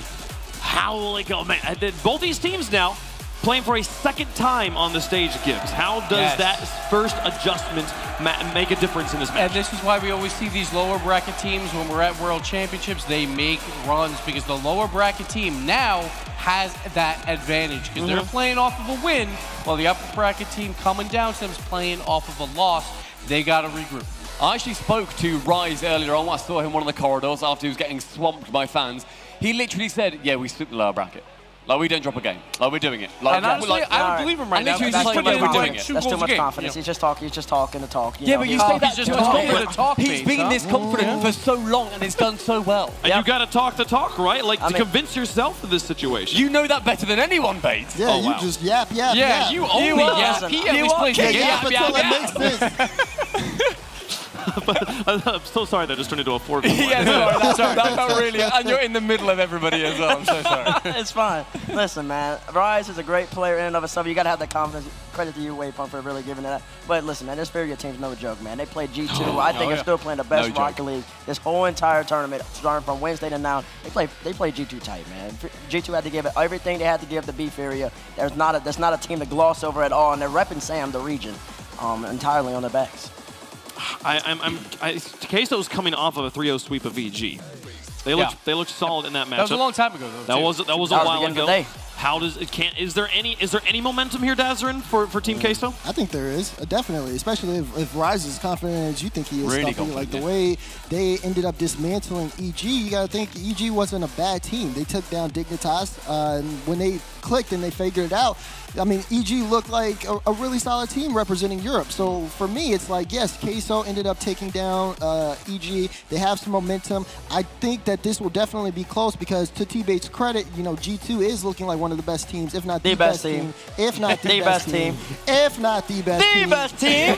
Not the best team in the tournament, but they're pretty good. And for me, I think, you know, Fury, you got to put some respect to that. So this one will be close. I mean, you see Joyo sitting there right now getting locked in. Joyo's going to definitely have to step up because this Furia team's going to come at them hard. They've been playing super fast Rocket League, and they are not pulling any punches.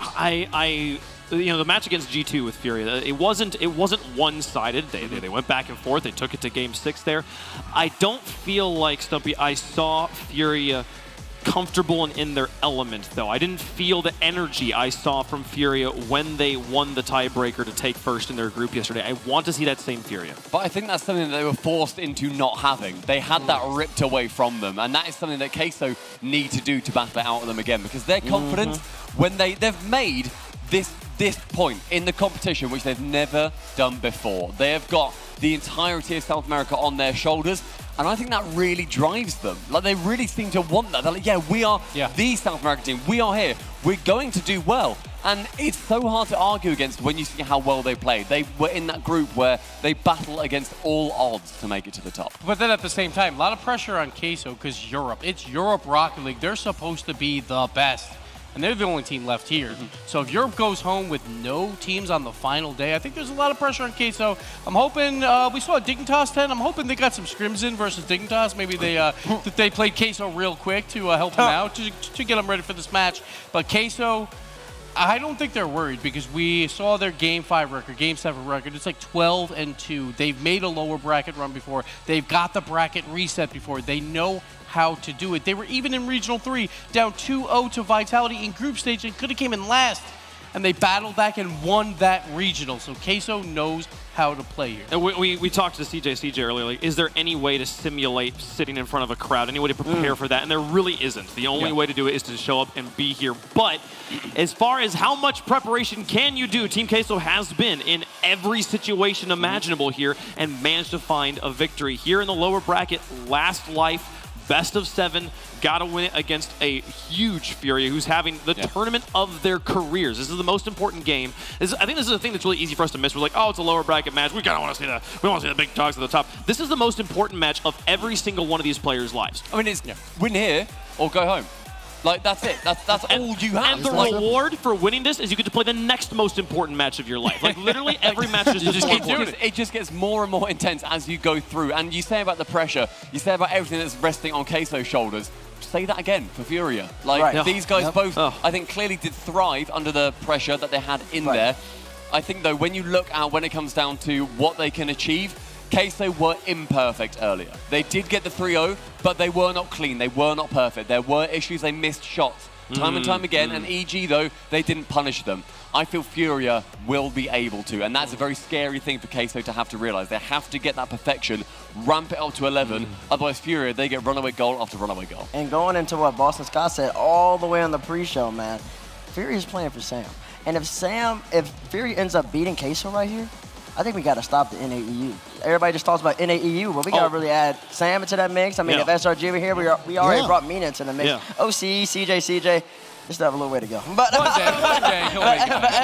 everybody else, though, if Furia wins this, man, I don't know. I feel like, personally, I feel like we're already at that point, right? Like, it's not a question of if Furia wins this one, then we're talking about it. Like, we're already at that point of you got to put the respect on South America. For me, it's like you got to look at, after this major event, you're looking at the world's conversation. Where are the region points at? I believe if Furia continue to do well, they're going to tie for EU number 4 in that auto invite spot, which I'm sorry, It's it's, not huge. big. It's going to be Hey, I'd tough rather for it be you South boys. America than NA in that point, in fairness. In one of the Americas, I'd rather be the South one. Well, Wow. I mean, NA's getting close too, okay? 'Cause, like I said, and they got plenty of guys still in the bracket, so the points are going to still continue to move forward. But out not of America, energy, so that NA5 spot's well, kind of... I'm not worried about that. Why you have to bring that up? I'm just saying. You know, We all keep bringing They're each other already down dead. to a level. Like, we're just chipping away at each other, like, time and time again. I think Justin just got here. Don't make him leave, okay? Like, well, he's already packed his bags because he's got to go to London.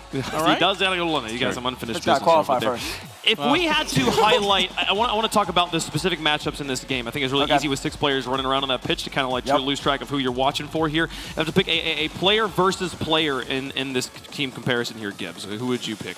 I'm going Jan versus Rise because Jan, like, he's making incredible passes right now to make plays happen on Furia, and Rise is literally doing everything. He's literally doing everything. Like, he's my MVP so far. It just happens they're in a lower bracket, so no one's talking about him as much. But he's doing literally everything on Queso. So that's my matchup right there. Who scores more goals? Because I expect this to be a very high-scoring series. Right. Okay. And I'm gonna be with you with Jan. But instead of putting Rise, who I think is a great pick, I'm gonna go with Joyo. Because when Joyo's popping off mechanically, that's when Queso looks their best, man. And it doesn't matter whether he's playing the Octane or the Mustang, which is actually pretty cool how he can swap both cars. It's pretty cool. But in and of itself, I know you love that. Yeah, you love it. Yeah. when he's up in the sky flying really high, nobody really can touch him. I think in this game, he just solidified himself as the better Joe. I don't see Jorius out here, so I can say that. No, he's over by the Dignitas tent, I think. I think he just heard you and he's walking over and he's tall. Oh. Well, he's at the tent. Joyo's on the stage, I think. Mr. Bass has a point. Let's talk about what you guys think at home. Let's get your votes in the Verizon fan vote using hashtag FUR, hashtag TQ, depending on how you are leaning on this one. This is another match where I think it's really, really difficult to pick who moves forward here. I think. Are you going first? I'll go first on this one, yes. I always make you guys go first. I'm going to go with Queso. I think Queso here coming off of the defeat of NRG.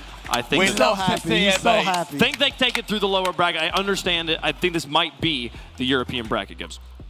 I agree. I love Team Queso. I think Team Queso might be running through this bracket, make it to a grand finals. There won't be an all-NA grand finals. I'm going Queso. Oh, wow. Okay. The second half of that was really... The second half of that was wild. There. He really stretched himself out there and then he hit the bat. Listen, man. Yeah. EU versus Sam. One of us got to go home. It's not Queso time just yet. Queso's going to make one more. This is going to be the last one of the tournament. Next round, they will not be catching a W, but Queso will end up winning this one. I think it's going to be very highly contested. I think they have a little bit more mechanics than Furia does. 3 for Queso. So I'm going to go Queso. Are we doing the sweep?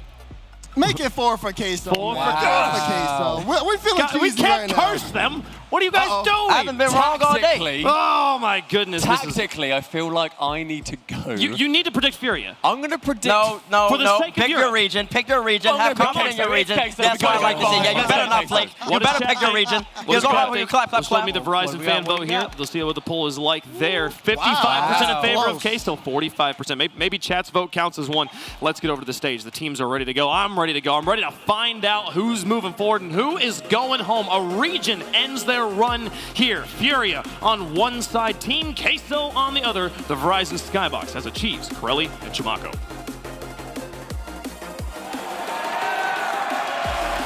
Thank you very much, Wave Punk. And it was quite a good match for Queso earlier, and Furia pretty much a good fight against G2, but had a few struggles in the midfield, Chimako. They did have a struggle a little bit, you can say, but I think, quoting Gibbs, that was a quality loss, you know? Yeah. I think they learned from that, they made the adjustments, and this is the time to prove it. Well, game 1 underway, Queso riding the back of pretty much a peaking Rise, I would say, at the start of the day. Couldn't miss the back post, it seemed. We'll see if Furia really get the offense going. They had a couple of really nice games against G2. It was just a matter of they break through that midfield line. Passing here to Kaio. Can he get a second one? Just off the flip reset, but the follow-through was right there, and that was something we were talking about earlier as well with Furia and Corelli. Whoa, what a must here from Joyo as he almost got the follow-up there from his teammates. Rise, a second touch off the back wall, not going to happen. It's Queso definitely ramping up that offense, and they very much love to pop that ball up into the air, especially Joyo. just count how many times he goes into an air dribble from the midfield. He buys himself so much space with quality touches picking the ball up. Queso making sure they end up with possession here. Vatira just trying to stick Card to the backboard. See if they can try and open up some gaps. The physicality was something that G2 was capitalizing against very nicely against Fury as well. Struggling to cover the distance when they got demoed. But for all their troubles, Fury really did put up a strong defensive performance. It was not easy to break them down. Queso running into the same problems here, it would seem. A lot of time spent in the Fury corner where opportunities to actually push into the middle are few and far between. Yeah, Furia is struggling right now. They're being cornered on the field. One thing I'm gonna say, not related, is that I love that Yo-Yo has the penalty decal when he's going against Brazil. I mean, showing some respect right there. It's passed into the middle, denied by Joyo. Pass around, and Card equal to the challenge. Got towards net, no problem. Good support for Furia, not getting tied up on the demos, and they fight through the midfield line. Good defense from Queso.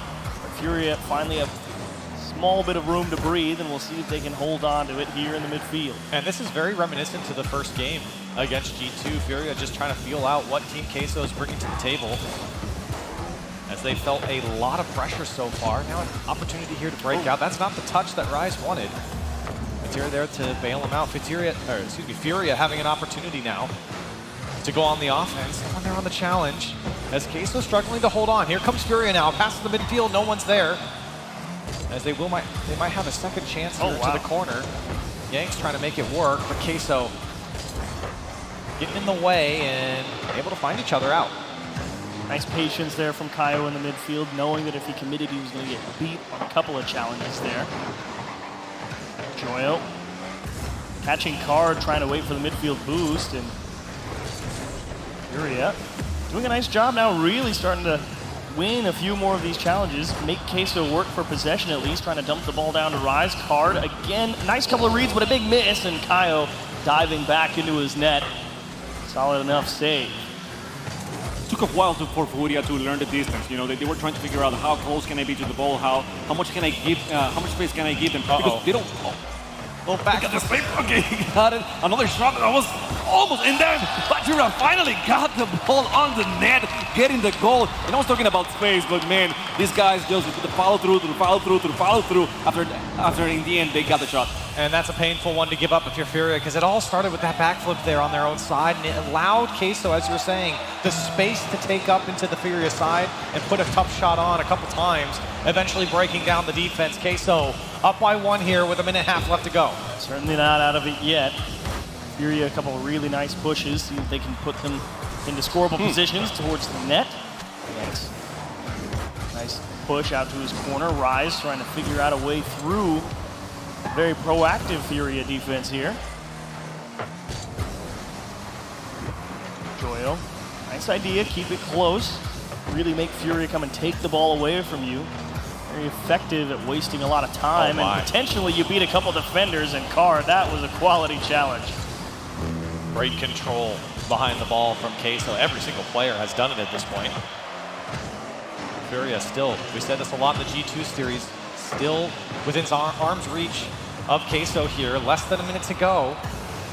They ventured down to the Queso side a few times, but it has been Queso being a bit more dangerous as this one works across the baseline of Furia. Oh, wow. Okay, I was wondering if Kaio was going to be back in time. There was a little bit of pressure towards the blue net. 30 seconds. Furia really getting stuck in their own corner. Definitely not a good place to be when you need to find some way to break down Queso. They may have just found a way here, collecting their own quarter boost. And what do you got, Kaio? Over one, not quite over two, but Tiri, a nice job to get up there. It's Queso seeing if they can hold on. He was strong clear. Thanks. Not bad. Over two. Needs help. Just wide of the net. Queso equal to the task, and really a game of punt it as far as you can and see if you can find a way through. Queso in general, nice job blocking him out in the corners. And I think Furia, again, it looks very close to the G2 matchup. Taking a look at the Mobile One high performance replay. And you can see really only one goal here, the difference, and that was it. Vatira able to find the net. Rise doing a good job behind the ball as well. I mean, this is what we're talking about, right? When you go up against Queso, you're going to field a lot of air dribbles towards your own net. We've seen that a few times now. We've seen it today against EG as well. You have to shut that down. To be fair, I think Fury has done a pretty good job. I think to Queso's credit, they have been very good at keeping the ball very close to them. Yeah. So when you do that, you are keeping control of the ball the whole time. You're not giving the possession, and they're so good mechanically in controlling the ball, dribbling it, that they are able to win those 50s and then keep pushing forward the ball. So it is a little bit different from the play styles that Furia is showing right now, where they're booming the ball and trying to get the clear that way.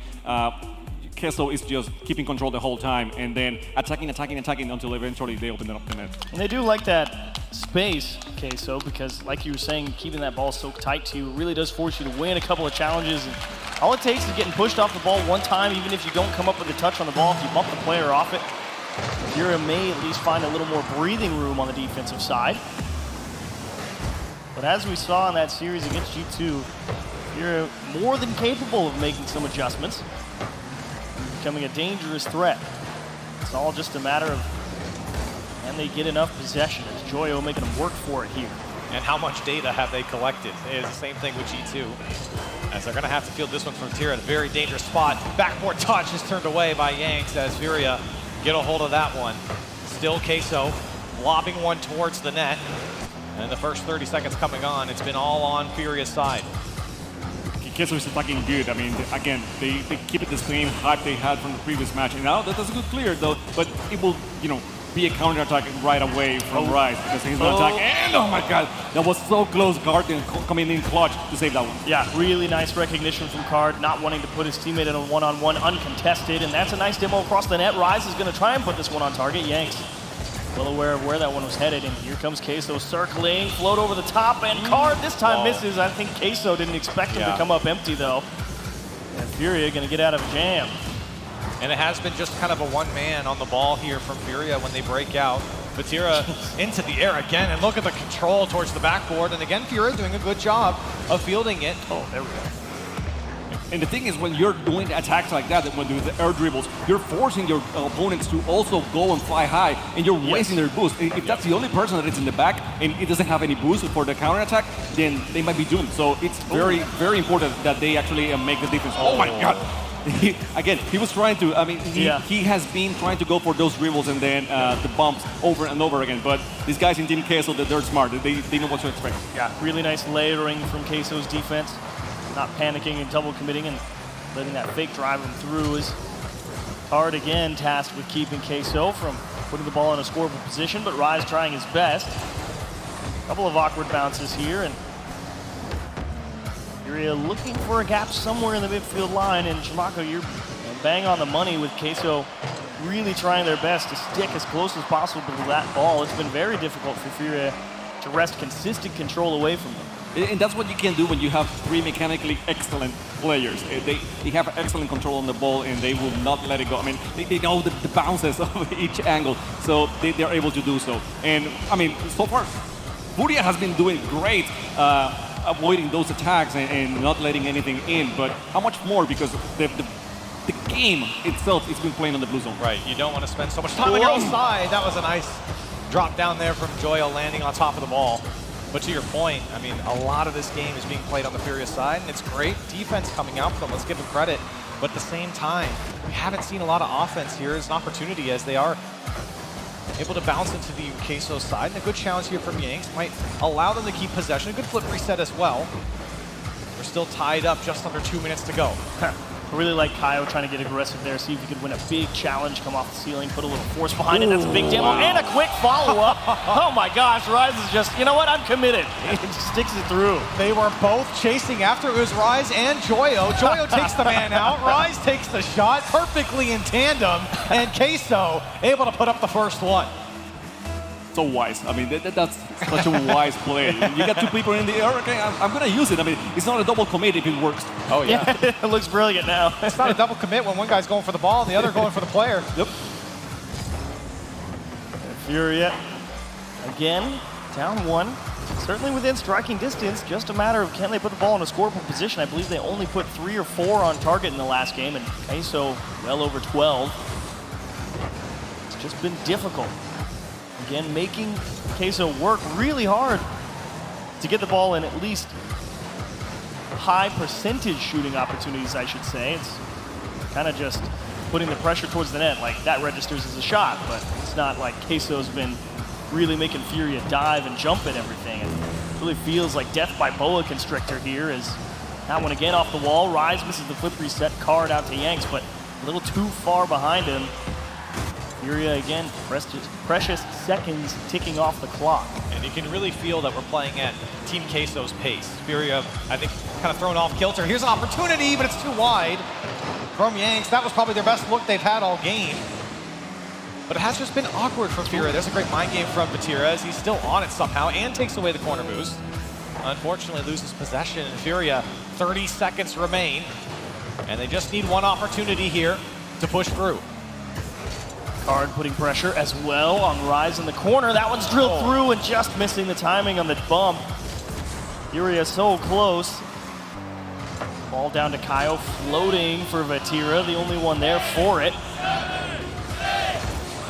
Again, sticking tight to that ball and playing keep away here from Furia, and he's going to try and just pop that onto the floor. Queso really manipulating how they were approaching that ball to force the space, and again, another well-controlled game from Queso. And I think Furia should try to learn a little bit from Queso's playstyle because they're playing very, very tight. Even when they are in the air, they still are very close to each other. And that's the thing, when you have players close to each other, your teammates, you don't telegraph the passes as much. You know, it's harder to actually cut those passes, steal them, because the space, I mean, the time that you have to react is shorter. And right now, Queso has been doing a great job at stealing those passes. And you know what? To be fair to Furia, they are making it extremely tough for Queso to break through. I mean, it took 2 guys going after the last man in Furia to take him out, and then the shot on target too. So it is not easy for Queso, but there is a lot of space for them. And as we alluded to earlier, Furia just giving so much space, so much time to Queso that a lot of the gameplay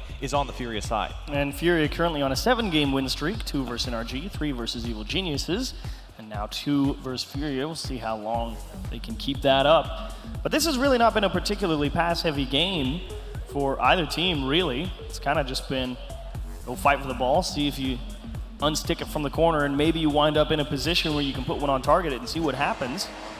So I think Furia is actually trying to get the pass with every clear, but again, they're too separate.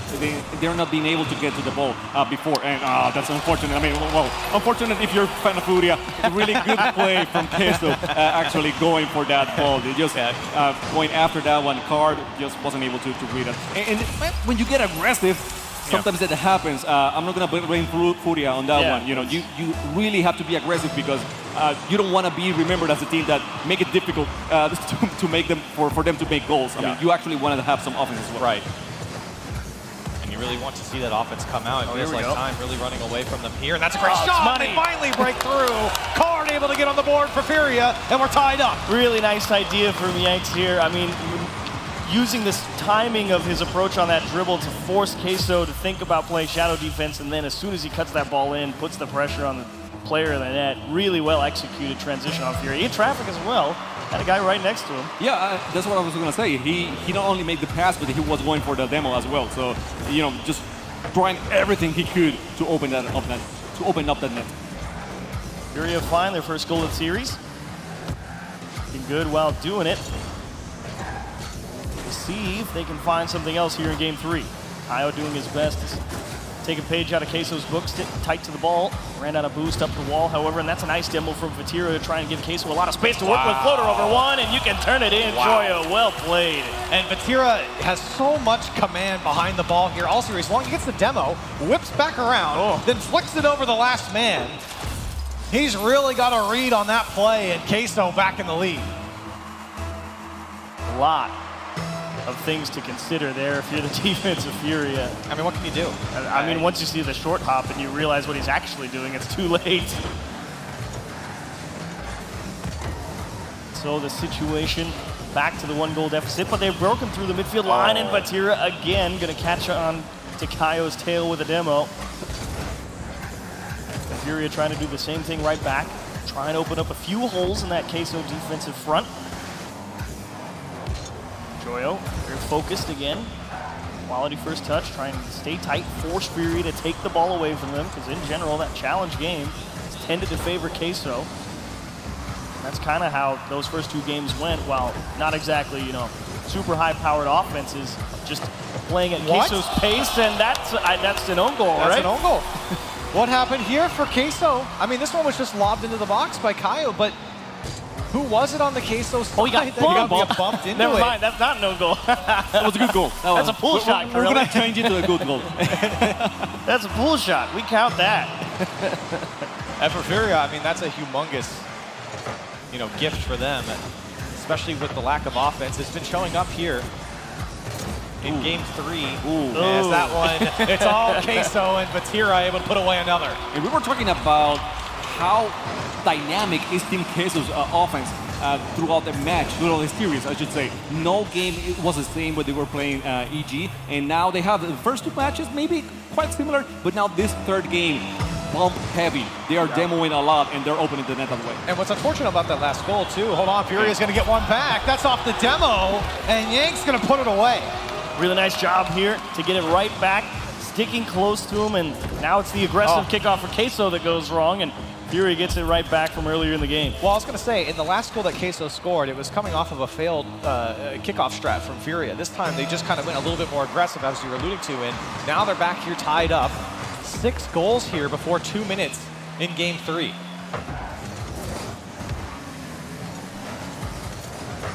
Yanks figuring out the approach. Furia right on the line, but struggling to keep the ball over on the orange half. And nice job dodging a lot of pressure being put towards that goal line, and they should have this on transition. It's just a matter of where you go with it. That's a quality flip reset, just missing the dunk. It's going to float high above the net. And nice job from Rise to come out of the corner and make sure that one gets as far away as possible.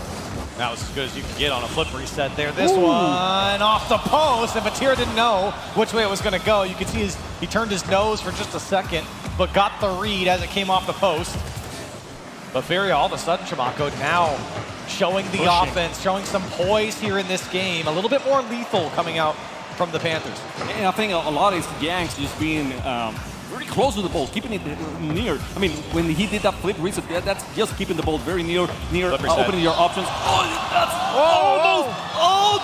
almost, but not even. I mean, you don't count the almost, okay? You don't count those. Not good enough. As Yanks looking for the pass. Well defended again, and they're trying to pump it as fast as they can towards that wall, hoping to see if they can get it under the crossbar. You're just overcooking the shot there. Rise, delayed flip reset. Nice save from Card. You're into the middle, off the corner to themselves, see if they can get this one out to a teammate. That's a miss from Rise, and nice support. Joyo recognizing his teammate was going to come up empty. Rise going to have to turn around on this one. Nobody comes up with a touch. And free ball for Queso, and Card forced to give ground. What? Big misread from Queso. Either way, though. Furia one more time trying to figure a way out of their own corner, and now an aggressive couple of challenges coming out from Queso in the middle, but nobody really ready to follow up. And you are seeing these little spurts of speed coming out from Furia, where they're just outpacing Queso. It's not happening right now. It's Queso all over the Furia side. A good clear comes out to Kaio, and that ball just put too far wide. He did get the full boost. Off the ceiling he goes. Not going to get the touch, and Queso going to get out. And you see how that pass went over, and this is what I'm saying, that they don't play very close to each other when they're passing. They're used to the long pass, not the short ones, and you know that's the outcome. That's what happens when you don't practice that very often. Kyle to the side, Queso seeing if they can find a way to end it in regulation. As nice challenge from the Yanks, really forcing Queso to fight for the ball in the corner. Card to himself, Rise. Uncontested here out of his own half. Where do you go with it? Right into the floor. Furia was all over that. Unlucky they couldn't put that on target. One more touch from Yanks and Vatira. Figuring out where to go with it. Normally, I'd say that's a good double tap, but the only one there is Furia. That's a miss off the backboard. Good That's on the shot. floor. Card's gonna find a go-ahead goal. What a touch from Card, and you could really feel like Furia was knocking on the door here. 14 seconds left, and a shot like that might give Furia their first game. And again, Yanks wasn't going for the ball. He wasn't going for the double tap. He was going for the bump, for the demo on net to open the net even more. So, I mean, I'm in love how Yanks is playing, and he might got another one here. He makes the pass. Caio was going for it. He lost it. 7 seconds to go, and now Vegeta going all the way with the guy on defense. Oh, double demo. The ball is going up, Rice trying to keep it up, but it's going to touch the ground, and Furia wins a match against Team Queso. Really nice job from Furia. I mean, you gotta love, they finally got the opportunity to push over onto that orange side and really try to box in Queso and put them in some tight spots, not able to make some tough reads off the backboard. You capitalize, you jump all over it. It hadn't been a particularly high-scoring series up to this point, and then we get a 7-shot race to the finish, really. That shot from Vatira where he pulled around that ball, I mean, that was something special. And Queso, even with the triple threat in some of those plays, not able to score really enough. I mean, it was just a battle of attrition here in this game. And I feel like for Furia, they were able to get a little bit more of a foothold against this Queso defense. They did start to show some poise on the offense. And so I think now, when we talked about Furia needing to make the changes, we did see that a little bit. I started to mention they showed some speed, they showed some control on the offense. It really came together at the end of this game. And I think if I'm Queso, you got to look out, because I think Furia is going to ramp up. But it is what I was telling you before. You don't want to be the team that is defending very well but not attacking. They decided, okay, let's attack more, and okay, we're going to get more goals on our end, but we will be able to hurt them in some way, and it paid off. And sometimes I think it is for Furia just taking more chances, right? Because I think they wanted to play very safe because they know what they're going up against, and that's very smart from them. But you do have to take chances when you move down the field, and we saw that a lot more stretching challenges that stopped Queso from holding possession. And important to switch it up. I mean, you can't be playing the same way over and over because it's not going to work. I mean, if you're losing, then you got to switch it up, and that's exactly what they did. Yanks a little, okay, let Yanks a step behind this challenge. I kind of saw him hesitate before he jumped for it, and indeed put it over the top of him. That's a great read from Rise, and good push from Joyo as well. I believe Joyo actually got the block in the other way around. And that's just the challenge game from Queso, and it's something that we said in their previous series as well. I mean, they just never lose a challenge. That was perfectly placed there. And for Queso, a very early goal here against a team that's been very tough to score against. Tough start for Furia here in Game 4. A lot of pressure to find a win here and not allow Queso to be on match point. Tira down in the middle. Good takeaway from Yanks. But where do you go with it? He's forcing Joyo to race for the ball by just trying to be aggressive, and I don't think that's necessarily a bad idea. Furia, with time, be an incredibly speedy team out of midfield, but struggled so far here on this Saturday to come out in front of the challenge game. But when it works, they will put goal after goal on you. It's Queso currently pressuring Furia's half, not really able to put anything into a scoreable spot. Yanks into the middle, and that's Caio just putting pressure on the net. He knew he wasn't going to actually make the ball, but if he connected with a demo there, who knew maybe your third man can come through. Placement from Vatira. It's going to make it a 2-goal lead. And I was just thinking to myself, Queso getting a lot of space moving down this sideline. Rise had all of the left side of the field open for the pass. Queso's going to rip one on target from Vatira, and they're up by 2. I'm going to sound like an old record, you know. But did you see how Rise was passing and then Vatira was going towards Rise? Yeah. He was cutting on the distance. He was making it very, very hard for you to cut that pass. It really is what Queso does so well. They use each other, and they're typically on the same page when they move down the field. And Furia, I think, just kind of caught out in transition there. Nobody challenging fast enough. Now a demo comes out from Rise. And Queso looking to build upon the lead. Another demo, this time Joyo on Yanks, and the backboard was open. Rise can't get around it. Furia scrambling to get back into position, and they do have some time to get out. Got to control this one here. You've worked your way past the midfield line, and Caio, there's the speed, but where's the ball headed is the question, and it comes back to Card. Yanks is trying his best, couldn't quite reach it. Rise, delayed flip with Vatira, and Queso kind of forced to give this one up. A very awkward approach from them, and they're just trying to see if they can hang on to it. It's a good attempt there from Card again. Trying to get something going for Furia here. Down 2 goals. A good musty 2 here for Joyo, and it's turned away. How many times have we seen him go for a shot like that as Rise tries to dunk it as well? Another demo comes out. Jamako, you mentioned the physical play from Queso certainly ramping up, and it's paying off as Furia struggling to hold on to it. You know, another thing, in that previous sequence, Queso had like 3 or 4 plays where they were up by themselves. No one was challenging that, and that means that Furia is giving them so much space. And this is the same thing we saw with PG. That's a good attempt at the shot. And another one from Yanks, and there he goes. Kaya finally gets one with a great pass from Yanks, just putting up the pressure, avoiding that clear from Yo-Yo. And getting on the ball on net. It's really the shot out of the corner that forces that tough spot for Queso. I mean, Rise didn't have any other option but to just throw the car at it. Couldn't get a good clear on it, and Furia jumped all over it. I love that pressure, and it just takes, like you said, really that one good look, and they'll generally convert it. And to give credit over to Furia, that was a scrappy goal. I mean, Queso had already made the save, already made a couple touches on that ball, and Furia were able to still get back into rotation and keep it dangerous on the Queso side, and those are the type of goals that we've really seen Queso give up. So once again, we find ourselves in a very familiar situation. Furia down 1, about 1.5 minutes left. Oh my goodness, a cheeky chip from Vatira, not able to put it in between the posts. But definitely would have thrown the defense for a loop, that's for sure.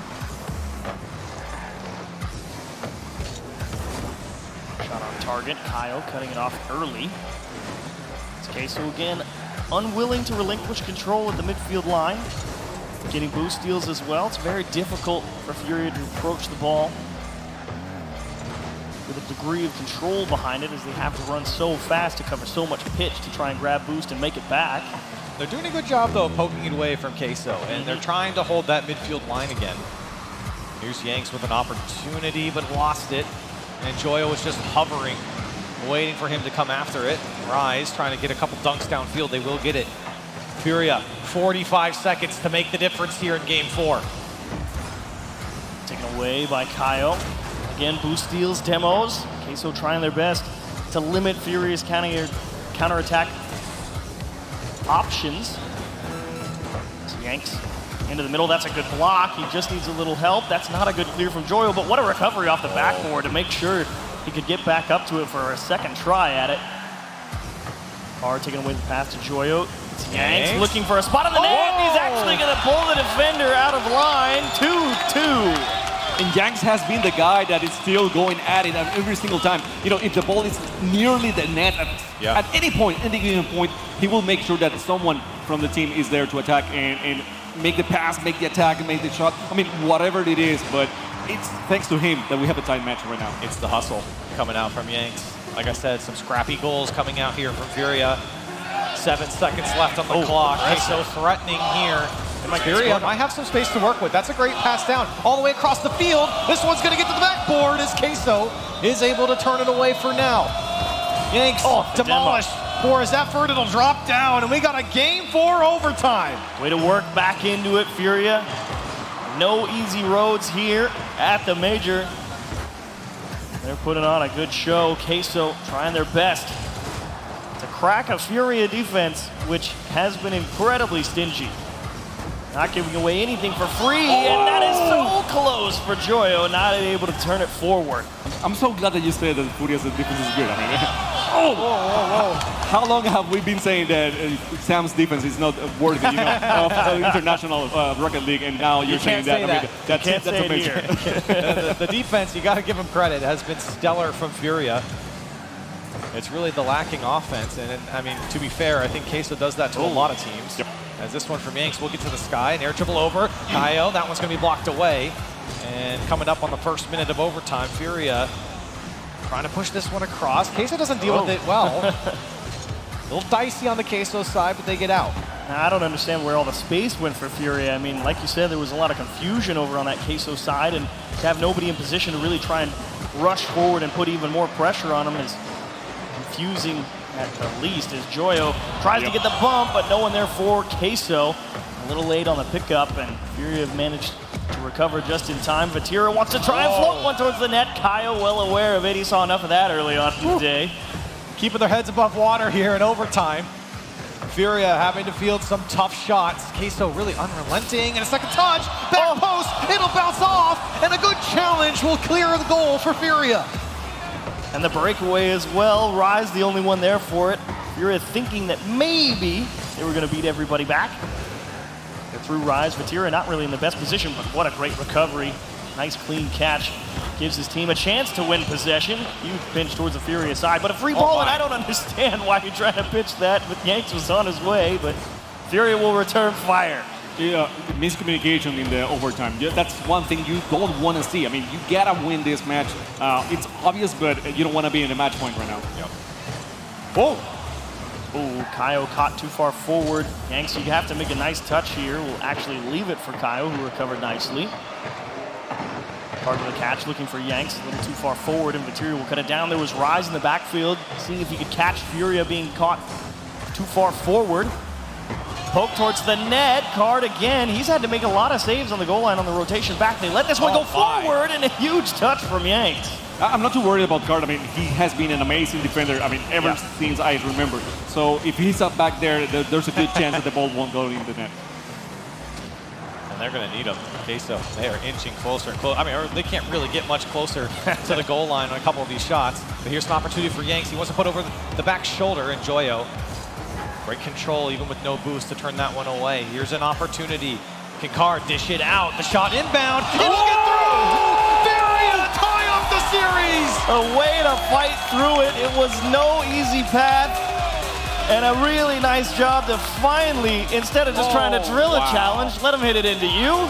Drives it gently through the defense, and Furia, like you said, they're going to tie it up 2-2. Now the pressure's on for both teams here going into game 5. You got to feel for Rise, man. I mean, he was right there, just a few pixels off the way and couldn't get the save. But man, that was so close. Take a look at the Mobile One high performance replay, and there's a lot to be excited about here because Queso, they were able to put away a couple goals early, but Furia, again, I'm just going to say it for the third time, scrappy play on the Queso end, and you can see the excitement there, the celebration in that game win, and as you said, Shamako, it means a lot for them because you don't want to be on match point against Queso. Yeah. Been really running downhill, it feels like, ever since they got into the lower bracket. Over that win, the first win over NRG, really, I think, set the tone for them. And maybe underestimating Furia here, but they're sitting in a tie series, and we're pretty deep into this one. I don't think they're underestimating anyone. I think Team Queso comes here to play, and they are giving everything. Just Furia they did the homework. You know, that's what I can say. Yeah, I think there's enough understanding about what pretty much every South American team is capable of on offense, and they're really dialed in like, okay, don't let whatever they can do happen if you can, because like you said, it's been scrappy approaches for Furia. It hasn't been this, yo, we're going to really try and out-mechanic it and improvise something beautiful. They haven't really let that develop here, at least on today's show. And, we've talked a lot about Furia here, but for Queso, that's a game where you look back and you say, man, we just had so many opportunities that we couldn't convert. And that is credit to the Furia defense, but if I'm on the Queso side, I'm saying, you know what, we had way too many chances to not walk away with a win there. Kyle, nice job working through a few defenders, chipped across the net. Queso under some early pressure, and this one looking to be on target. Kyle trying to keep the pressure going. Card is up early. He will go towards the low right. Kyle follow through. Back post. It's going to roll right in. Meu Deus, I mean, that was a really good play. Again, scrappy. They keep going after every single thing. And I wish I had seen this before with the G2 series because I was telling them follow through, keep going. And now they're quality lost. They learned their lesson and they're doing it here. Definitely, and I think G2 is a great match for them to learn because Queso, very similar here.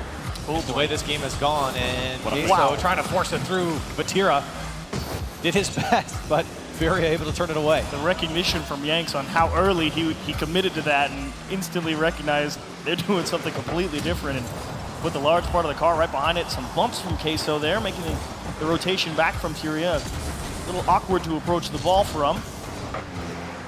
Really aggressive challenges trying to come out from Queso, get a big dunk over somebody and force Queso to back off.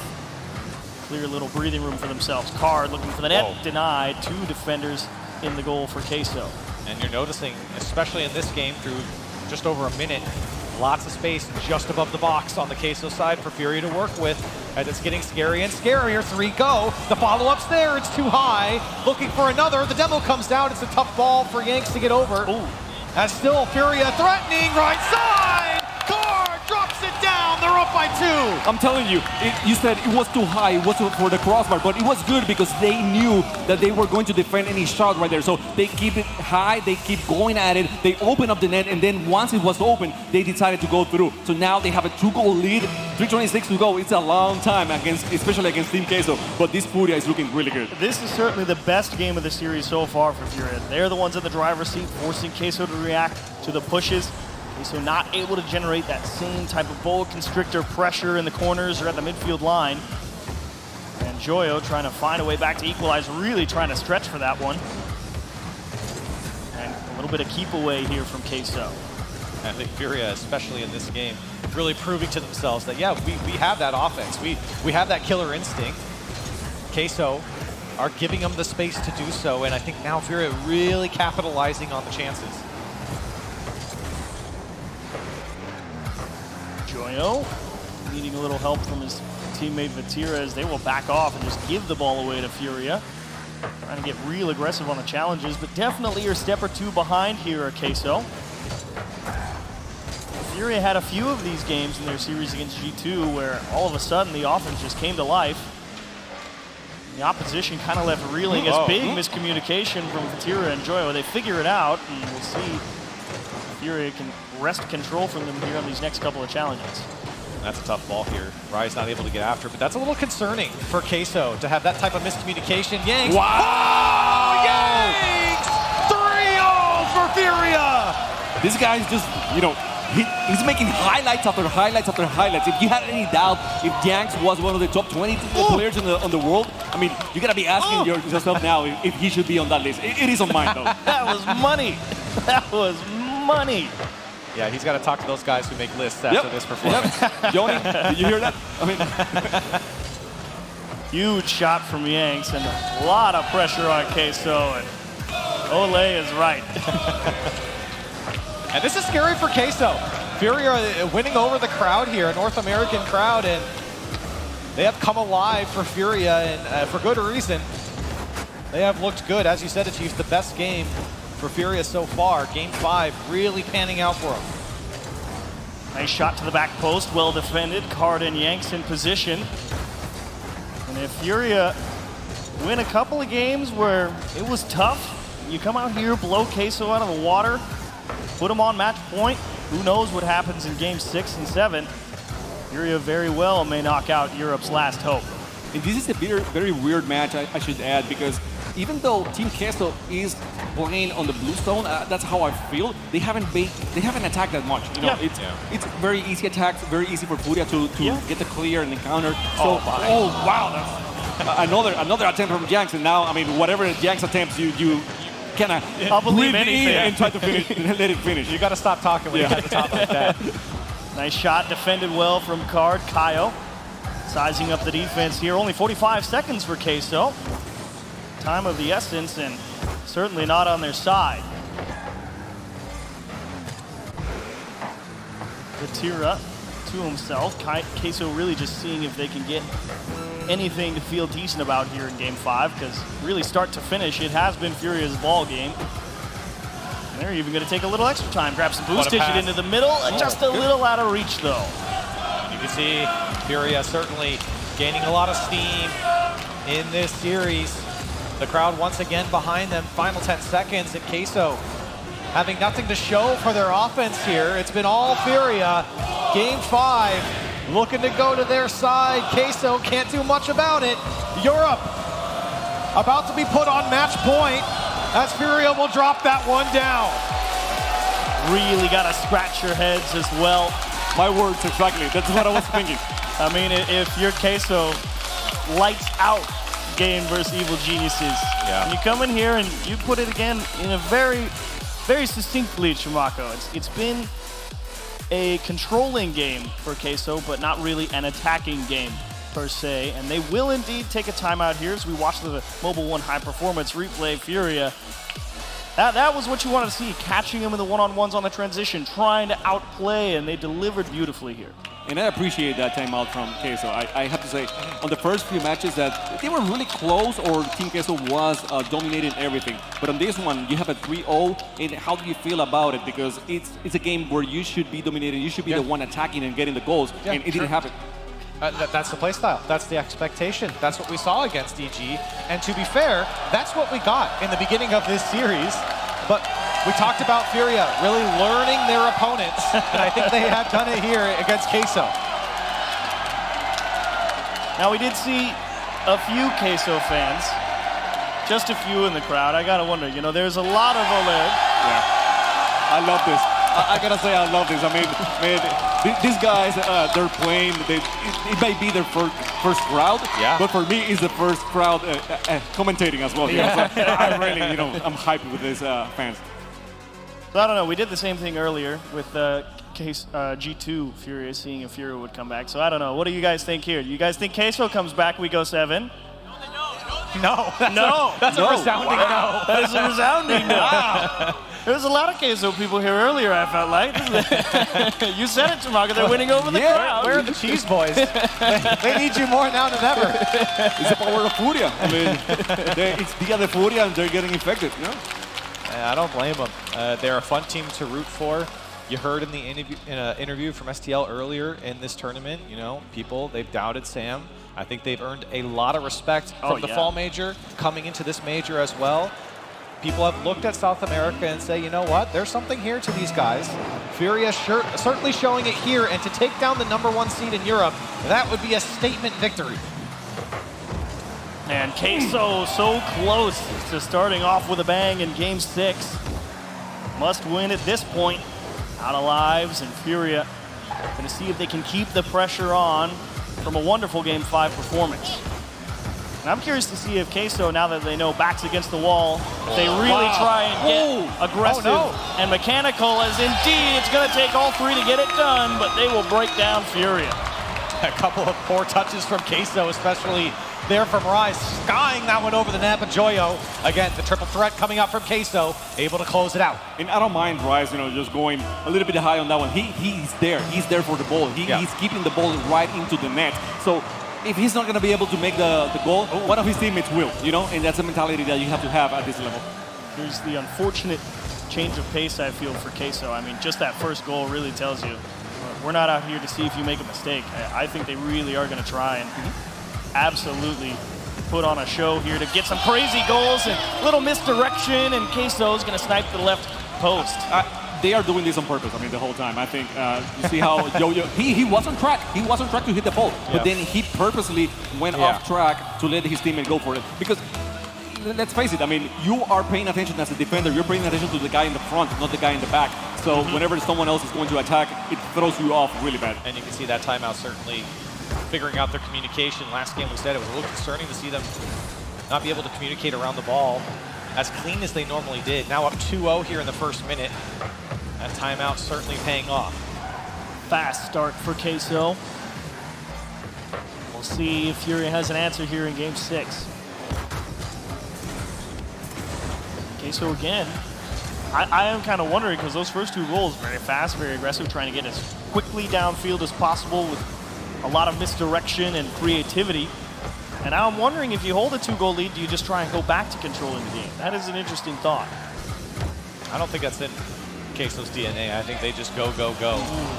Yeah, when you had a Furia that made 3 goals on the previous match, I don't think you want to risk it with only 2-goal lead.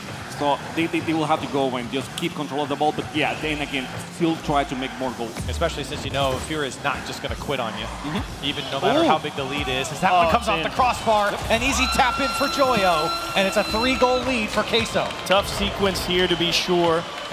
Kaio really trying to cover a lot of the net there, and that's just a nice touch to the back post over the back shoulder to beat all the defenders. Not a lot Queso could do about that when they covered it up pretty nicely, but that was a lot to handle. Correct to Queso. They are being on top of Furia the whole time. If you can control the ball at midfield, well, let's push it a little bit more, and control the ball right on the net as well. Yanks a little floater forward, and Furia just seeing if they could find their legs under them here in game 6. Kind of got the leg sweep, and here's a pass to Kaio, top of the net, and Joyo equal to it. Huge save, but Yanks trying to put it one more time into the mix. Nobody there to follow through for Furia. Let's try and get them back in this one. All off grabbing boost, but a couple of really nice challenges coming through, and Kaio so close to beating out Vatira. As Furia really starting to get stuck in here on the orange side. A couple of great touches from Furia to the back wall. Queso doing a good job, though, of standing in front of him. You know, plenty of time left on the clock here for Furia. They're knocking on the door. Certainly need one sooner rather than later if they want to close out this series. Otherwise, it does feel like Queso's quite comfortable sitting on this 3-goal lead.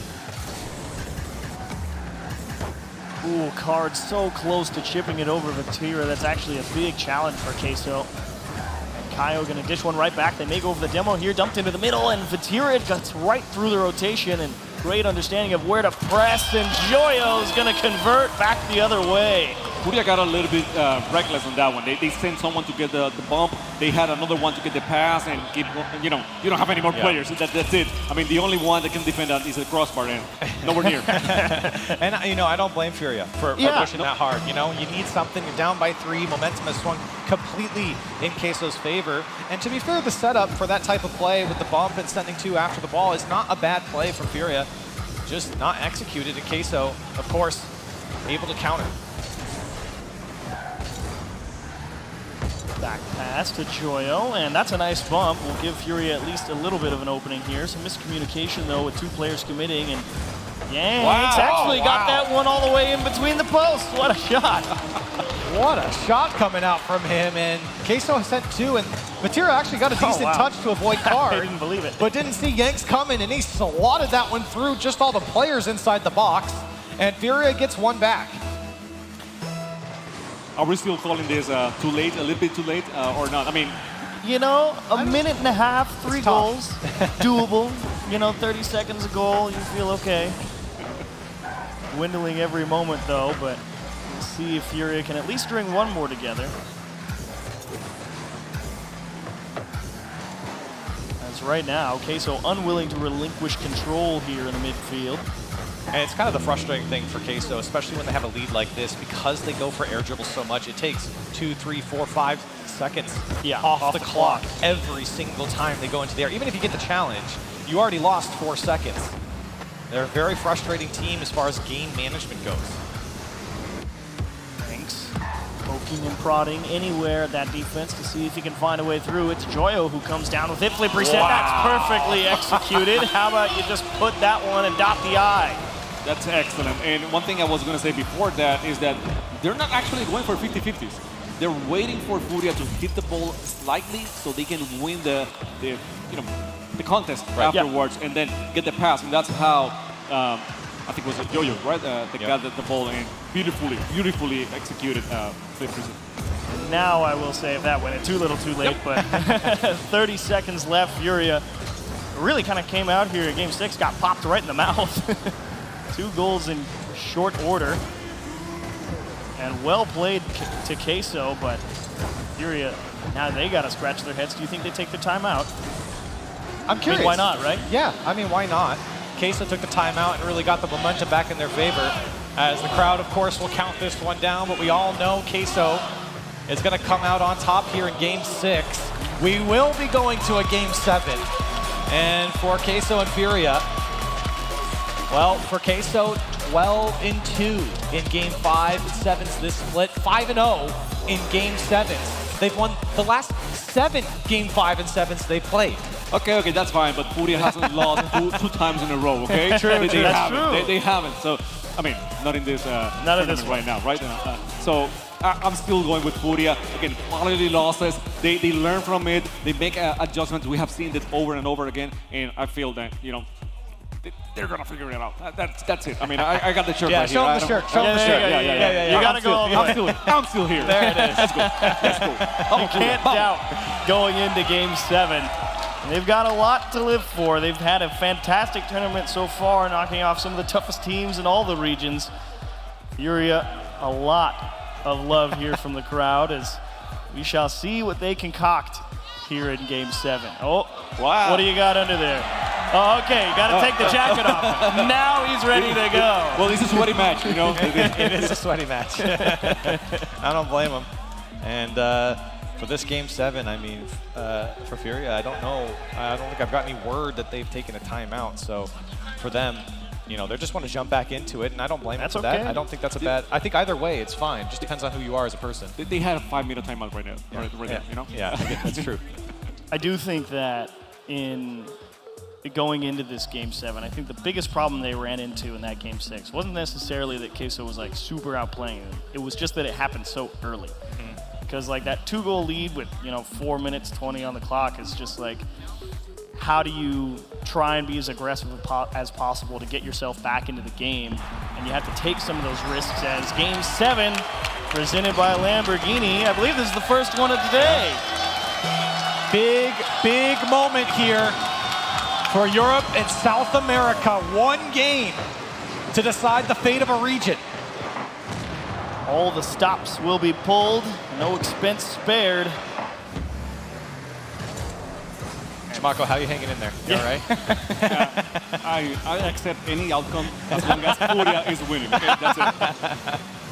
Well, we shall see as Queso, just stick one on the goal line as that will be poked free. Transition denied. Kyle going to demo Rise, trying to get this back into the middle, and really nice push from Joyo. Try and put Furia back on defense, and a nice read from Yanks on that clear. The good news is for Furia, they haven't let Queso just immediately run away with it as they did in the previous game. Able to stabilize here, of course, playing some defense, but that's nothing new. Great chain dash there on the wall to catch back up as he just wanted to push through. Here comes Kaio. Chance here for Furia brewing outside of the box. That's a great pass back. The shot's going to go a bit high, turned away by Rise. Still Furia knocking on the door. The angle's found as the defense really stretched into the corners there from Queso as they get out. Really great placement from Furia, and that's a big demo from Rise as well. Buy a lot of extra time for Queso. Furia, love to see that quality placement, force the defense to make a big stop, but they fall off the backboard in an open net for Rise pretty much. Couldn't get the save. I think he couldn't fly from the... Yeah, Kaio couldn't read it. He couldn't read it, and Rise just was there. I mean, sometimes you have to be there. I mean, you cannot think that defense will be perfect every single time. Just being there sometimes works, and Rise took advantage of it. I mean, Kaio, after all, is a great one, but he's still human. Only a few times we've seen the mortal part of Kaio. And that time, as you said, a tough read for him, but still a 1-goal lead here for Queso as they're trying to close out this series, maybe 2. As the second touch doesn't come through. That's a weak shot throw towards the net. Queso threatening, but Furia able to break out. And Yanks really trying to tie up a couple of defenders. He's done a great job of it, actually. As Vatira will return the favor and force Yanks to give a little ground. He will make sure to collect his corner boost on the way. Kaio, nice job not to get bumped off that ball. Could have allowed a lot of extra pressure for Queso to start getting built up.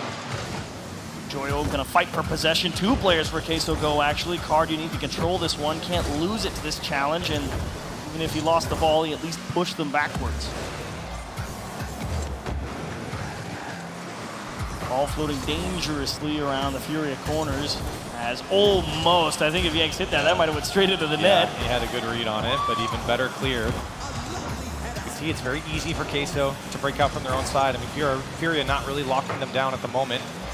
It's very similar to many of the games here in this 7-game series where it's all Queso, and yet Furia able to weather most of the storm so far. This one played across the box, and Furia looking for control but just can't hold on to it this time. They'll let this one go to the wall. Card instantly challenged as it comes streaking across the midfield. And Furia have won a couple of games in this series like this already. That's a really nice demo to give themselves the chance to retain possession. Card into the middle for Kyle, towards the net, over the shoulder of Rise. Big stop. Yanks, can you get a hold of this one? A little too hot to handle. And that's a weak touch. Ripped back the other way and punished. He fell in the trap of passing the ball to your teammate, but the teammate was way too far. You know, he saw Kaio right there. He saw it clearly, but the pass was too weak, and Team Queso, they have been really good at predicting the passes and stealing the passes. Again, I have said that before, but this time it was no exception. And Furia now threading 2-0 with only 100 seconds left. Clock is ticking. Possible, but can they get there? That they were all right there. Nobody thought that Queso was just going to do nothing. And Queso gets away with one on their own net as they're trying desperately to just poke this ball somewhere out into the middle where maybe they can put it on target, and Queso got their feet back under them. Oh my, Yanks trying to read every challenge, and nothing really came until he already committed on the flip. Vatira trying to stretch out for that one as well. Furia just over a minute to make the comeback here in Game 7, as Queso still threatening on their side. Floater for Vatira, pumped top right. Oh, that is 3 for Queso. Devastation the other way. And this one becoming very painful here for Furia. Another one where it just feels like they were given too much space. Queso able to take advantage. That timeout for Queso, man. I mean, it's paying changed this dividends. game. Been a different team since. Unwilling to relinquish anything to Furia. Try as they might. A few opportunities here in Game 7, but few is the key word there, I believe. It's been tough for them to get out of their own half, and when they have, caught off guard by perhaps some lax defense from Queso here or there. But one way or the other, Queso capitalizing on a couple of mistakes, and that's a nice little shimmy shake from Vatira on the wall. Throw off the scent as that one's still not going to find its way into the net. Furia on their last dregs here with 20 left. A lot of half chances coming for Furia. Queso have met them every step of the way. Kaio needs 2. It wasn't on target. Just something for Furia to go right. And in Game 7, nothing has. The clock ticking down, and Furia trying to break through. Another block. Still Queso denying. It's going to be a shutout in Game 7. Europe stays alive, and Queso moves on. Great match from Queso. I don't have anything bad to say because it was an amazing display from them. Again, Furia was a match point, and they took the timeout. They followed instructions. They didn't give Furia any chance to get balls on the net. And we knew how scrappy Furia was playing, how they were going through for the follow-ups every single time they shot on net. So they decided, okay, we're not gonna give them that chance. We're gonna build a solid defense on the net, and it paid off, in the end. And those 3 goals of advantage, Furia wasn't able to take it away. And generally, an excellent performance for Furia across the entirety of this event. I mean, huge wins over top teams in every region you could imagine.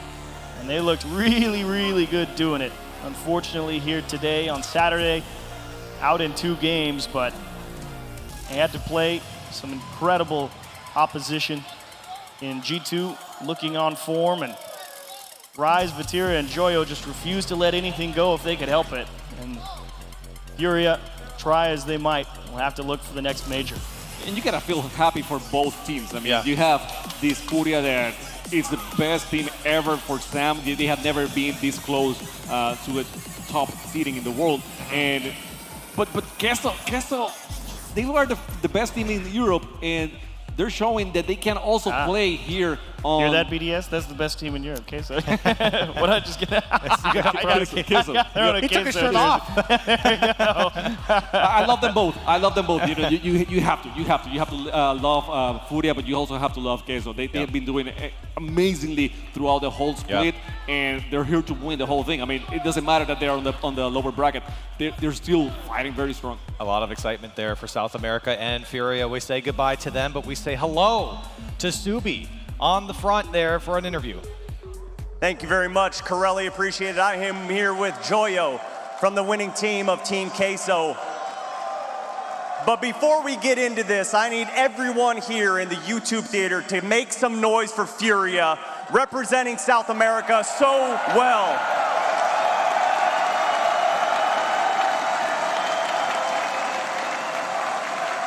Furia made history this weekend, getting the furthest they ever have for South America, but then they ran into the staunch Team Queso. And all I gotta say, Joyo, is where does all this confidence come from? Just from me and my team hyping each other up. To be honest, the stage helps as well. We just scream at each other that we're the best in the world. You're certainly making a good case for it. You still have 2 more series to go before you make those grand finals. Who are you looking forward to playing up next? I mean, the next series isn't decided yet, I don't think, but I think FaZe will win. I mean, we beat them before, so we can beat them again. Again, confidence oozing from every single pore out here. And, you know, you guys started off really hot, getting game 1, game 2, and then Furia went on a run, winning 3 in a row. What were you guys talking about to make sure you calm the nerves and get game 6? We just talked to go back and have fun, you know, not try to overcomplicate anything, and, you know, just keep playing fun and go for everything and be confident. Again, confidence, the theme of the weekend for this team here, and you guys bookended that series perfectly. And in those 3 games that you lost, it seems like you guys lost a step or Furia was doing something different. Could you guys notice what was going on, or was it just them outplaying you? We didn't really know what was going on. We definitely changed something, though. But Furia are a great team, and I'm surprised that we didn't struggle against them at the start. Now I've got to ask, as you're Europe's last hope, any message to all the fans out there across the pond? Don't worry, we got this. Again.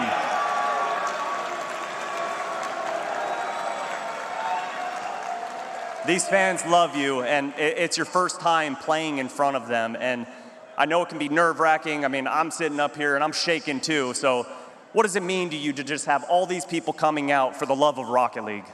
It's surreal, to be honest. I've never expected to do this in my career, but it's brilliant, and I love all the fans. Thank you very much for supporting me.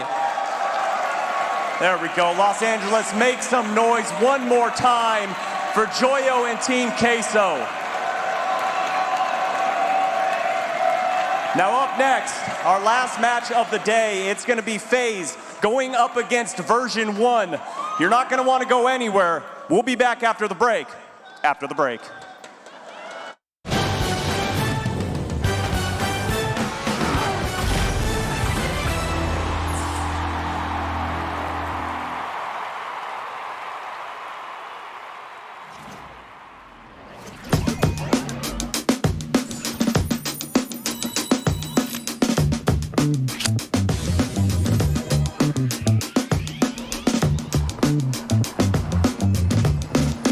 Blueberry short stack?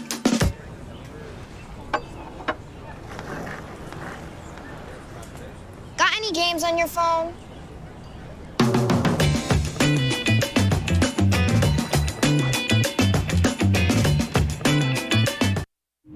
This might not be your car, and this might not be your engine. Maybe this isn't your morning routine, and maybe these aren't your coworkers. Perhaps these aren't your standard driving conditions. Far from it. But this is your oil, which means you're one of us, doesn't it? For serious engines, on and off the track, upgrade to Mobile One. It's 3 a.m. I need a taquito. If you want it, we can get it from the 7-Eleven. Slurpee, light bulbs, antifreeze. Here's your order, nacho cheese. If you want it, we can get it from the 7-Eleven. Tippy driver.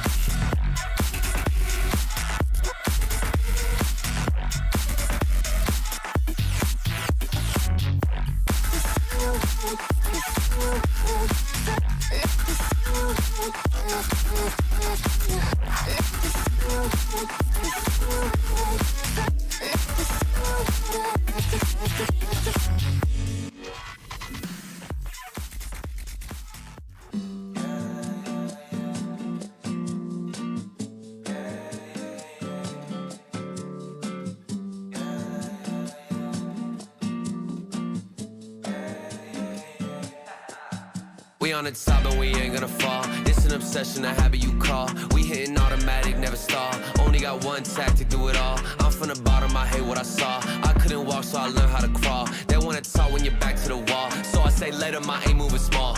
Money grows from my intuition. I just bought a crib, that's my first edition. People hate it when you claim a vision, but I use a static when I hit ignition. Hungry moves, I'm faster in a minute. I stay fresh to death, I'm in a mint condition. Forge a heat, no matter where I've been, and give me any place, and it'll be a kitchen. This how we flow to the top. I'm on a wave and it never gon' stop. I hit a 3, now we running the clock. 24 seconds, I still block your shot. I'm making this an eternal spot. Permanent stain in the flow, ink blot. Don't step to me when I get too hot. I'ma end your life and it's all you got. We on the top and we ain't gonna fall. It's an obsession, a habit you call. We hitting automatic, never stall. Only got one tactic, do it all. I'm from the bottom, I hate what I saw. I couldn't walk, so I learned how to crawl. They wanna talk when you're back to the wall. So I say later, my aim moving small. Homemade flow, I'm a PVC. There ain't one player out doing just like me. Heart rate froze, check the EKG. I hate wasting time, no eventually. Routine work with nobody see, but I ain't feel the stress, I know it's meant to be. 30 beats, I'm on a killing spree. I made every song in my discography. Yeah, that's every cent, every dollar. I ain't trying to listen to a broke scholar. Making moves to make the money taller, to the cash topping on the Eiffel Tower. Labels calling, I won't wear their collar. With my own drive, I can take it farther. Do it myself, don't ever bother. Been self-made now, shout out to my father. We on the top and we ain't gonna fall. It's an obsession, a habit you call. We hitting automatic, never stall. Only got one tactic, do it all. I'm from the bottom, I hate what I saw. I couldn't walk, so I learned how to crawl. They wanna talk when you're back to the wall. So I say let them, I ain't moving small.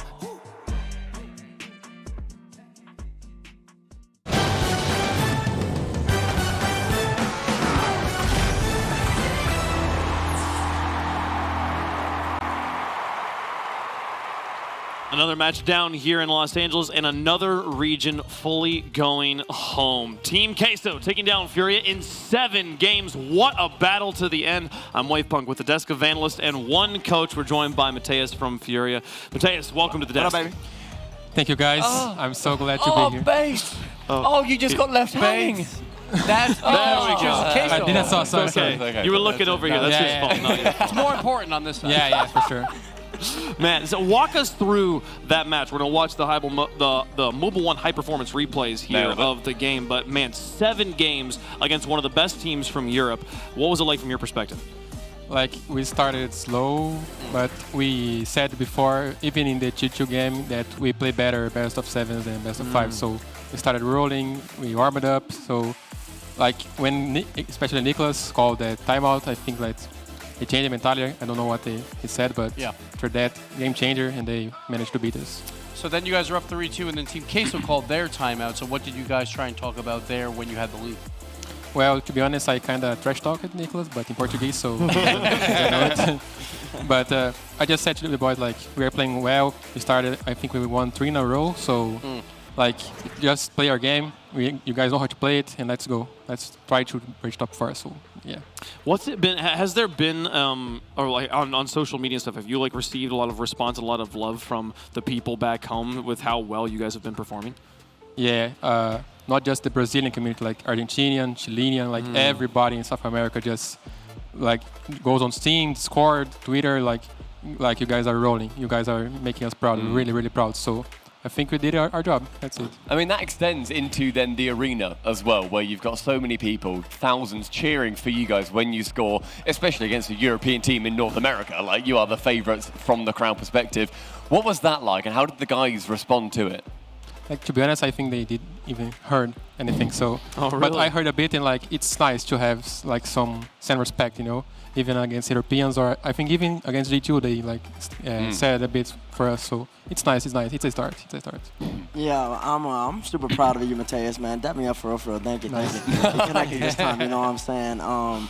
And regardless of whether y'all took the dub or the L right there, I think you should be incredibly proud of your team, man. For them being able to make it this far, making a YouTube theater, being able to play 2 matches in front of the crowd. And in my opinion, my estimation, man, Sam's on the map now because of y'all, because of teams like Team Secret. Now, like everybody's got to take y'all into account. Even OCE, I made a comment about OCE earlier, but Banana Head and them boys, and CJ, of course. Rocket League's a world game, man. I mean, like, I'm incredibly proud to even be sitting here talking to you. I think that it's a start. Like, you need to have at least one team. Yeah. And now, if your Team Secret keeps its roster, keeps his momentum, boot camping like they did, so like it's. I think that Wave said yesterday, like it's a one team and like a baby from like a big brother. I don't know, but it's a start. Yeah. Like Era went in Secret. Let's try to have one win at least for South America too. Well, Mateus, thank you so much for taking the time to talk to us. Again, congratulations on the performance here at the Winter Major. Any final shout-outs you want to make in any language to anybody, anywhere? Just want to say #Dia de Fúria, e todo mundo aqui da Fúria curtiu bastante o desempenho. A gente falou que a partir do momento que a gente estava no top 6, podia perder 2 seguidas que já eram vitoriosos. Então, acho que a gente fez o nosso trabalho muito bem. Muito obrigado. Thanks so much, man. Really appreciate it. Let's take a look at the bracket after the conclusion of our first lower round semifinal. One more to go here. V1 taking on FaZe will be our last matchup of the day. You can see that semifinal set up there. But FaZe versus V1, we got to talk about that. That's the last match here we're going to be playing, Stumpy. It is going to be just splitting the crowd down the middle, where normally you'd have, your favorites in there. If it's E versus NA here, you've got everybody cheering for NA. this is two of the most favorite teams coming into the competition. It's FaZe with so much fan love behind them, and V1 on the run of their lives at the end of the most recent regional, just winning that one, coming through, and now they get to prove it again. And also, I know that it is Mama Torment's birthday today. It's her 50th, and she's watching this as a viewing party at her birthday. So, happy birthday, Mama Torment, happy birthday. V1, maybe they can do it. Maybe they can. Maybe. Man. What a tragic birthday this would be if this went the other way. Let's hope that doesn't happen for her sake. Let's get the teams on the stage, though. We have V1 and FaZe ready to take the stage for a second time.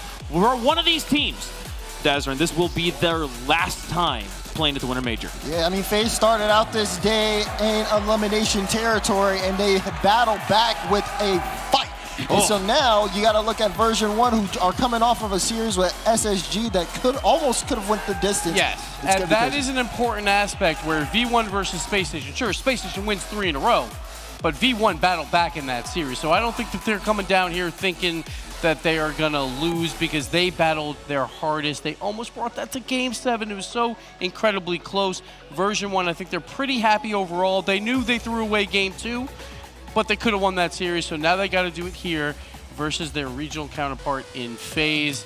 And it's a rematch. It's a rematch from Group A. It's a rematch from Group A. V1 was able to take down FaZe in that group. And I think it was our first match, or one of our first matches. It was one of the first matches of the week. And here's my question, Bates. Like, FaZe is coming off of a perfect sweep of BDS. I still can't believe I'm saying that sentence. Never happened. Is there a chance of overconfidence here? Overconfidence, there's no overconfidence, man. Gibbs mentioned it, that this is a rematch, but this is a completely new FaZe team, man. Sebico looked like he was a newborn baby, man. He didn't want to be out there. AJ forgot how to touch the ball, crying out loud. He was just touching the ball one time, and now the mechanics starting to come in, and now FK has really taken over the team leader role. He's taking Lan Lucian's spot. He's taking it in, and we already know he's one of the best players in the game, Stumpy. So, I mean, he's just, FaZe, they're here to play. I just love the directing at me, so I have to admit that, yes, he is. Yes, you sure do. Yeah, he's all right. He's fine. There you go. Yeah. He's all right. He's fine. No, but it does come down to looking at how FaZe approach this, because they have come off what is literally the best win they possibly could have had. They have taken down the 4 major champions in a perfect sweep. It literally couldn't have gone better for them. And V1, they have to try and work against that because they're coming off that loss, and hey, they played incredibly well, but it's still a loss at the end of the day. It's just going to be so tumultuous in there as well, where all the fans are going to be cheering for every goal, because this is ultimately a celebration of North American Rocket League, right? They are 2 of the best teams in North America. It's going to be incredible. It just depends on the day, in the moment, at the death of everything, who is on top. I love that you phrase it that way. This is not something we get to celebrate very often. 2 North American teams getting to play this deep in a bracket. The fact that we've gotten to this point is just give yourselves a round of applause, everybody. That's awesome, guys. This is amazing to be here. But V1 and FaZe are going to have tons of fans in the building. Especially version 1 has found a way to rally fans here on the opposite coast. They're on Org from Minnesota. I know you don't know where that is, but it's like 5,000 miles away. They came in and they gave away a bunch of T-shirts. Before the cast we saw version 1 throwing the T-shirts at the crowd. They were trying to get the whole lobby blue, or purple, I'm sorry. But guess what? Even then, that couldn't stop the SSG fans. They were rising. And guess what? They got to compete with those FaZe fans as well. You see them foam fingers in the crowd. They're ready to phase up. So it's worrying now for version 1 because we have FaZe who has a high floor, but they weren't hitting any peaks until obviously they just perfectly swept BDS. While version 1, they won a regional, but they were a bit more inconsistent. But they're showing up here as well. I think this is going to be a battle. I want another Game 7. I think it could easily happen. Well, let's get your thoughts at home. You can the Verizon fan vote. Use hashtag FaZe to support FaZe, hashtag V1 to support version 1. I predicted first last 2 times. I'm gonna start the other end. Stumpy, and you're not. You don't need that right now. They're I don't know why that stayed there for so long. That's true. I left my messy corner of the desk. Who you got? FaZe is very, very good, but I think V1 have just got so much more that they can prove, and this could be the end of it all for them. For me, it's V1. They've got so many fans in the crowd. They've got so much energy on that stage. Com has a lot to shout about still, and that man's lungs are not empty. Put me down as V1. Okay. It's Mama Torment's birthday, you said, right? It is. Also, his I'm birthday, so Mama sorry, Torment. Mama Torment. I'm looking at the camera. I hope you have a great birthday, but I gotta admit, your son is not winning this. FaZe are gonna come out victorious. Somebody just said they have a lot of they have a lot of unproven potential. I'm not convinced about V1's offense, man. Their offense is predicated on counterattack. They haven't been getting that. I always knew the steamroll, the shit was about to stop. FaZe right here, right now. They perfect swept, and base hasn't been wrong once. Chat, pay attention to that. Bro. Anyways, so for me, I think that one, I'm gonna be petty here because I didn't get one of those V1 shirts, but also I think that the perfect sweep on BDS is a statement to be made here, and I think that this is a different FaZe than what we've seen all tournament long. I'm going FaZe. Yep. Well, I'm a #1 fan of Mama Torment. I'm going V1. Let's go. I'm gonna say I'm also a sucker for merchandise, and I have not got one of those V1 shirts. Also, additionally, not only did FaZe for perfect sweep BDS, they beat Endpoint in a sweep as well. They have yet to lose a game in this bracket. I think FaZe is going to take this one down. How do the chat feel about it in the Verizon fan vote down here? It's 60-40 in favor of FaZe. Baby, let's go. A favor on the desk, a favor in the fans. Are they a favorite in the stadium? We're about to find out. We got FaZe taking on version 1. One team going home, one moving forward to play against Team Queso in the losers finals, loser semis here. It's going to be crazy stuff. Cannot wait for it. James, Jorby, Johnny, the 3 J's in the Verizon Skybox. After their perfect sweep of BDS, FaZe taking on version 1, can they continue their dominance, or will version 1 stop them in their tracks? And can we see a regain from V1, the likes of which we just saw from Furia? They've lost in the upper bracket. It is tough to come back from that loss and immediately play tough competition who are on a win today. And we did see a regain from V1 in that SSG series, but it was a little too late.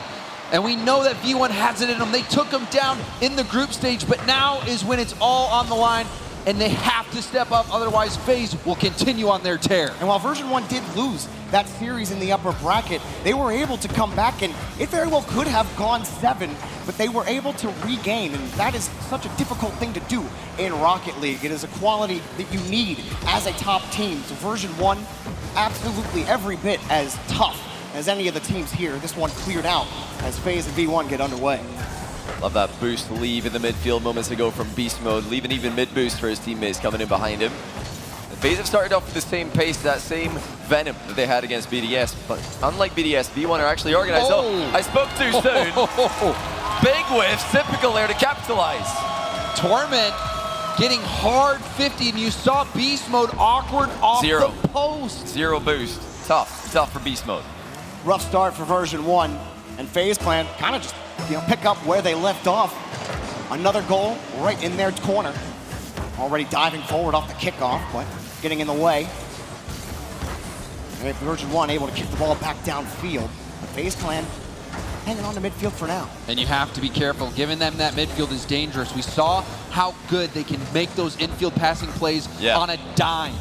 Yeah, they were really burying BDS with infield passes. V1 will know that. They've definitely been paying attention to what's been happening in FaZe matches today. FaZe don't need to rely on those infield passes. We've got solo play potential across the board. Here's one from AJ. He's passed one. He actually forces 2 players to come in with a 50-50. That's the fear whenever somebody up FaZe is coming at you. FaZe still looking. Get another shot on net. We're hanging on to midfield fairly well.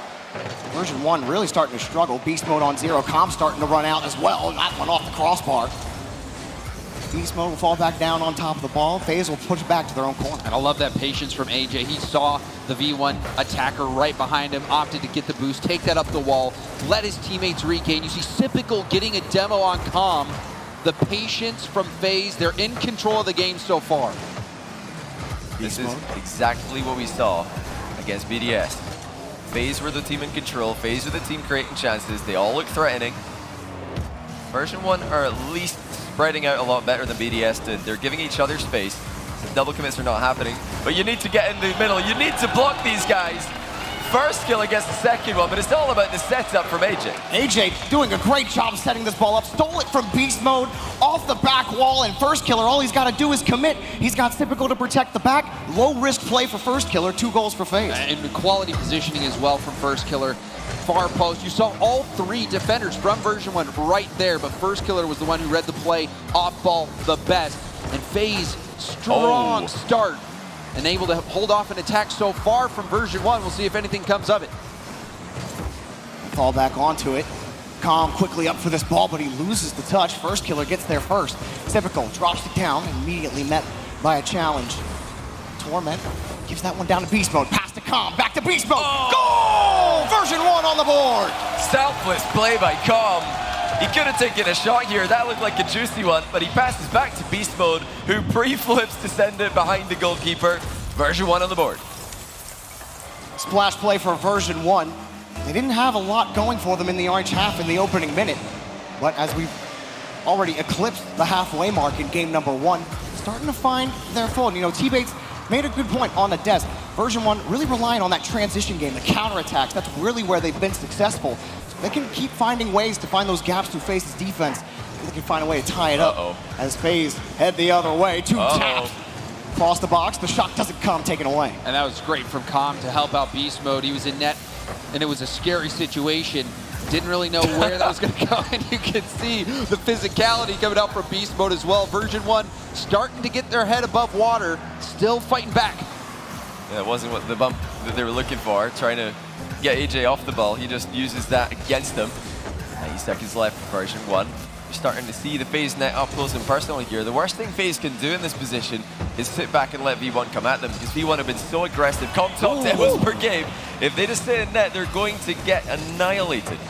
Well, they do get to that ball and push it back beyond the midfield line.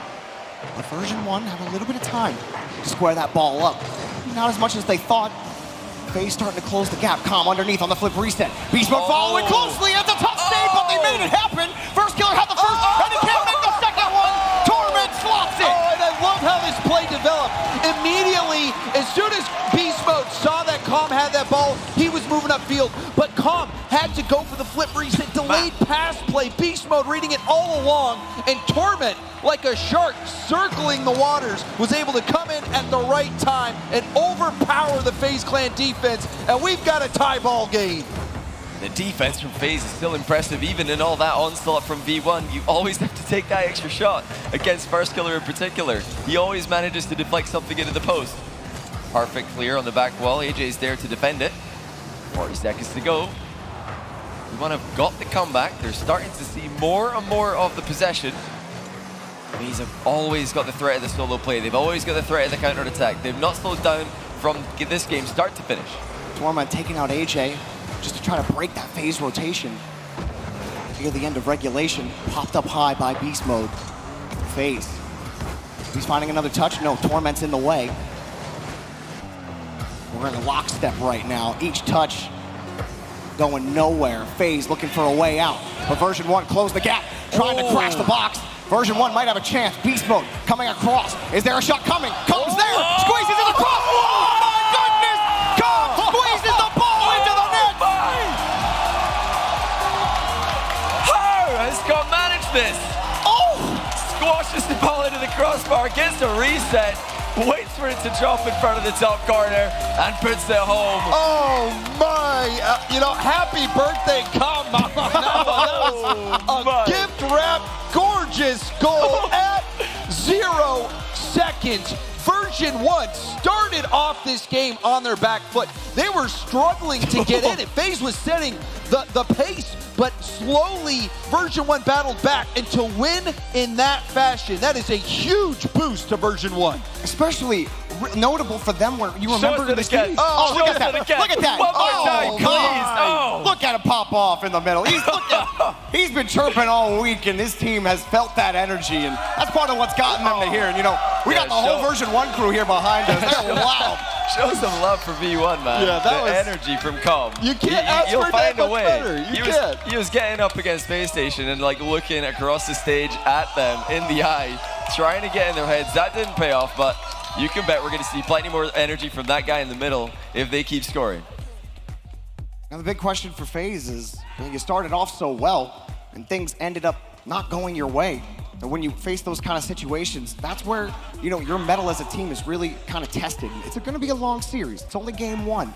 But, you know, FaZe, it is a new look FaZe. How do they respond to this type of comeback from Version 1 as we head on Forbidden Temple? I mean, if they can play like they did in the first half of that game, they can get right back into it. They were dictating the tempo. FaZe was in complete control. We saw them keeping version 1 on their goal line, but we've seen so many times that version 1 is comfortable on their goal line. They're happy to accept that pressure, take those shots, and you see how good their breakout is. Still though, game lost, first killer with another banger. And that only took 15 seconds. We talked about the solo play potential. I mean, how much boost has this guy got? That's unbelievable. You have to pick a time to go and challenge the ball, but he never seems to have any, like he always has another touch. There's always another touch He the first sends kill. it back. He's getting in front of the ball there with the flip reset to slow the ball down because it is on track to hit the crossbar. Full control from first killer. This one kicked downfield by Torment. The FaZe start like they did in game 1, but the shot comes quick for version 1. That one turned away by Typical. Comp coming in quickly, but he's gonna roll out actually. Torment, hard shot and a save, but goal anyway. Comp delivers the rebound. Version 1 is picking up this trash in front of net, and there's nothing FaZe can do about it. Yeah, the save was immaculate, but version 1 jumping all over it. Oh yeah, AJ did everything he could there. I have no idea how he managed to keep the first shot out of the net. Perfect placement from Torment, but Com gets the demo in Typical, circles back around, puts it in the open net before AJ can recover. V1 have got that regain that we talked about. They are completely reset after the loss from SSG. This one dropped down to midfield. V1 already in control. Dropped it down to beast mode, and it's always scary when he's behind the ball with control. Put back down by Com. Back over to Torment. Has he hit it just off the post? Com diving in. He'll pump one FaZe player out of the way. Torment lobs it up. FaZe gonna be able to stabilize for now, but version 1 still in control. AJ kicking it into reverse there to get that challenge, and that might bear some fruit. Space now for Typical, a good 50, and first killer coming in to help out. And that was a good attack from FaZe, but that missed jump, that might be an opening for version 1. You can see the awkward play, and Com will finish it off. Galaxy brain move by Torment. Beast mode's pop on target just allowed Torment to completely fake out AJ, and once again it's Com who's there to put in the open net. You can always rely on him to just be ready for every single play. And even when things don't go their way, he always finds a way to create value, even when they're on the retreat. Com doing everything to keep version 1 in it, and they just called FaZe out. Another goal, beast mode collects. Version 1, they're just finding ways to score. FaZe, you can see them starting to be affected. That was a freebie, wasn't it? That was like the first time we've seen FaZe completely out of position for a goal today. They completely abandoned They net. perfect split BDS, and all the other goals V1 have scored, they've really forced the issue. They've outplayed FaZe. That time, FaZe are all over the place. So they're the team who've got to settle down now. They've just got to try and stop conceding. They've got to stop leaking goals. There's plenty of time left in this game. You've got to bet they're going to create more than 2 chances. And again, it started off so well for FaZe Clan with that first killer, insane flip reset goal. But version 1, they're battling at beast mode. Absolutely disgusting. What can you do? He's off the ceiling. You get dunked, and you're down by 3. That's just ridiculous. The clue was in his name. But still, the performance this guy's putting on, LAN MVP contender so far, without question. V1 4-1. Such a strong start from FaZe, it's just all gone wrong for them. What a pickup beast mode has been for version 1. And everyone knew that he was going to upgrade this roster when he first joined the team. But he has been absolutely crucial to their success, and he continues to pop off time and again. What about Torment as well? He's in a field full of mechanical gods. And Torment, just slotting right in there. He looks like he belongs, looks like more than that. He's making big plays. What a huge save by Com. Beast Mode's there to take it to safety. I'd love to see that, James. The legends sticking around and not just hanging on, but they're actually making huge, big brain plays in these games, showing that they really do still have what it takes. Yeah, Torment winning the World Championship back in Season 6. Obviously some ups and downs since then, but things looking on the up and up. And Beast Mode! He threads this needle. There was such a small gap to hit. How? He put a magnet on the crossbar. He just bounced back off the corner. What is this? Okay, Beast Mode, that's cool. Fine. It's like 5-1 now. You got anything else? Anything else you want to show us? 2 minutes left in game 2. 2 minutes left. It's 5-1. FaZe were 6-0 in the playoffs. They destroyed Endpoint, destroyed BDS. Perfect swept BDS. And now V1 are just a different beast. They lost earlier on in the day. We're thinking, are they going to be able to bounce back from that terrible start?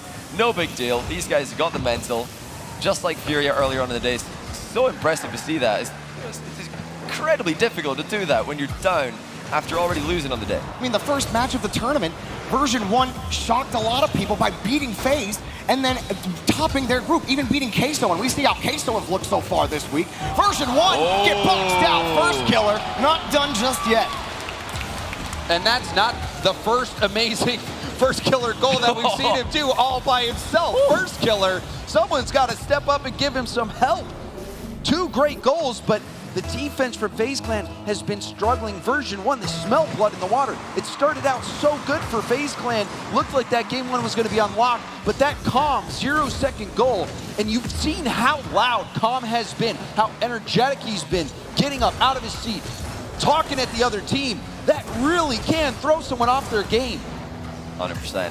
Time's now getting away from FaZe, but they could still come back here. It's winnable.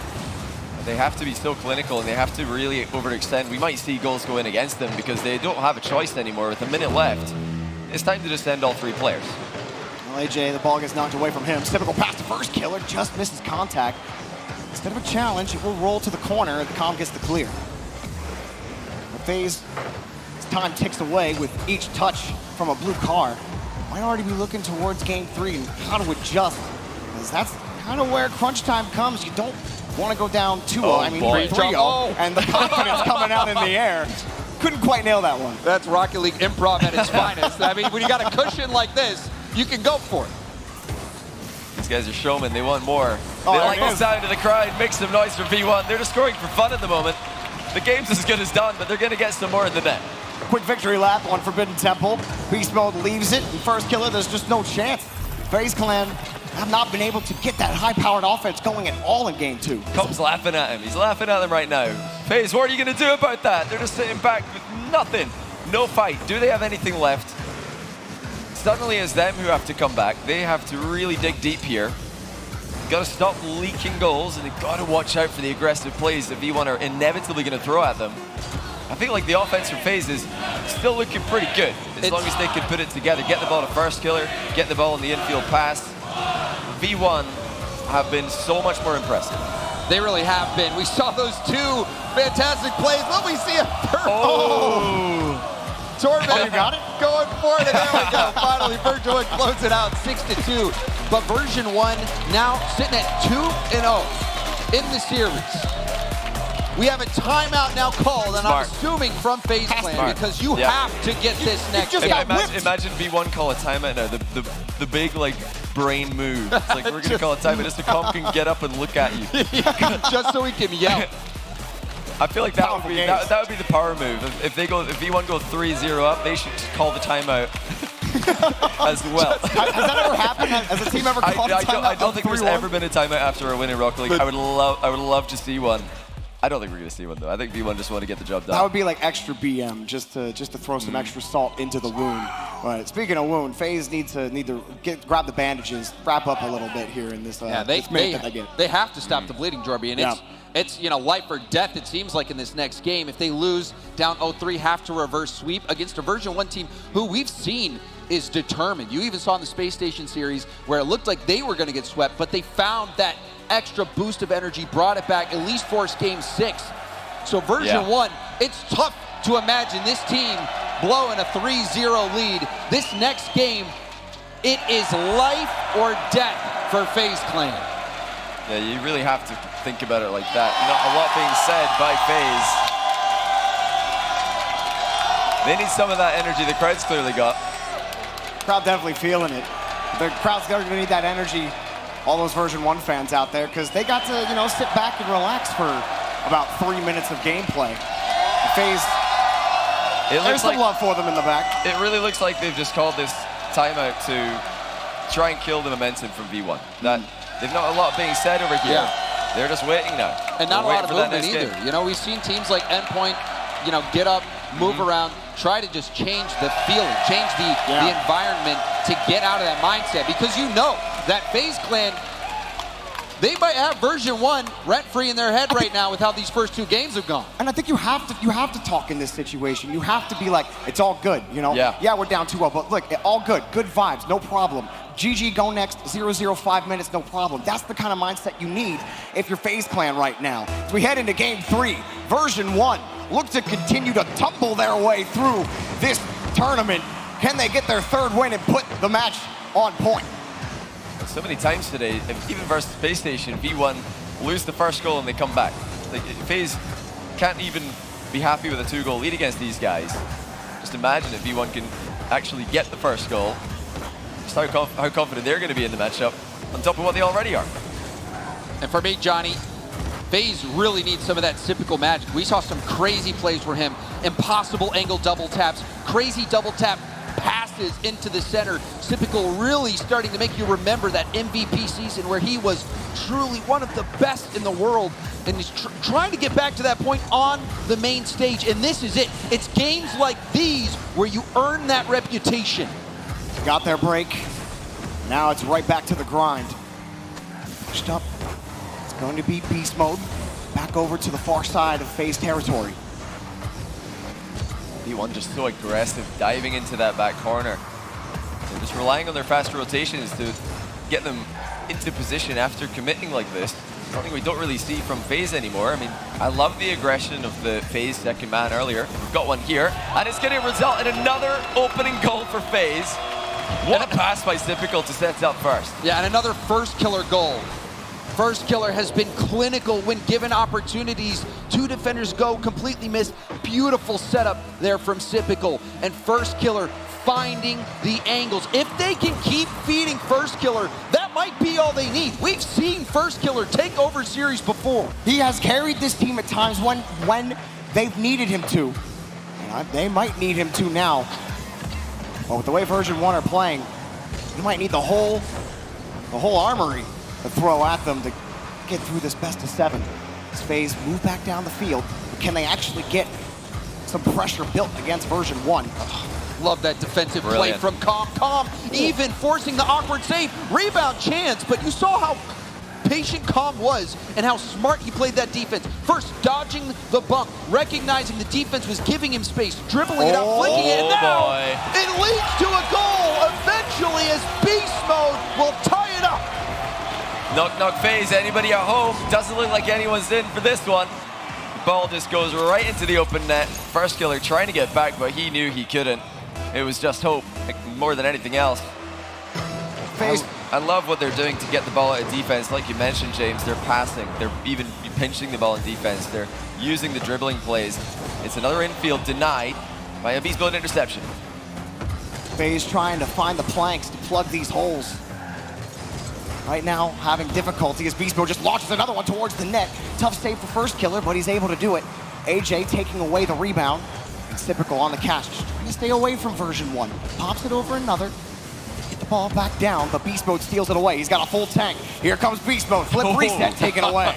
And that was excellent defense from first killer, shutting down that play. You saw Beast Mode had the flip reset. Could have taken that into an air dribble. Now a shooting opportunity stopped by Beast Mode. Version 1 looking good, but FaZe starting to break down this defense. And really impressed as well by V1 cutting off these infield passes. We saw how much of a threat that was and how much it did for FaZe against BDS, but version 1 are not giving it to them. They're reading those passes, they're getting someone into the middle, and they're doing that without leaving their backboard open, without leaving the solo play open, without leaving the ball uncontested. They've got pressure on it there. Calm with an easy routine save for him, because they are forcing the issue. They're not letting FaZe come at them with space. Boom and clear for FaZe. But it's Beast Mode who returns fire. AJ comes back down, allows first killer to move forward. Just trading boomers back and forth. Now a pass toward midfield cut off by Calm. Beast Mode following it up quickly. Did they catch FaZe out again? Ball is far to the side. Might still be version 1's ball here. High up, getting almost chipped on the play was AJ, but he's able to get that ball out. We're still locked here with these challenges. Version 1, they're so dangerous when you have Calm in control of the ball at midfield with Beast Mode on the support. Beast Mode almost finding that far post. Another chance Oh, we've seen the rebounds go heavily in favor of version 1, and FaZe just struggling to get this ball out of their zone. Yeah, that's a good clear, good time wasting there by First Killer. They're maybe going to get goal off it. They do. And against their own play, FaZe retake the lead. First Killer and Typical were both completely out of boost. But they are able to work the ball forward. And again, the shooting is good enough. It was. Torment, he was there on the backboard, but a little too far in the center, and the shot just behind him, well placed from FaZe Clan, and there's a glimmer of hope. Calm off the kickoff. Got the flip reset, drops it down. AJ needs to help out Typical as Torment crashes the box. First Killer looks for a clear for FaZe. Taking it away allows Calm to move forward. Actually, the far side, Torment's in the air. He's got one, and it drops straight down. Beast Mode's in the air now. No way. With the flip reset to stabilize, but can't find the touch. He had no boost. Torment takes the clear away from FaZe, gives it back to Calm. Beast Mode has jumped yesterday for this ball. Gets the touch, goes to the Torment. Are you kidding me? Absolutely shatters FaZe. He's clairvoyant. Beast Mode. What are we seeing? Where were you coming from? Why would you go for that? Talk about taking the scenic route back to the ball. You can't really blame FaZe for not seeing that one coming. That is assist to the tournament for Beast Mode, sending it back the way he came from. And of course, Torment is there to slot the open net. Coming to the end of regulation, all tied up. FaZe, they've been able to improve since the last game, but version 1 have just fought back every single time. They've gotten an advantage. Pass over to get the clear. Now downfield's First Killer. He's got the first touch, but no boost, and the rest of FaZe have to wait. That touch given right back down to Typical. Shot on target, saved by Calm, back over to the corner. Next up is AJ. Bounce off the ramp, he waits, doesn't want to risk it. Gets it over one, Calm's got the catch. Popped over by First Killer, but they have to wait, and we go to OT. Torment not messing around there, punching it down for overtime. And this is the swing game. FaZe must get it. Yeah, they really have to. Big chances to kick things off. Double from First, he's missed it. That's rare to see. Touched up by Beast Mode. He's only got 3 boosts. The reset, the touch, saved and taken away by Typical. The Torment's there to get the ball, and the rest of version 1 have to wait. Here comes AJ, met with resistance in midfield. FaZe kicking this one up high again as Beast Mode tries to gain control. Not the best touch. Here they come. Oh, Calm, go on the ball. Go, no, he's down. AJ somehow avoids the bump and keeps FaZe alive in game 3. Unreal from AJ. Calm leaves the ball to just get going on to AJ, knowing that the shot will follow. AJ dodges the demo and gets the save, clears the ball as well. That could be a huge turning point in the series. Flip around up corner, taken away by Beast Mode. First Killer tries to get underneath. It's actually loose. It's going to be FaZe's ball, but they get tied up. Typical and AJ run into each other, and that was a free ball. A missed opportunity for FaZe, but they get the ball back. First Killer falling down onto it. Calm takes it away, and Beast Mode able to get the clear. That is so unfortunate for FaZe. You saw the ball out in a dangerous spot in front of net, and they ran into each other. That has to hurt, but this game's still in it. AJ's incredible save, keeping them alive, but now we see Calm on the control. Good stop by First Killer. Yeah, lovely ball chase by First. He knew the pressure was needed, but they need to get somebody back. The net's open. First Killer again, able to recover and get there. Version 1 so close so many times. Torment pops it up, back over to Beast Mode. Has the second touch. AJ pops it up, freezes Calm for a moment. Has to expend the tank to keep it locked here in the orange half. Torment. Next touch for him. First Killer awkward. He's got some help from Typical. Things freeze for now, but version 1, they're starting to knock on the door. FaZe get a hard clear. Calm's already rotated back. Version 1 setting up the cards. Has the shot! Oh, what a save from First Killer diving across. Great boost management by FaZe. This entire defensive play, they're keeping back corner boost control. That's really helping them make these saves and recover to challenge the ball again. Popped up Torment gets the first touch. Typical gets over him. Now FaZe back on the blue half. Typical diving in front, kicking Beast Mode off the ball. First Killer lobs it across. AJ waits in midfield, but Calm gets the clear.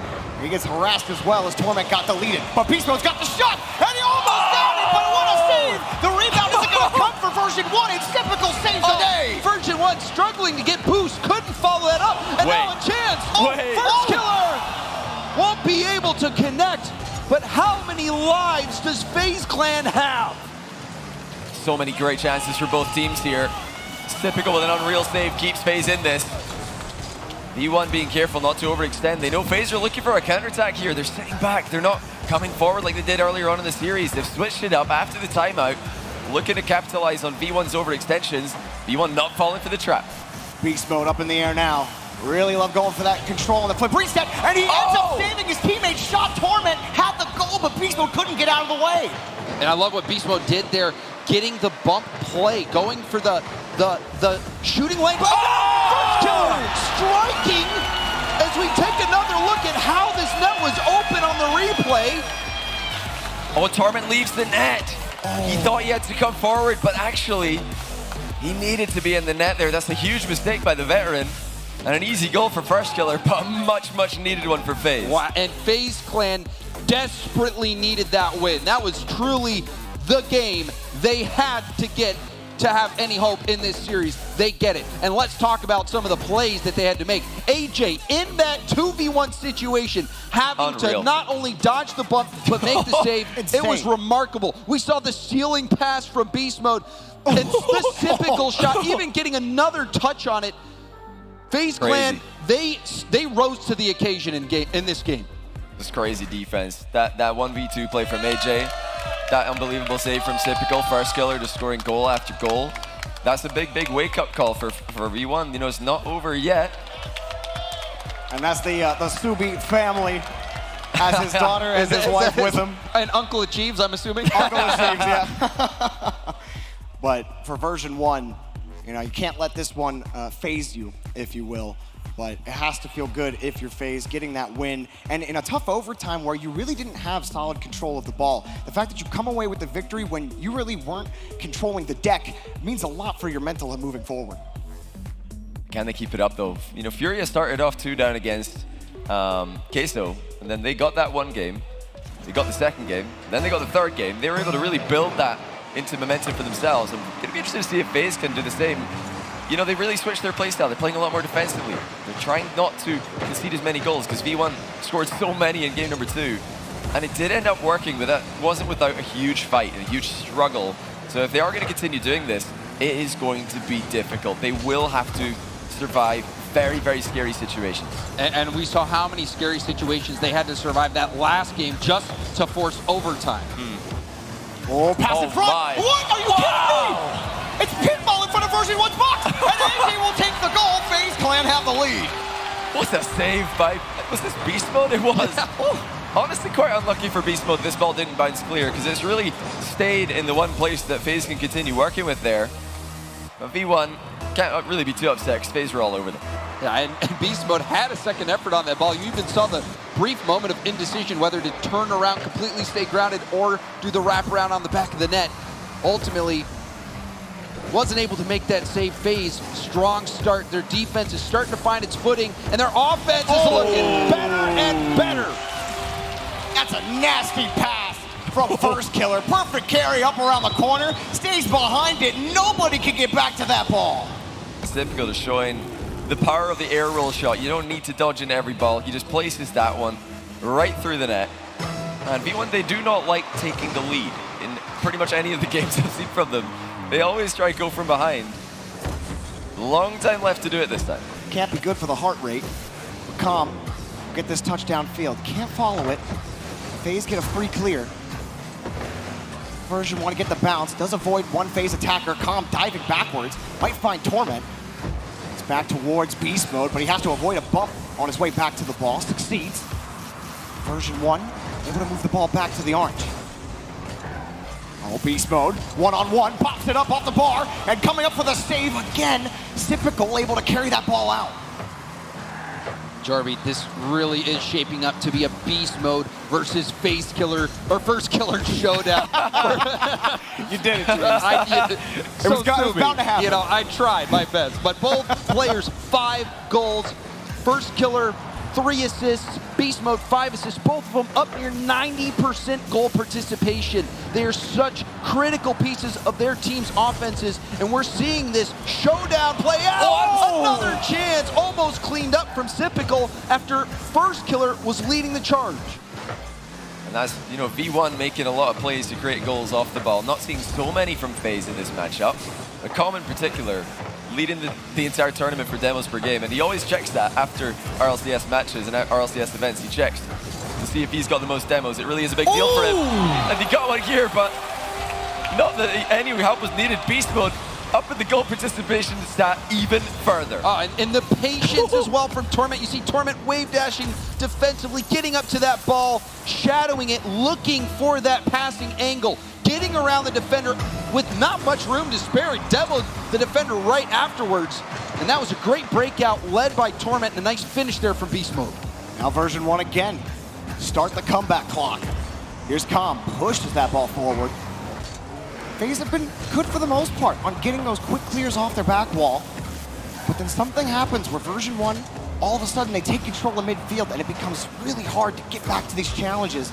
It's FaZe trying to control the ball, baiting the attackers in, but as Torment gets first look on the ball, taken away on the side. Calm's ready for it. He's got the next carry off the ceiling. Beast Mode coming in on the fake. Oh, what a save from Typical! Rebound saves as well! AJ diving in to keep them in the lead. We said it was going to be tough. We said they're going to need to survive some scares. Well, that was 2 in the blink of an eye, and FaZe have saved both of them. But they've decided to play this on hard mode. They're sitting back. They're giving space to V1, asking them to come forward. V1 are slowing the play down, though. They're actually taking their time. They're countering it quite well. Can FaZe hold on against the mighty version 1? Beast Mode squaring up. FaZe close on the rotation, now spreading a little bit. Push back down, Beast Mode, hard clear, and Calm is downfield. Got the first catch, won't get a demo for his efforts, but Beast Mode, he's got Torment, and Calm's got the demo. Torment can't get it down, and Calm and Beast Mode are way back. FaZe luckily don't have to face too much pressure here, but First Killer and Typical will work together. Typical made it work, a little improv from FaZe. At FaZe, you saw him double commit right there, but they were able to regroup quite nicely. And First Killer up so fast on these challenges. Nice chip. Calm gets the ball, but the judge save from First Killer, predicting where the shot was going. They must have filled their holes with titanium steel because they're saving every single shot that version 1 are putting on net, no matter where they're finding it. Typical, First Killer, AJ, doesn't matter who's in net. FaZe Clan have been able to withstand the pressure from version 1. That's wild. One player's getting demoed, another has to come in and scramble for the save. Every single player in FaZe making worldy saves in one game. And that is a strategy that's currently working, but my goodness, it doesn't all look fun to play. Still only 1 goal lead for FaZe. 35 seconds to go. And that was a big save there from Torment in that 1v1 situation, able to tip it. Calm leaving it for Torment. It's a good challenge out to Beast Mode. Double. Beast Mode? Beast Mode off the post. Calm trying to keep this ball in play. A nice effort there from version 1, but FaZe Clan's defense has been impenetrable. Up high, Torment, he's got Beast Mode. Beast Mode coming straight down, Calm trying to commit. Torment got the first touch, Calm punches it back across the wall. Turns back around, and Typical is able to find the clear. FaZe, time running out. Can they put the ball on the ground? Maybe add 1 more. Pushed up hard against the side wall, towards the net, gone. FaZe Clan have tied the series. And it was a shaky start for FaZe Clan, giving up the lead in that first game. They looked like they were losing even more momentum going into that second game, a blowout for version 1. But FaZe Clan finding the heroic defensive saves out of nowhere. We have seen so many wild saves, and that kept FaZe Clan in it last game. They win the overtime, and FaZe Clan this game back-to-back. Johnny, you said back-to-back worldy saves. How long can they keep this going? It really is ridiculous. I mean, there's a reason why aggression tends to be king in Rocket League these days, so you don't have to make those saves. You try and stop the shot from happening instead of having to save the shot once it gets right onto your goal line. But FaZe are making it work, and it's incredibly impressive that they can make such consistent reads on where players are hitting the ball, where they need to position in net to stay away from the demos of Calm, and how they're going to also cover passing options while sitting so far back. I don't think any other team in the world even wants to play like this, far less can play at this level that FaZe are showing. And you mentioned it, the demos from version 1, that's been such a huge part of their game. And we're seeing FaZe Clan be able to get away from it. It's by a hair, but they're still managing to make those dodges, get those saves, and also fill the spots in net where they think that version 1's going to shoot after that bump play comes in. We saw First Killer do it, but it's still scary. It's close margins. No timeout from V1 though. No timeout. They think they've got the winning strategy. They just need to execute. This will be a bit familiar. A little taste of their own medicine for V1 as FaZe pick up another lead right at the start of a game. The old drop pop from AJ. Drops it down, pops it it right into the net. Calm just missing it, and FaZe kick off where they left off. And you saw First Killer, like you said, Johnny, a taste of their own medicine. First Killer making Calm jump to dodge that demo, and that was when AJ knew where he had to shoot. Well played there by FaZe Clan. Yeah, great timing from AJ to wait until Calm jumps. Didn't rush the shot. He didn't give Calm an easy job recovering and making the save. Here we go again. V1 down. They always fight back. They always come back eventually, but can they do it for the 5th game in a row? Torment on the first carry for version 1. The challenge gets kicked out. Beast Mode has to dive for that challenge. Another demo. Calm taking out Typical on the play. First Killer responding in kind. No one able to connect on these passes just yet. Well, the midfield touch is good for FaZe. Trading blows so far in the first minute. It looked like an accidental flip there from AJ, but the ball was safe, so really no harm done. Oh, that's not safe though. What a run by Beast Mode. Calm lobs it forward. And look at the positioning for Beast Mode. He's a target man. And you see AJ, he was beat by a country mile on that ball. Version 1 bouncing right back in game 5.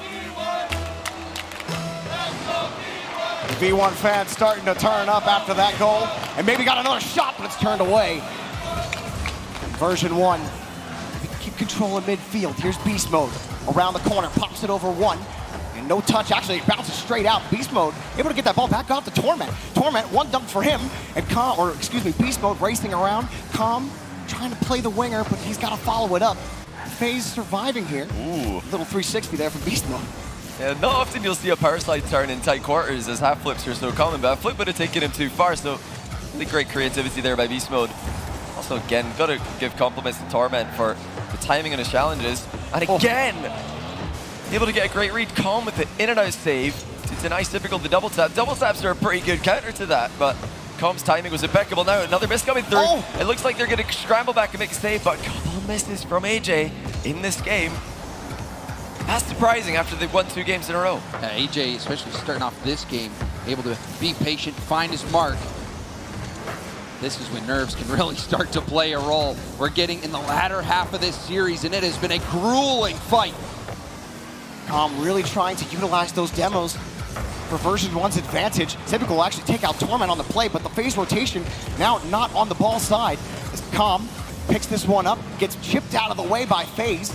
And it's a loose ball for FaZe. Version 1 have to wait. Yeah, no boost for V1. They would have loved to follow that up. It was a great position to attack, but they just didn't have enough boost to get up to the ball and be able to recover afterwards. And they're not just thinking about, can I go to the ball? Can I get to the ball and then get back into the play? There's always the recovery that you have to think about.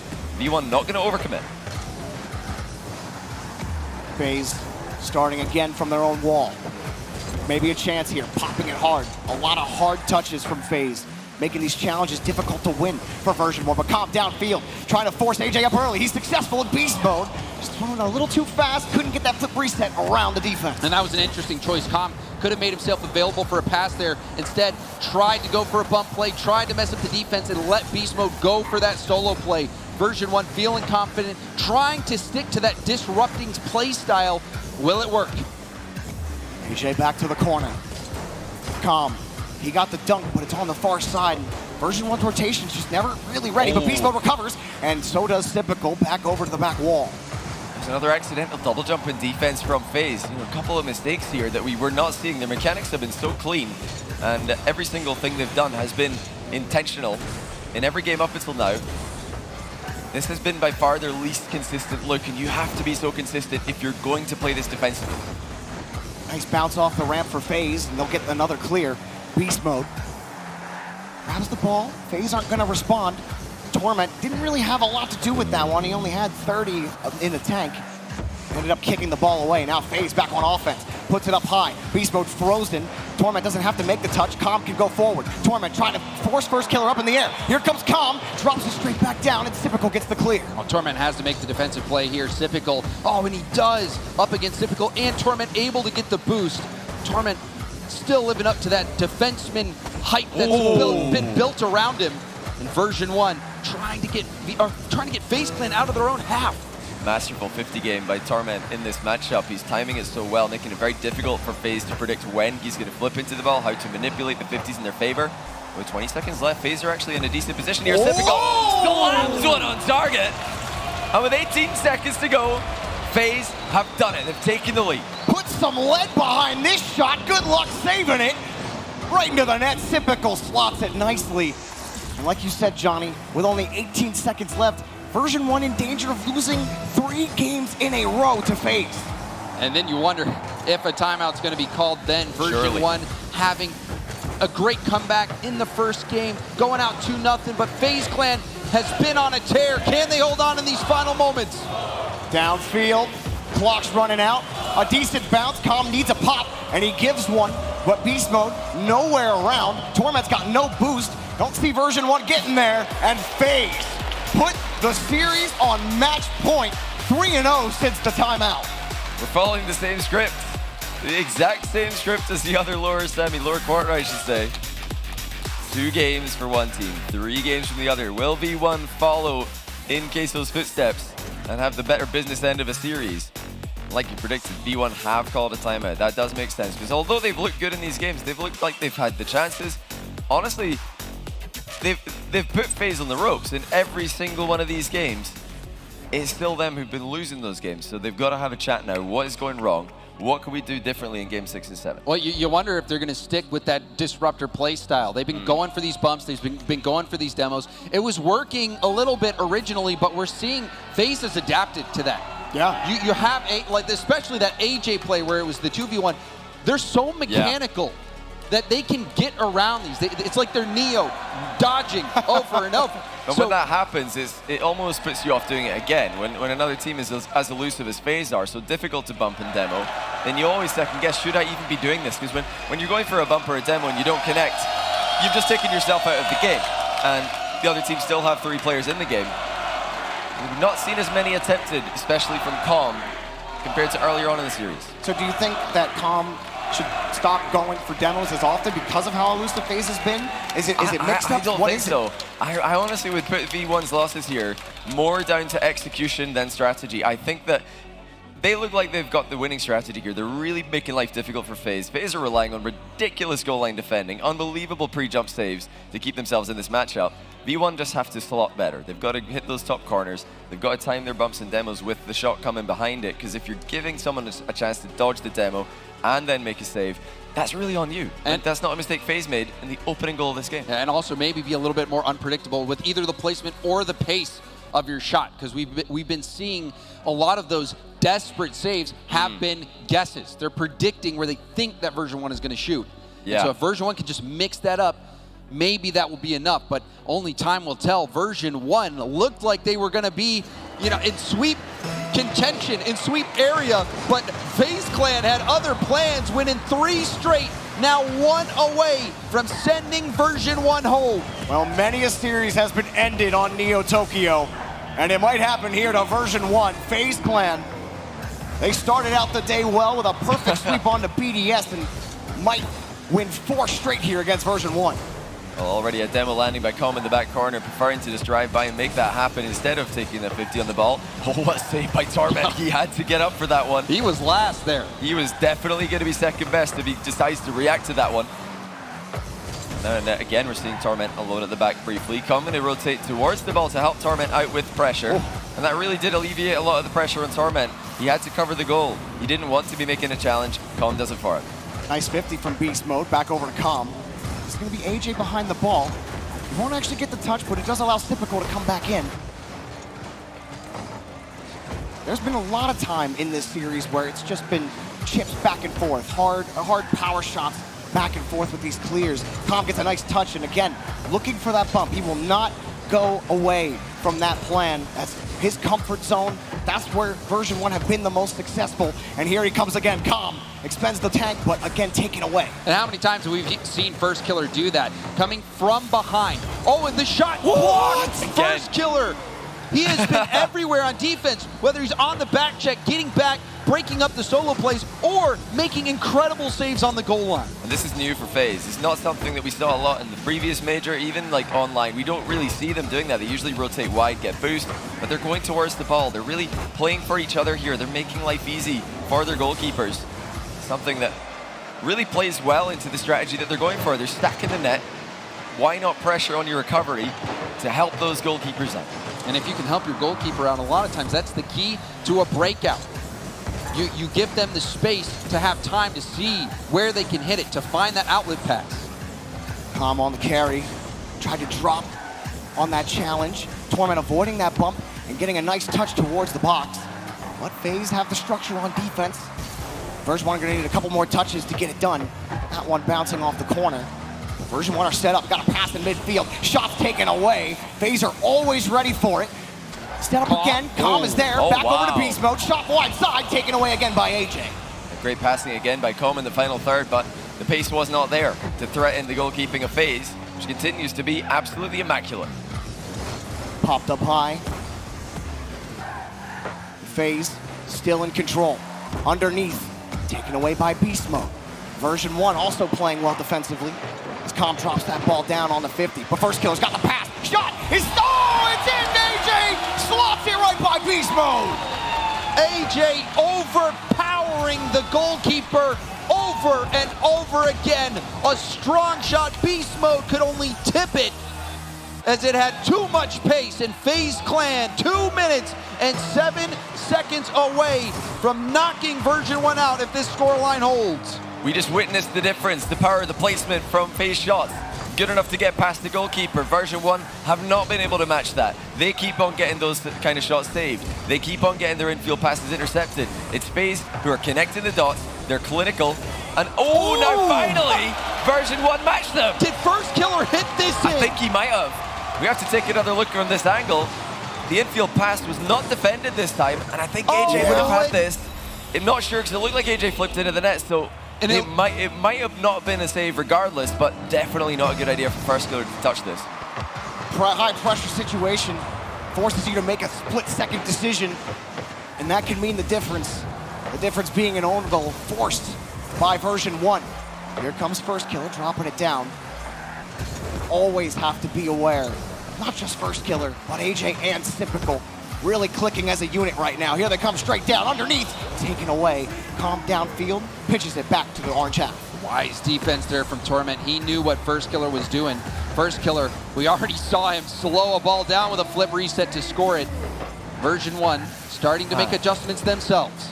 I don't think First Killer knows how to make a save without landing on the back wall and continuing to stay in control of the ball or continuing to block the follow-up shots. Every single time he's landing on that back wall, never landing inside his own net, and it's a massive difference. He does everything. FaZe Clan slowing it down is typical. Moving forward. Tried to get a little mustard on that ball, but didn't get enough of it. Wasn't enough to get First Killer set up.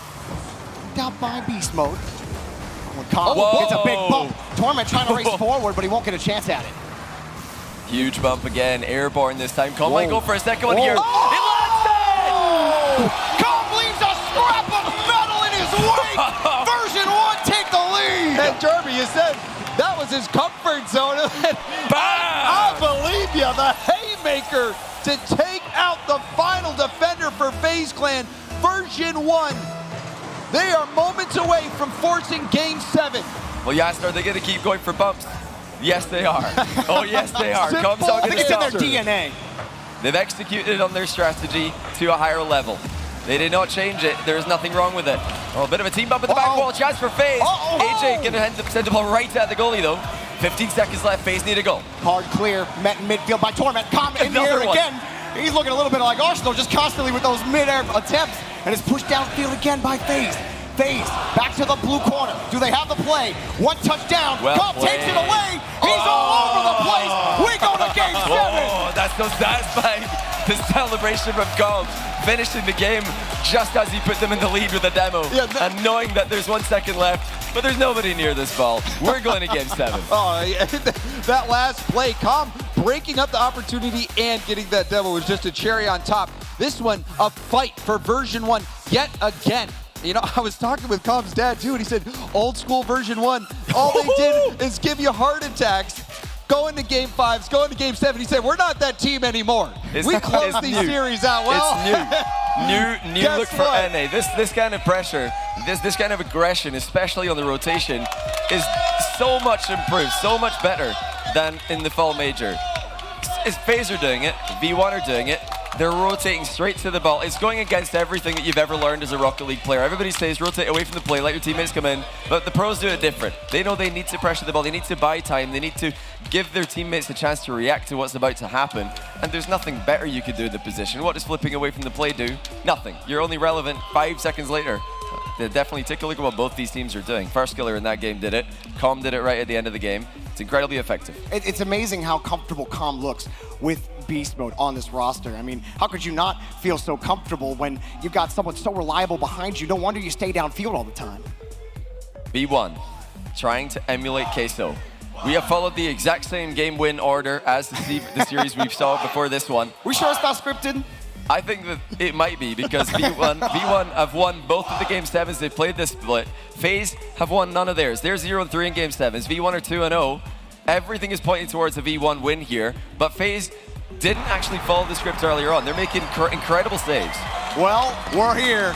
Game 7 on Champions Field, brought to you by Lamborghini. We are underway. Version 1 have set the rubber match. 5 minutes left. One team goes home, one team plays Queso. What will it be? Beast Mode sets it up, but First Killer's gonna be first on the dribble, but he's got no boost, so he'll let it drop down.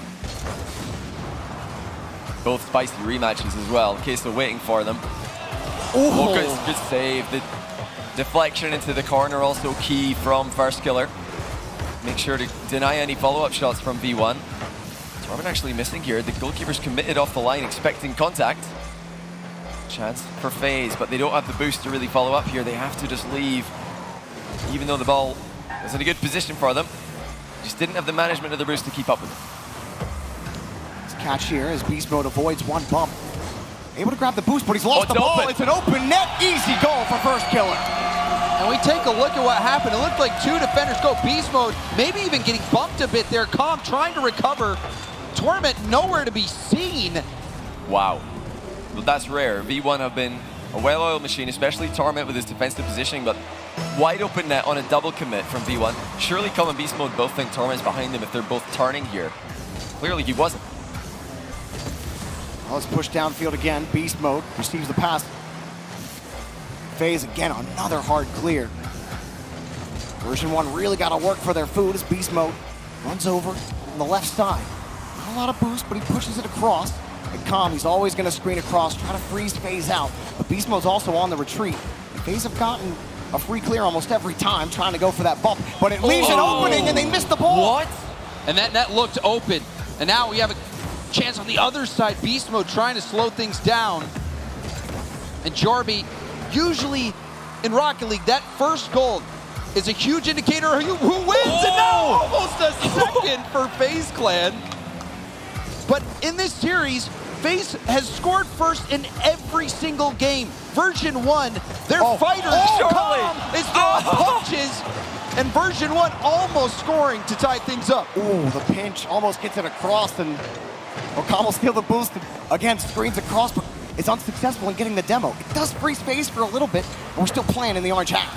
If V1 not following up on Com's demos fast enough. Com not gonna need any help on that play. Goes all the way himself. He's a speed demon running around, got the pop-up, makes it happen himself, comes off the ceiling into the net. Oh my goodness. Unreal from Com, and that's the mix-up from him. Everybody's thinking he's gonna go ahead and demo them. No, he's playing the ball. And James, like you were saying, FaZe scoring first, but Version 1 making the comeback happen and almost taking the lead right there on the shot. First Killer picking up the save, but he's got no boost. Off the back wall and taken away by FaZe. This has been a heavyweight bout. A slugfest, punch after punch. And that punch gonna miss its mark. AJ having an open look. That's rare to see. FaZe have been so effective with their shooting. Now they've got the bump, and the follow-up was there, but great recovery by Version 1. Their boost is struggling though at the moment. They get both back corners at the same time though. Counter-attack is on. Pushed up, here comes Beast Mode, trying to find the dunk, he just missed it. And so close to finding that dunk. Torment and Com were both ready for it if he connected. That's a nice bounce. Actually, FaZe got to that ball and completely stinted any kind of transition for Version 1. Things slowed down as both teams just just trying to worm their way around each other, maybe trying to bait the other out into an unfavorable 50, but neither team really willing to fight. FaZe pushed forward, but can't get a quality opportunity in front of the box. Yeah, we've seen some composure here from V1 on their own half. You even saw Torment and Net staying on the backboard, calling him off, saying he would half rotate in for that ball. Beast Mode slowing things down, trying to get some boost right now. FaZe setting up for a counterattack if there's one slip up from V1. Yeah, the boost has been tricky for V1. Several times you're seeing all three players dip below 30. That's why they're slowing the game down, to buy time for those 100 boost pads to respawn. And the back pass from Com, that's creative. That's an excellent way to stop the solo play. He's done that a ton in this series, taking away that ball, making FaZe really think about where exactly those challenges are going to come from. Now Beast Mode with the carry. He doesn't have a lot of boost here, but he forces the 50. Flicks this one up. Typical's able to catch it out, but Com will force it back. And that was so smart from Beast Mode as well. He knew he didn't have a lot of boost. All he wanted to do was make his car as big as possible to prevent a hit downfield. AJ messing up, and Beast Mode will take the lead with under a minute left in Game 7. Oh, that's the tough read. AJ made contact to deny Com getting the goal, but he couldn't recover to stop Beast Mode's shot. 51 seconds left. V1 have done it again. Version 1. Can they do it on Champions Field? They beat FaZe in the group stage, but this has been a different match. But will it have the same result? Beast Mode pops this one up off the ceiling, and he's immediately met by Typical. Pushed out by Com. Torment gonna catch this one out. FaZe all close together here on offense. Next up, Typical trying to find the touch, but a quick clear from Com. FaZe strategy, sitting back looking for the counters, useless when you're down this late in the game. They need a goal to stay alive in the series. Surely, there it is, again, it's the infield pass. AJ finding Typical in traffic. What a goal for FaZe. With 23 seconds left, Game 7 overtime is on the table. Will it be served? Com flips this one up off the kickoff, taken away by First Killer. Torment flips that one up, he got chipped off the play. And FaZe will move back down the field at the end of regulation. Nice clear from Beast Mode. Back over to Com. Com gets a hard touch. No one for version 1 is there. They have to wait for FaZe's touch. Com will get it. Pass in front. Shot denied. Beast Mode the whole way back has to protect the rock. And he does. We go to overtime. And FaZe looked pretty good on the front foot last minute of that game. Are they going to stay aggressive? Or will it be more defensive stops? Looking for the counter against V1. A goal will send you home or send you forward. Which will it be? Pulled up, pass in front. Where's the shot? Coming up high. Torment barely gets the touch out. The rebound, the pass in front. Oh! AJ sends version 1 packing. They move on.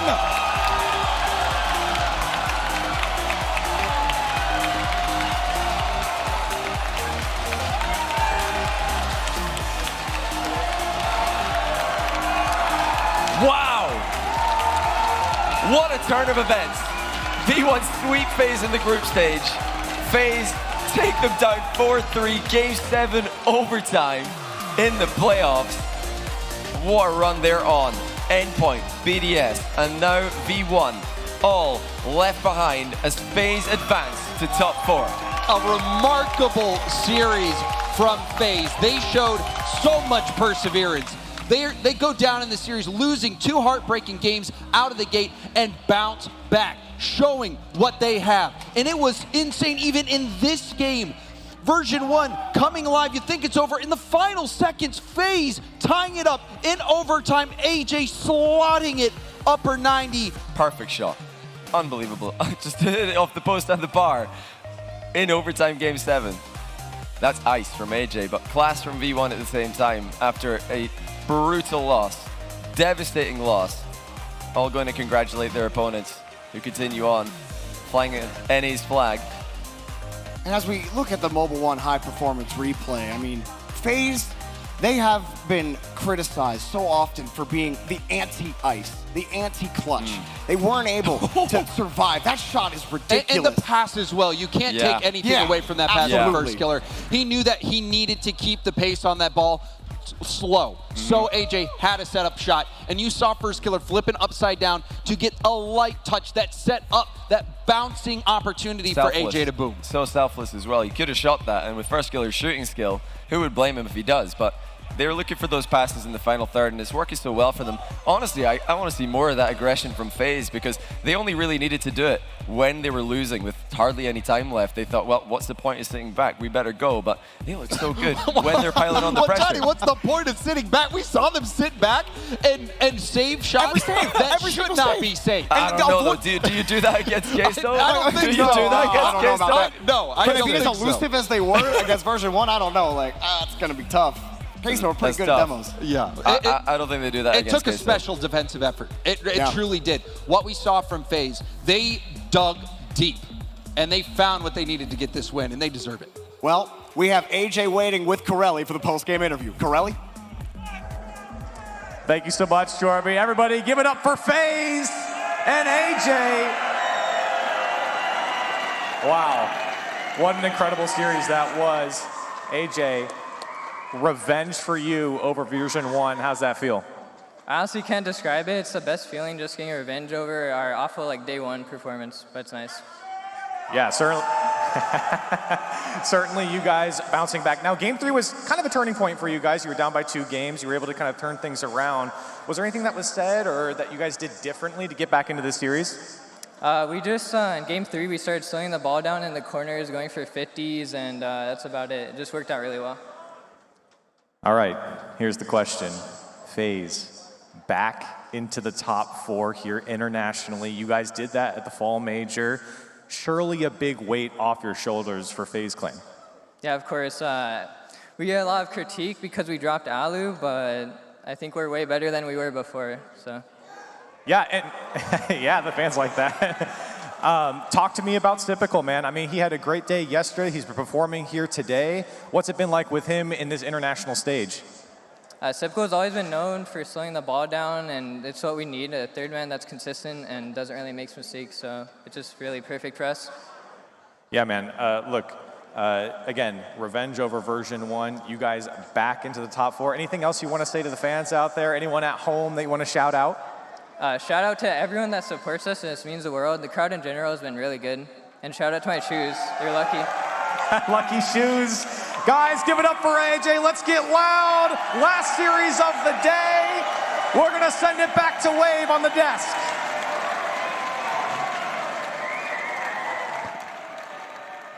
That's gotta be the shoes. It's gotta be the shoes apparently here. Wait. When you need them, Sip was clutch when it mattered most. Did you see that play with 25 left on the clock? B1 thought they had it. They were so close. But then Typical. Hey, you were always hating, always saying Sip would choke. But Sip didn't choke today, baby. He did today. They didn't choke today. No choke. I think that was the difference maker, Gibbs. Typical popped off. He clutched up when they needed him most. And now FaZe Clan, 2 top 4s back-to-back. Fall Major, Winter Major. We'll see where they end up. But we got to talk about that defense and those miracle saves. Because FaZe's defense, that's been a meme like all season long. Where they just don't play defense. And they were just making miracle save after miracle save. V1 put on an incredible offensive performance, but at the end of the day, FaZe's defense was just that much better. So I actually said, I had a comment where I said, look, the FaZe's defense has been amazing. And Bates corrected me to no, their saves have been amazing. Yeah. Like, those clutch saves at the absolute death, they made it hard for themselves. Like, 2 passes earlier on. But it worked. It went in. They take that series. And the Game 7 win after FaZe Clan was 0-3 on the split in Game 7s. Yeah. They bring the ice when it matters most. Right, and then my key moment in the whole entire series, we're going to roll it back to Game 3. Beast Mode had the ball, Calm had the bump, and AJ had the composure to stay on the goal line, avoid the bump, and then save the ball last second. I believe if FaZe loses that game, they're down. Good. They were down. They were already down 0-2. They lose that game, they're going to get swept. They're going to get swept. That was a huge moment. After that, they had a couple more pop-off saves, and then the whole entire series really changed, and we got all the way to 7. They could have lost it there in Game 3, but the crazy part was they did not win it until the very end of Game 7. The series was not over until the last goal went in.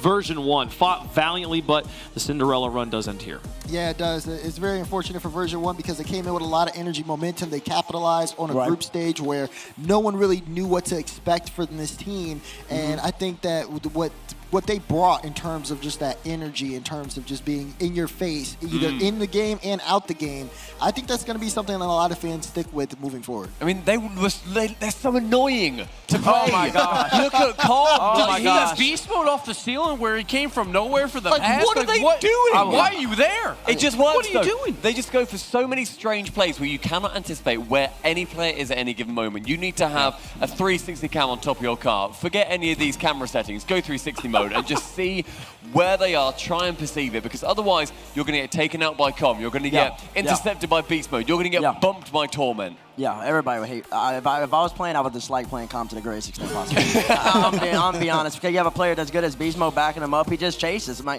literally talking about it at the desk. It was Game 6. We were looking for Com. I was saying Com's got to be really annoying. Then he flies from across from out of nowhere on my screen and air bumping people. I'm like, that's it. That's the reason why. Yeah. So I mean, that's just, you got to give it to B1 though. Come in. No, very few people expect him to be here. They just picked up Beast Mode and finishing top 6 at the Winter Majors. That's really something impressive. They can hang their hat on that performance, and we'll get to see them again in the spring split. FaZe moves on as we take a look at the bracket. Only 4 teams remain for gameplay tomorrow. In the upper bracket, still with 2 lives, Space Station versus G2. In the lower bracket, Team Queso versus FaZe Clan.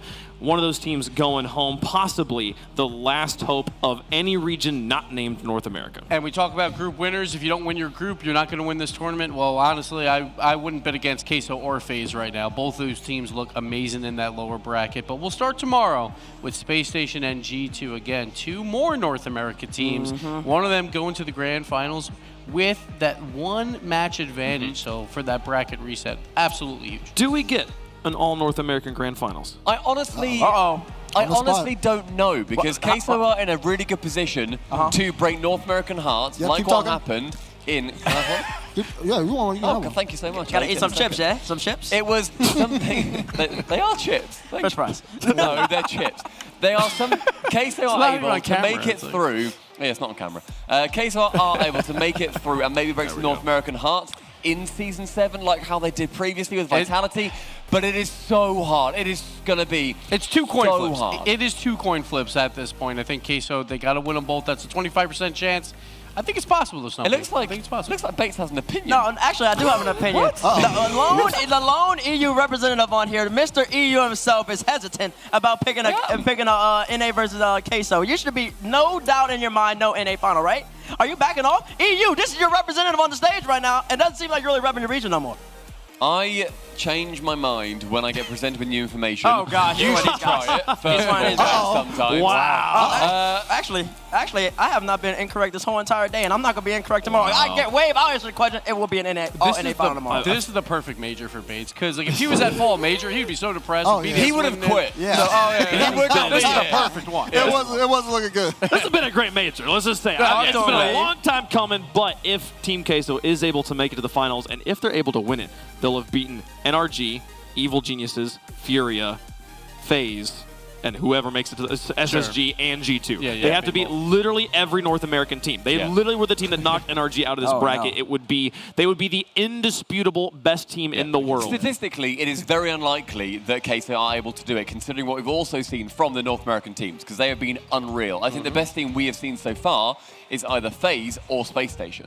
To be honest, I think they are the 2 best teams we've seen so far. No, you said that on purpose. I mean, I'm with Bates here. I think it's G2 all the way. This is going out of his mind. No, he's great. He's great. All right, now G2. In what world? In what world are you watching? Literally this world. Okay, well, you'll see tomorrow who's better team between SSG and G2. Listen, we will see. Let's run it now. Guys, get on the stage. No, we got to let them rest, folks. And we got to let the people at home have a chance to get involved with the fun that's been happening here. There's a big fancy merch booth right over there, and if you've been interested in having any of that, but go, man, I'm 3,000 miles away. What am I supposed to do here? Hey, take a look at this. All available online right now. Go check it out. Look at these threads. We haven't had new RLCS merch, Stumpy, since Season 8's T-shirt, I think, was the last time something was made. I'm so excited about this. don't own any RLCS merch, and I need to get... I came to this booth, and came here, and I was like, wait, I don't have time to go to the booth. I've not been able to. This looks so good. I just... Every little bit, the mementos that you can get from these events, and then if you can't come, you get something online, get it sent to your house. Just rock it in public. If you then see another Rocket League fan, they'll see like, oh wow, you went to the major, and you can talk about it. What do you like best? What, in terms of the merch? Merch, yeah. Sure. You see this pin I got right here? Look at that. You see this? Can I get a zoom in real quick? I just need to show everybody exactly how they got us looking out here, because I'm telling you, it's flashy. It's clean, it's flashy, it's bright. Where's my pin? Why do I? What is this? Why are you getting pins and I don't have pins? You went to bed early, like an old man. That is So you didn't get a You pin. know what? Fair point. Folks, bento.merch.gg or merch.bento.gg. It was one of those two. Yep, it was that one. Merch.bento.gg. Merch.bento.gg. Make sure you go check it out there. Apologies for not getting in the read when it was on the screen, but man, what a day. I think we can take a look at the schedule for tomorrow. Put on your merch. Send us some pictures. I'll tweet them out yesterday or tomorrow when these matches are happening here. G2 versus SSG. We're going to start off the day with the top bracket. Then Team Queso going to take on FaZe Clan. One of them going home. The losers then face off next. Winner of second one, loser of first one, then grand finals, folks. Trust me, if this is confusing to you, check the bracket. It's pretty simple. It's going to be great. Team Queso and FaZe will have to win 4 matches in a row if they want to win this tournament. And, Queso's already done it before once, so they can do it again. Yeah, that's the only bit of EU hopium that you could possibly get. They're the only team out of any EU that have done that. So. Is it? I think it's my experience of 11 seasons of RLCS speaking that doesn't feel like hopium. It feels like a very legitimate possibility. Lower bracket teams happen all the time. It feels like we'll look back at the bracket afterwards and be like, oh yeah, that happened. And we just remember that as happening. Listen, Baze, he's saying you're a new guy. I'm a new guy. This is my first ever LAN at the Winter Major. I'm here. NA's already dominating, and NA's going to continue dominating. I think just my presence alone is really just giving NA a little I don't even know what I want to say. Yeah, I don't know what you're giving NA. All I know is sometimes he gives me a headache, but that's about it. Same. I want that innocent exuberance to so be true tomorrow, but I don't dare to hope, Gibbs. We've been here before. All right, it's going to be crazy, guys. We got one more day of competition.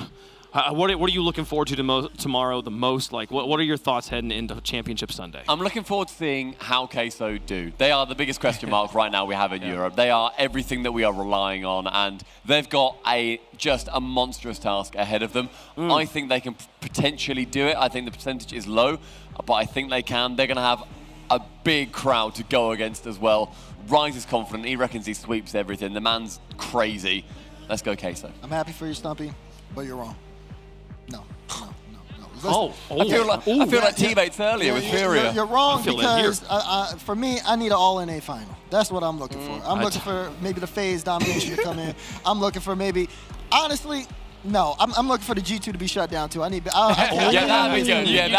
I think Coach Chrome is going to download G2 over tonight, and then you know what's going to happen? They're not going to know what to do on the next day. But more Rocket League and more good food too. I'm ready. More good food. Not chat. I'm so sorry, chat. You I can't said do the this. same thing earlier. Go check out the thing. If you're in the venue, check out the food trucks. Might be on their phone. I mean, to be honest, it's just a chat, but in person now. So I mean, it's a real chat. That's what I'm crazy. It's real people chat. It's real people names walking around. That's what I'm looking forward to tomorrow. Seeing more of these beautiful people Can we here. get a pan? Can we get a pan? 500 pictures. I'm expecting to take 500 more. I don't know why people want my ugly face in their photos, but it is so great to see everyone here again. That is what it is all about, the fans. That's why we do it. That's why the players do it. And also probably for that prize money. But they do it for you as well. So we are so happy that we can finally have the crowd back, and we're so excited to show you an amazing grand final.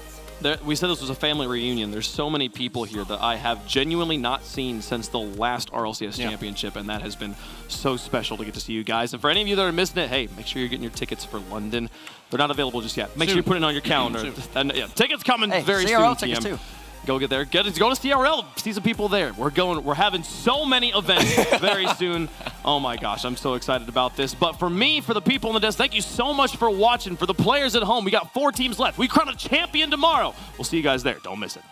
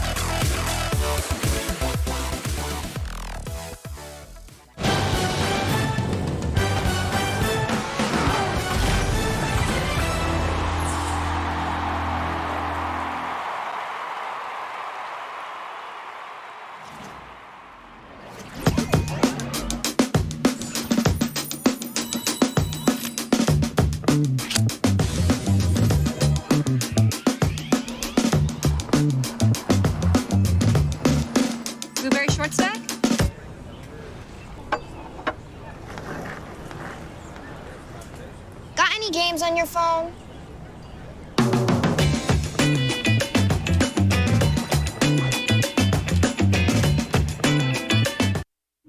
This might not be your car, and this might not be your engine.